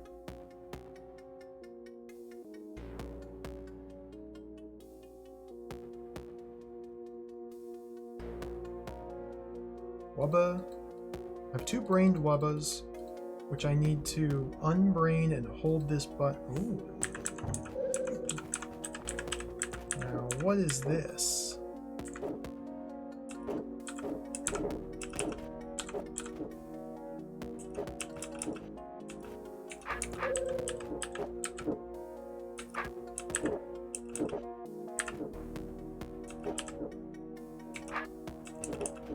Interesting.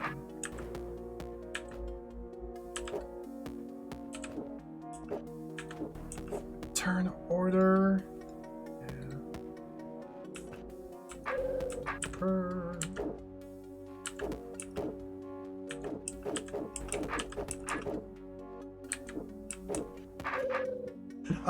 So what I'm trying to do is somehow get a Wubba caught on this button while I come over here and kill this brain. Do the same for this side. Obviously it's not easy.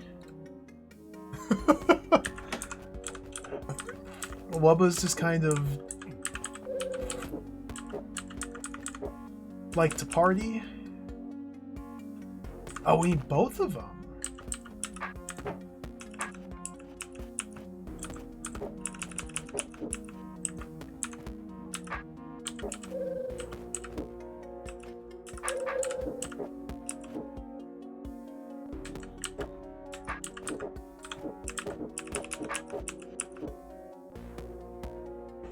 Wubba's just kind of want to be friends.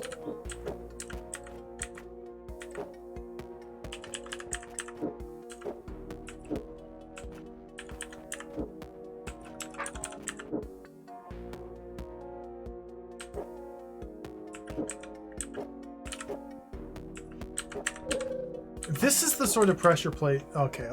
This is a multi-use pressure plate. These pressure plates literally always throw me off.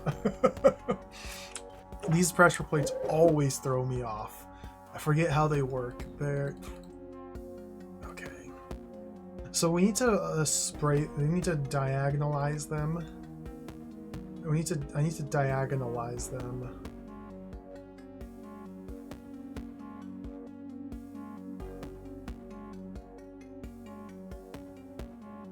To diagonalize them.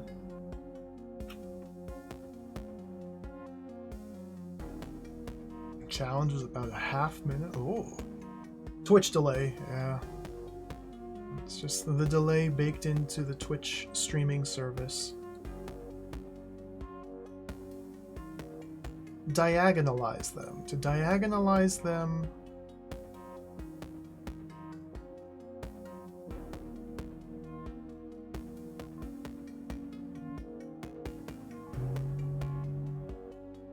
I have to like think about this. I have to think about this.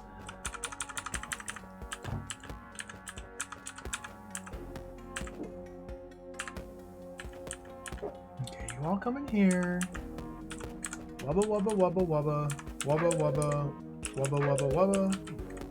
I'm speaking their language, singing the song of the wubbas, they trapped me. Wubba wubba wubba wubba.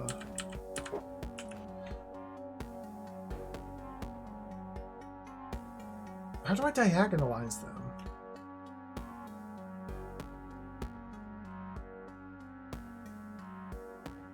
Interesting.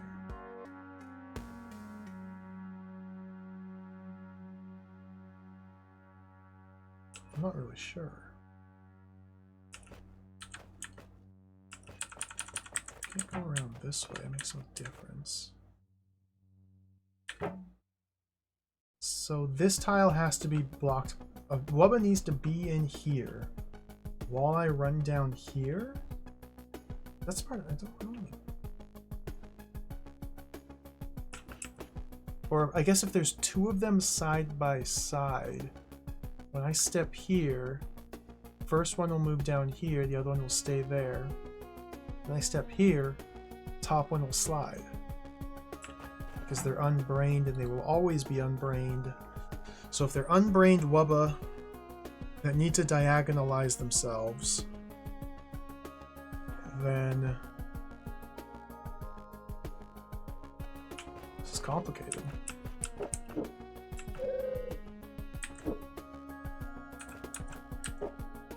But this won't do. One on the plate, two above won't do. I don't know what formation I want though. Like, I really don't.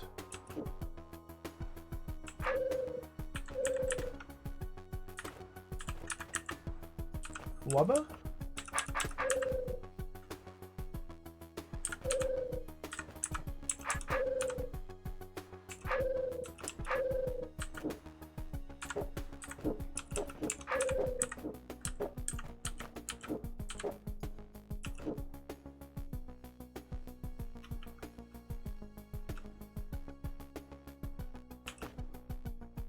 Wubba?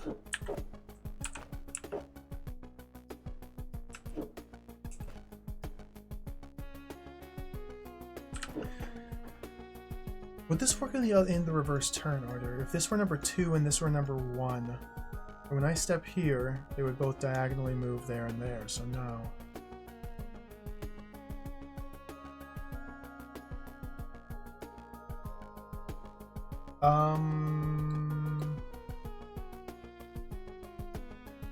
Originally for pulsating. This does look like a pulsating crater room, yeah, just the general design of this little playing space. Very small, a little wubba. Wubba wubba wubba wubba. Wubba wubba wubba wubba. Maybe if I say the word wubba a couple more times, the answer will come to me.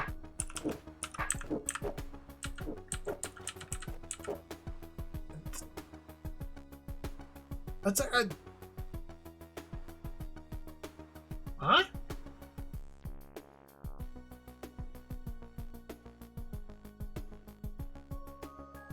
What?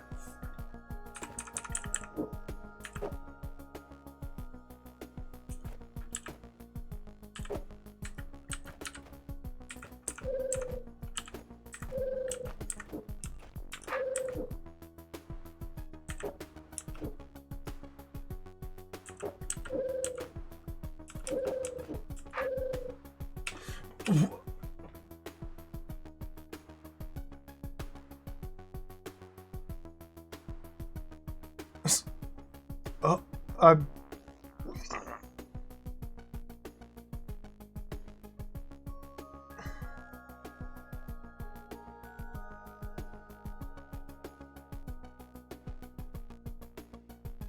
okay, if they're side by side, one here and one here, when I go there, the one on the left will slide into that spot.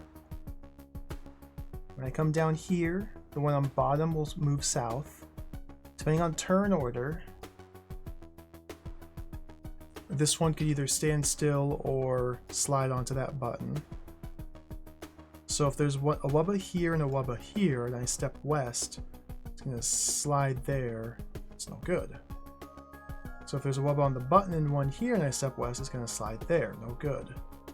So somehow I need to create a situation where I'm standing in this column, a wubba on the button, and a wubba here or here.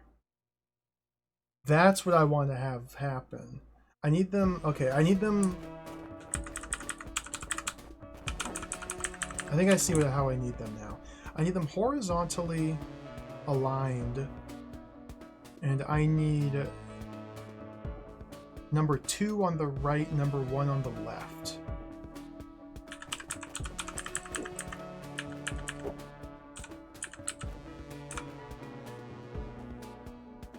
Like this. And I need them to stay.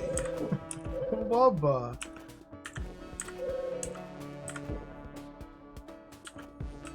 I need them to stay.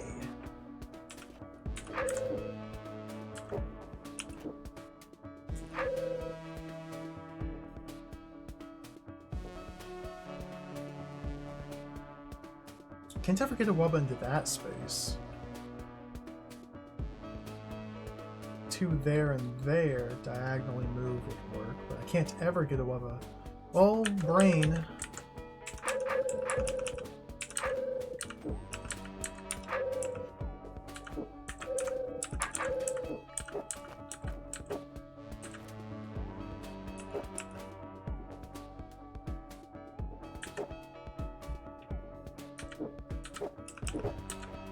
Well, brain.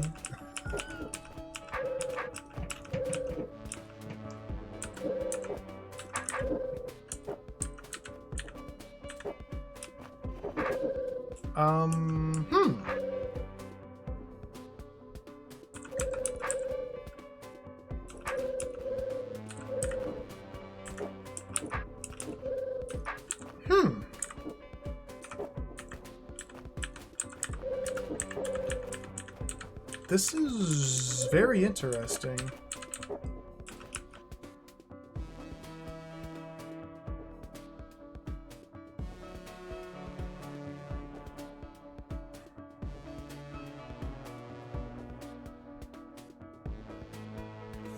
Okay, if I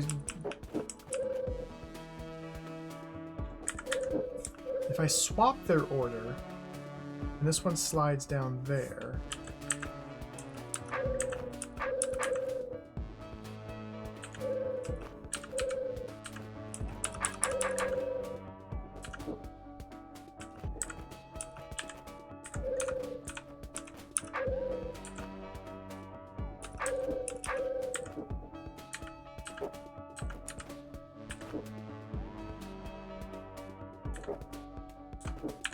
Like that.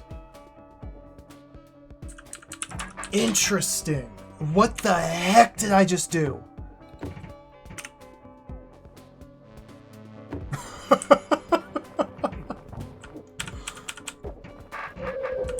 Well, you know, you just...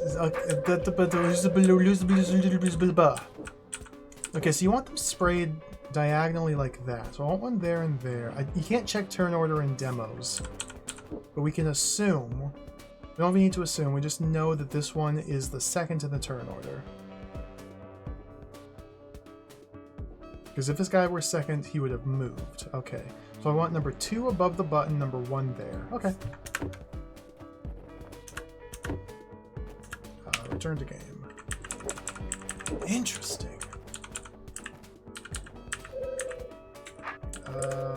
Is this it? Number 2 above the button, number 1 there. Yep. And then I want them to maintain. I want them to maintain. I want them to maintain. Like that. Ooh! I didn't even see that.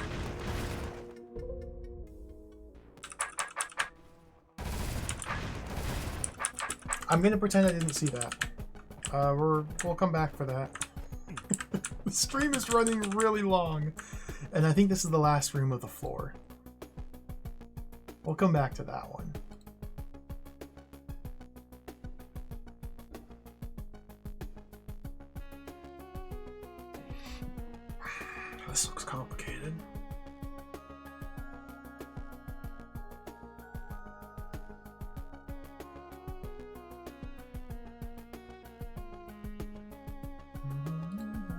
We can sort snakes into different channels. To what end? I'm not entirely sure. Then we can release snakes.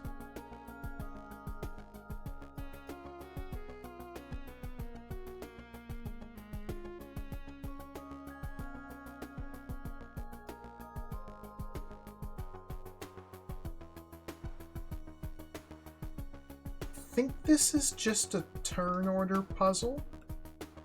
Put the snake with the correct turn order such that what happens? So we can have 3 different channels which stagger their releases, so they all arrive in the same little corridor on different timings. This one will be first. I think I want this one to like arrive here. Hold this down? I don't actually know what any of this means.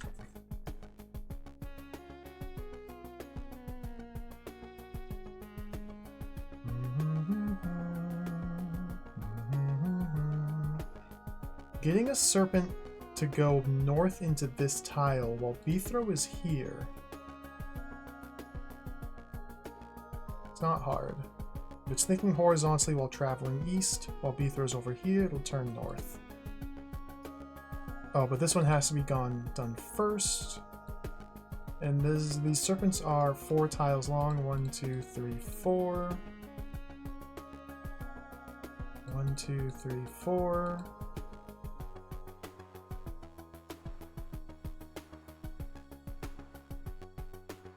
That's got to be pressed before that?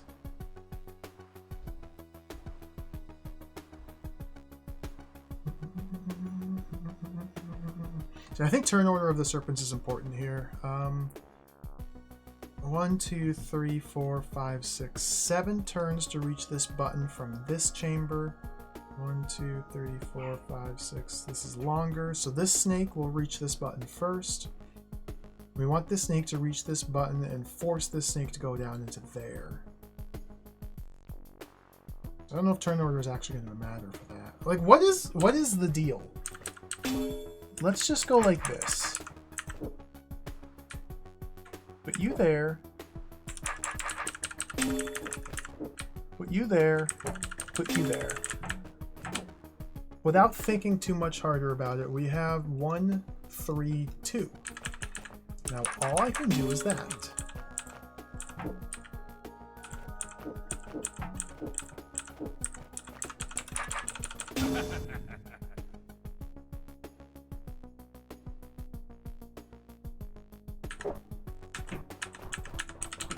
What?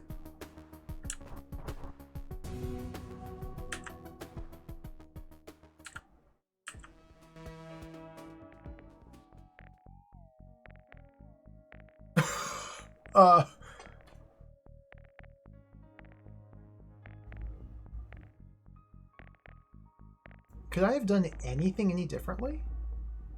I guess I guess I looked into the correct turn order. And different turn orders would have caused serpents to die rather than arrive at their pressure plate. Yeah, I just totally...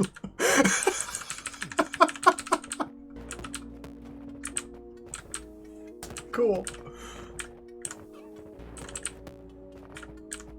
That was pure luck. Like, I literally I was just trying to parse it and figure out what I needed and decided, screw it, let's just strike some orbs and adjust as necessary. All right.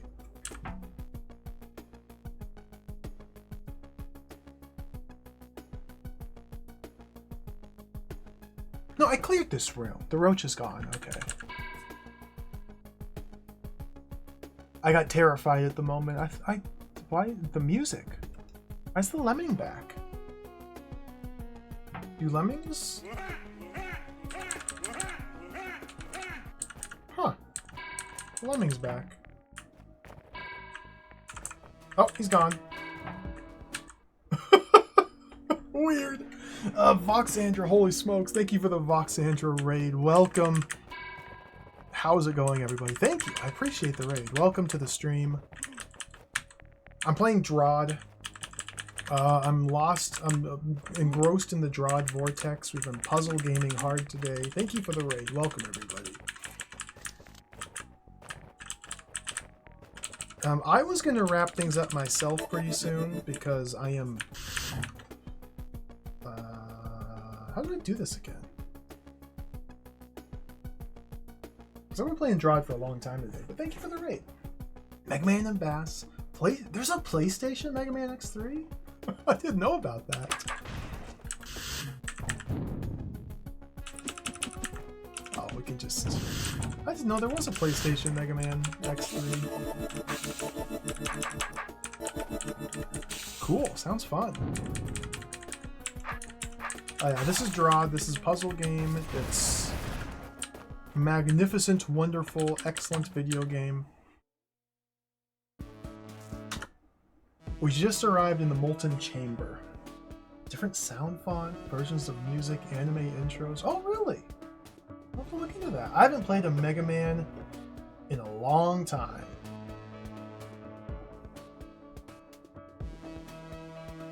I don't even remember the last time I played a Mega Man game. Not that I don't like them. I think they're tremendous good video games. I just don't even remember the last time I played Mega Man. I'll remember that though. Now we just arrived in the Molten Chamber. Let's take a peek at the Molten Chamber, see what this is like. The structures in real life are never as smooth as those in games. Even a force as strong as a torrent of molten rock is to forge a winding path through the uneven terrain, pressing against it till it finds the patches where it meets with least resistance. Sometimes these lead to dead ends. Part of the torrent splits off and is left behind, burning out its anger by ramming into walls that are too strong for it till it gives up and finally subsides. This leaves behind small pools of lava, tranquil but still so hot that the surrounding chamber is not a place to be carrying metal weapons. Needless to say, as with any environment, there are some creatures that thrive in it. Fungundos are the only birds that migrate all the way to Sun Island, where they come to rest after their long flight, stretch their wings so that the sunlight takes hold of them and ignites their feathers, then explode into ashes and are reborn. The baby Fagundo retains a vestigial memory of its parents' moments of splendor, so feels drawn to make the long northward journey, stopping to bask in hot lava pools wherever it can find them. Stick! Oh, we have Stick and Fagundo puzzles? Wait a minute.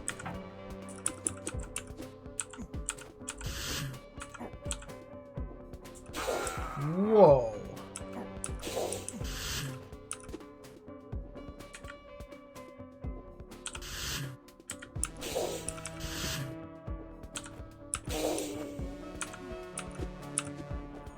Oh, this is gonna be wild.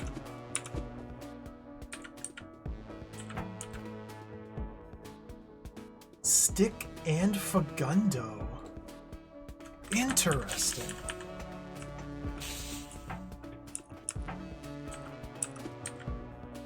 The implications.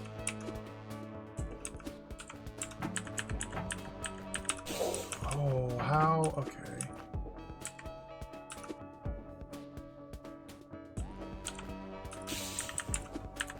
So what does Stunning Fagundo Ash do? This is just...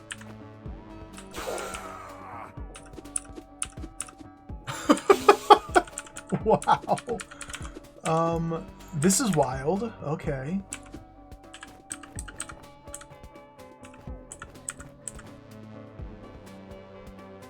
So we have a stick, we can push this Fagundo around. The Fagundo flies in the direction we're facing every turn. We can use the stick to stun it and turn ourselves quicker than it's able to rotate, so we can have it cut these corners really tightly.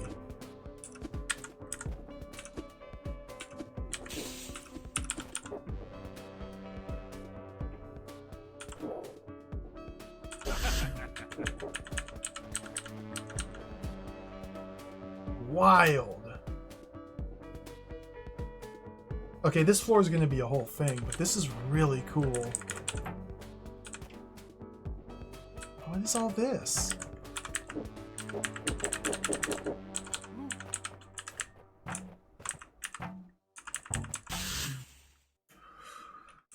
Oh, this is complicated.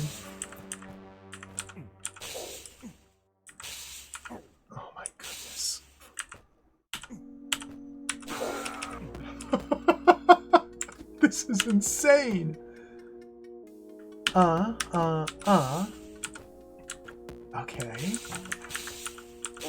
Hey. Can't do that.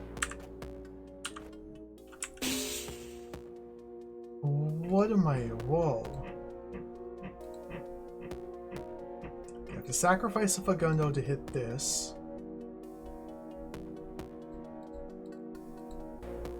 There's a lot of stuff happening here. I guess Beethro has to just stand here?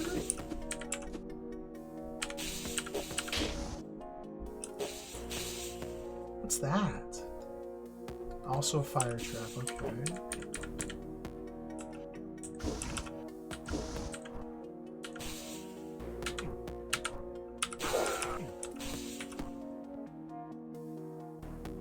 This is wild.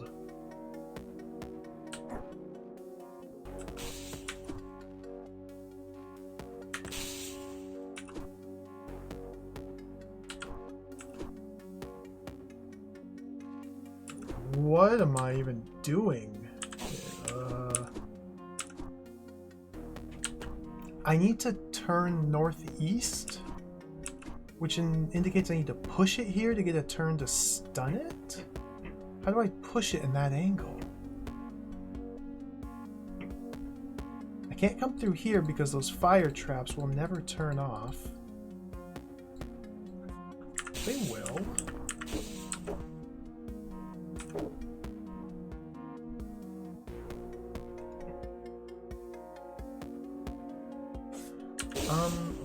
I don't quite understand what's happening. Yeah, I can do that.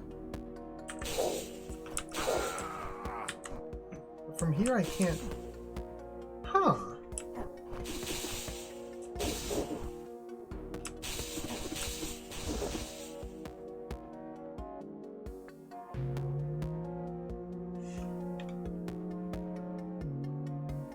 Maybe I have the wrong idea. Maybe Fagundo should be there. Beethro should be here.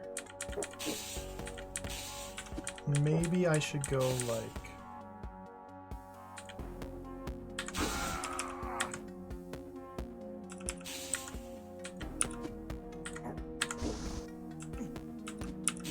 that!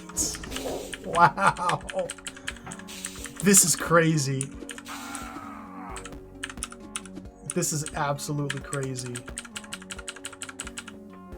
Okay.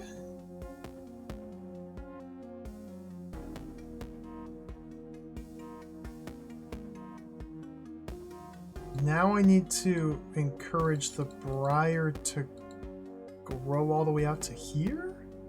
How am I going to do that? I love stick gaming. Stick zones are really fun.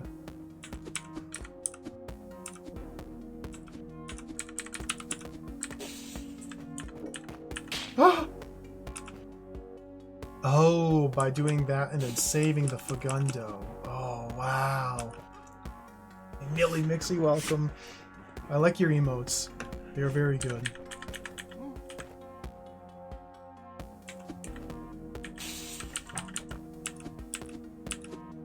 Okay, go.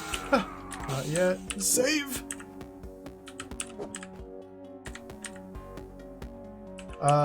Now I'm on a timer.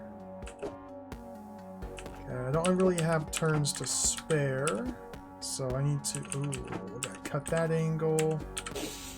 Like that.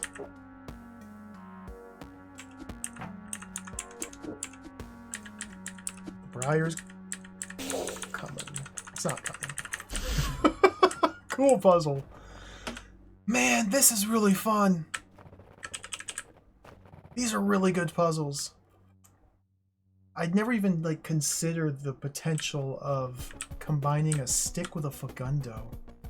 Oh, this might be actually a relatively small floor as well.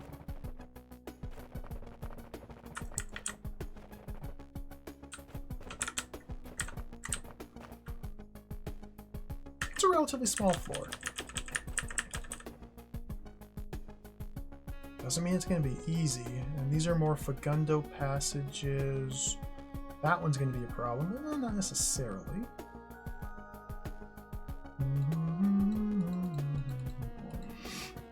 What is all this? Okay, we can place them. Be a bit more careful. Use the stick to place them.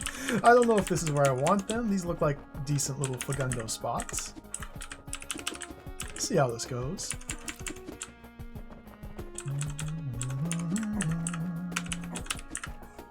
Yeah, DROD is Deadly Rooms of Death. It's a long-running series of puzzle games. It started back in like Windows 95. And it's continually being made, and it's awesome. Essentially, every room is a self-contained puzzle. Everything is tile-based and turn-based. Up on the top left, you can see my turn timer. Nothing happens until I make it move. All you can do, generally speaking, all you can do is move around from tile to tile or rotate. And the goal for every room is to, generally speaking, kill the monsters and then walk out. These are tremendously more complicated than that because we're deep in the weeds of fan-made level packs, which are incredibly fun. In this specific room, I need to touch this Conquer token, which considers the room complete, and then leave the room.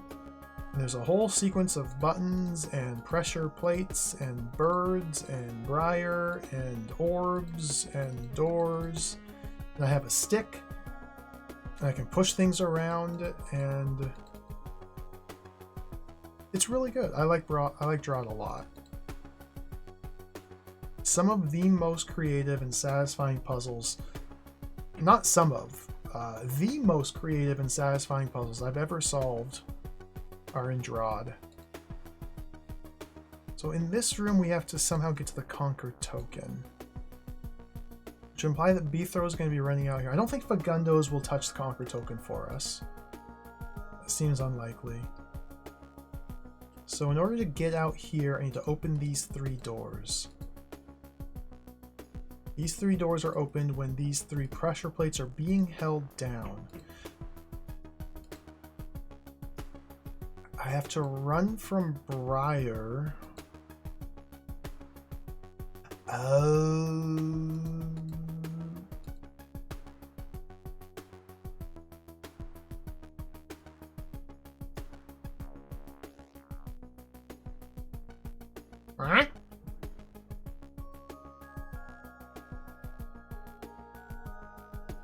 So if any of these 3...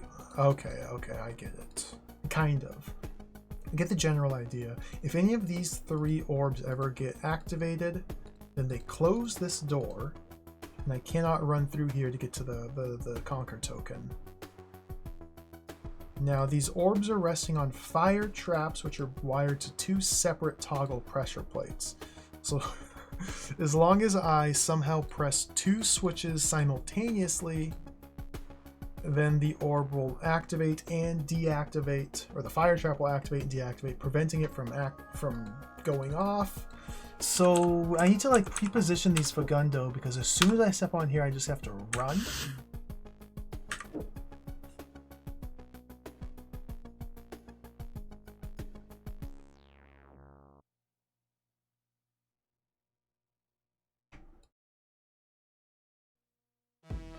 Turn order is going to be important. Okay. Just kind of prepare ahead of time. So I step here, and then 1 turn later this door closes. So I need to engineer a simultaneous explosion. So I want this guy to go down here. I want him to be moving first in the turn order. And then I want number 2 to be in the middle. Number 3 might want to be in the middle. As long as it's after number 1, we're fine. Now I want this guy to be down about, whoa, like there. I don't yet know what this guy is meant to be doing, so let's see. Didn't work.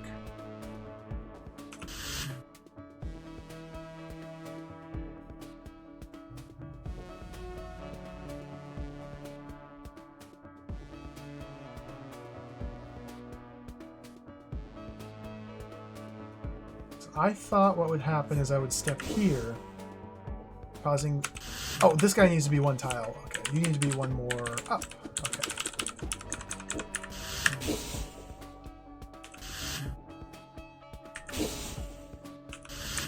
Huh?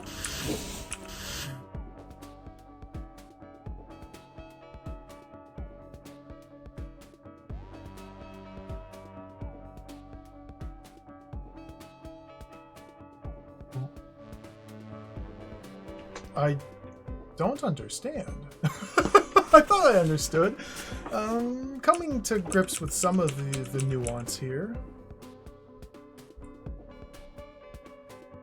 A lot of the people who made these puzzles have been in chat. Yeah, I couldn't come up with these. I just have fun solving them.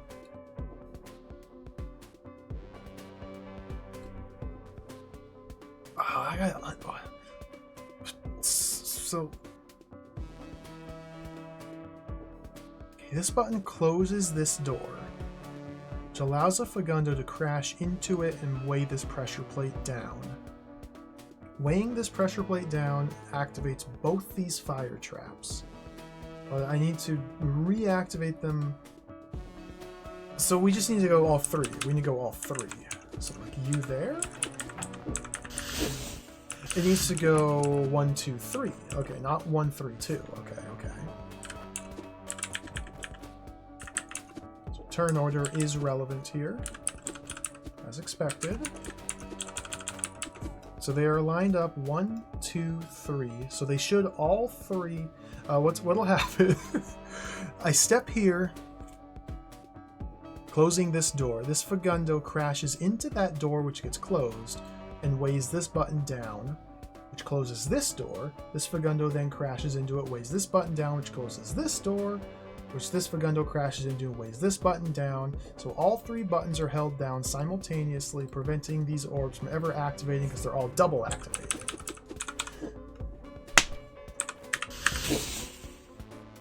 Just like that.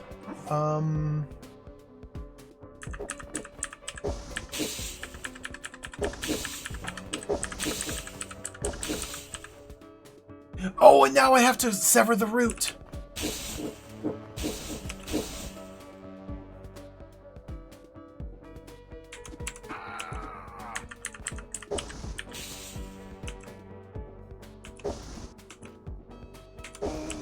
Ah!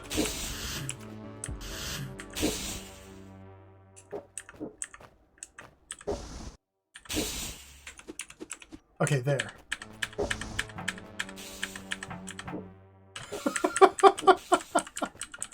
Oh no! Oh, it's not enough! I got stuck.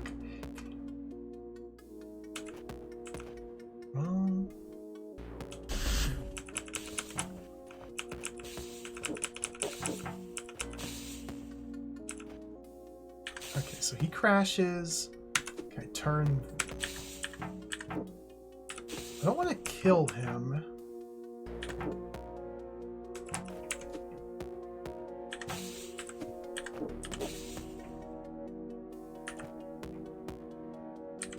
Oh dear. I need a speed potion.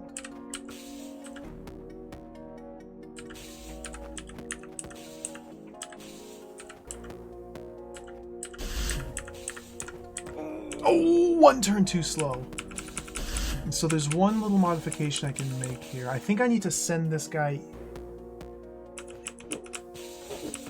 this guy, I think, needs to kill him to send him in there a little bit sooner?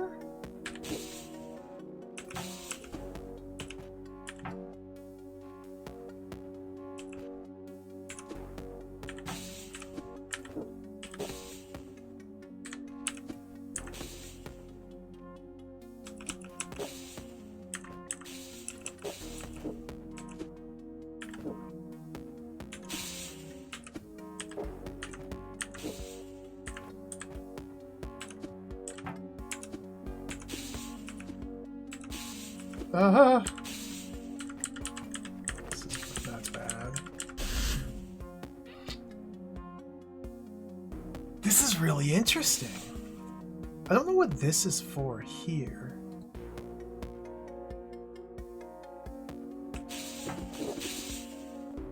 Omega number, welcome.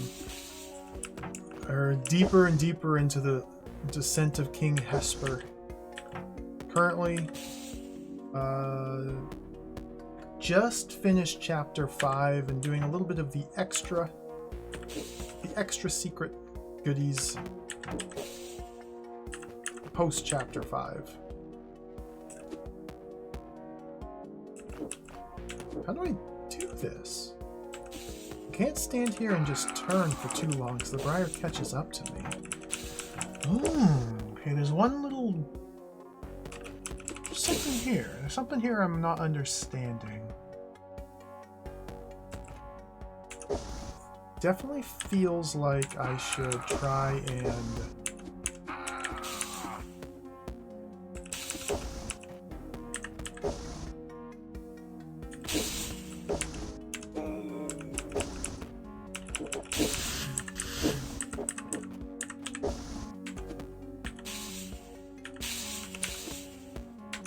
that, I guess.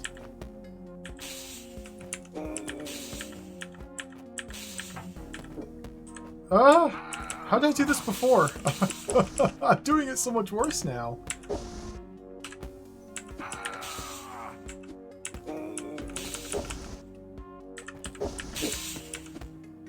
It was that. Yeah.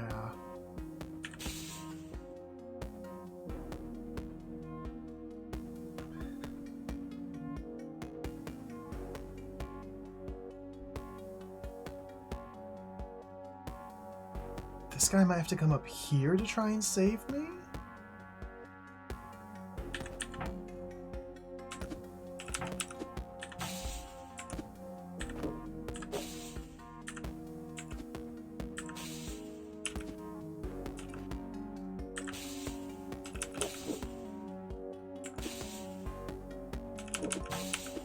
Ooh.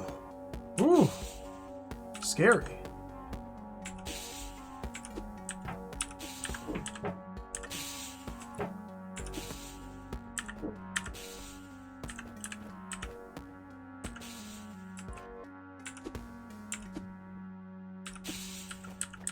I don't know about this. No.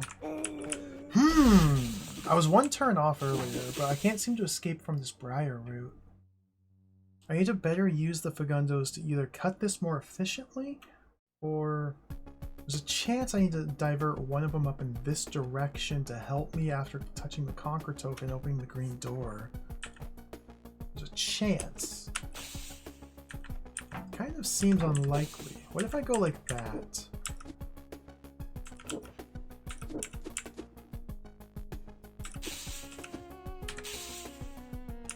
That just seems bad.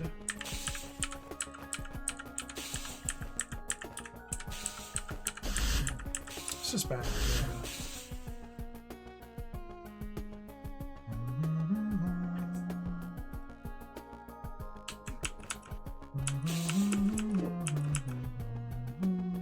I don't remember what I did to get one turn away from solving it, but I did something earlier.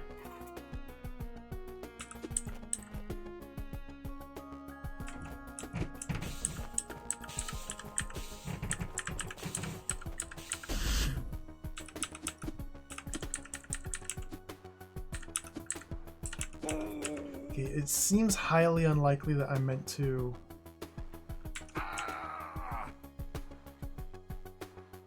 pressure plate or force arrow, huh? Seems highly unlikely I meant to like preserve a Fagundo over here, especially given how limited my movement options are. And doing this does not allow me to influence this whatsoever, so that seems wrong. I don't know what benefit this does, though. Closing this door?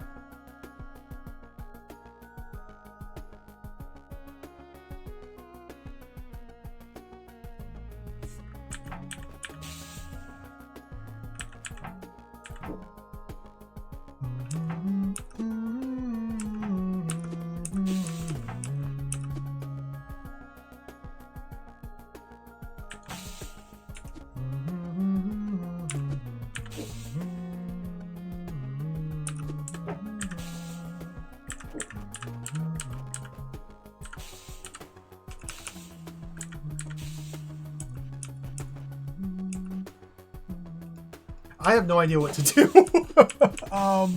This isn't good. This is quite bad.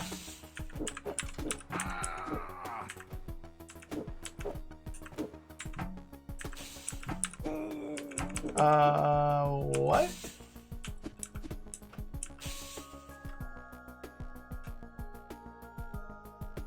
So if these Fagundos were much closer together, and I had one of them crash here to kill the ashes here, allowing the last one to sneak in here, I wouldn't quite be able to get to the Briar Root. And I don't think I'll ever be able to quite get to the Briar Root, but that could be kind of the general idea I need to approach this with.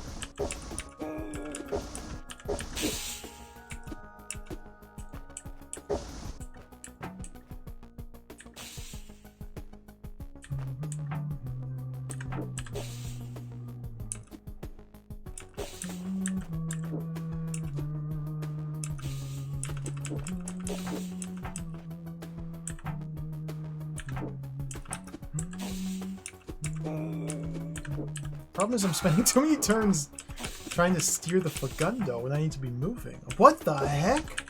What if I just don't... What if I just do this? Yeah, die. Okay.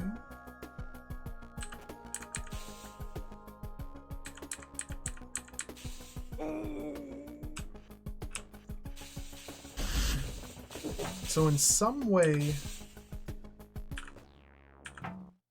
I have to buy myself more time.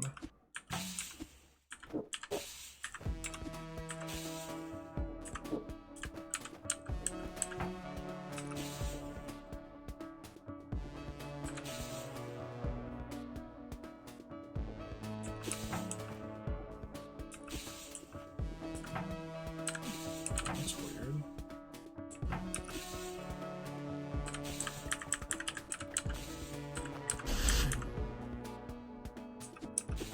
Oh, this is very tricky.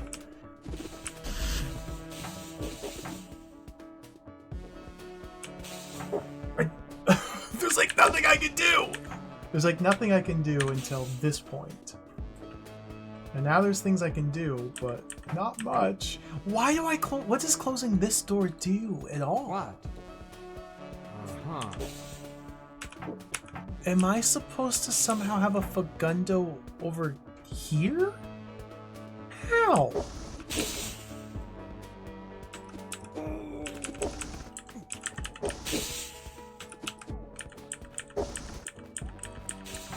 Like that?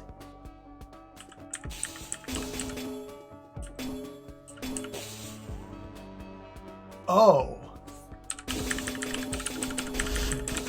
That's how. That's what that's for.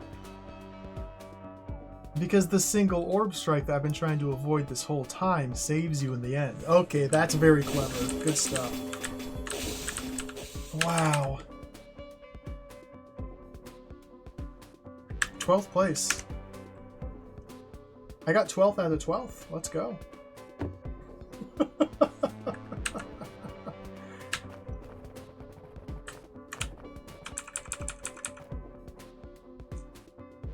Three more, maybe four more, but these are pretty hard.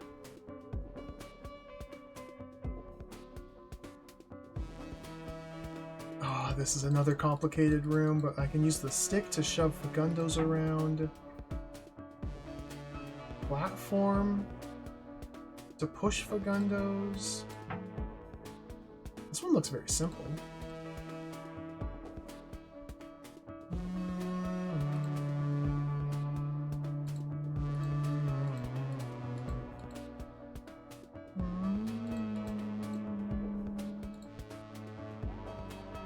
I don't really know what this mess of wires means.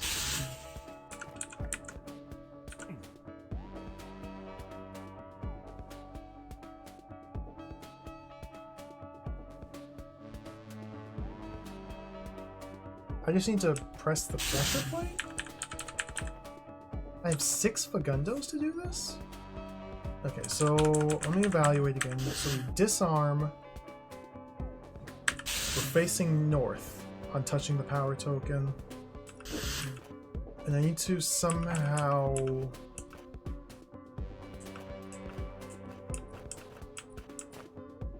Huh? Do something. So putting a Fagundo there... and one there. What happens here? Nothing.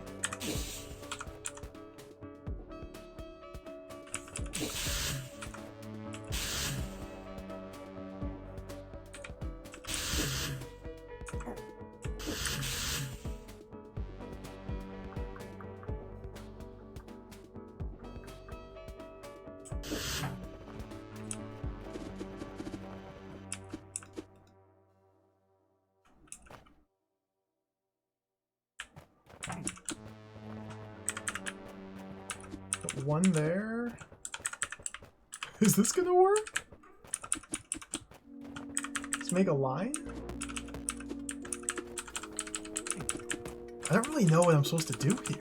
Like, I kind of get like the general, of course, the general idea. I don't really know how it's expecting me to accomplish it. Very clumsy with my stick here.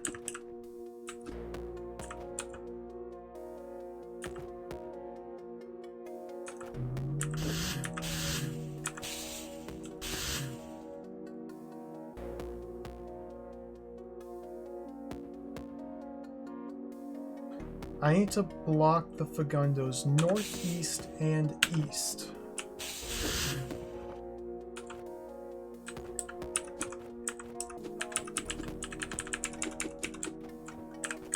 Alright. Is this what I'm trying to do? Like that?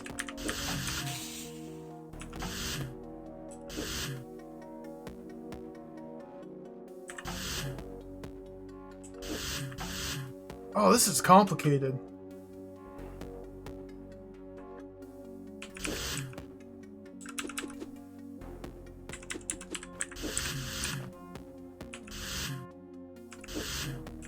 Oh, those two both move because of turn order.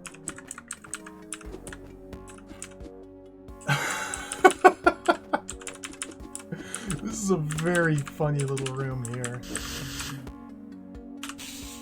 Okay, that was almost. So, okay, okay. We need to get the Fagundo on the pressure plate to stay on the pressure plate until I step north, northeast, east, and stepping southeast needs to detonate it on this wall. Meaning north needs to be blocked by another Fagundo, northeast needs to be blocked by another Fagundo, east needs to be blocked by another Fagundo. So all three of these directions need to be blocked by other Fagundos. And the difficulty lies in, well, nothing. This is pretty much it. This is pretty much it.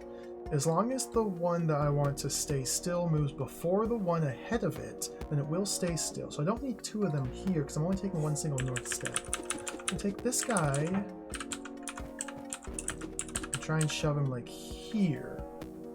So I need him to be here. Other way around. You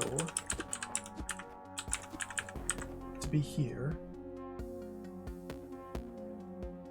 So number 3 is blocked to the north, so number 3 stays there.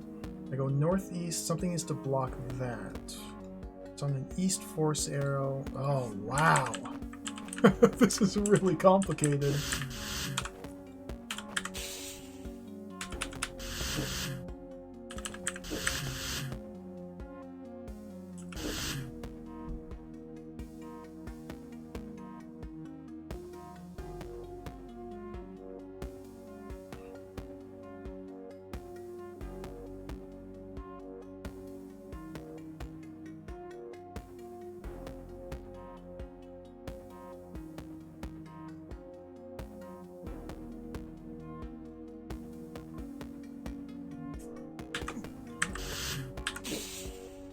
Can't just go like that.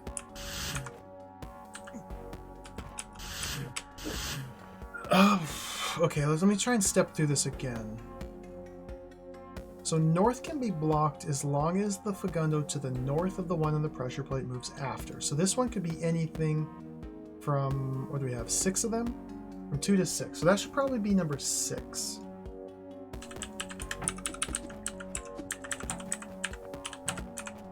Okay, Fagundo number 2 needs to stay in place on its east for almost as long, because that's going to be, yeah, okay. I think I want Fagundo number 2.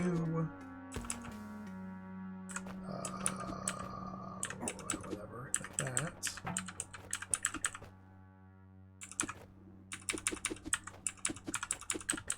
There.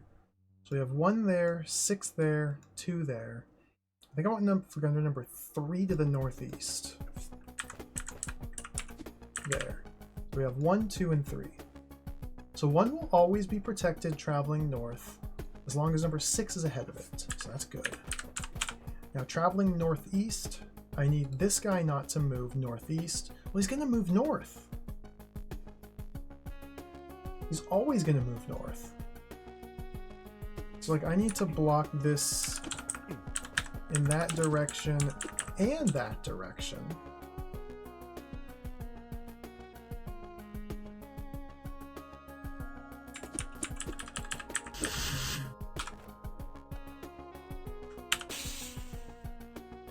I was actually kind of close.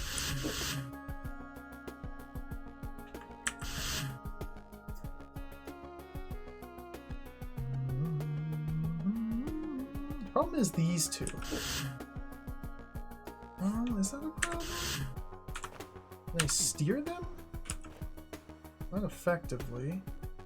So any direction I move that's not southeast will cause him to leave its little confinement center. Okay. So I lose it here on the east step. So nothing's blocking this guy to the northeast.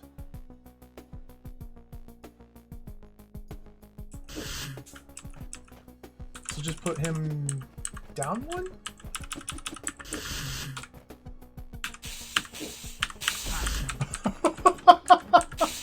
Wow. Cool.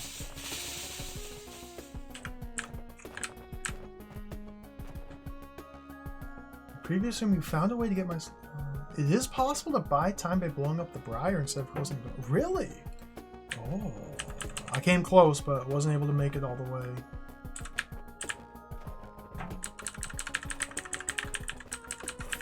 Okay, so more shenanigans occur. This Fagundo dies, toggling this orb, which opens these force arrows, allowing me to go through. And it looks like I'm just simultaneously shepherding 2 Fagundos. Simple as that. They can't ever crash. There's no safe spot to crash. Oh. And I need to send 1 up here and 1 here, so we stun. Oh,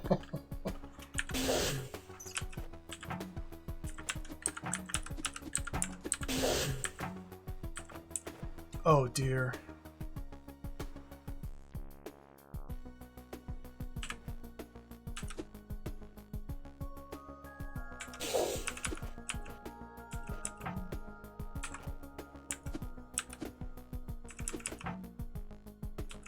Whoa.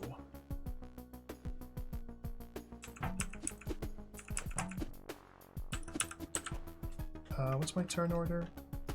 2, then 1 on the left. I go like this instead.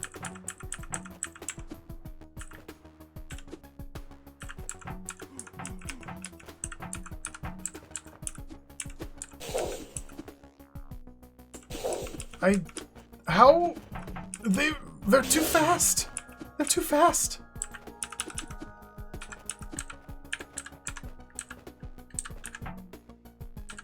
Oh.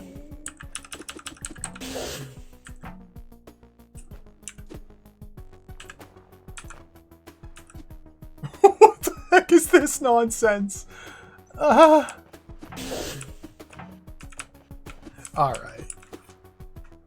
Can I don't think I can.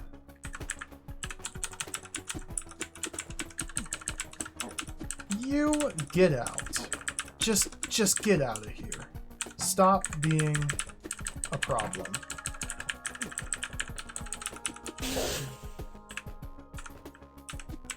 Whoops.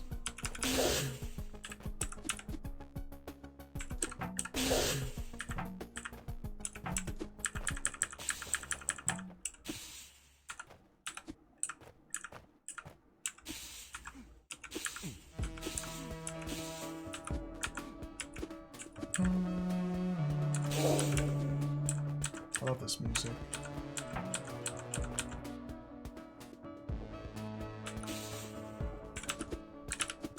It almost feels like it's breaking the room. I don't know if that was the intention to do this one at a time, but that's what I'm doing.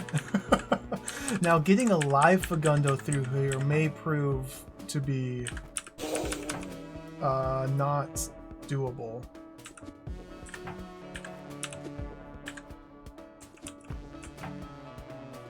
So this could be the anti-this solution mechanism here. Yeah.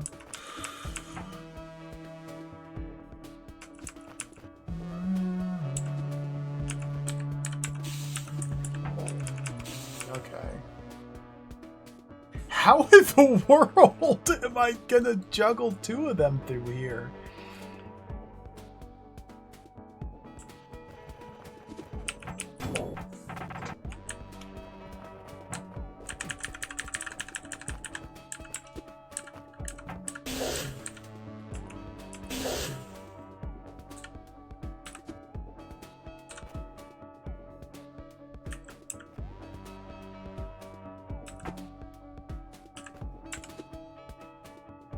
Going one at a time, as long as possible.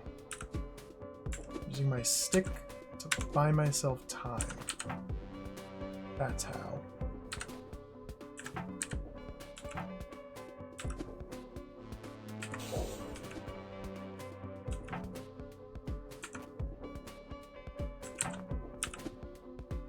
I lost it.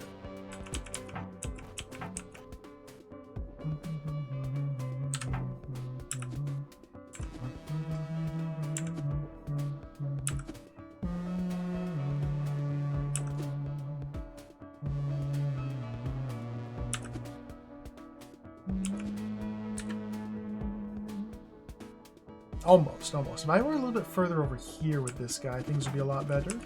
Okay. I think that's... okay. This is a wild room.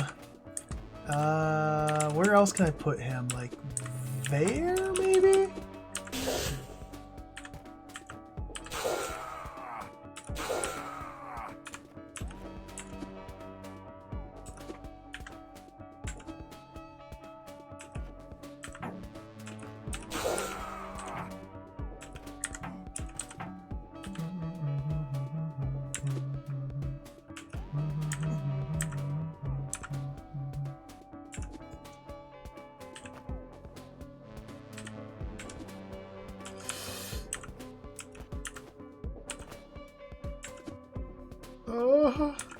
Come back here.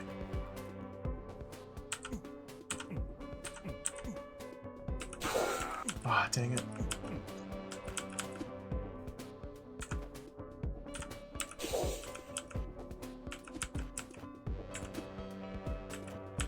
Um.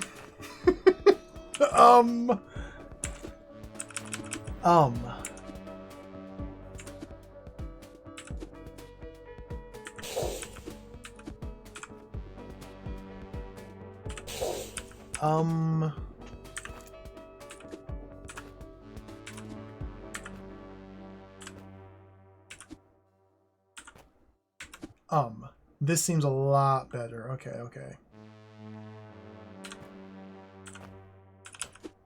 Wait.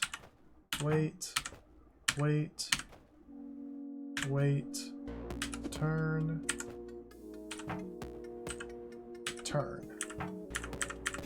Okay, whew. That was really tricky. Man, this is such a cool floor.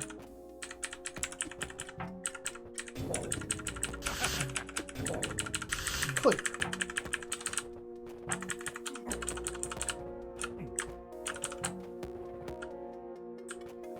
Fifth place? This platform over pit.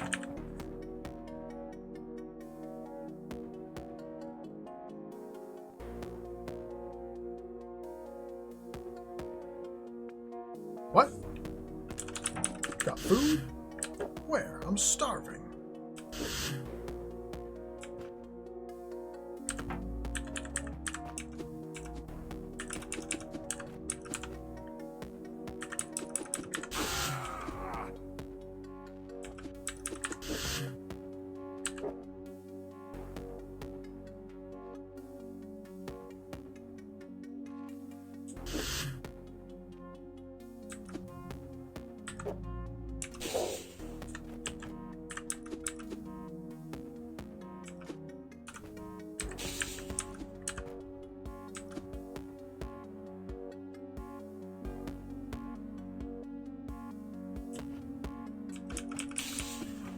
Oh, holy smokes.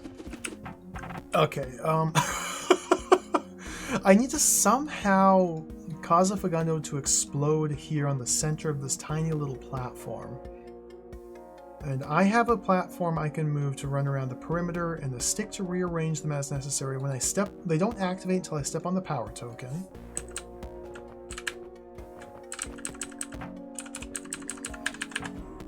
Fagundos don't explode on one another.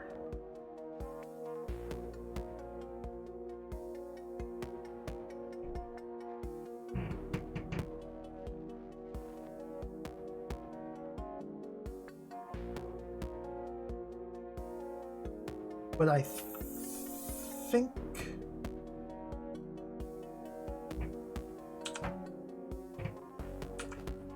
there's still a way to make this work.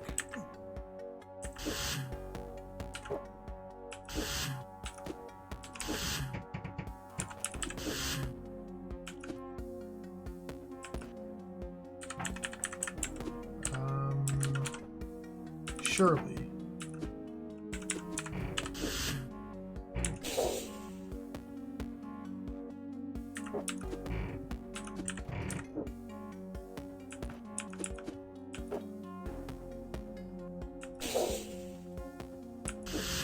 Like, I can crash one into a wall to have the explosion kill another one, and then have that other one's ashes get quickly pushed here.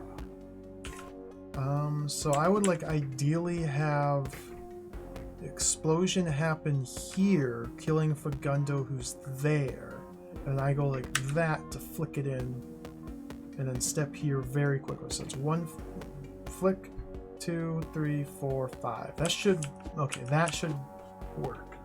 So to have that happen, this guy here seems good, and you there? Like that.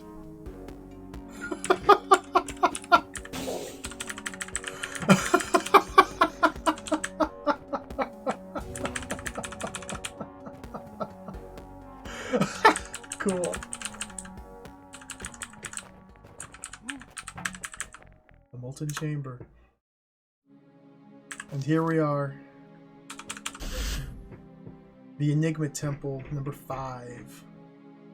We have a nice little pixel art Fagundo. East stairs go to MC. MC? Molten Cauldron? Let's go to Fork.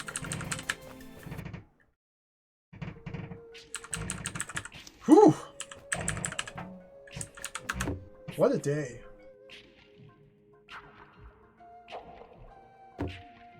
What a day. Here's the current status. Things are looking pretty good here. 4 chapters complete. We're about to finish the 5th chapter. Just need to like take a staircase. 5 key cards collected. 5 glowy tokens collected. No tri-stone pieces yet.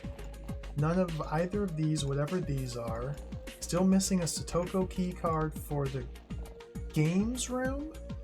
and a Parched Plaza key card for the archives.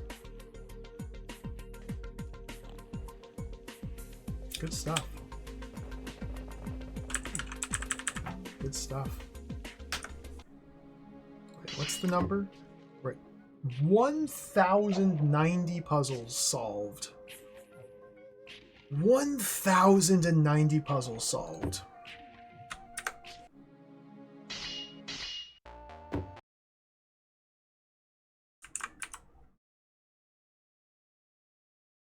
DROD. Thank you for watching. I gotta wrap it up here. I played DROD for 9 hours today. I don't think I even stood up. I've sunk into the vortex. I got so engrossed. I never even stood up for the last 9 hours. DROD. Thank you for watching, everybody. I love this game so much. It's so much fun. And there's a lot more to go. I forgot to take a break. I forgot to take a break. I forgot to take a break. Keeps happening. Oh well. We'll make sure to take a break tomorrow. I'm going to play more DROD tomorrow. 2 mandatory days of DROD per week. We're going to do another DROD stream tomorrow. I doubt it's going to be this long. I'll try and show some restraint. We should be able to start into chapter 6 tomorrow. I still have a whole litany of secret rooms to go back and revisit. I skipped a couple today, in fact, just because. I gotta take a break, I know. The game's so fun, though. Thanks for watching, everybody. Thank you for hanging out. Let's do this again tomorrow, shall we? Thank you for the follows. Thank you for the big emotes. Thank you for the resubs, gift subs. Thank you, Voxandra, for the raid earlier. Thank you, Cactus Bee, for the raid earlier. The Hype Train. Thank you for the Hype Train earlier. Thank you all. I had a great time. Like I said, we'll do this again tomorrow, because I just simply cannot get enough. And then no stream will happen on Thursday. And we'll come back Friday to play something different. That's the plan. I'm gonna go. Who's streaming? Let's do a raid. Goodness gracious, everybody's streaming. I'm so happy we got through the lemmings. I'm so happy we got through the lemmings. I am so happy we got through the lemmings. Oh, I was seriously worried. Like, I was worried that that was just the brick wall. I wouldn't be able to make it any further into this game because of those bloody lemmings. But no. Turns out they're actually kind of cool. They're nasty, but they're kind of cool. They're nasty, but they're kind of cool. Who's gaming? What's happening?